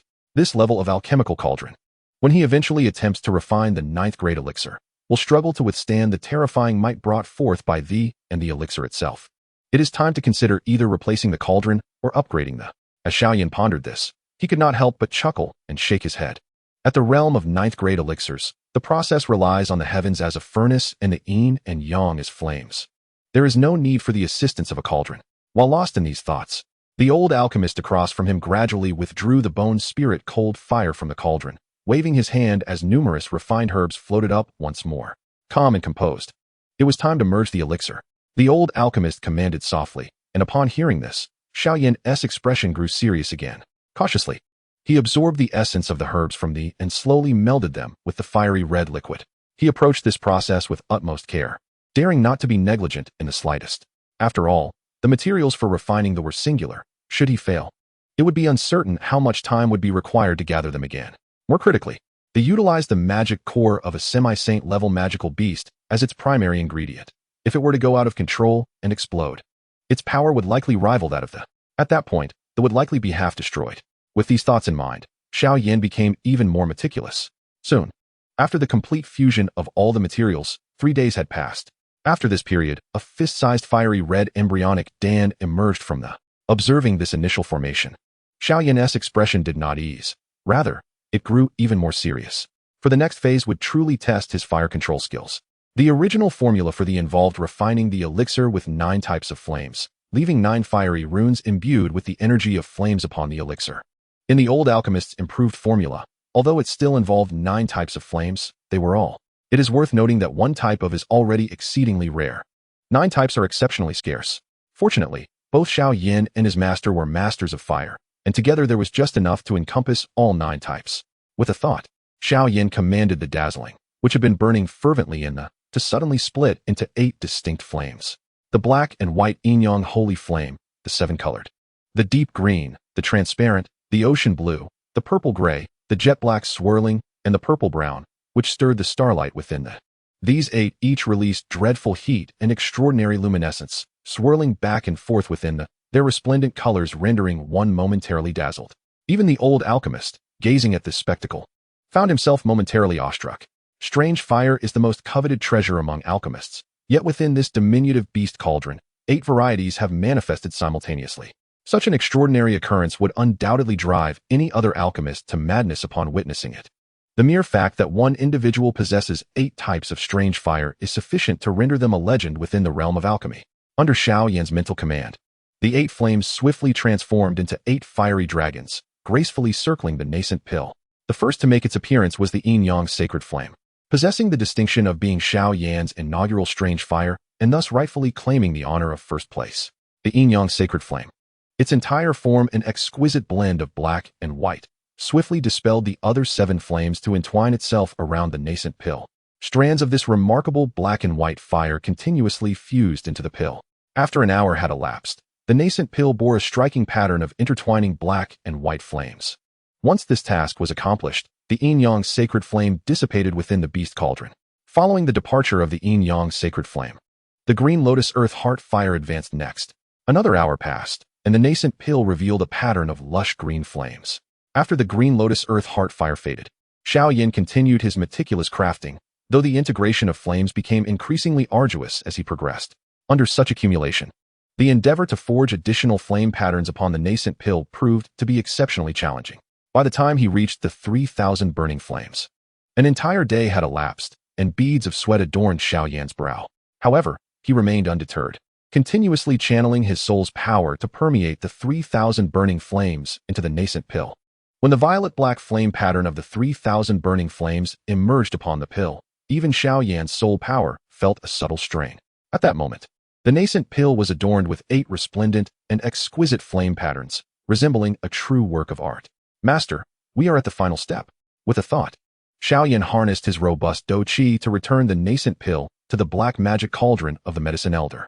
In the next instant, a chilling white flame surged within the cauldron, and the expression on the medicine elder's face grew exceedingly grave. Chapter 400, Near 9th Grade Pill. According to the medicine elder's calculations, although the 9-Li Divine Fire Pill was merely an 8th grade elixir, it approached the 9th grade with remarkable proximity, given that its primary ingredient was the magic core of a semi-holy level magical beast. Thus, the energy contained within this pill was truly formidable, warranting cautious handling even by the now semi-holy medicine elder. The reason this final step was entrusted to the medicine elder was that, while Xiao Yan possessed the potential, his experience in alchemy since ascending to Dozun had been scant. With only one portion of the materials for the 9-Li Divine Fire Pill available, it was only prudent to leave the finishing touches to the medicine elder. As the pill descended into the bone spirit cold fire, the medicine elder's countenance turned solemn, and his soul power, having reached the heavenly realm, surged forth like a boundless ocean. Under the terrifying mediation of the soul power, the 9-Li Divine Fire Pill, which was on the verge of shattering from the stimulation of the bone spirit cold fire, rapidly began to recover. The pill danced back and forth within the bone spirit cold fire, exhibiting a certain sentience, as if it had sensed something. However, under the influence of the soul power from the esteemed Elder Yao, such movements were rendered utterly ineffective. With a mere thought, Elder Yao swiftly suppressed it. As time progressed, a chilling white flame pattern gradually emerged upon the surface of the 9-Li Divine Fire Pill. Concurrently, the once pristine and bright sky above the Starfall Pavilion began to darken with dense clouds. These ominous clouds first coalesced into a mass that obscured half of the Starfall Pavilion, then began to writhe slowly, their colors shifting in a mesmerizing display. Ultimately, they transformed into a spectrum of radiant hues. With the emergence of this colorful thundercloud, a formidable pressure began to emanate from it. While this oppressive force did not astonish Xiao Yan and his master, it certainly startled the others present within the Starfall Pavilion. The crowd in the guest hall, upon sensing this terrifying pressure, exhibited subtle changes in their expressions and swiftly took flight towards the direction of the colorful thundercloud. This is the 9-colored pill thunder.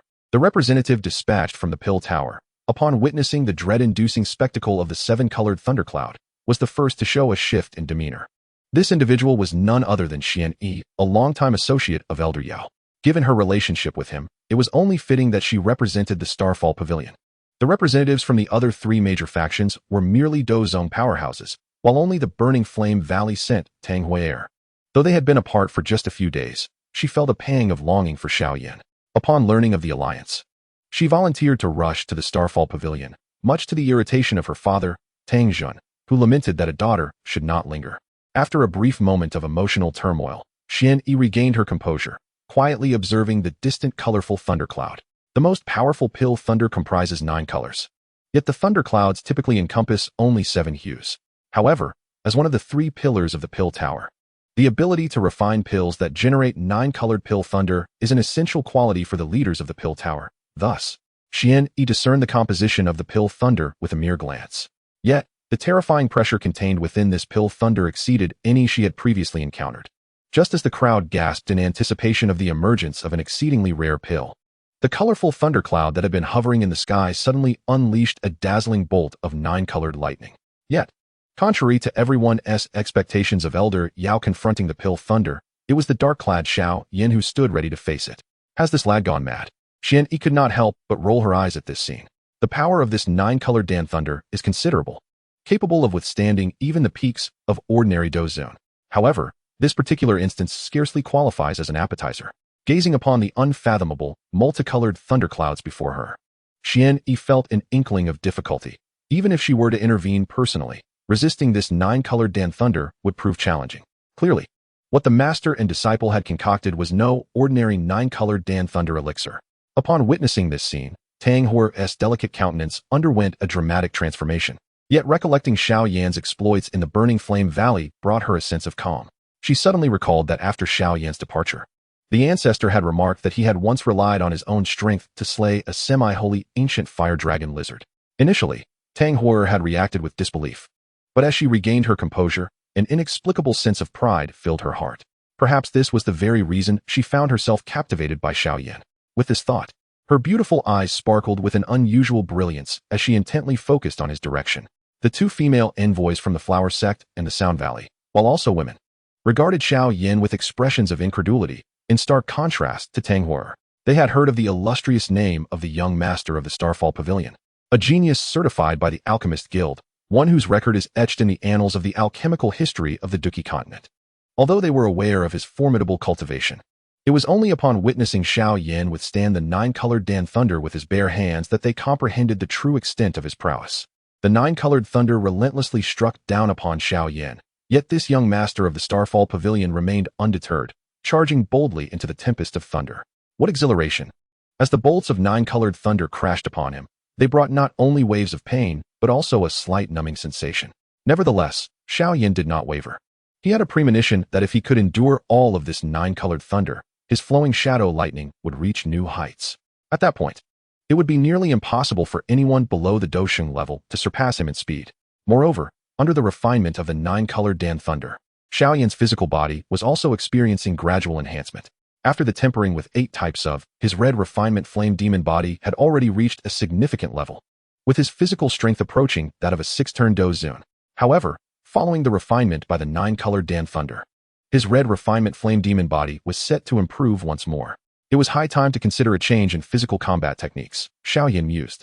If this training continued, even with the additional tempering of 9 types of and various heavenly materials, the limit of his red refinement flame demon body would only reach the semi-holy level.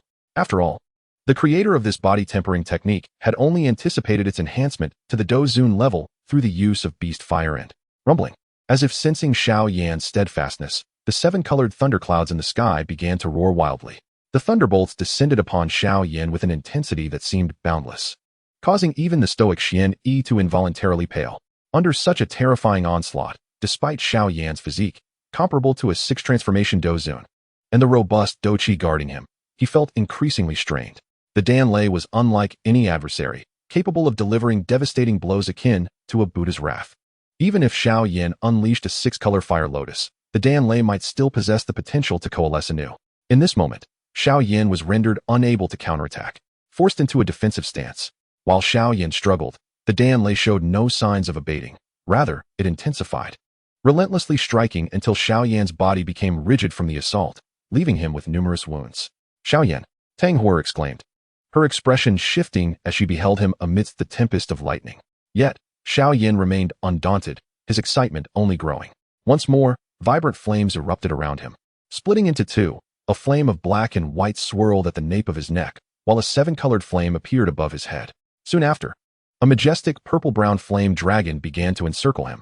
Among the 8 distinct flames within Xiao Yan, the Yin-Yang Sacred Flame, the 10,000 Beast Spirit Fire, and the 3,000 Yen Flames all possessed healing properties. Particularly when combined, their restorative effects reached an extraordinary level. Moreover, when Xiao Yan invoked the Spring God Sect's withered tree blossoms, his physical recovery ascended to an alarming degree. The 9-colored thunderbolts rained down like an unrelenting tempest, each strike tearing at his flesh. Yet through various means, Xiao Yan's body healed rapidly, emerging even stronger than before. After a full half-hour, beneath the stormy skies, the surrounding areas of the Starfall Pavilion lay in disarray, yet Xiao Yan's gaze remained bright. Through the tempering of this thunderous deluge, his physical strength finally attained the level of a 7 transformation Dou Zun, while the 9-colored Dan Lei began to show signs of fatigue, seemingly spent. What a monster! The onlookers gazed at Xiao Yan with a mix of astonishment and awe, just as everyone believed this trial would soon conclude. A flicker of inky darkness suddenly emerged within the radiant thunderclouds. Be careful. At the moment that darkness manifested, the ever-watchful Yao Lao's expression shifted dramatically, and he swiftly appeared before Xiao Yan. Boom!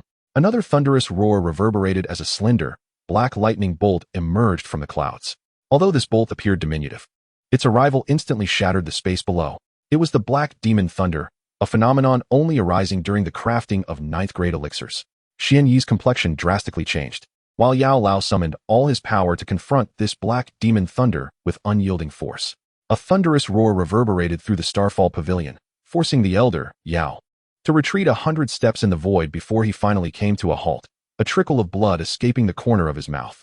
The ominous black magic lightning vanished at last, dissipating along with the terrifying storm clouds.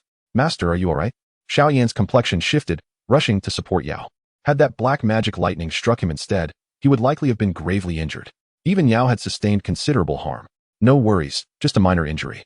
Yao replied with a smile, his gaze turning to the two figures below, amusement dancing in his eyes.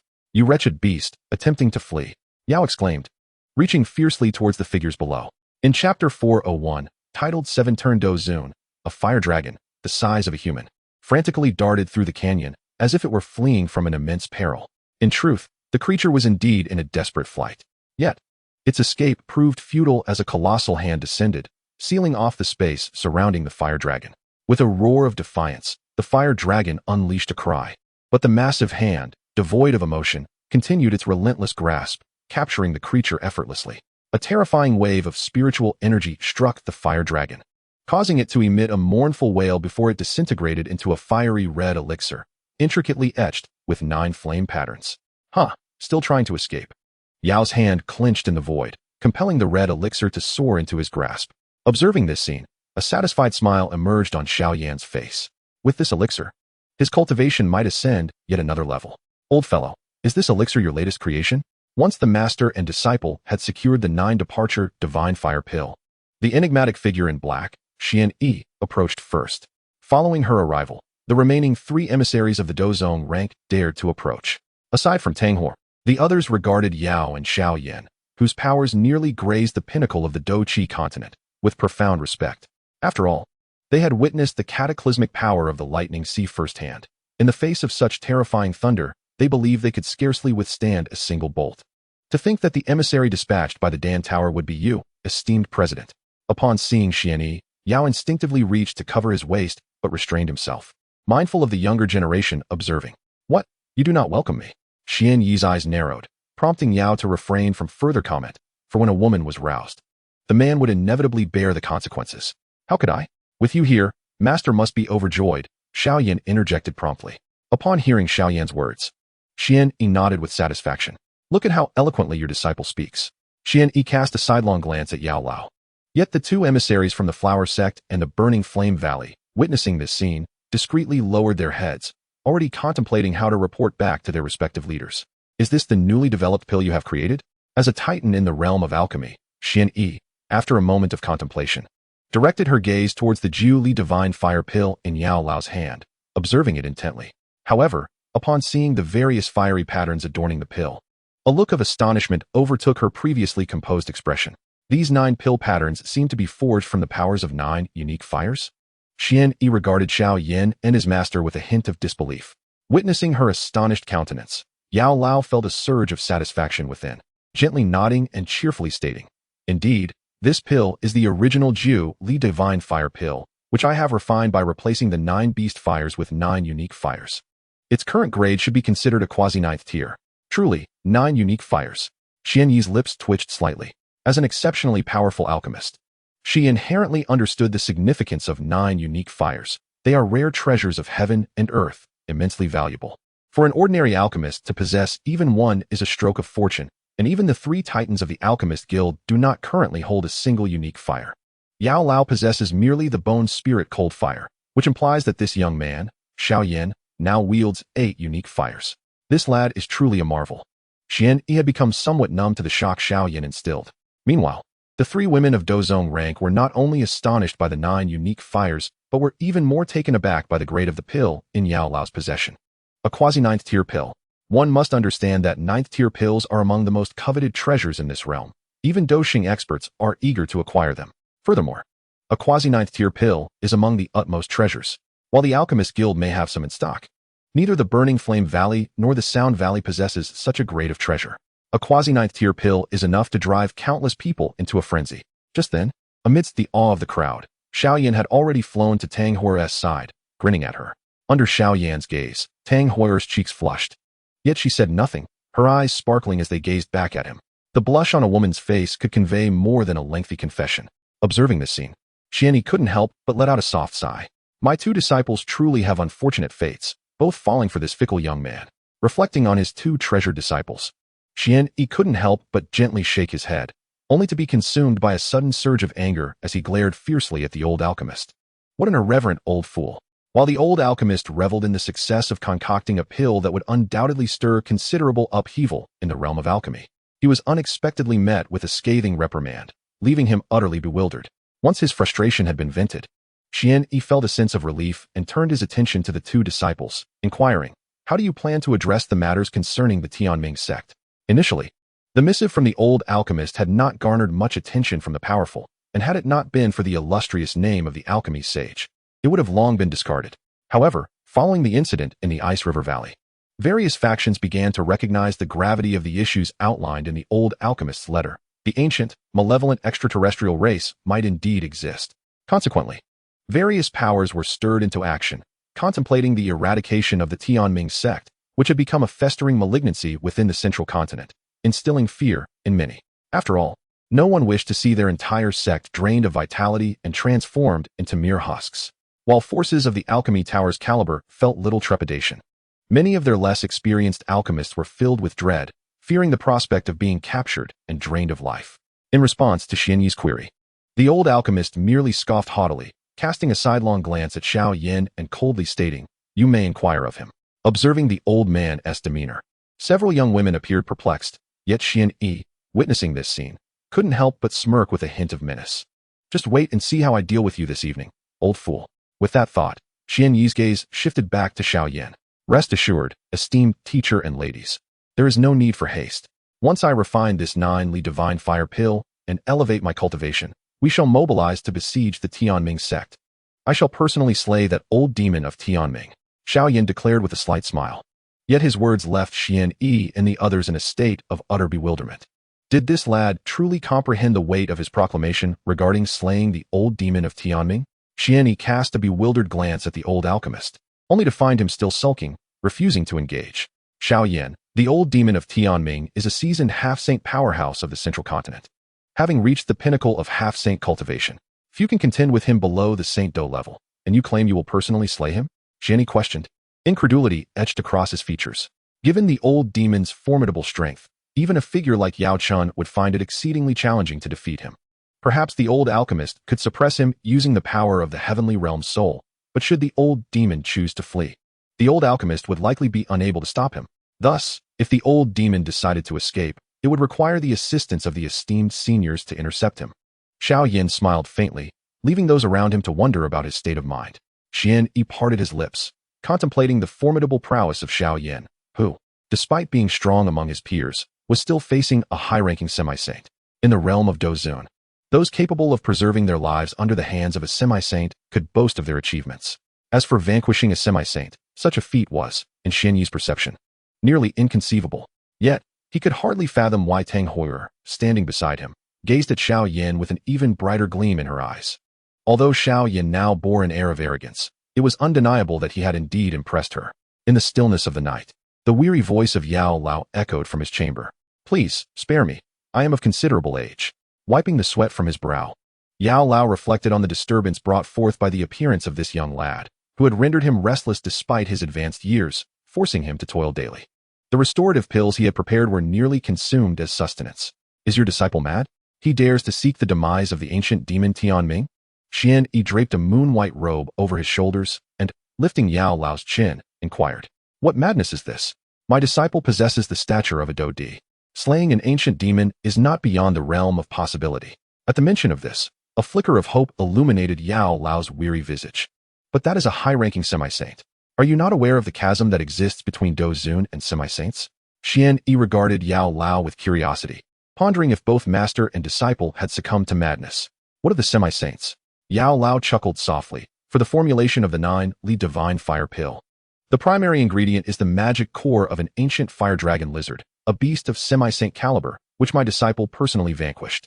Upon hearing this, Xian Yi's expression fell into a state of astonishment. Observing her reaction brought Yao Lao immense satisfaction, akin to indulging in a rare elixir. "Come now. Tonight I shall challenge you to a duel."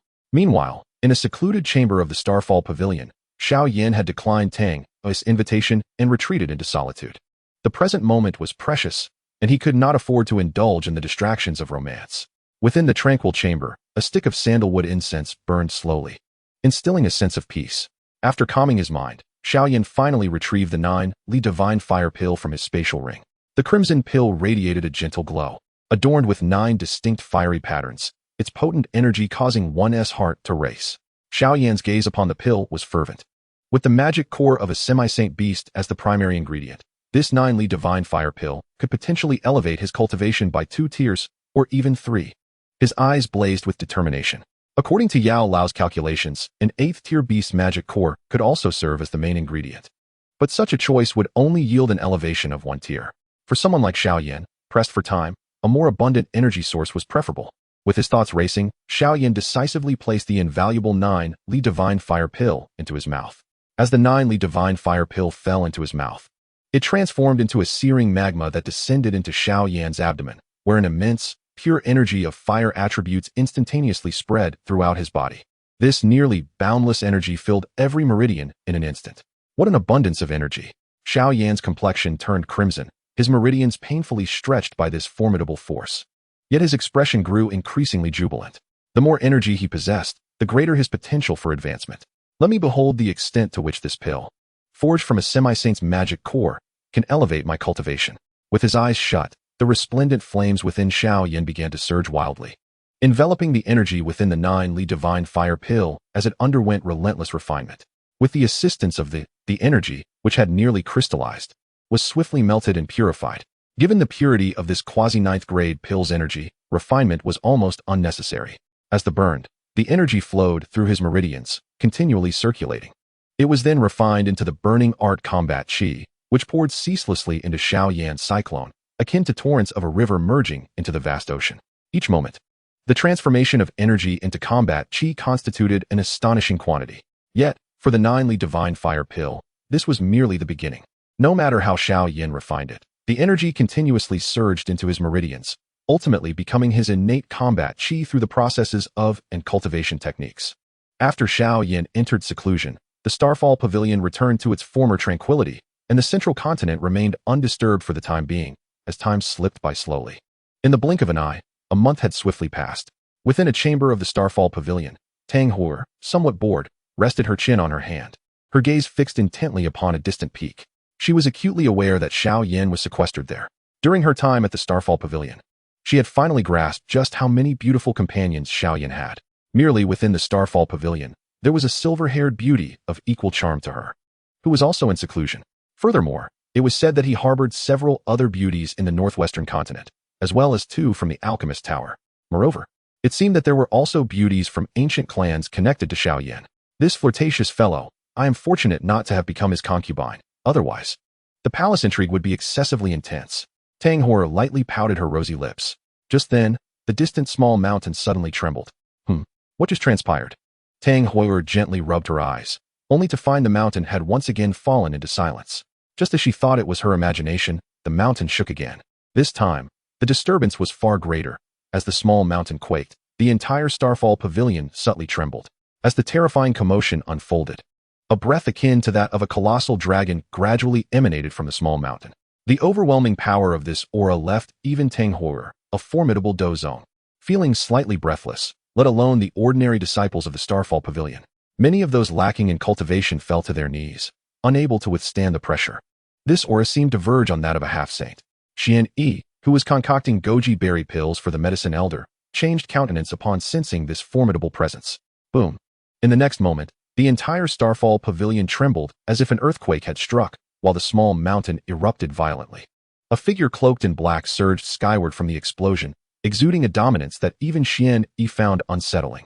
Indeed, the 9-li divine fire was extraordinary. In the heavens above, Xiao Yan couldn't help but burst into hearty laughter. At this moment, his cultivation had soared to the 7th transformation. Chapter 402, The Siege of the Tianming Sect. To leap 3 transformations in one go was an unexpected surprise, even for Xiao Yan. However, given that the primary ingredient of the 9-li divine fire pill was the magic core of a half-saint level ancient fire dragon lizard, it was not entirely unreasonable to achieve such a feat after all. That magic core contained the essence of the ancient fire dragon lizard's cultivation. This was also due to Xiao Yan's remarkably pure Dou Qi. A typical Dou Zun might not achieve a 4 transformation leap in one go. Of course, this presupposed that their physical bodies could endure the immense energy contained within the 9-li divine fire pill. Had Xiao Yan not possessed the and such a formidable physique, He might have faced a perilous fate instead of experiencing such rapid advancement. This young man had, astonishingly, elevated his cultivation by 3 transformations in a mere 2 months.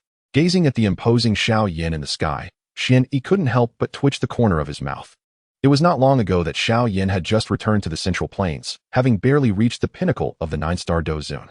Yet, in less than half a year, he had vaulted into the 7th transformation Dou Zone, thanks to the 3,000 flames and the 9-li divine fire pill. For anyone else, achieving this level of cultivation in a century would be considered remarkably swift. Thus, Xiao Yan's progress in just 1 month equated to what others might accomplish in 20 years of arduous training. Fortunately, Xian Yi had grown accustomed to the shocks Xiao Yan brought forth. He would be unfazed even if Xiao Yan were to decapitate the ancient demon of the Tianming sect right before his eyes. In addition to Xian Yi, Tang Hor wore a radiant expression, her beautiful eyes sparkling with brilliance. She pondered how long it would take for her to surpass the ancestor. Meanwhile, the envoys from the Flower Sect and the Sound Valley displayed faces of astonishment. Beyond these individuals, the members of the Starfall Pavilion also exhibited varied expressions, as they sensed that Xiao Yan's cultivation was rapidly approaching that of the Pavilion Master. It seemed that before long, the Starfall Pavilion would witness the emergence of a true Dou Sheng. In due time, the Starfall Pavilion shall undoubtedly ascend to become the 2nd most formidable force in the Central Plains, second only to the Dan Tower, and the status of its disciples shall rise correspondingly. Long live the young Pavilion Master. The young Pavilion Master is extraordinary. Amidst the echoes of these fervent exclamations, it is uncertain who initiated the fervor. Within a certain tower, the silver-haired Han Yu quietly gazes at the formidable figure in the sky, a trace of pride gracing her delicate features. Master, Brother Xiao Yan is truly remarkable. In the Tower of the Wind Sovereign, his disciple Mu Qingyuan also gazes in awe at Xiao Yan above, her large eyes filled with admiration. After all, he is a disciple nurtured by the esteemed medicine elder. The Wind Sovereign sips his tea with a smile. As the current Vice Master of the Starfall Pavilion, he has nearly become a mascot. Given the presence of such 2 formidable experts within the pavilion, their prowess is impressive, not to mention their remarkable alchemical skills. This leaves the Vice Master with little recognition outside. When outsiders inquire, they only know of the Pavilion Master, Yao Chun, and the young Pavilion Master, Xiao Yan, showing no interest in the identity of the Vice Master.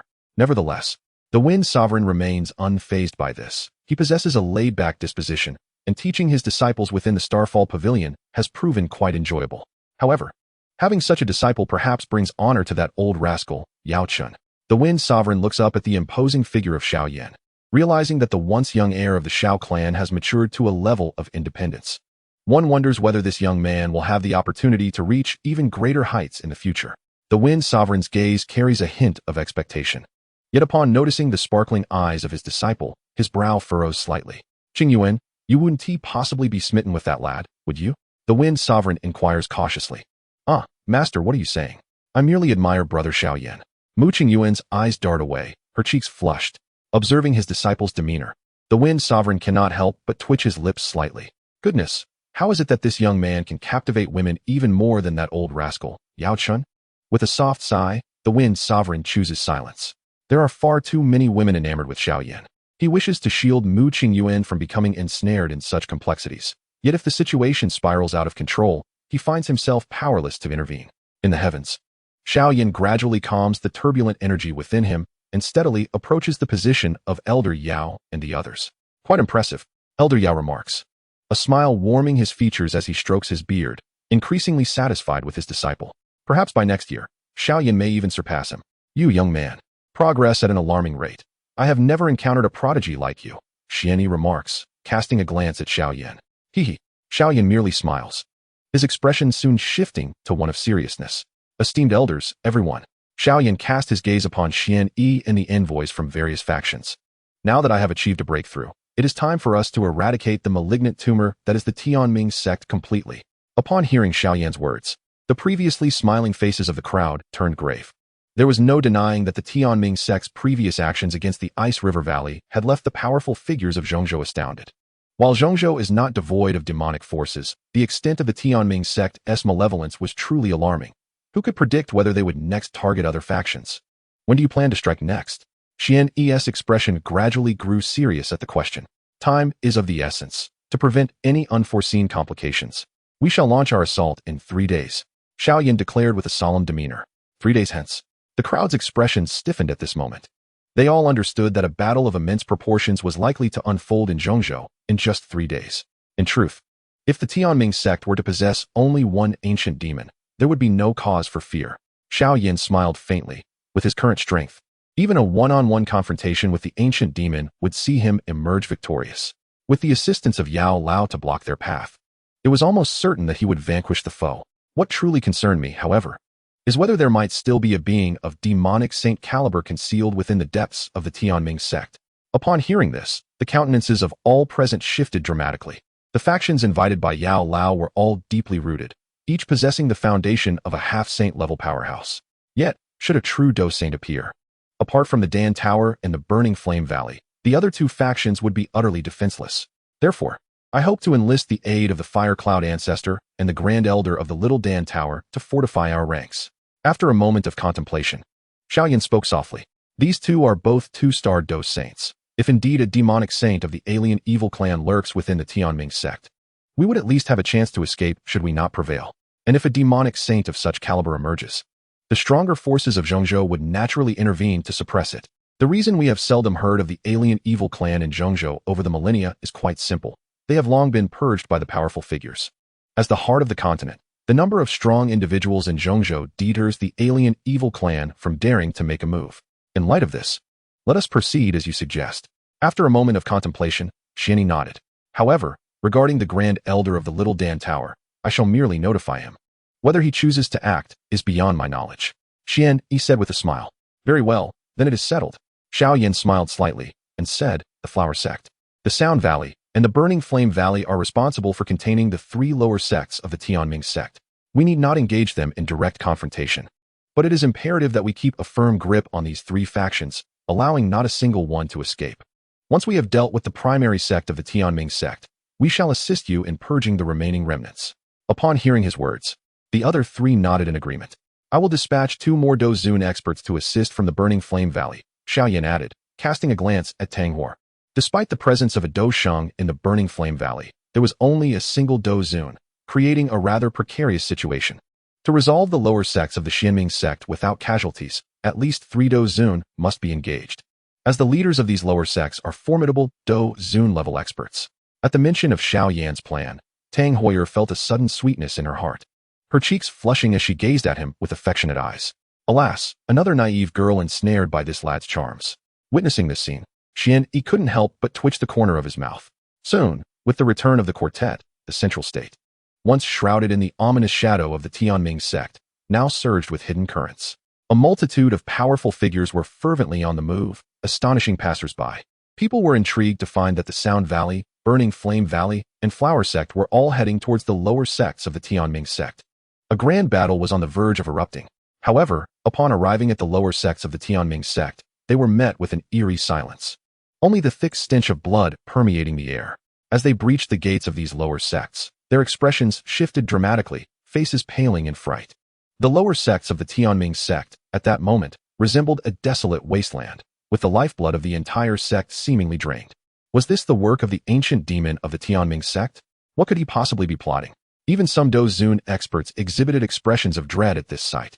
The disciples of the lower sects numbered in the tens of thousands, yet all had been drained of their vitality, leaving behind nothing but desiccated corpses. Truly horrifying. After a discussion, they resolved to venture to the headquarters of the Tianming sect to uncover the truth.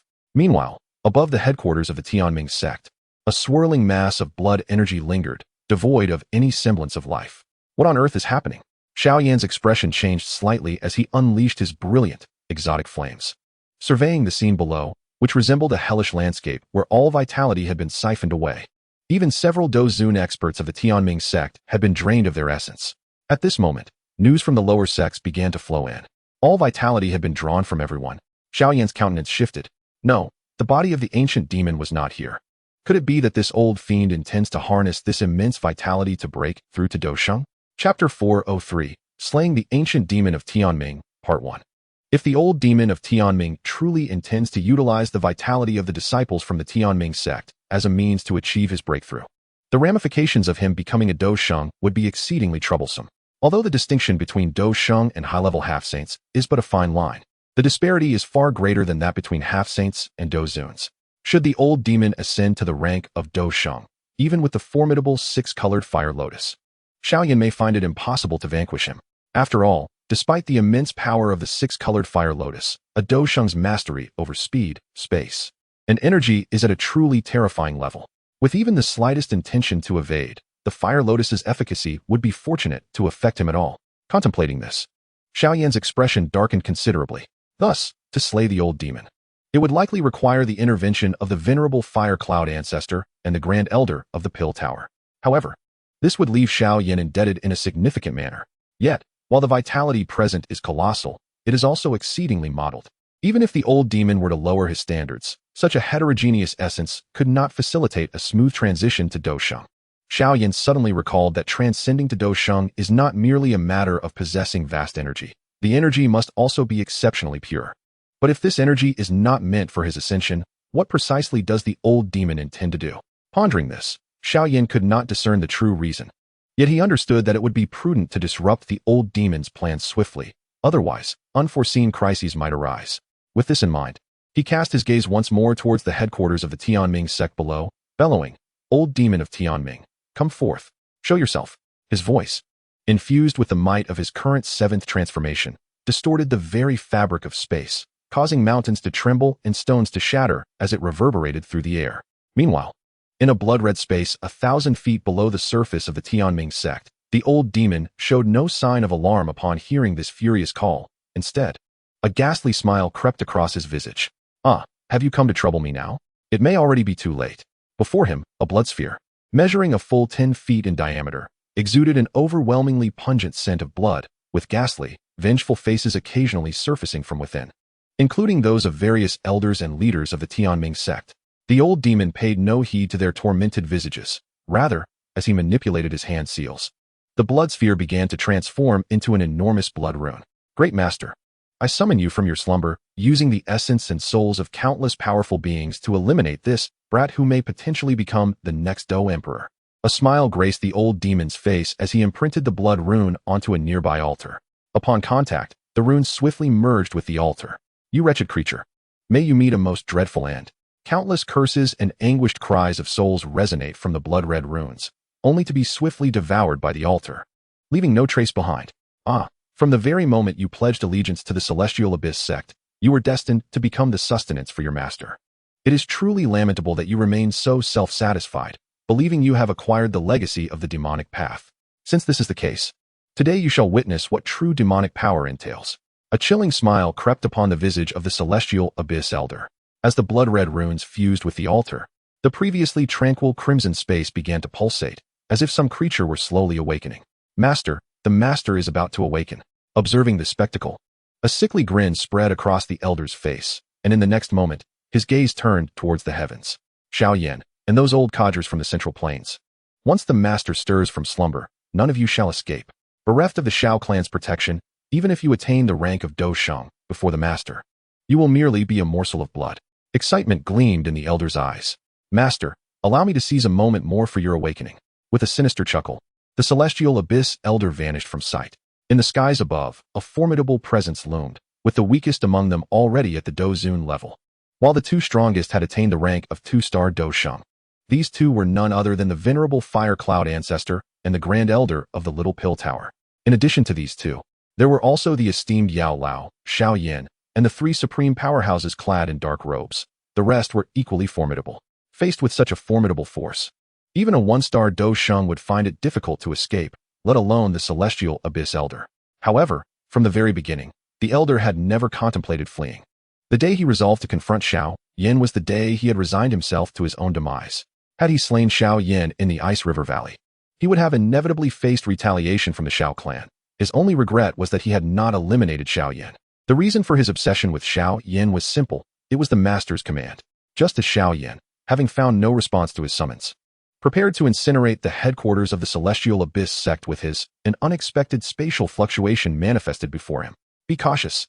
Observing this scene, the highest ranked among them changed countenance. Yet a smile finally graced Xiao Yan's face. At last, it has emerged. With a broad grin, Xiao Yan combined his Dou Qi and physical strength, igniting a brilliant flame that surged forth to strike against the spatial disturbance. Boom! The terrifying spatial fluctuation instantly shattered the surrounding space, causing Xiao Yan to be propelled back 100 feet before he could regain his footing. However, at that moment, a figure cloaked in crimson emerged from the spatial rift, staggering back a few steps. Who else could it be but the Celestial Abyss Elder?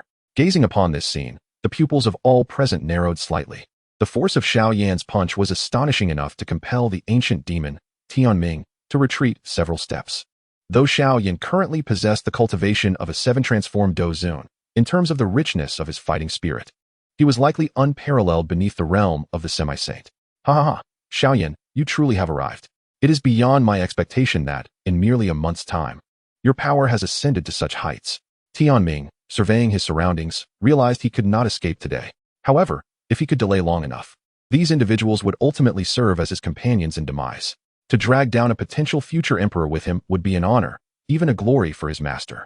In just a month, this young man had garnered strength approaching his own. What might he achieve once he reached the realm of the semi-saint? Tianming glanced at his palm, where a faint, charred imprint of a fist remained. Meanwhile, Xiao Yan, at a distance, gently wiped the blood from the corner of his mouth. Despite having attained the cultivation of a 7-transformed Dou Zun, facing a semi-saint head-on, he could not hope to gain the upper hand. Yet, this was merely the most fundamental phase. A cold glint appeared in Xiao Yan's eyes as he fixed a chilling gaze upon the ancient demon, sneering. You conspired with the malevolent beings from beyond, and your entire sect practices the dark arts. You are indeed a malignant tumor upon this continent. Today, I shall eradicate this tumor. With just you? Tianming was initially taken aback, then burst into raucous laughter. No matter how prodigious your talent, you remain merely a Dou Zun. Should you dare to face me alone, I shall surely slay you, he thought, dismissing any hope, for what Dou Zun would be foolish enough to accept such a challenge. His only desire was to buy time. Yet, contrary to his expectations, Xiao Yan stepped forward at that moment. Is that so? A peculiar smile graced Xiao Yan's lips. Then today, you shall become the first true semi-saint to fall beneath my Dou Zun realm. You truly wish to battle me alone. Tianming was initially stunned, but his face soon brightened with wild joy. Though he resigned himself to death, the prospect of personally slaying Xiao Yan was enough to make even his demise feel worthwhile. Chuckling at Tianming's elation, Xiao Yan remained unfazed. While he had previously slain a half-saint level demon and a half-saint level beast, the ancient demon before him was the true embodiment of a high-tier semi-saint. Allow yourself to be the stepping stone upon which I ascend to the semi-saint realm. As he smiled, Xiao Yan swiftly formed intricate seals with his hands. Heavenly Fire, 3 mysterious transformations. As the celestial fire of the 3 mysteries unfurled, Xiao Yan's cultivation, originally at the 7th level of Dou Zun, surged dramatically. It first ascended to the 8th level, then to the 9th, and continued to rise until it reached the pinnacle of the 9th level, finally coming to a halt. In that moment, everyone involuntarily swallowed hard. Even the expression of the ancient demon, Tianming, turned solemn. However, just when everyone presumed Xiao Yan had reached his zenith, an enigmatic and extraordinary rune emerged from the center of his brow. Boom. In the next instant, Xiao Yan's aura broke through the limits of Dou Zun, his momentum soaring as he truly stepped into the realm of the half-saint. A profound silence enveloped the world. All gazes were fixated, dumbfounded, upon Xiao Yan. Not yet 20, he had attained the level of half-saint. Even if his ascension was aided by secret techniques, this young man before them had ultimately crossed into that exalted tier. In that moment, the faces of the many powerful beings present were a tapestry of shock and complexity. The ancient fire measuring rod. With a mere thought, Xiao Yan summoned a pitch-black measuring rod from his spatial ring, and in the next moment, resplendent flames ignited around him. I wonder, Xiao Yan mused with a smile, gazing at the ancient demon Tianming, if I am truly capable of vanquishing you now. With a firm step, he vanished from his original position, and the next instant, a colossal flame rod, stretching 1,000 feet long, descended upon the ancient demon Tianming, imbued with terrifying heat and energy. Chapter 404. Slaying the Ancient Demon Tianming, Part 2. The path of the flame rod rent the very fabric of space, creating a gaping black chasm, while the intense heat it emanated caused the faces of all present to involuntarily shift. Xiao Yan's extraordinary fire had already reached a fearsome degree, and with the enhancement of the ancient fire measuring rod, its power escalated to an alarming level. As he beheld the massive flame rod, Tianming's expression shifted, his pupils contracting. Even if you forcibly elevate your realm to that of a half-saint through secret techniques, you cannot possibly be my match. Tianming roared, his blood-red eyebrows, which hung to his shoulders, suddenly swelling into 2 enormous crimson dragons, soaring forth to counter the flame rod. Yet, Much to his dismay, these blood-red brows seemed to have little effect, being effortlessly cleaved in two by the fiery assault. Cursed be this wretch. How could he be so formidable? Tianming's countenance finally shifted, his gaze fixated on the black measuring rod in Xiao Yan's grasp. The immense power Xiao Yan wielded was undoubtedly linked to that rod. However, he had no time for further contemplation. Suddenly, Tianming bellowed, releasing an overwhelming surge of blood energy. The very space behind him trembled, revealing a horrifying illusion of a blood sea, teeming with countless vengeful spirits adrift within. What atrocities has this man committed to reach such heights? Gazing upon the sanguine visage of the blood sea, the numerous onlookers, all masters of their craft, experienced a palpable shift in countenance. The diabolical techniques of the Tianming sect had exceeded their wildest imaginings. The Tianming Shura armor.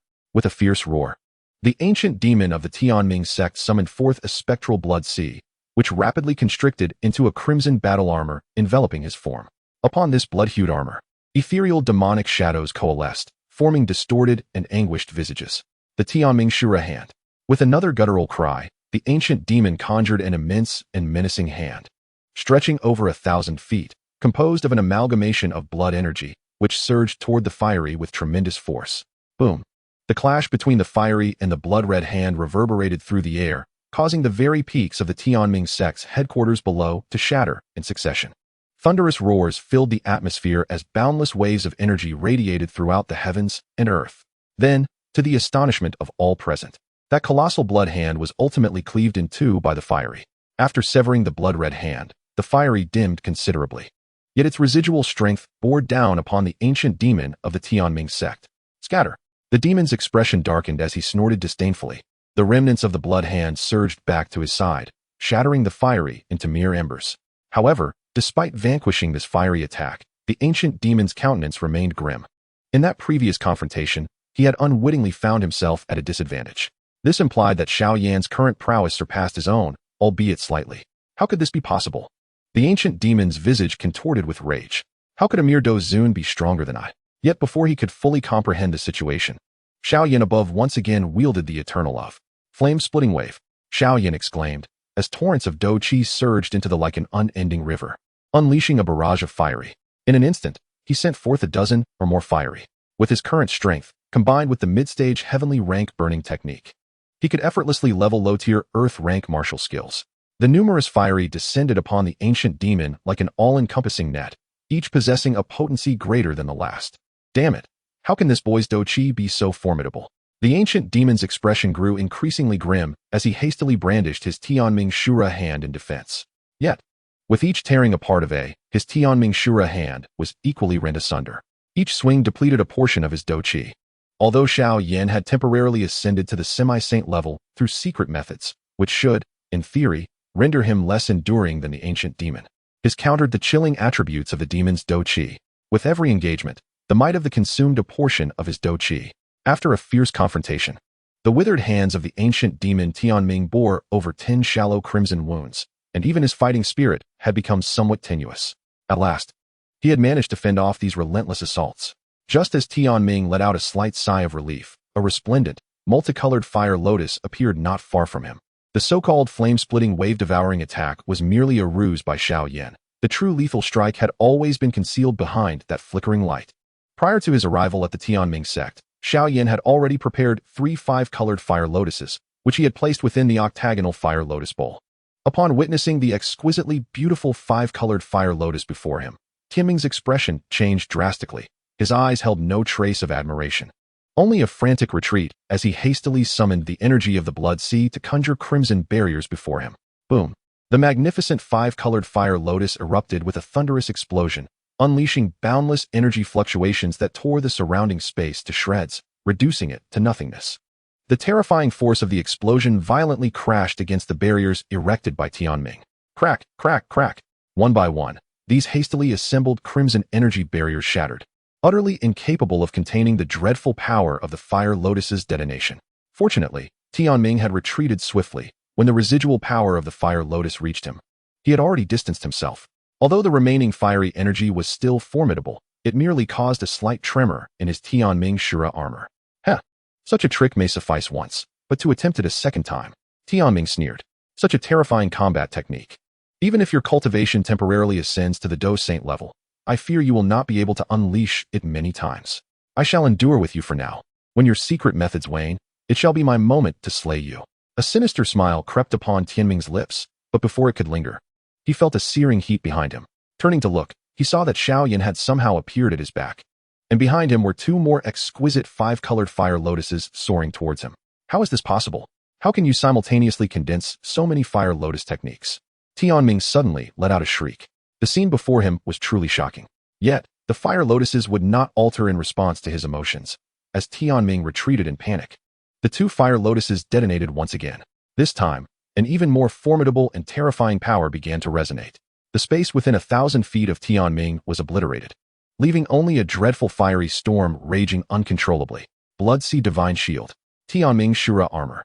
The ancient demon Tianming frantically activated his protective armor, struggling valiantly against the tumultuous storm unleashed by the terrifying explosion of the five-colored fire lotus.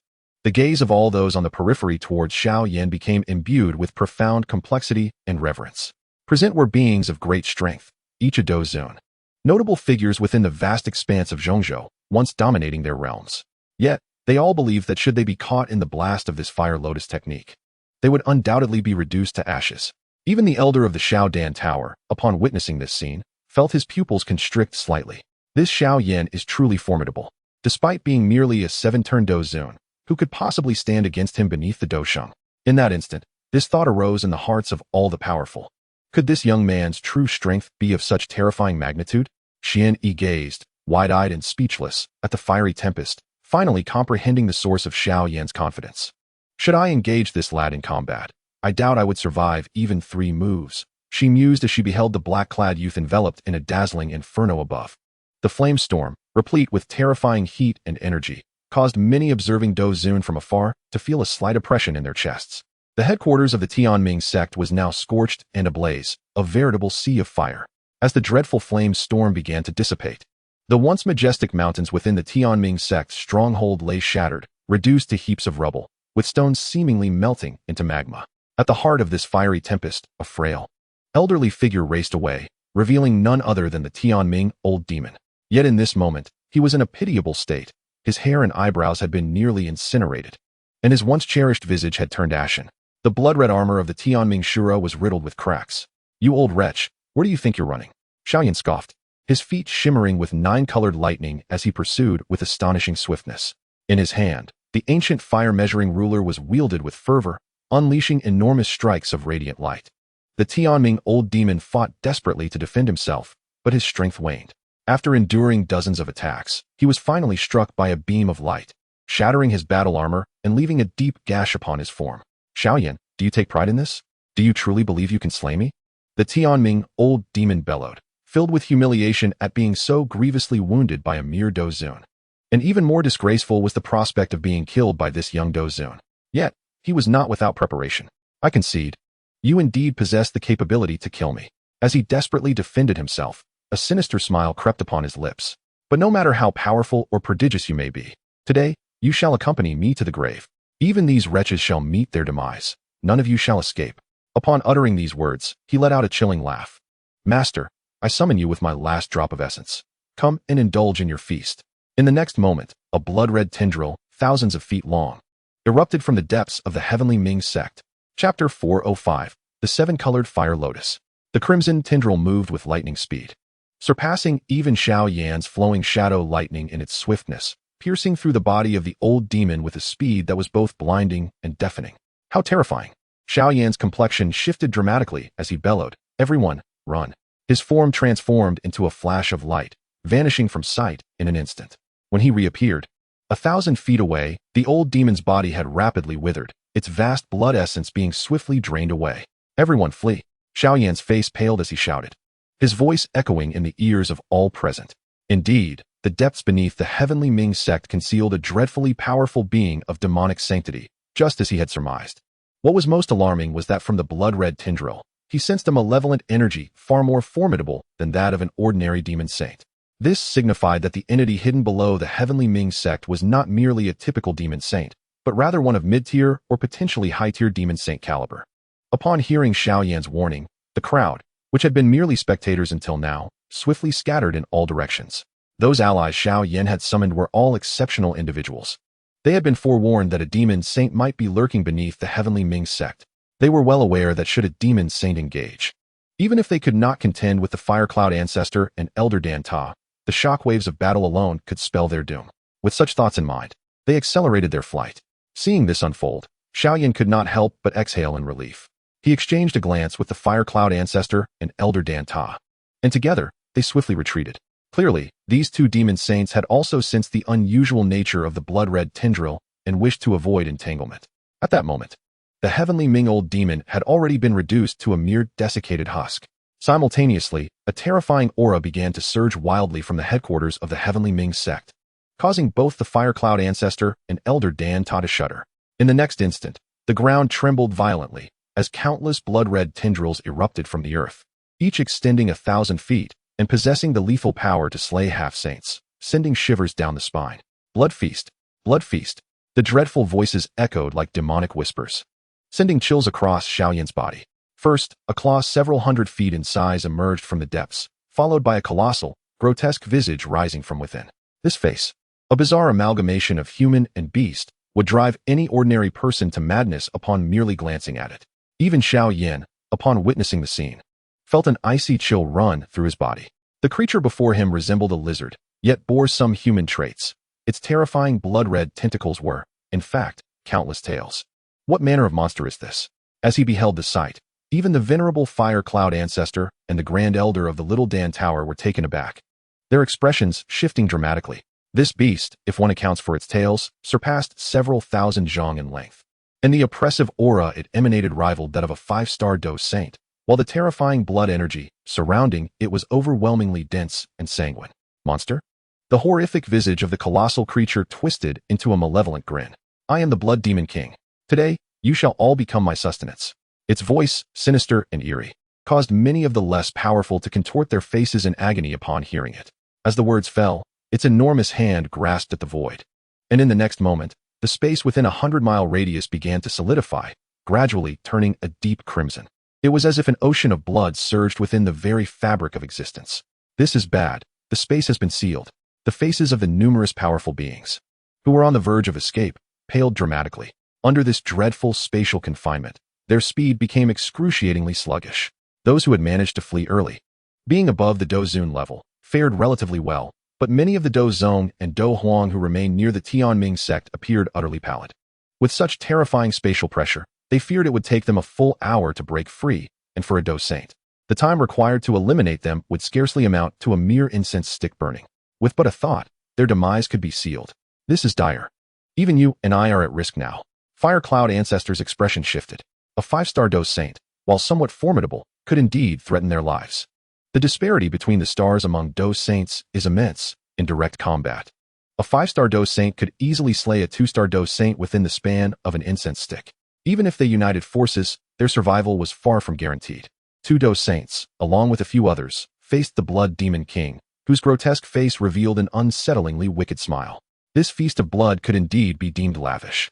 However, the most sumptuous morsel among you is undoubtedly that genius in your midst, a prodigy endowed with 8 types of, a potential seed for ascending to the Dou Emperor realm. Surely such sustenance would be delectable. As it cackled, blood-red tentacles surged from its back, launching a frenzied assault upon all present.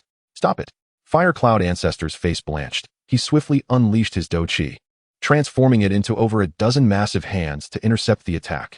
The Grand Elder of the Little Dan Tower mirrored his actions, yet at the center, Xiao Yan remained motionless. It appears I have miscalculated. Gazing at the monstrous visage adorned with a sinister grin, a wry smile of resignation crept upon Xiao Yan's lips. Who could have imagined that beneath the realm of the underworld, there lay a demon king rivaling the 5-star Dou saint? It seems that I must resort to that particular technique. Otherwise, all shall perish here. A resolute glimmer shone in Xiao Yan's eyes. Xiao Yan, hasten to employ your Fire Lotus Dou technique to alleviate our burden. Elder Hui Yun exclaimed amidst the frantic resistance. Among the gathered souls in this sanguine space, only Xiao Yan's Fire Lotus Dou technique could provide a semblance of defense against this terrifying monstrosity. After all, Elder Hui Yun had witnessed the might of Xiao Yan's 6-colored Fire Lotus firsthand. Such power was not to be underestimated, even by a 2-star Dou saint. While it might not pose a threat to this Blood Demon King, it should suffice for temporary resistance. Understood.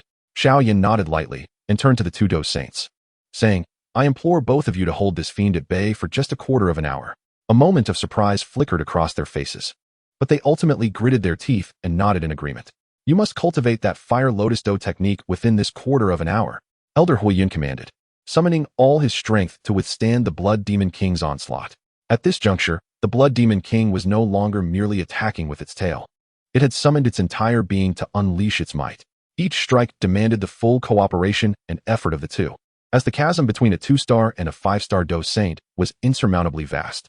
Observing the strain etched upon their faces, Xiao Yan resolutely retrieved a crystal-clear pill from his spatial ring and consumed it. The 8-rank Heavenly Soul Pill, a treasured collection of the esteemed Yao Lao. This wondrous elixir could allow one at the pinnacle of the spirit realm to briefly ascend to the heavenly realm for the duration of a single incense stick, albeit at the cost of depleting one's soul power. Once the time elapsed, the soul would plummet into exhaustion, with severe cases even leading to injury. As Xiao Yan swallowed the pill, his soul power surged dramatically, transforming into an overwhelming force, accompanied by a profound connection to the cosmos. This sensation had eluded him since departing from the sacred artifact mountain. Feeling the immense swell of soul power, the resplendent flames enveloping Xiao Yan suddenly split into 8 distinct forms. Except for the weakest of them, the 10,000 Beasts Spirit Fire. The remaining 7 began to meld together gradually. The ominous sounds of the clash between the exotic fires echoed, and Xiao Yan's hands began to crack, beads of cold sweat forming on his forehead as his complexion paled swiftly. The soul power and Dou Qi consumed by the 7-colored Fire Lotus amounted to an unfathomable quantity. Even one with a soul at the heavenly realm would be drained. Moreover, Xiao Yan's elevation to this realm through the pill rendered the process exceedingly taxing. At this moment, his Dou Qi was depleting at a terrifying rate. Despite the aid of the burning decision and numerous exotic fires, Xiao Yan found himself increasingly beleaguered. Congeal for me. Xiao Yan gazed at the colossal fireball in his hands, which had now amalgamated into 7 vibrant colors. His palms were drenched in blood, his complexion pale as parchment, yet within his eyes lingered a flicker of resolute determination. Suddenly, after what felt like an eternity, when the Fire Cloud ancestor could no longer withstand the strain and spat out a mouthful of blood, the multicolored fireball finally burst apart.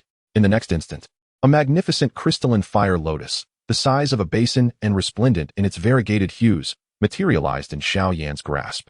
Observing this extraordinarily beautiful fire lotus, a faint smile of relief broke across Xiao Yan's face. Suppressing the dizziness clouding his mind and the weakness coursing through his body, he addressed the 2 Dou saints. Esteemed elders, please step back. With that, he summoned the last vestiges of his Dou Qi and propelled the 7-colored Fire Lotus forcefully toward the Blood Demon King. As the Fire Lotus soared forth, a wave of dizziness overwhelmed Xiao Yan, causing him to close his eyes as darkness enveloped him, plummeting downward. Xiao Yan. The Fire Cloud ancestor's expression shifted, and he extended a strand of Dou Qi to catch Xiao Yan's falling body. Meanwhile, the 7-colored Fire Lotus, marked by the traces of a dark void, advanced toward the towering Blood Demon King. The resplendent Fire Lotus, though only the size of a basin, appeared minuscule before the massive form of the Blood Demon King, whose height dwarfed it immensely. Yet, this seemingly insignificant speck altered the atmosphere entirely upon reaching the Blood Demon King. Boom! A deep explosion resonated, and in that moment, the previously rigid space suddenly loosened. An earth-shattering wave of energy surged forth from the center of the explosion. A colossal mushroom cloud, with a diameter of thousands of feet, erupted from the epicenter, causing the expressions of the Fire Cloud ancestor and the Grand Elder of the Little Dan Pagoda to shift dramatically. Run! A chill gripped their hearts. Exchanging a glance, they hastily lifted the unconscious Xiao Yan and retreated. Everyone, flee at once. The Fire Cloud ancestor bellowed. The spatial confinement had been shattered, allowing everyone to move freely once more. Upon hearing the ancestor's command, they rushed away without a backward glance. Behind them, fragments of space surged forth like an unstoppable tide, boundless and relentless. At the headquarters of the Tianming sect, the mountains were rapidly obliterated, consumed by the terrifying heat and transformed into molten rock. Subsequently, a cataclysmic surge of energy erupted within, creating a vast chasm where the once majestic peaks of the Tianming sect had stood. The relentless surge of energy, having carved a vast chasm at the headquarters of the Tianming sect, continued to disperse with a terrifying force in all directions. Wherever it traveled, mountains and forests were laid to waste, reduced to mere remnants of their former glory. The velocity of this energy's diffusion surpassed even that of numerous Dou Huang powerhouses. Had it not been for the intervention of the venerable Fire Cloud Ancestor and the Grand Elder of the Little Dan Tower, who wielded spatial powers to transport those in peril, it is likely that countless strong warriors would have perished under the onslaught of the shockwave. With frantic urgency, Fire Cloud Ancestor and the Grand Elder fled, each step covering vast distances, while outside, the alchemist Yao Lao and several dozen Dozun also made their escape in haste. Only after traversing several hundred miles did this formidable group finally pause, their hearts racing as they gazed back at the site of the fiery explosion. How utterly terrifying! Was this truly the work of Xiao Yan? Xian Yi swallowed hard, glancing at the unconscious Xiao Yan cradled in the arms of Fire Cloud Ancestor. Although reluctant to admit it, the explosion was indeed orchestrated by this young man. With a bittersweet smile, Fire Cloud Ancestor regarded the unconscious Xiao Yan, his eyes filled with astonishment. He had believed that the six-colored fire lotus represented Xiao Yan's ultimate limit, yet upon witnessing the seven-colored fire lotus, he comprehended the true extent of Xiao Yan's hidden prowess. After conjuring a barrier of Dou Qi to shield against the remnants of the explosion's shockwave that had spread for hundreds of miles, Fire Cloud Ancestor finally exhaled in relief. This boy is nothing short of a monster. With a sigh, Fire Cloud Ancestor reflected on the sheer power of that seven-colored fire lotus. Even he, a two-star Dou Sheng, would have faced a perilous fate if caught at the epicenter of such an explosion. His astonishment was palpable, and the gazes of the other Dou Sheng and lower-level warriors toward Xiao Yan were filled with reverence and awe. The Tianming sect headquarters lay utterly devastated, transformed into a colossal pit, with the surrounding mountains flattened for miles. Even at a greater distance, the landscape was rife with destruction. Such a method of attack was overwhelmingly fearsome. Reflecting on the previous encounter where Xiao Yan had subdued the ancient demon of Tianming, all present swallowed hard, while the Dou Zong and Dou Huang gazed at Xiao Yan as if he were a deity. However, a sense of dread crept in. That last move had drained Xiao Yan of an excessive amount of soul energy, leaving his spirit somewhat damaged. As the crowd marveled at Xiao Yan's display of power, Yao Lao's expression shifted subtly. What? You mean to say that this young man's soul has sustained damage? Xian Yi's face also paled at this revelation. At their level, physical injuries were trivial. Unless faced with particularly bizarre and unique wounds, ordinary injuries could heal swiftly. In dire situations, even the possibility of transferring to a new body was not out of the question. Yet, at their stage, the integrity of the soul became of paramount importance. In light of the circumstances, it is prudent to hasten his return for treatment. Upon hearing this, the Grand Elder of the Little Dan Tower wore a grave expression. This so-called extraterrestrial evil clan possesses formidable strength, even if subjected to the terrifying explosive force of the Fire Lotus martial technique. It is unlikely to pose a genuine threat to his life. Such a monstrous power transcends the control of the two of us, and it is imperative to return swiftly to consult with the Ancestor. At the mention of the Ancestor, the expressions of all present turned serious. The Ancestor referred to as, of course, the solitary figure within the Dan Tower, who has achieved the esteemed rank of 6-star Dou Sheng. This implies that the intervention of the pinnacle beings of the continent may be necessary. The Fire Cloud Ancestor nodded slightly. Although they too were among the elite of the continent, there remained a significant chasm between their level and that of the true apex. After all, the disparity between Dou Shengs is immense. Just as everyone prepared to withdraw, a peculiar and chilling roar emanated from the very epicenter of the calamitous explosion that had just transpired. Damn it! How could a mere half-saint unleash such an assault? As the roar reverberated, the countenances of the crowd shifted once more. Indeed, the Blood Demon King had survived such a horrifying onslaught. This is bad. Quickly retreat. The Fire Cloud Ancestor's expression changed, as he urged everyone to flee with urgency. However, at that moment, a crimson figure burst forth from the flames. Its blood-red scales were largely shattered, and a portion of its grotesque visage had been violently obliterated. Yet, despite its injuries, this entity was still comparable to a 5-star Dou Sheng, capable of wielding the strength of a 4-star Dou Sheng. And it is not impossible for a 4-star Dou Sheng to eliminate two 2-star Dou Shengs, albeit with greater effort. You dare to flee. The voice of the Blood Demon King resonated as if rising from the depths of hell, laced with terrifying fury. To manifest the powers of at such a nascent stage, should this being mature, it would undoubtedly become a grave threat to our clan. None of you shall escape today. You will all become my blood offerings. With a sinister laugh, the Blood Demon King's enormous maw gaped wide, revealing countless jagged teeth. Even in its wounded state, its speed surpassed that of the Fire Cloud Ancestor and the Grand Elder of the Little Dan Tower, swiftly closing the distance between them. This is dire. The situation has become precarious. As the extraterrestrial evil clansmen drew nearer, the two 2-star Dou Shengs were gripped by a sense of dread. Given the Blood Demon King's strength and frenzy, it would indeed be fortunate if even one of them managed to escape today. The Grand Elder commanded, "Take them and flee. I shall remain to hold them off." The voice of the Fire Cloud Ancestor resonated with gravity. "Fire Cloud, you." The Grand Elder of the Dan Tower was momentarily taken aback. "There is no time. You must lead them away." The Fire Cloud Ancestor bellowed with urgency. With that, he abruptly turned, and an emblem had inexplicably appeared on his brow. This emblem was a secret technique passed down from the ancestor of the burning flames, capable of granting him strength rivaling that of a 3-star Dou Saint for a brief period. However, the cost of this technique was far more severe than the transformations of the heavenly fire. The price for its use was the incineration of his flesh, leading to his demise. While he could preserve his soul, the Fire Cloud Ancestor doubted he could maintain it in the presence of a 4-star Dou Saint level demon. Nevertheless, this would buy enough time to entangle the foreign demon for the duration of 2 incense sticks. 2 incense sticks worth of time would suffice for these individuals to escape far away. As the Fire Cloud Ancestor beheld the approaching Blood Demon King, a glimmer of resolve shone in his aged eyes.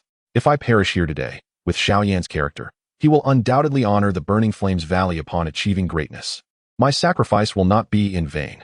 The Fire Cloud Ancestor focused his mind, preparing to unleash the technique. However, just as he was about to do so, he found himself utterly immobilized. How could this be? His face paled, but as he noticed the Blood Demon King in the distance, equally frozen in fear, only confusion remained in his mind. "Huh, you truly are a perceptive little fellow. No wonder you are a descendant of the Burning Flames ancestor." A resonant voice echoed from the void, bringing a profound stillness to the realm. In the next moment, a robust youth bearing a blood-red battle axe emerged from the fabric of space. Upon seeing the young man with the crimson axe, the Fire Cloud Ancestor was initially stunned, then filled with joy. Although he was uncertain of the youth's strength, he knew it far surpassed that of the Blood Demon King.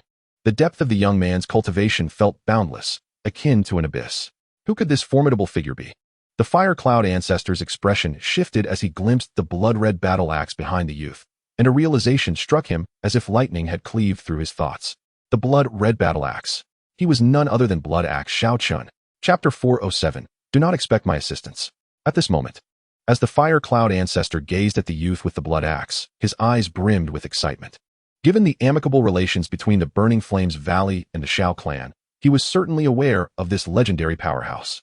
Blood Axe Xiao Chun, the younger brother of Emperor Xian Xiaoxian, had once been one of the most renowned experts in Central State a millennium ago. During the Xiao Soul War, it was this very strong man who wielded the blood axe to cleave the Soul Palace Master, Han Miesheng, in half.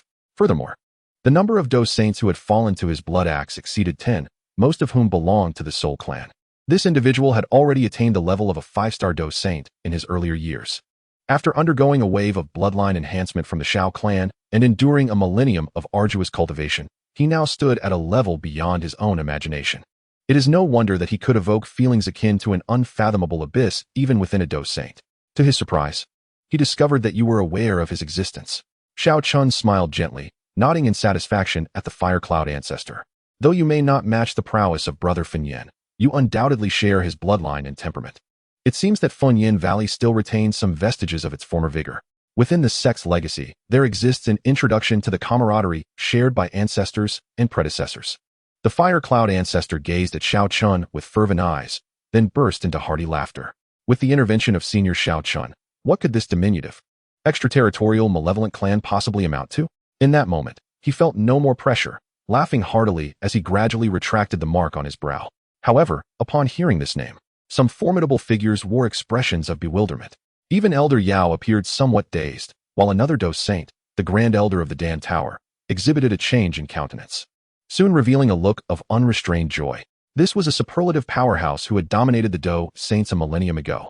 Following the epic battle of Xiao Han and the ascension of the Xian Emperor, the Xiao clan gradually faded into obscurity.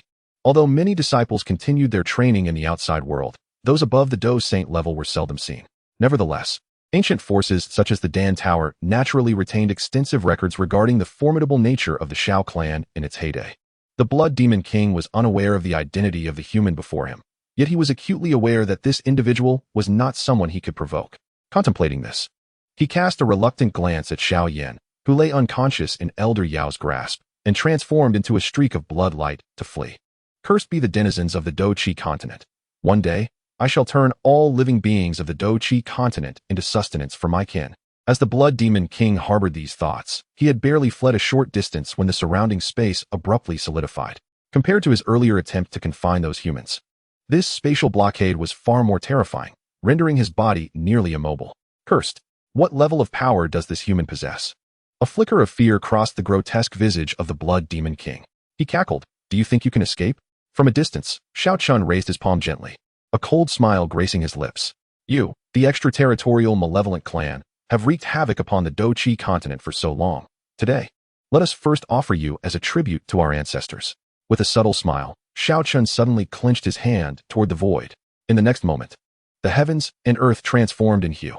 From all directions, boundless energy began to swiftly converge, ultimately coalescing into an enormous energy hand, towering to a height of 10,000 zhong, enveloping the Blood Demon King. The once colossal Blood Demon King now appeared as diminutive as a cockroach within the grasp of that energy-laden palm. How could his strength possibly reach such staggering heights? The Blood Demon King was utterly dumbfounded. Though he recognized the formidable prowess of this human, its magnitude surpassed his wildest imaginings. Spare me, came the plea of the Blood Demon King, yet Xiao Chun remained unmoved. If I were to grant you mercy, the ancestors who perished at the hands of your vile extraterrestrial kin would surely condemn me. Thus, you shall meet your end. A dangerous smile curled at the corners of Xiao Chun's lips as that terrifying energy hand abruptly tightened. Boom! With a muffled thud, the Blood Demon King's body exploded into a cloud of sanguine mist. As the mist ascended, a grotesque visage re-emerged, frantically attempting to flee. However, before Xiao Chun, escape was an impossibility. Boom!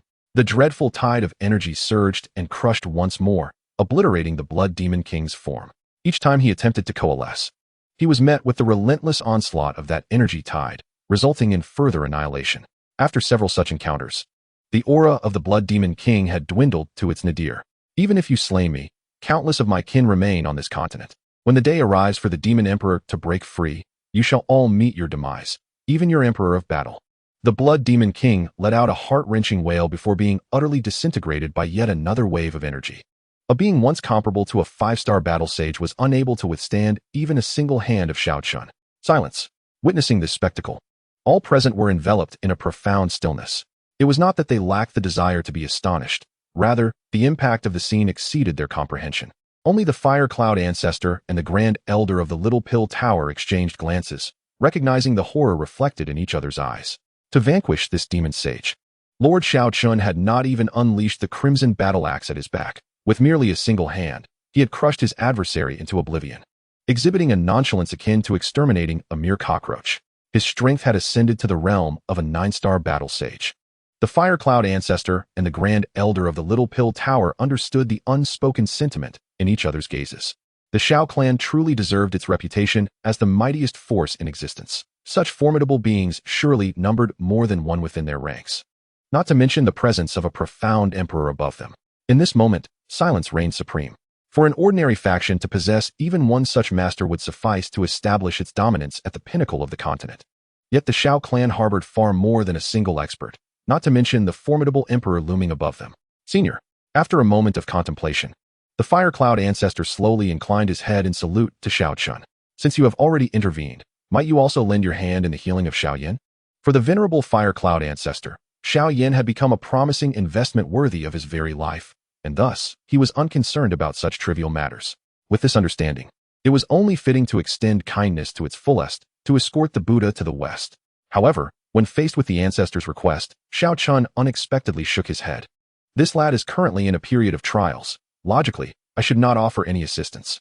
Even if I were to intervene this time, it would solely be out of respect for you, Brother Fin Yan, and the profound enmity shared with the malevolent outer clans.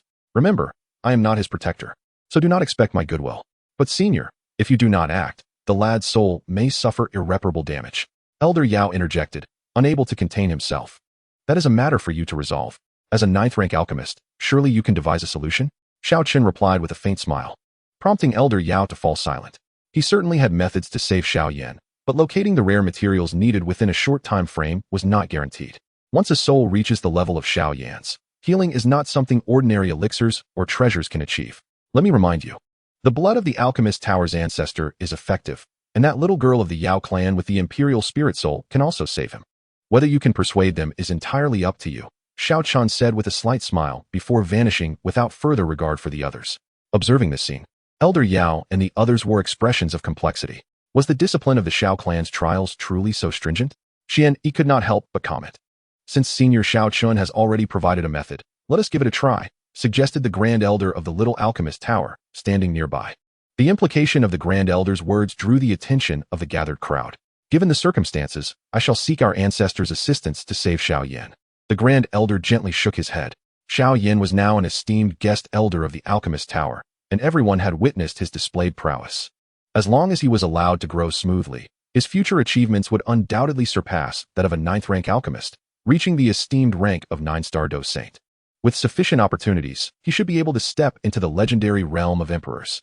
Given the Alchemist Tower's regard for him, how could they bear to watch his soul sustain such grievous harm? It must be done. If that fails, I shall venture to the Yao clan to seek out that spirit girl, Elder Yao said, his expression grave. Returning to the Yao clan might indeed present some challenges. But compared to Xiao Yan's future, such difficulties were trivial. In one of the quiet chambers within the Little Alchemist Tower, Xiao Yan remained unconscious. Lying on a stone bed, while Xian Yi and Elder Yao exchanged anxious glances, their concern for him palpable. As time ticked away, Xiao Yan's spiritual wounds continued to mount. If left unhealed within half a year, his soul's power could plummet into the abyss. Under ordinary circumstances, this would be troubling enough, but compounded by his current curse. Failure to receive timely treatment could spell certain doom when he faced this ordeal. This urgency was well understood by Yao Lao, which fueled his anxiety. Just then, the air shimmered slightly, and a child resembling a shepherd emerged, accompanied by the Grand Elder of the Dan Tower.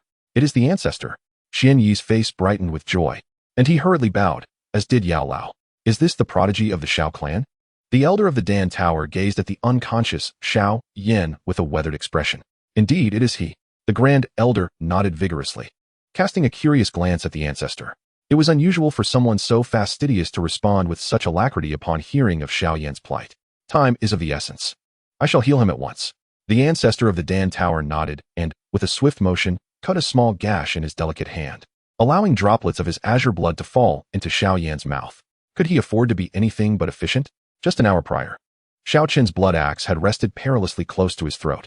The ancestor's blood was not human. It was a striking blue hue, exuding an enticing aroma of medicinal fragrance that made the nearby humans swallow involuntarily. It was known that the ancestor's true form was akin to a 9th-grade Xiandan, nearly reaching the pinnacle of the 9th-grade golden pill. Just a single drop of his blood was equivalent to an 8th-grade medicinal pill. As several droplets of azure blood trickled into Xiao Yan's mouth, his previously pallid complexion transformed, gaining a healthy hue. My blood. The ancestor's youthful visage reflected reluctance at this spectacle. However, before he could release more than a few drops, a voice echoed from behind him. Use your essence blood. Do you think my essence blood is to be squandered? One drop of it is comparable to a quasi-9th-grade medicinal pill, and even I would require over a decade of arduous cultivation to replenish it. The ancestor's youthful face contorted with indignation. Fear not, with your talents. Even a century of arduous practice may not suffice to attain the rank of 7-star Dou Sheng. What are 3 drops of essence blood to you? Xiao Qin's voice resonated through the space. 3 drops of essence blood. The ancestor's expression grew even more animated. So this fellow is not requesting just one. What did his prior remarks imply? Losing these 3 drops would indeed deplete my vitality. The ancestor protested vehemently. A faint, cold snort from Xiao Chun reverberated through the space, laden with an undercurrent of menace. The ancestor of the Dan Tower remained unyielding, resolutely resisting the oppression of the Xiao clan. If you refuse, I shall take your life to save him. Xiao Qin's cold laughter echoed once more, causing the ancestor's expression to shift. Is this how your clan bullies others? She exclaimed, her small face flushed with anger. I do not bully people. I merely take advantage of medicinal pills, Xiao Qin replied with a slight smile. How infuriating. You scoundrel, you are excessively oppressive towards the pills. The ancestor silently raged within. What has happened to the ancestor? Is her face twitching? With Xiao Qin's level of cultivation, if he wished to conceal himself, even the Grand Elder of the Dan Tower would be unable to detect him. Thus, the medicinal elder, Xian Yi, could only observe the ancestor making peculiar facial expressions, as if her face were in spasm. After a prolonged moment of this strange demeanor, she fixed a gloomy gaze upon Xiao Yan, and with a wave of her delicate hand, a drop of blood once again oozed from her palm. Yet this single drop of blood radiated a vibrant emerald hue, glistening like jade. As this drop of verdant blood emerged, a tremendous aura of energy began to permeate the surrounding space. the blood exuding a fragrant aroma that invigorated even the three formidable experts present. This is the ancestor's vital blood. The Grand Elder of the Dan Tower could not help but exclaim. The value of the ancestor's vital blood was indeed immeasurable. While it may not rival that of a ninth-grade medicinal pill, it was undoubtedly among the most exceptional treasures of heaven and earth. The ancestor's face darkened, and without uttering a word, she gritted her teeth and squeezed out 2 more drops of vital blood.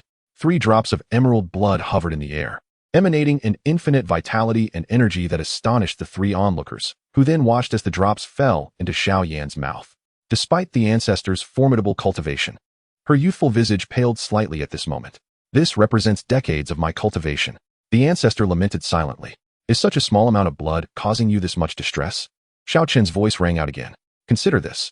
If this young man is able to reach the imperial realm, he could become a legendary imperial-grade alchemist. If he remembers your kindness today, you will not remain merely a 9th-grade profound pill.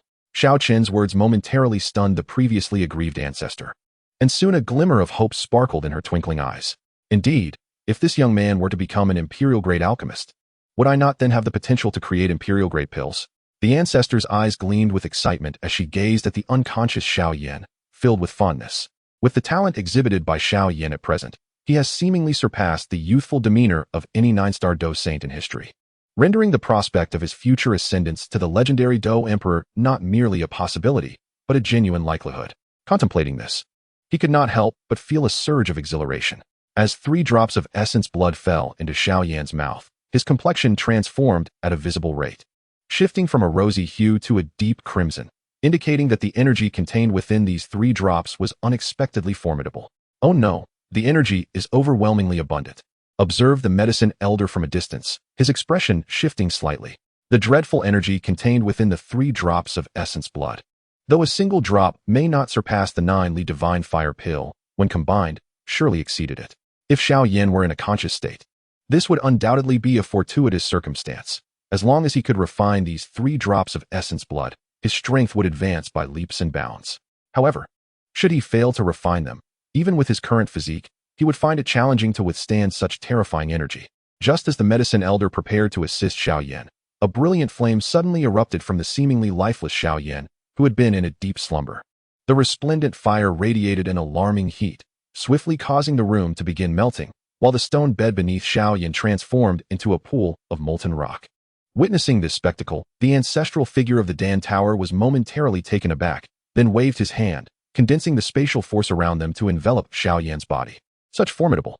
A flicker of astonishment crossed the face of the Dan Tower ancestor as he was taken aback to find that Xiao Yan's could even faintly scorch the space he had meticulously crafted. With a flash of pure light in his hand, he quickly established several layers of overlapping spatial barriers, effectively sealing in this dreadful heat. This lad's subconscious must be gradually awakening, the ancestral figure mused, his gaze toward Xiao Yan laced with intrigue. It was rare for an ordinary individual to awaken so swiftly, even with his intervention. Indeed, the accolades of being a once-in-a-millennium genius were not unfounded. This thought further fueled his excitement. It was a sign that his aspirations of one day crafting emperor-grade medicinal pills were indeed within reach. After his reincarnation, this old fellow had developed a temperament reminiscent of a child. Within the concealed space, Xiao Chun observed the somewhat jubilant Dan Tower ancestor with a smile, bemused by how easily he had been swayed by a mere illusion. Is this lad gradually awakening? As they watched Xiao Yan slowly regain consciousness, the medicine elder and the others were momentarily taken aback. At this moment, Xiao Yan was enveloped in resplendent flames, although his eyes remained closed. The energy that had previously threatened to tear at his flesh and meridians was now being gradually refined by the. Observing this scene, the medicine elder could not help but breathe a sigh of relief. In Xiao Yan's consciousness, he felt as though he were immersed in a crystal-clear spring, utterly refreshed. What kind of power could nourish my soul to such an extent? No, it is not merely the soul. There exists an immense reservoir of spiritual energy that has permeated my physical body. Within the sea of consciousness, Xiao Yan's soul lay curled, its hue a pallid gray, marred by several gaping wounds that slowly spread.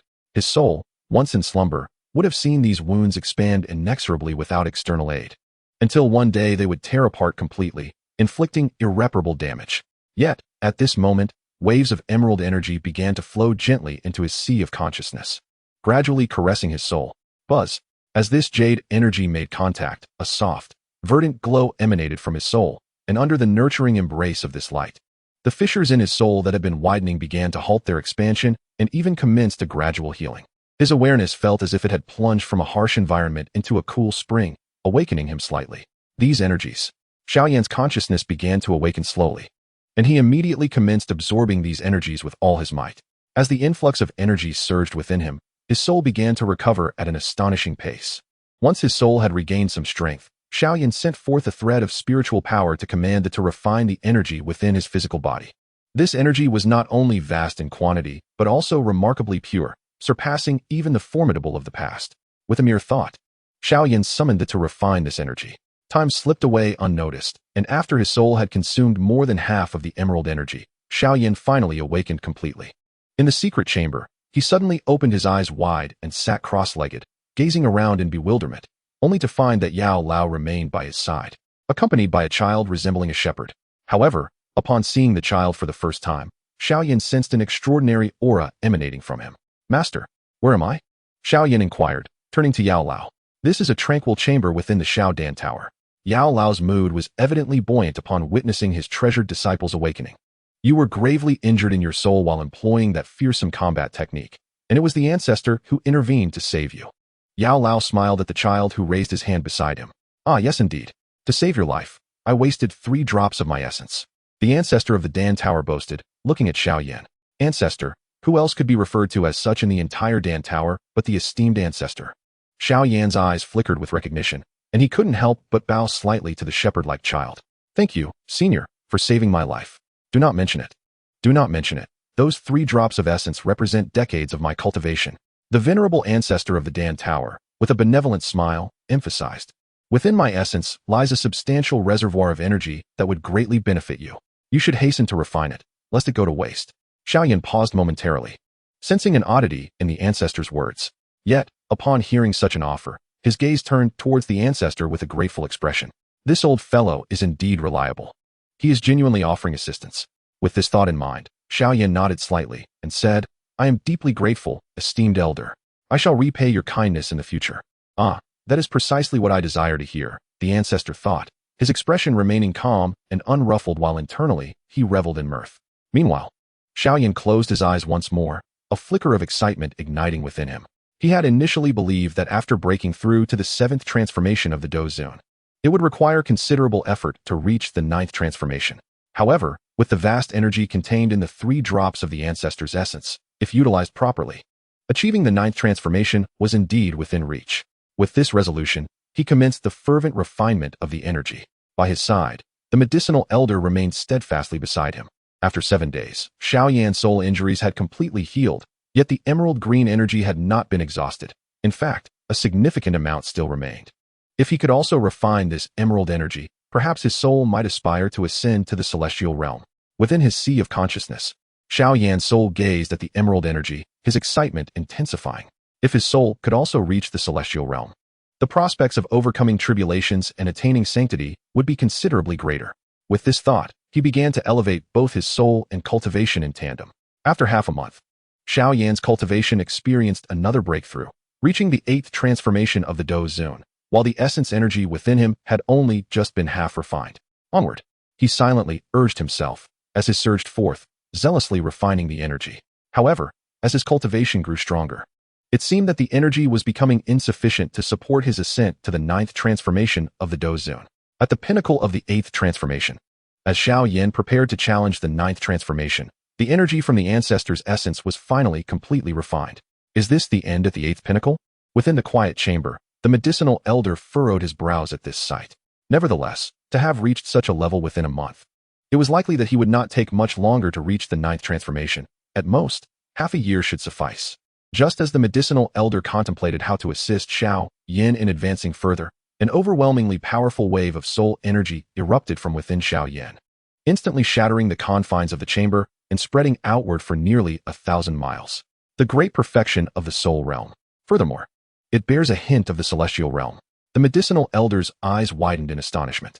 As the terrifying power of the soul dissipated, the energies within a 1,000-mile radius began to stir restlessly, converging from all directions to form a colossal energy vortex with a diameter nearing 1,000 feet. Although this vortex was teeming with immense energy, it was chaotically mixed. For an ordinary individual, Even a Dou Saint would find it impossible to absorb. However, above Xiao Yan's head, a resplendent flame vortex suddenly emerged. This flame vortex, though slightly smaller than the energy vortex, began to voraciously devour the chaotic energies. As the flame vortex refined these energies layer by layer, by the time they reached Xiao Yan's spiritual center, they had diminished to less than 1%, perhaps even 1,000th, of their original potency. Yet, the purity of this energy was such that even Yao Lao felt a pang of envy. Once this refined energy entered Xiao Yan's body, it was swiftly transformed into Dou Qi. As time flowed gently by, the energy vortex lingered above the chamber for a full month, during which an unceasing stream of pure energy was refined into Dou Qi, ultimately accumulating within Xiao Yan. One fateful midday, Xiao Yan, who had kept his eyes tightly shut, finally opened them, radiating a brilliance that even Yao Lao found disconcerting. In that moment, the bottleneck he had long faced at the pinnacle of the 8th transformation shattered with a resounding force, his aura soaring to the heavens. He had ascended to the 9th transformation Dou Zun. Yao Lao gazed at his disciple, unable to contain his astonishment. The whispers of admiration were not confined to Yao Lao alone. Many prominent figures engaged in quiet cultivation outside the Dan Tower were similarly astounded.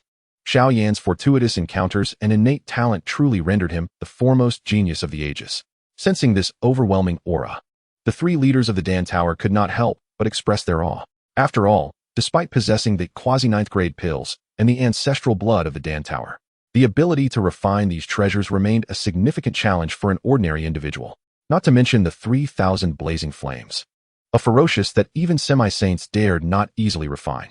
Merely the Jiu Li Divine Fire Pill and the ancestral blood of the Dan Tower would take a typical Dou Zun at least a year to refine. With the success of weaker individuals remaining uncertain, the amalgamation of formidable, resilient physique and extraordinary talent, coupled with numerous fortuitous encounters, had forged the Xiao Yan of today. Of course, many powerful beings had long since grown numb to such feats. After all, compared to slaying a semi-saint as a Dou Zun, the speed of cultivation seemed of lesser importance. During these past 2 months, Xiao Yan's reputation had once again reverberated throughout the central continent.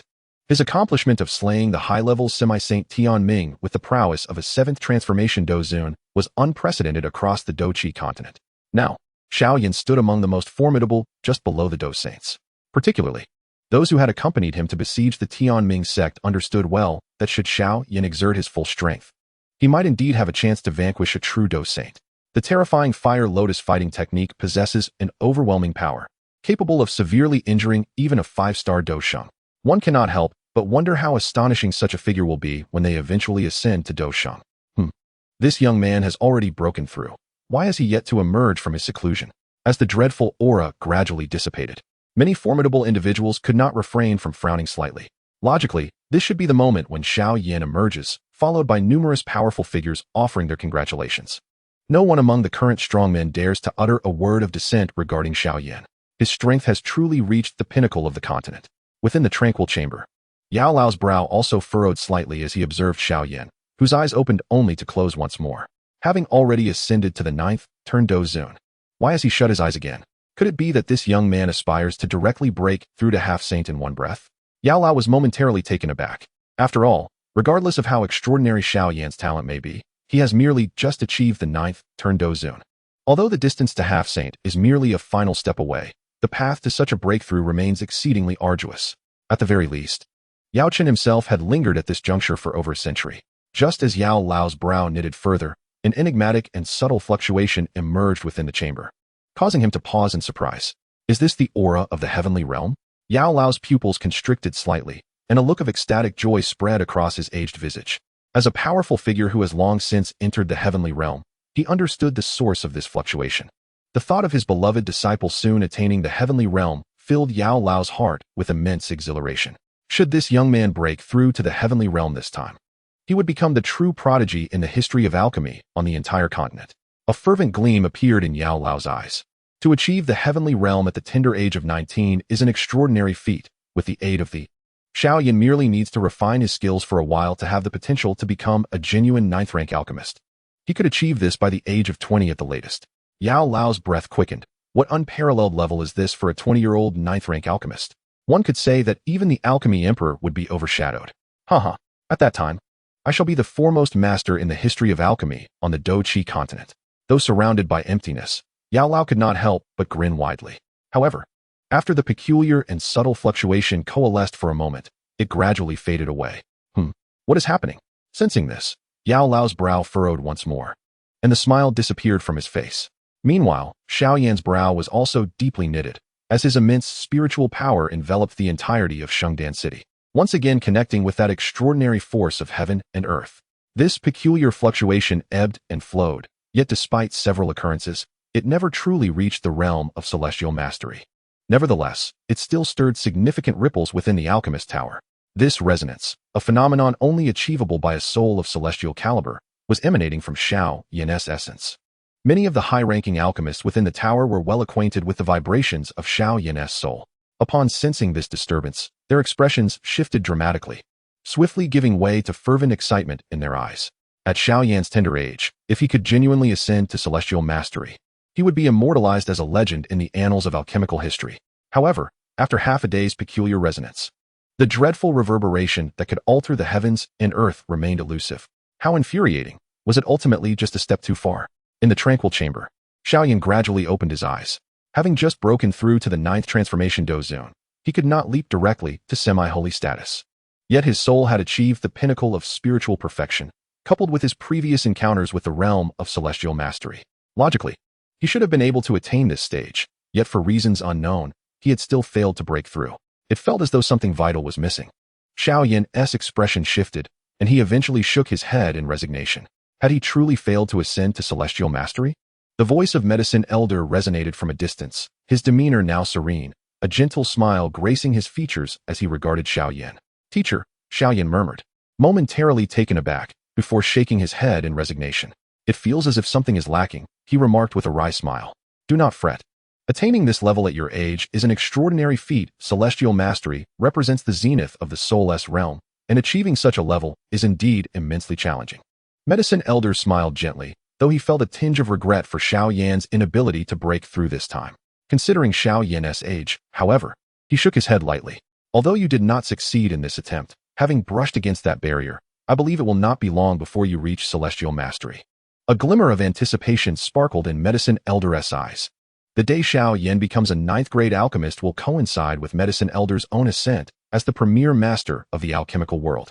On that day, he would surely return to the Medicine clan and boast triumphantly, relishing the chance to slap the faces of those old rivals.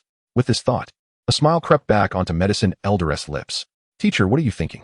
Why do you look so mischievous? Xiao Yan's inquiry broke the moment, prompting Medicine Elder to immediately compose himself. What are your plans moving forward? He asked, eyeing Xiao Yan with a warm smile.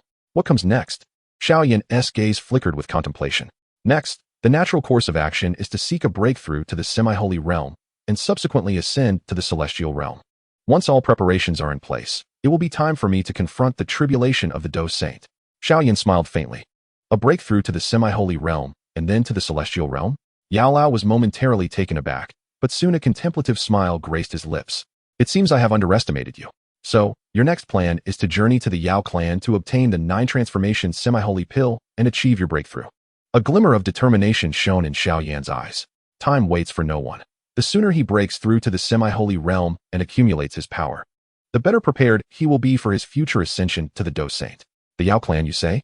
Yao Lao was briefly startled, unable to suppress a wry smile. Since you have long made your plans, you should set off at once.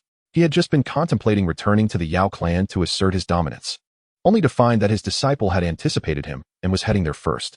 Master, Xiao Yan suddenly spoke, gazing at Yao Lao. Yes? I am aware of your past dealings with the Yao clan, Xiao Yan said slowly. Yao Lao was momentarily stunned. My mother hails from the Yao clan, and I have certain ties with some of its members. Xiao Yan's words deepened the bitterness on Yao Lao's face. However, those old fellows with whom you have grievances are neither my relatives nor entangled with me. While I may not be able to punish them severely, helping you reclaim justice is certainly within my means. Xiao Yan smiled faintly. Everything shall await my ascension to the holy realm. Yao Lao's expression was initially complex, but then he burst into hearty laughter.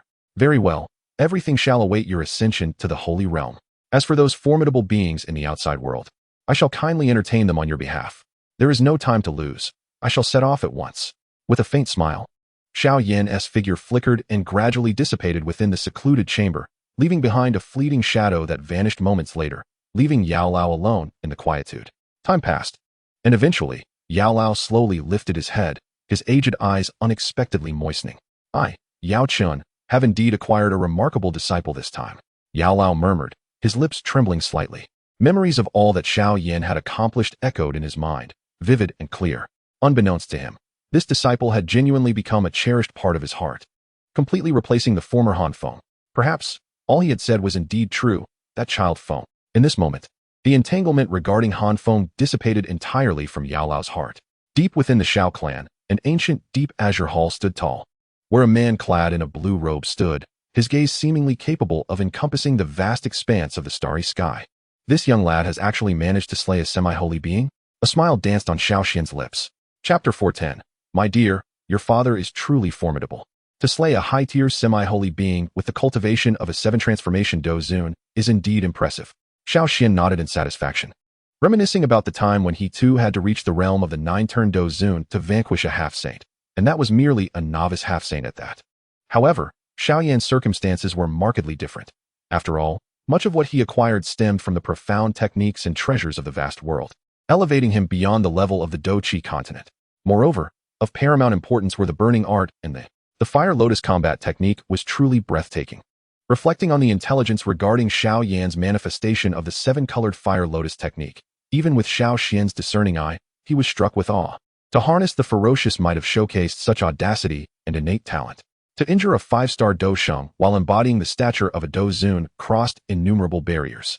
As Xiao Xian pondered this, a gem within the grand hall suddenly illuminated, revealing a tall youth bearing a blood-red battle axe. Cousin, Xiao Chen exclaimed, gazing at Xiao Xian with admiration and an innate sense of closeness, grinning widely. What brings you here? Has some young lad managed to break through to the 9-turn Dou Zun again? Xiao Xian turned, smiling knowingly at Xiao Chun. Cousin, how did you know? Xiao Chen paused in surprise. You've practically coerced him into feeding his essence to that young fellow. If he doesn't become a 9-turn Dou Zun, it would indeed tarnish the reputation of our Xiao clan's imperial lineage. Xiao Xian chuckled. You are still the same cousin, Xiao Chun replied with a slight smile, then continued. This little one is preparing to head to the medicine clan. I reckon he will emerge as a half-saint afterward. Yet, to transition from half-saint to Dou Sheng, even with his aptitude, it may take at least a decade. Moreover, he is entangled with a trace of demonic origin. Should he forcefully break through to half-saint, he might find himself facing a catastrophic fate. Xiao Chen finally furrowed his brow. I am aware of that. Xiao Xian nodded with a smile. He then remarked casually. Once he emerges as a half-saint from the medicine clan, take him to the ancient wilderness. With the assistance of the Bodhi tree, he should be able to navigate this tribulation. Bodhi tree? Xiao Chan was momentarily taken aback, his face reflecting disbelief. According to calculations, isn't the Bodhi tree still about 10 years from coming into being? In this realm, while the Dou Emperor represented the pinnacle, Xiao Xian was the sole figure of that caliber. Thus, the status of the 9-star Dou Sheng remained exceedingly high. Yet, if there was anything that could thwart even these formidable 9-star Dou Shengs, it was undoubtedly the Bodhi tree. After all, it was one of the finest spiritual plants of the Dou Qi continent, possessing the might to contend with Dou Emperor level power. You needn't concern yourself with that. In 3 months, the Bodhi tree will naturally emerge from the ancient wilderness. At that time, simply relay this news to the young one, Xiao Xian said with a smile. However, cousin, did you not assert that you would cease to concern yourself with him until he ascended to the status of Dou Saint? Xiao Chun was momentarily taken aback. The reason for not intervening was to facilitate his training. If a person were to perish, what value would there be in such trials? Xiao Xian's eyes widened slightly, prompting Xiao Chun to stifle a chuckle. Moreover, should he successfully surmount this challenge, he would indeed become a Dou Saint, thereby passing the test. Remarked Xiao Xian with a smile. I see now. How astute you are, cousin. Xiao Chun grinned foolishly before vanishing from sight. This fellow, having lived for over 1,000 years, still clung to his stubborn ways. After Xiao Chen's figure faded, Xiao Xian gently shook his head with a soft laugh. A beam of light emanating from his hand, gradually revealing another ethereal figure before him. This was a man clad in white robes. Had Xiao Yan been present, he would undoubtedly recognize him as the leader of the Tianyan sect, the divine progeny, Lord Xian Emperor. The leader of the Tianyan sect could not help but clasp his fists in a respectful bow upon seeing Xiao Xian. The matter is nearly concluded. In 3 months, you shall journey to the ancient wilds and awaken that ancient tree elder, Xiao Xian remarked with a smile directed at the sect leader. Upon hearing this, the sect leader was momentarily taken aback, gazing at Xiao Xian in disbelief. Are you implying that the imperial son will achieve the status of semi-saint in 3 months? The sect leader was momentarily bewildered. The distance between the southwestern continent and Zhongzhou was considerable, absent deliberate inquiry. The news of Xiao Yan slaying the old demon Tianming would likely take a long time to reach the southwestern continent. Yet, the thought that the lad, whom he had only parted with a few months prior, was now on the verge of challenging semi-saint status left even the sect leader in a daze. Indeed. Xiao Xian nodded slightly. The sect leader appeared somewhat perplexed but nonetheless acknowledged the command before vanishing from the grand hall. Once the sect leader had departed, Xiao Xian's gaze deepened once more. Everything has been prepared, young one. I hope you can truly endure this trial. Only by overcoming it can you genuinely transform from a serpent into a dragon. Master, what did you say? That lad, Xiao Yan, has become a 9-turn Dou and is about to challenge semi-saint? Bai Nian stared blankly at the divine progeny. Yes, you are in your 30s. While he has yet to reach 20, the divine progeny replied with a smile directed at his disciple. I can't be the only one astonished. You must partake in this revelation as well. Upon hearing these words, Bai Nian collapsed onto the ground with a thud, his face pale. Impossible. I am the chosen one. No. He let out a mournful cry. Why was there Yin born if not Yin? Why was there Yin born if not Yin? At this moment, a piece of news rippled across the southwestern continent, sending shockwaves through the increasingly formidable Flame Alliance. The vice master of the Starfall Pavilion, who is also the leader of the Flame Alliance, Xiao Yan, had single-handedly slain the semi-saint powerhouse from Zhongzhou, the old demon Tianming. As this news spread, the entire Flame Alliance erupted in jubilant cheers, exclaiming the prowess of their leader. Possessing a leader capable of slaying a half-saint signifies that the Flame Alliance is poised to evolve from a formidable force in the northwest continent into its true sovereign. Meanwhile, within the Grand Hall of the Flame Alliance, a group of enchanting women gathered in vibrant clusters, exchanging laughter and conversation, yet the focal topic remained that man. This individual has been away for so long, seemingly oblivious to the notion of returning for even a fleeting glance. Should he delay his return for another 2 years, it is likely a child would have already been born. At this point, all eyes turned towards an extraordinarily alluring woman at the center. She possessed an unparalleled beauty, exuding an air of regal elegance akin to a queen, coupled with a hint of untamed sensuality. Yet, at this moment, her expression was gentle and unbeknownst to her. Her once flat abdomen now bore a slight swell. Sister, when he returns, we must certainly give him a proper lesson, Yafei urged, before breaking into a sudden laugh, adding, but truly, her father is remarkably formidable. Indeed, Kai Lin agreed with a beaming smile, gently caressing her own slightly rounded belly. Her previously frosty demeanor now softened with tenderness. Darling, your father is indeed very impressive. At that moment, Xiao Yan's figure had just materialized within the Wan Yao mountain range of the Medicine Clan. Chapter 411, Reunion with the Medicine Spirit. Shortly after his arrival at the Wan Yao mountain range, 2 figures surged forth from a concealed corner. These were 2 solemn-looking elders, their expressions unfriendly as they fixed their cold gazes upon Xiao Yan. Who dares approach? This is the forbidden ground of our Medicine Clan. May I inquire as to your purpose here? Xiao Yan regarded the 2 elders, his expression slightly taut, his gaze scrutinizing them. Both were clad in green robes, the standard attire of the Medicine Clan. However, one bore the insignia of a 7th-rank alchemist. The aura emanating from both reached the level of Dou, indicating they were elders tasked with guarding the clan. The Medicine Clan differed from the Xiao Clan. In the Xiao Clan, Dou practitioners were not eligible for the position of elder, as such roles required at least half-saint cultivation. Even with half-saint prowess, one needed to achieve significant merit to aspire to elder status, while the typical elder would possess the strength of a Dou. Nevertheless, the foundation of the Medicine Clan should not be underestimated. After all, among these elders was a 7th-rank alchemist. The clan was replete with alchemists, constituting nearly half of the high-tier alchemists across the entire Douqi continent, though these old fellows seldom ventured out. Undoubtedly, the influence of the Medicine Clan was indisputable.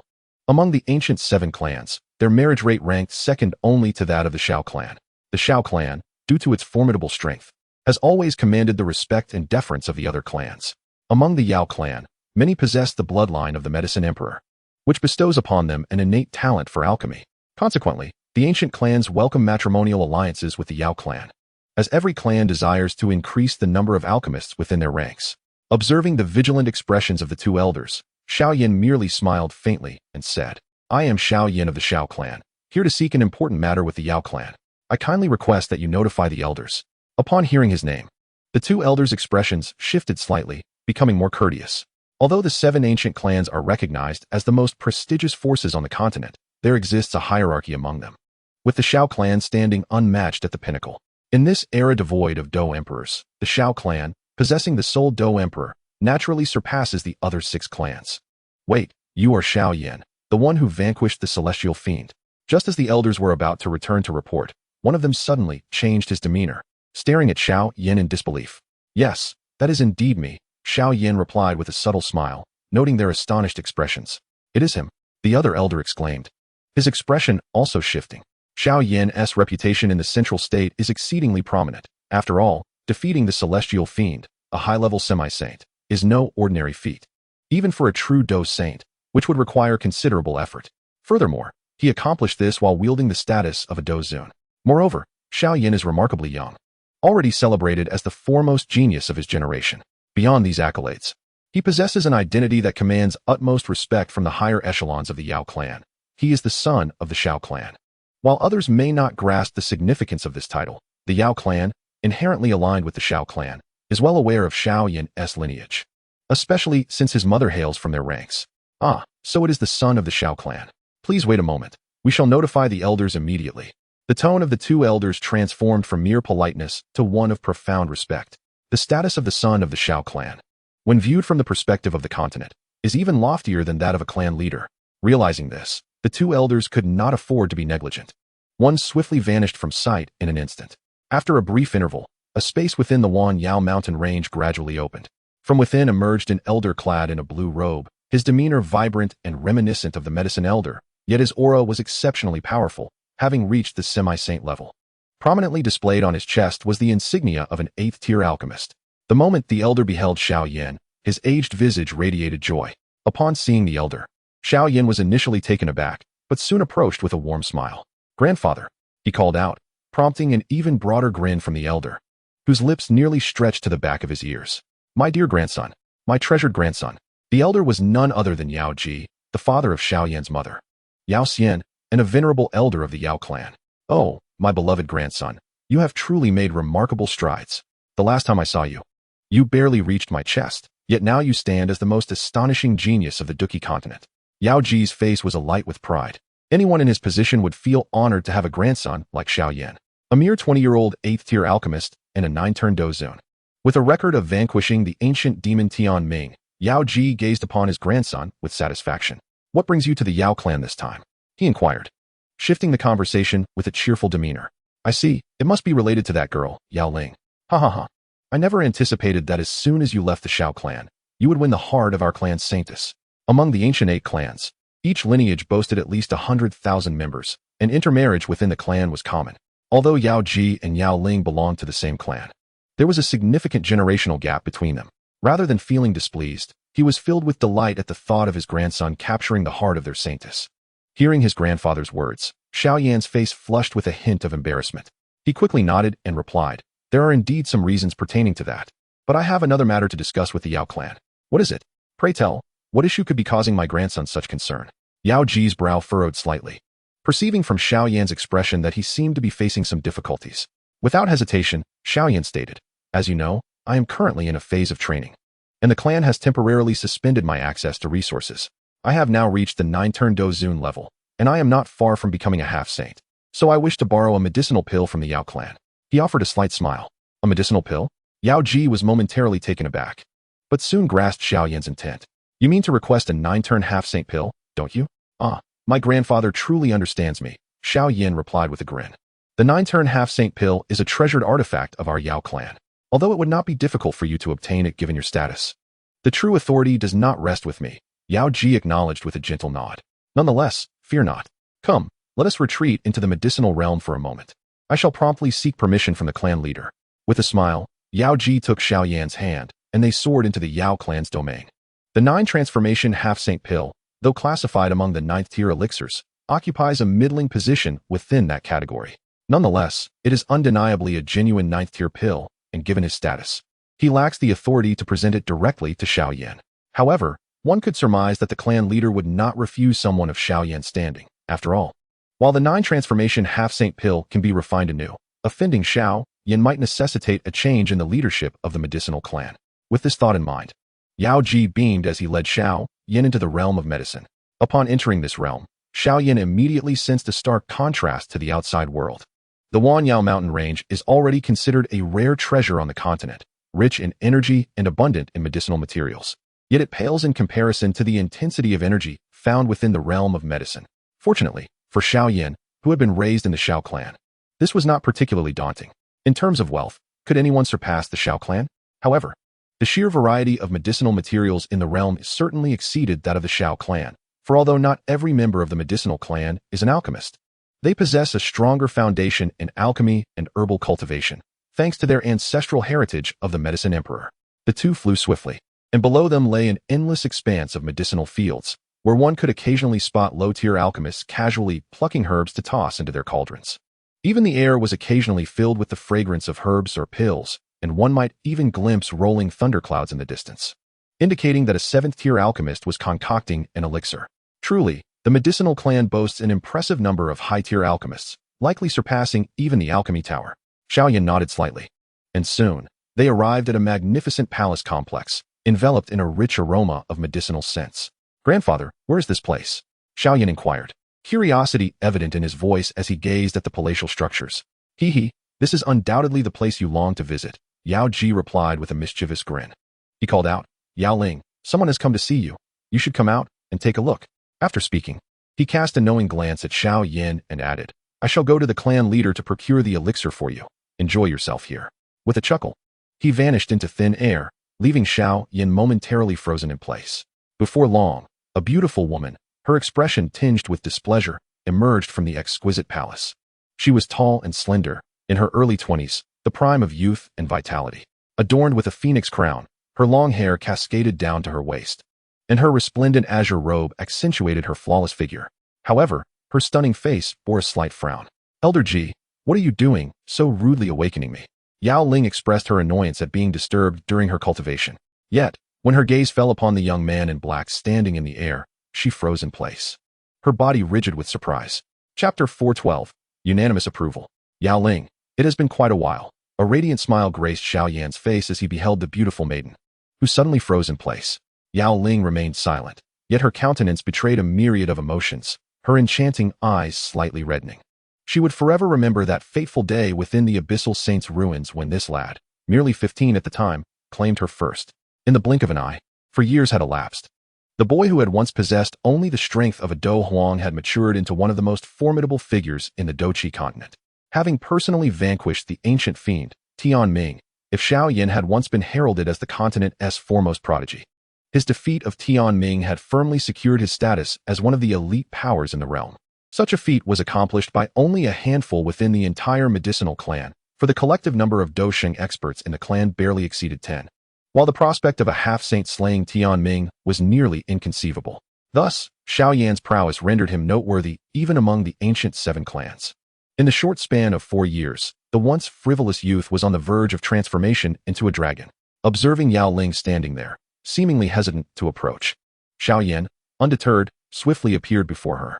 "Yao Ling, it's been 4 years, have you missed me?" His gentle smile extended as he reached for her hand, only to have her retreat with a frosty demeanor. "Humph, you rogue. Do not touch me." Yao Ling's cold snort might have intimidated an ordinary individual. But Xiao Yan was no ordinary person. Despite his noble lineage, he retained a mischievous essence. "Huh, how dare you act aloof with me?" A signature mischievous grin danced upon Xiao Yan's lips as he moved closer, encircling her slender waist before she could react to her startled exclamation. "Release me, you scoundrel." Yao Ling struggled vehemently, yet soon realized she was no match for Xiao Yan's strength. Now possessing the power to slay Tian Ming, he was no longer the boy who had once relied on cunning tricks to hold her at bay in the Abyssal Saint's tomb. With her mere 2-star Dozun strength, she was utterly outclassed, and the thought of truly harming Xiao Yan was far-fetched. Yao Ling ignoring her attempts to break free, Xiao Yan tightened his embrace, resting his chin upon her fragrant shoulder, the warmth of his breath rendering her weak. "You may not miss me, but I have thought of you often over these 4 years." His voice was gentle, imbued with longing, as Yao Ling's struggles gradually weakened under the weight of his affection. Xiao Yan pressed on with his advances. "Upon departing from the ancient tomb of the evil saint, I once expressed to you that there would come a day when I would arrive at the medicine clan, riding upon clouds of vibrant hues. I had initially intended to wait until I achieved the status of a Dou saint before making this journey. However, fate has conspired to bring me here sooner than anticipated. Though I have yet to attain such brilliance, I am resolute in my belief that I shall achieve it." Upon hearing Xiao Yan's words, the struggles of Yao Ling gradually ceased, her beautiful eyes lifting to gaze complexly upon his youthful and handsome visage.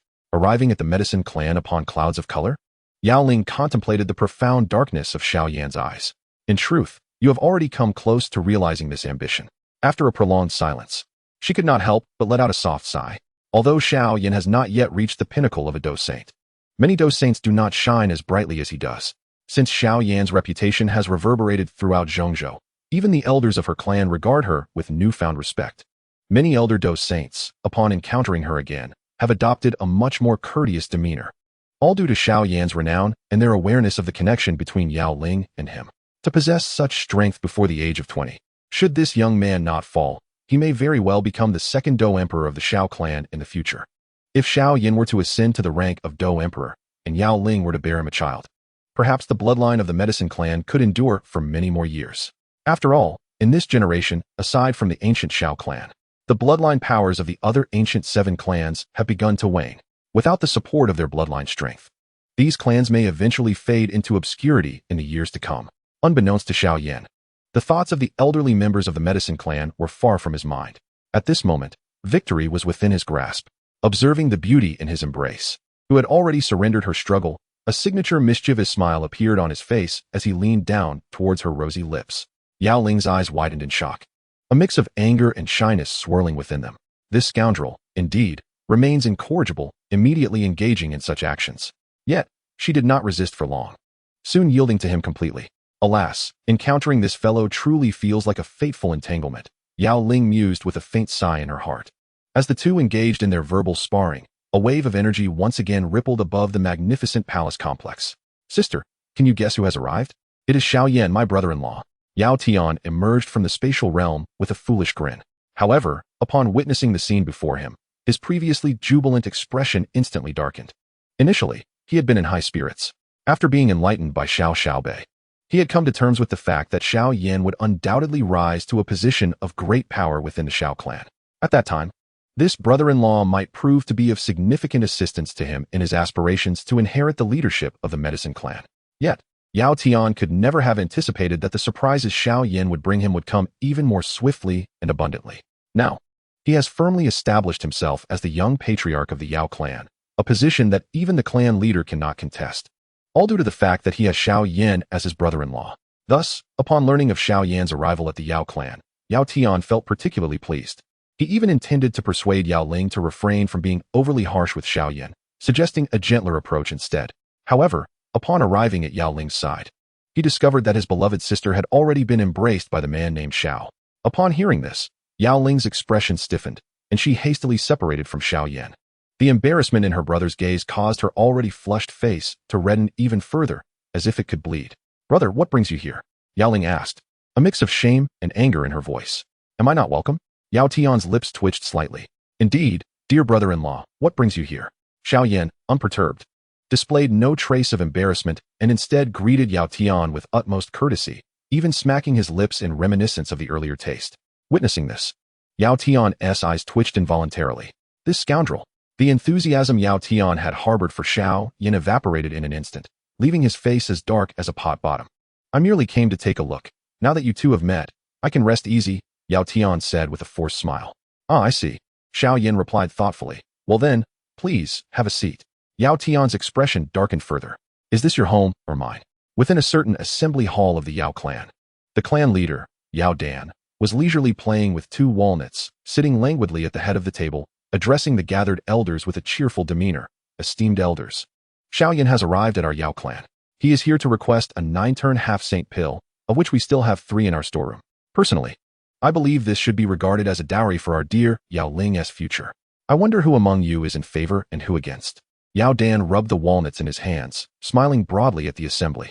Although the crafting of the 9-turn half-saint pill is within the capabilities of many 9th-grade alchemists, the materials required are exceedingly rare. At the 9th-grade level, each primary ingredient is considered a precious treasure, thus preserving the high value of the 9-turn half-saint pill. Even if Yao Dan wishes to gift this pill to Xiao Yan, a process must be followed.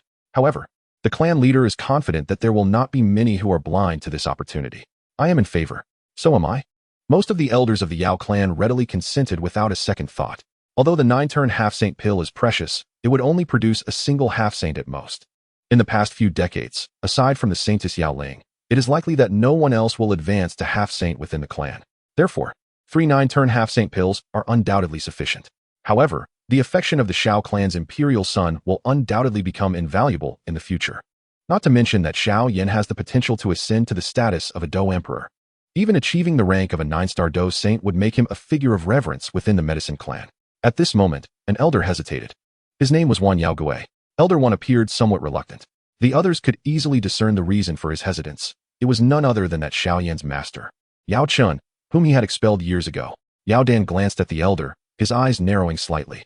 Let us not forget that Yao Ji is Xiao Yan's maternal grandfather. Should you oppose today, it would be akin to directly offending that young lad.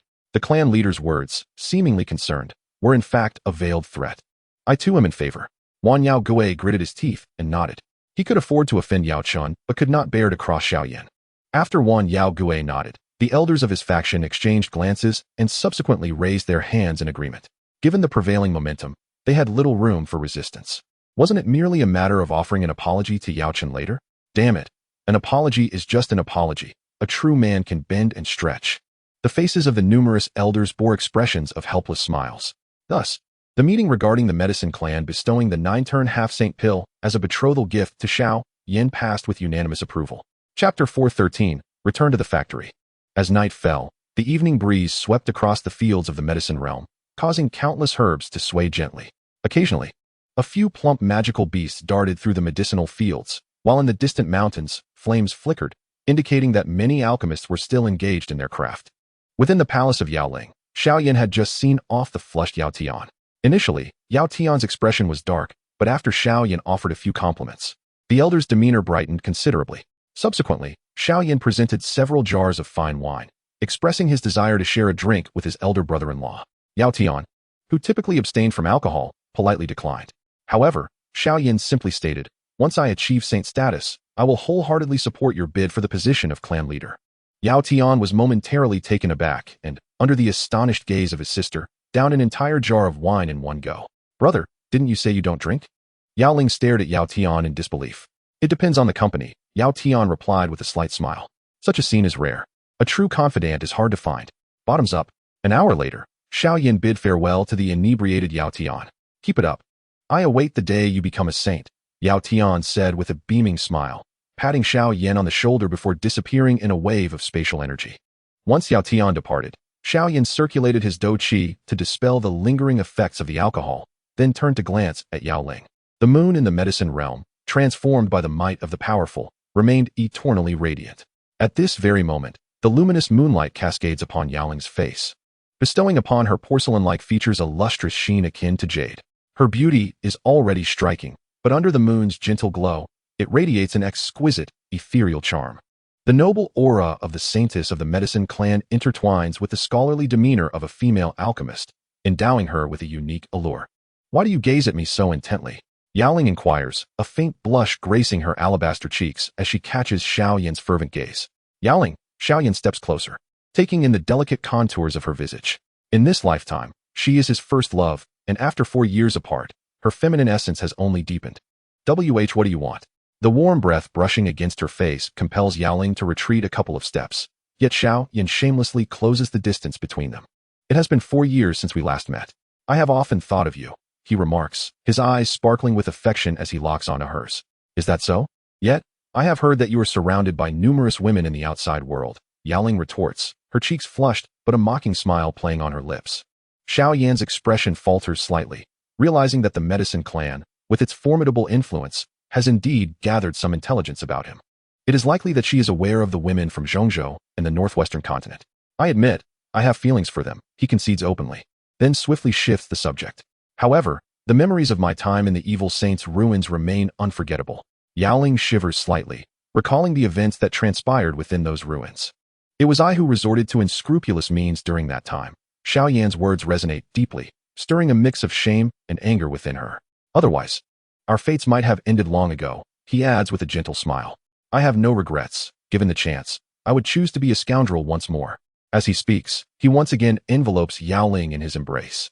She does not resist, her face flushed with a captivating blush, yet she cannot help but tease. The illustrious son of the Xiao clan, the greatest talent of the Dou Qi continent, is reduced to such base actions? Base. Xiao Yan chuckles. Let it be so. To possess a beauty like you, Yao Ling, would make even death worthwhile. To die beneath the peony, even as a ghost, is to live with flair. With that, he lifts her leg with one hand and cradles her waist in his arms. Meeting you truly marks my misfortune. Yao Ling wraps her arms around Xiao Yan's neck, her eyes glistening with unshed tears. Then you shall be unfortunate for a lifetime. He laughs mischievously as he carries the enchanting woman into the bedroom. In the dimly lit bedroom, several ancient lamps resembling cauldrons cast a warm, ambiguous glow, stirring emotions in the two long-separated individuals. Sister Yao Ling, do you still remember this fellow? Xiao Yan extended his hand, a swirling mass of black and white flames erupting from his palm, transforming into two serpentine fire dragons that danced around him. The Yin-Yang sacred flame? Gazing at this extraordinary fire, Yao Ling's eyes were filled with complex memories. It was this unique flame that had led to her encounter with Xiao Yan. And it was the Yang fire laid down by the Yin-Yang evil sage that caused their significant incident within the ruins. Such unseemly behavior in both man and flame. Yao Ling could not help but scoff lightly. The previous two masters of the Yin-Yang sacred flame were hardly paragons of virtue. The former master, the Yin-Yang evil sage, was a notorious libertine celebrated throughout the central plains a millennium ago, and as his successor, Xiao Yan seemed to inherit a similar reputation, albeit not as a debaucher, but still as a lecherous youth. Indeed, this Yin-Yang sacred flame is anything but respectable. A mischievous smile crept across Xiao Yan's lips as the flames flickered to life, evoking a primal atmosphere that began to awaken. The Yin-Yang eyes, formed from the convergence of the dual energies of heaven and earth, served to harmonize and guide the balance of Yin and Yang, yet transformed by the Yin-Yang evil sage into the Yin-Yang sacred flame. They now embodied a more humanistic spirit. As for the propriety of this humanistic essence, that is a question for the two present. What have you done now? Yao Ling felt an intangible flame stirring within her, a sensation merely suggestive without any true effect. However, her gaze was undeniably stirred. She had heard the saying that a brief separation can enhance the bond of newlyweds. And after 4 years apart, their separation had indeed been substantial. Xiao Yan let out a chuckle, leaning closer to her crimson lips once more. In the realm of alchemy, the evening breeze rustled gently, occasionally carrying wafts of fragrant herbs, while the silvery moonlight illuminated the earnest faces of numerous alchemists, unable to conceal the mischievous grin of a certain libertine. Of course, this moonlight could not obscure the burgeoning springtime within a certain palace cluster. 30,000 words omitted. Chapter 414. Refining the 9 Transformation Half-Holy Pill. The following morning, sunlight once again bathed the land of the Yao clan, infusing countless herbs with renewed vitality and energy. Unlike the sun of the Xiao clan, the sun in the realm of herbs was drawn in by the Medicine Emperor's grand abilities, intermingled with a trace of his essence.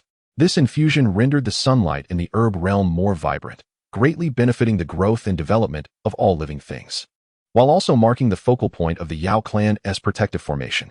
As the sunlight gradually ascended, Xiao Yan finally emerged from the tender embrace of soft jade and fragrant warmth. Within the palace, the two individuals, having endured the tumult of the previous night, were gradually donning their garments. At this moment, Yao Ling, no longer harboring the discontent she had felt towards Xiao Yan, extended her delicate hand to gently smooth the edges of his attire, resembling a tender wife. A chuckle escaped Xiao Yan as he observed the sudden transformation of Yao Ling into such a gentle figure. What are you laughing at? She inquired, casting him a playful glare. Ah, it feels delightful to be treated with such tenderness by you, Xiao Yan replied, his laughter light as he intertwined his fingers in her silky hair, savoring its smoothness. You incorrigible rogue, Yao Ling retorted, though her cheeks flushed slightly at the recollection of their previous night's indiscretions. With his recent ascension to the realm of the semi-saint, Xiao Yan contemplated the necessity of visiting the ancient clan. In his heart, he was already strategizing for what awaited him after this breakthrough. Once he transcended, it would necessitate a farewell to all, for this parting would precede an impending trial of life and death. Surmounting this tribulation would lead him to a path of unimpeded success, establishing him as the true heir of the Xiao clan. Conversely, failure would render all his efforts futile. As these thoughts swirled in his mind, Xiao Yan's expression grew markedly solemn. What troubles you? Yao Ling, sensing his unease, inquired with concern. It's nothing, he replied with a wry smile and a shake of his head. No, you are undoubtedly concealing something from me. Yao Ling's delicate brows furrowed slightly, her gaze reflecting her unease. She found it hard to believe that, with Xiao Yan's current strength and background, anything could pose a challenge to him. Indeed, Xiao Yan responded with a bittersweet chuckle. During my time on the southwestern continent, I encountered a calamity. Though it has been temporarily contained, it will resurface in 2 years. Even if it is subdued again, a significant disaster will manifest upon my breakthrough to the Dou Saint level. Regardless, this calamity is unavoidable. Upon hearing his words, Yao Ling shuddered slightly, her beautiful eyes glistening with unshed tears. Is there truly nothing the Xiao clan can do? With the Dou Emperor presiding over the clan, how could they not have a solution for such a predicament? She found it hard to accept. Of course, there are means within the clan, but until I attain the status of a saint, their assistance remains temporarily restricted. Thus, this trial must be faced by me alone. A fierce determination flickered in Xiao Yan's eyes. No matter how perilous or arduous this tribulation might be, he was resolute in confronting it. What nonsense clan rules are these? Does the Xiao clan truly intend to watch you fall into such danger? Yao Ling exclaimed, her indignation palpable. Well, I suppose it can be seen as a form of training, Xiao Yan replied with a slight smile, his demeanor returning to its usual playful nature. Do you truly lack faith in me? Yao Ling remained silent, gently nestled against Xiao Yan's shoulder. The formidable difficulty they faced seemed to indicate that, apart from the Xiao clan, few could offer assistance. In this moment, she realized for the first time her own powerlessness. They lingered in tranquil warmth for a while, until a maidservant of Dozong knocked and entered. Your Highness, Elder Yao Ji has arrived and wishes to meet young Master Xiao Yan. The maid's cheeks flushed slightly. As Yao Ling's personal attendant, she was well aware of the events from the previous night, yet she dared not express any opinions. Merely gazing curiously at the young man beside, Yao Ling Xiao Yan's reputation had long since spread throughout Zhongzhou and even to the ancient 7 clans. Her curiosity about this legendary youth was palpable. My grandfather is here? Xiao Yan's eyes brightened as he took Yao Ling and soared outside. At that moment, Elder Yao Ji was seated in a courtyard, smiling at a jade box before him. The box, crafted entirely from a millennium-old cold jade, possessed formidable protective abilities. Sealed with layers of formations, evidently containing a powerful treasure. When Xiao Yan and Yao Ling appeared, the smile on Yao Ji's face grew even more pronounced. Grandfather, Elder Yao Ji, both Xiao Yan and Yao Ling exclaimed simultaneously. Little Ling, do you still call me Elder? Yao Ji remarked with a smile, looking at Yao Ling. Shouldn't you address me as grandfather now? Yao Ling's face flushed slightly. After a moment of hesitation, she finally spoke softly. Grandfather. Ha. Yao Ji couldn't contain his laughter, then pointed at the jade box, saying with a smile, Here, this is the 9-turn half-saint pill you desired. Yesterday, the clan held a meeting and unanimously decided to present you with this 9-turn half-saint pill. However, this precious pill is not given without a cost. Yao Ji's words caused Xiao Yan to pause momentarily. It's no trouble. If the Yao clan has any needs, I am more than willing to assist, Xiao Yan replied. After all, the 9-turn half-saint pill was a genuine 9th-grade pill, capable of enabling a 9-turn Dou Zun to become a half-saint. Such a treasure would undoubtedly drive all Dou Zun experts to madness. It was only right for the Yao clan to offer some form of compensation for such a valuable pill. No. Yao Ji gently shook his head and continued with a smile. This pill is a gift for Little Ling's future dowry. Upon hearing this, both were momentarily taken aback. After a brief pause, Xiao Yan sighed inwardly at the numerous talents within the Yao clan, while Yao Ling's face turned a deep shade of red. Observing this, Xiao Yan hesitated not at all and firmly grasped her delicate hand. As Xiao Yan held her hand, Yao Ling's body first stiffened slightly, then relaxed once more. A warm sensation flooding her heart as her pulse quickened. Upon witnessing the scene before him, Yao Ji's expression brightened with amusement. Yet a hint of perplexity lingered in his mind. He was well aware of his son-in-law, Xiao Zhan's disposition, and logically, it seemed implausible that he could have raised a character like Xiao Yan. However, the truth was that Xiao Yan had exhibited an innate charm with the opposite sex from a young age, displaying an undeniable talent for flirtation. Was it possible that such an attribute was also a matter of inherent aptitude? Yao Ji mused, yet chose not to dwell on it. Instead, gesturing towards the jade box and stating, the 9-turn half-saint pill resides within this box. When do you intend to refine it? In response, Xiao Yan displayed no hesitation, promptly declaring, there is no time like the present. Let us proceed now. Yao Ji was momentarily taken aback, then smiled and nodded in agreement. Indeed, such matters should not be delayed. If that is the case, I shall provide you with protection during this process. Xiao Yan nodded in affirmation and extended his hand towards the jade box. Be cautious. This 9th-grade pill possesses immense spiritual essence and formidable power. It can easily escape. Yao Ji interjected, unable to contain his concern as he observed Xiao Yan's readiness to open the box. Fear not, grandfather. Have you forgotten my strength?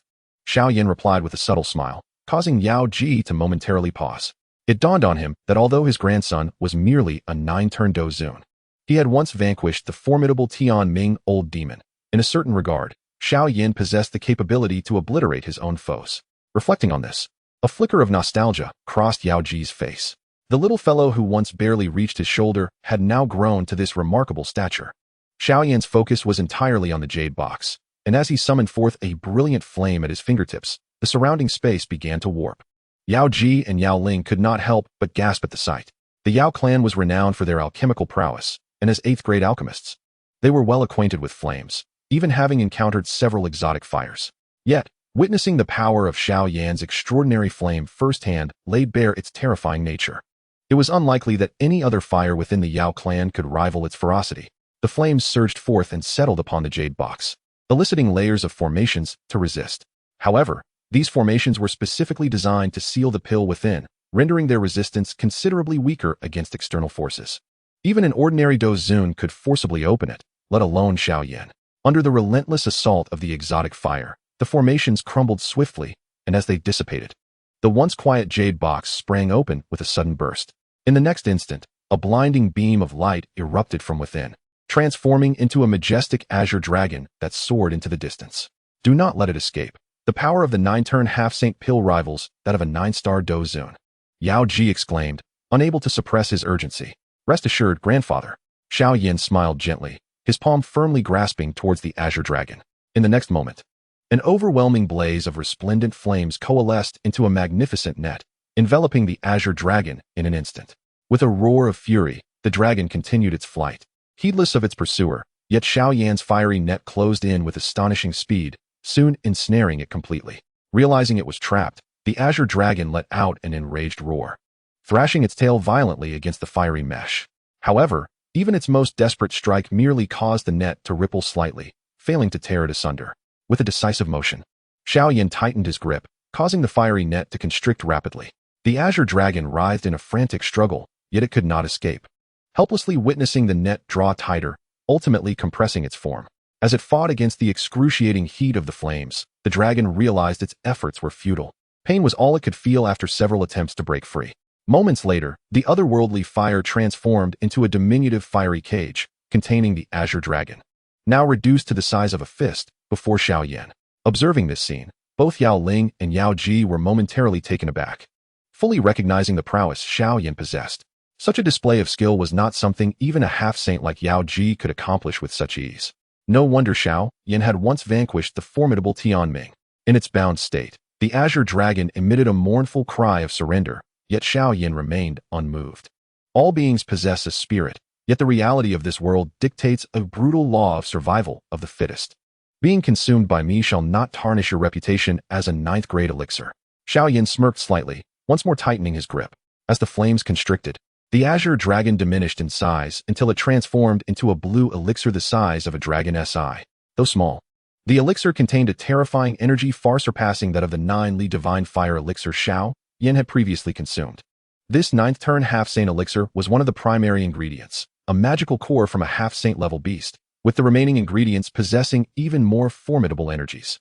Such a formula was unique to the Yao clan among the ancient 7 races, and even within the clan, it was only crafted once every 100 years, as half-saint beasts were exceedingly rare. Without overthinking the elixir's rarity, Xiao Yan directly swallowed the 9th-turn half-saint elixir. Boom! Upon its ingestion, a surge of energy erupted from within Xiao Yan, comparable to a tsunami or a raging flood, far exceeding the potency of both the 9-li divine fire elixir and the blood of the pill tower's ancestor. The purity of this energy was at least tenfold that of the former. After all, this was a genuine 9th-grade elixir. The formidable energy rapidly transformed into a torrent, subtly hinting at the crystallization within Xiao Yan's being. Observing this, Xiao Yan hesitated no longer. He promptly seated himself cross-legged, closed his eyes, and began to harness the terrifying power of to refine this formidable energy. The energy of the 9 revolutions half-saint pill was seemingly inexhaustible, and even with the frenzied refining it continued to saturate every meridian within Xiao Yan's body. 3 full days elapsed, and Xiao Yan's had already reached the pinnacle of the 9 revolutions. However, the energy from the 9 revolutions half-saint pill had not diminished in the slightest. It appeared that this young man would need to refine for a while longer. Outside, Yao Ji observed Xiao Yan's state and remarked, at this moment, Xiao Yan's complexion has turned crimson, and there are even faint signs of energy crystals forming on his surface. Evidently, The energy within the 9 revolutions half-saint pill is excessively abundant. Contemplating this, Yao Ji waved his hand, conjuring a vast barrier to envelop the courtyard, ensuring that no one would disturb Xiao Yan during his seclusion.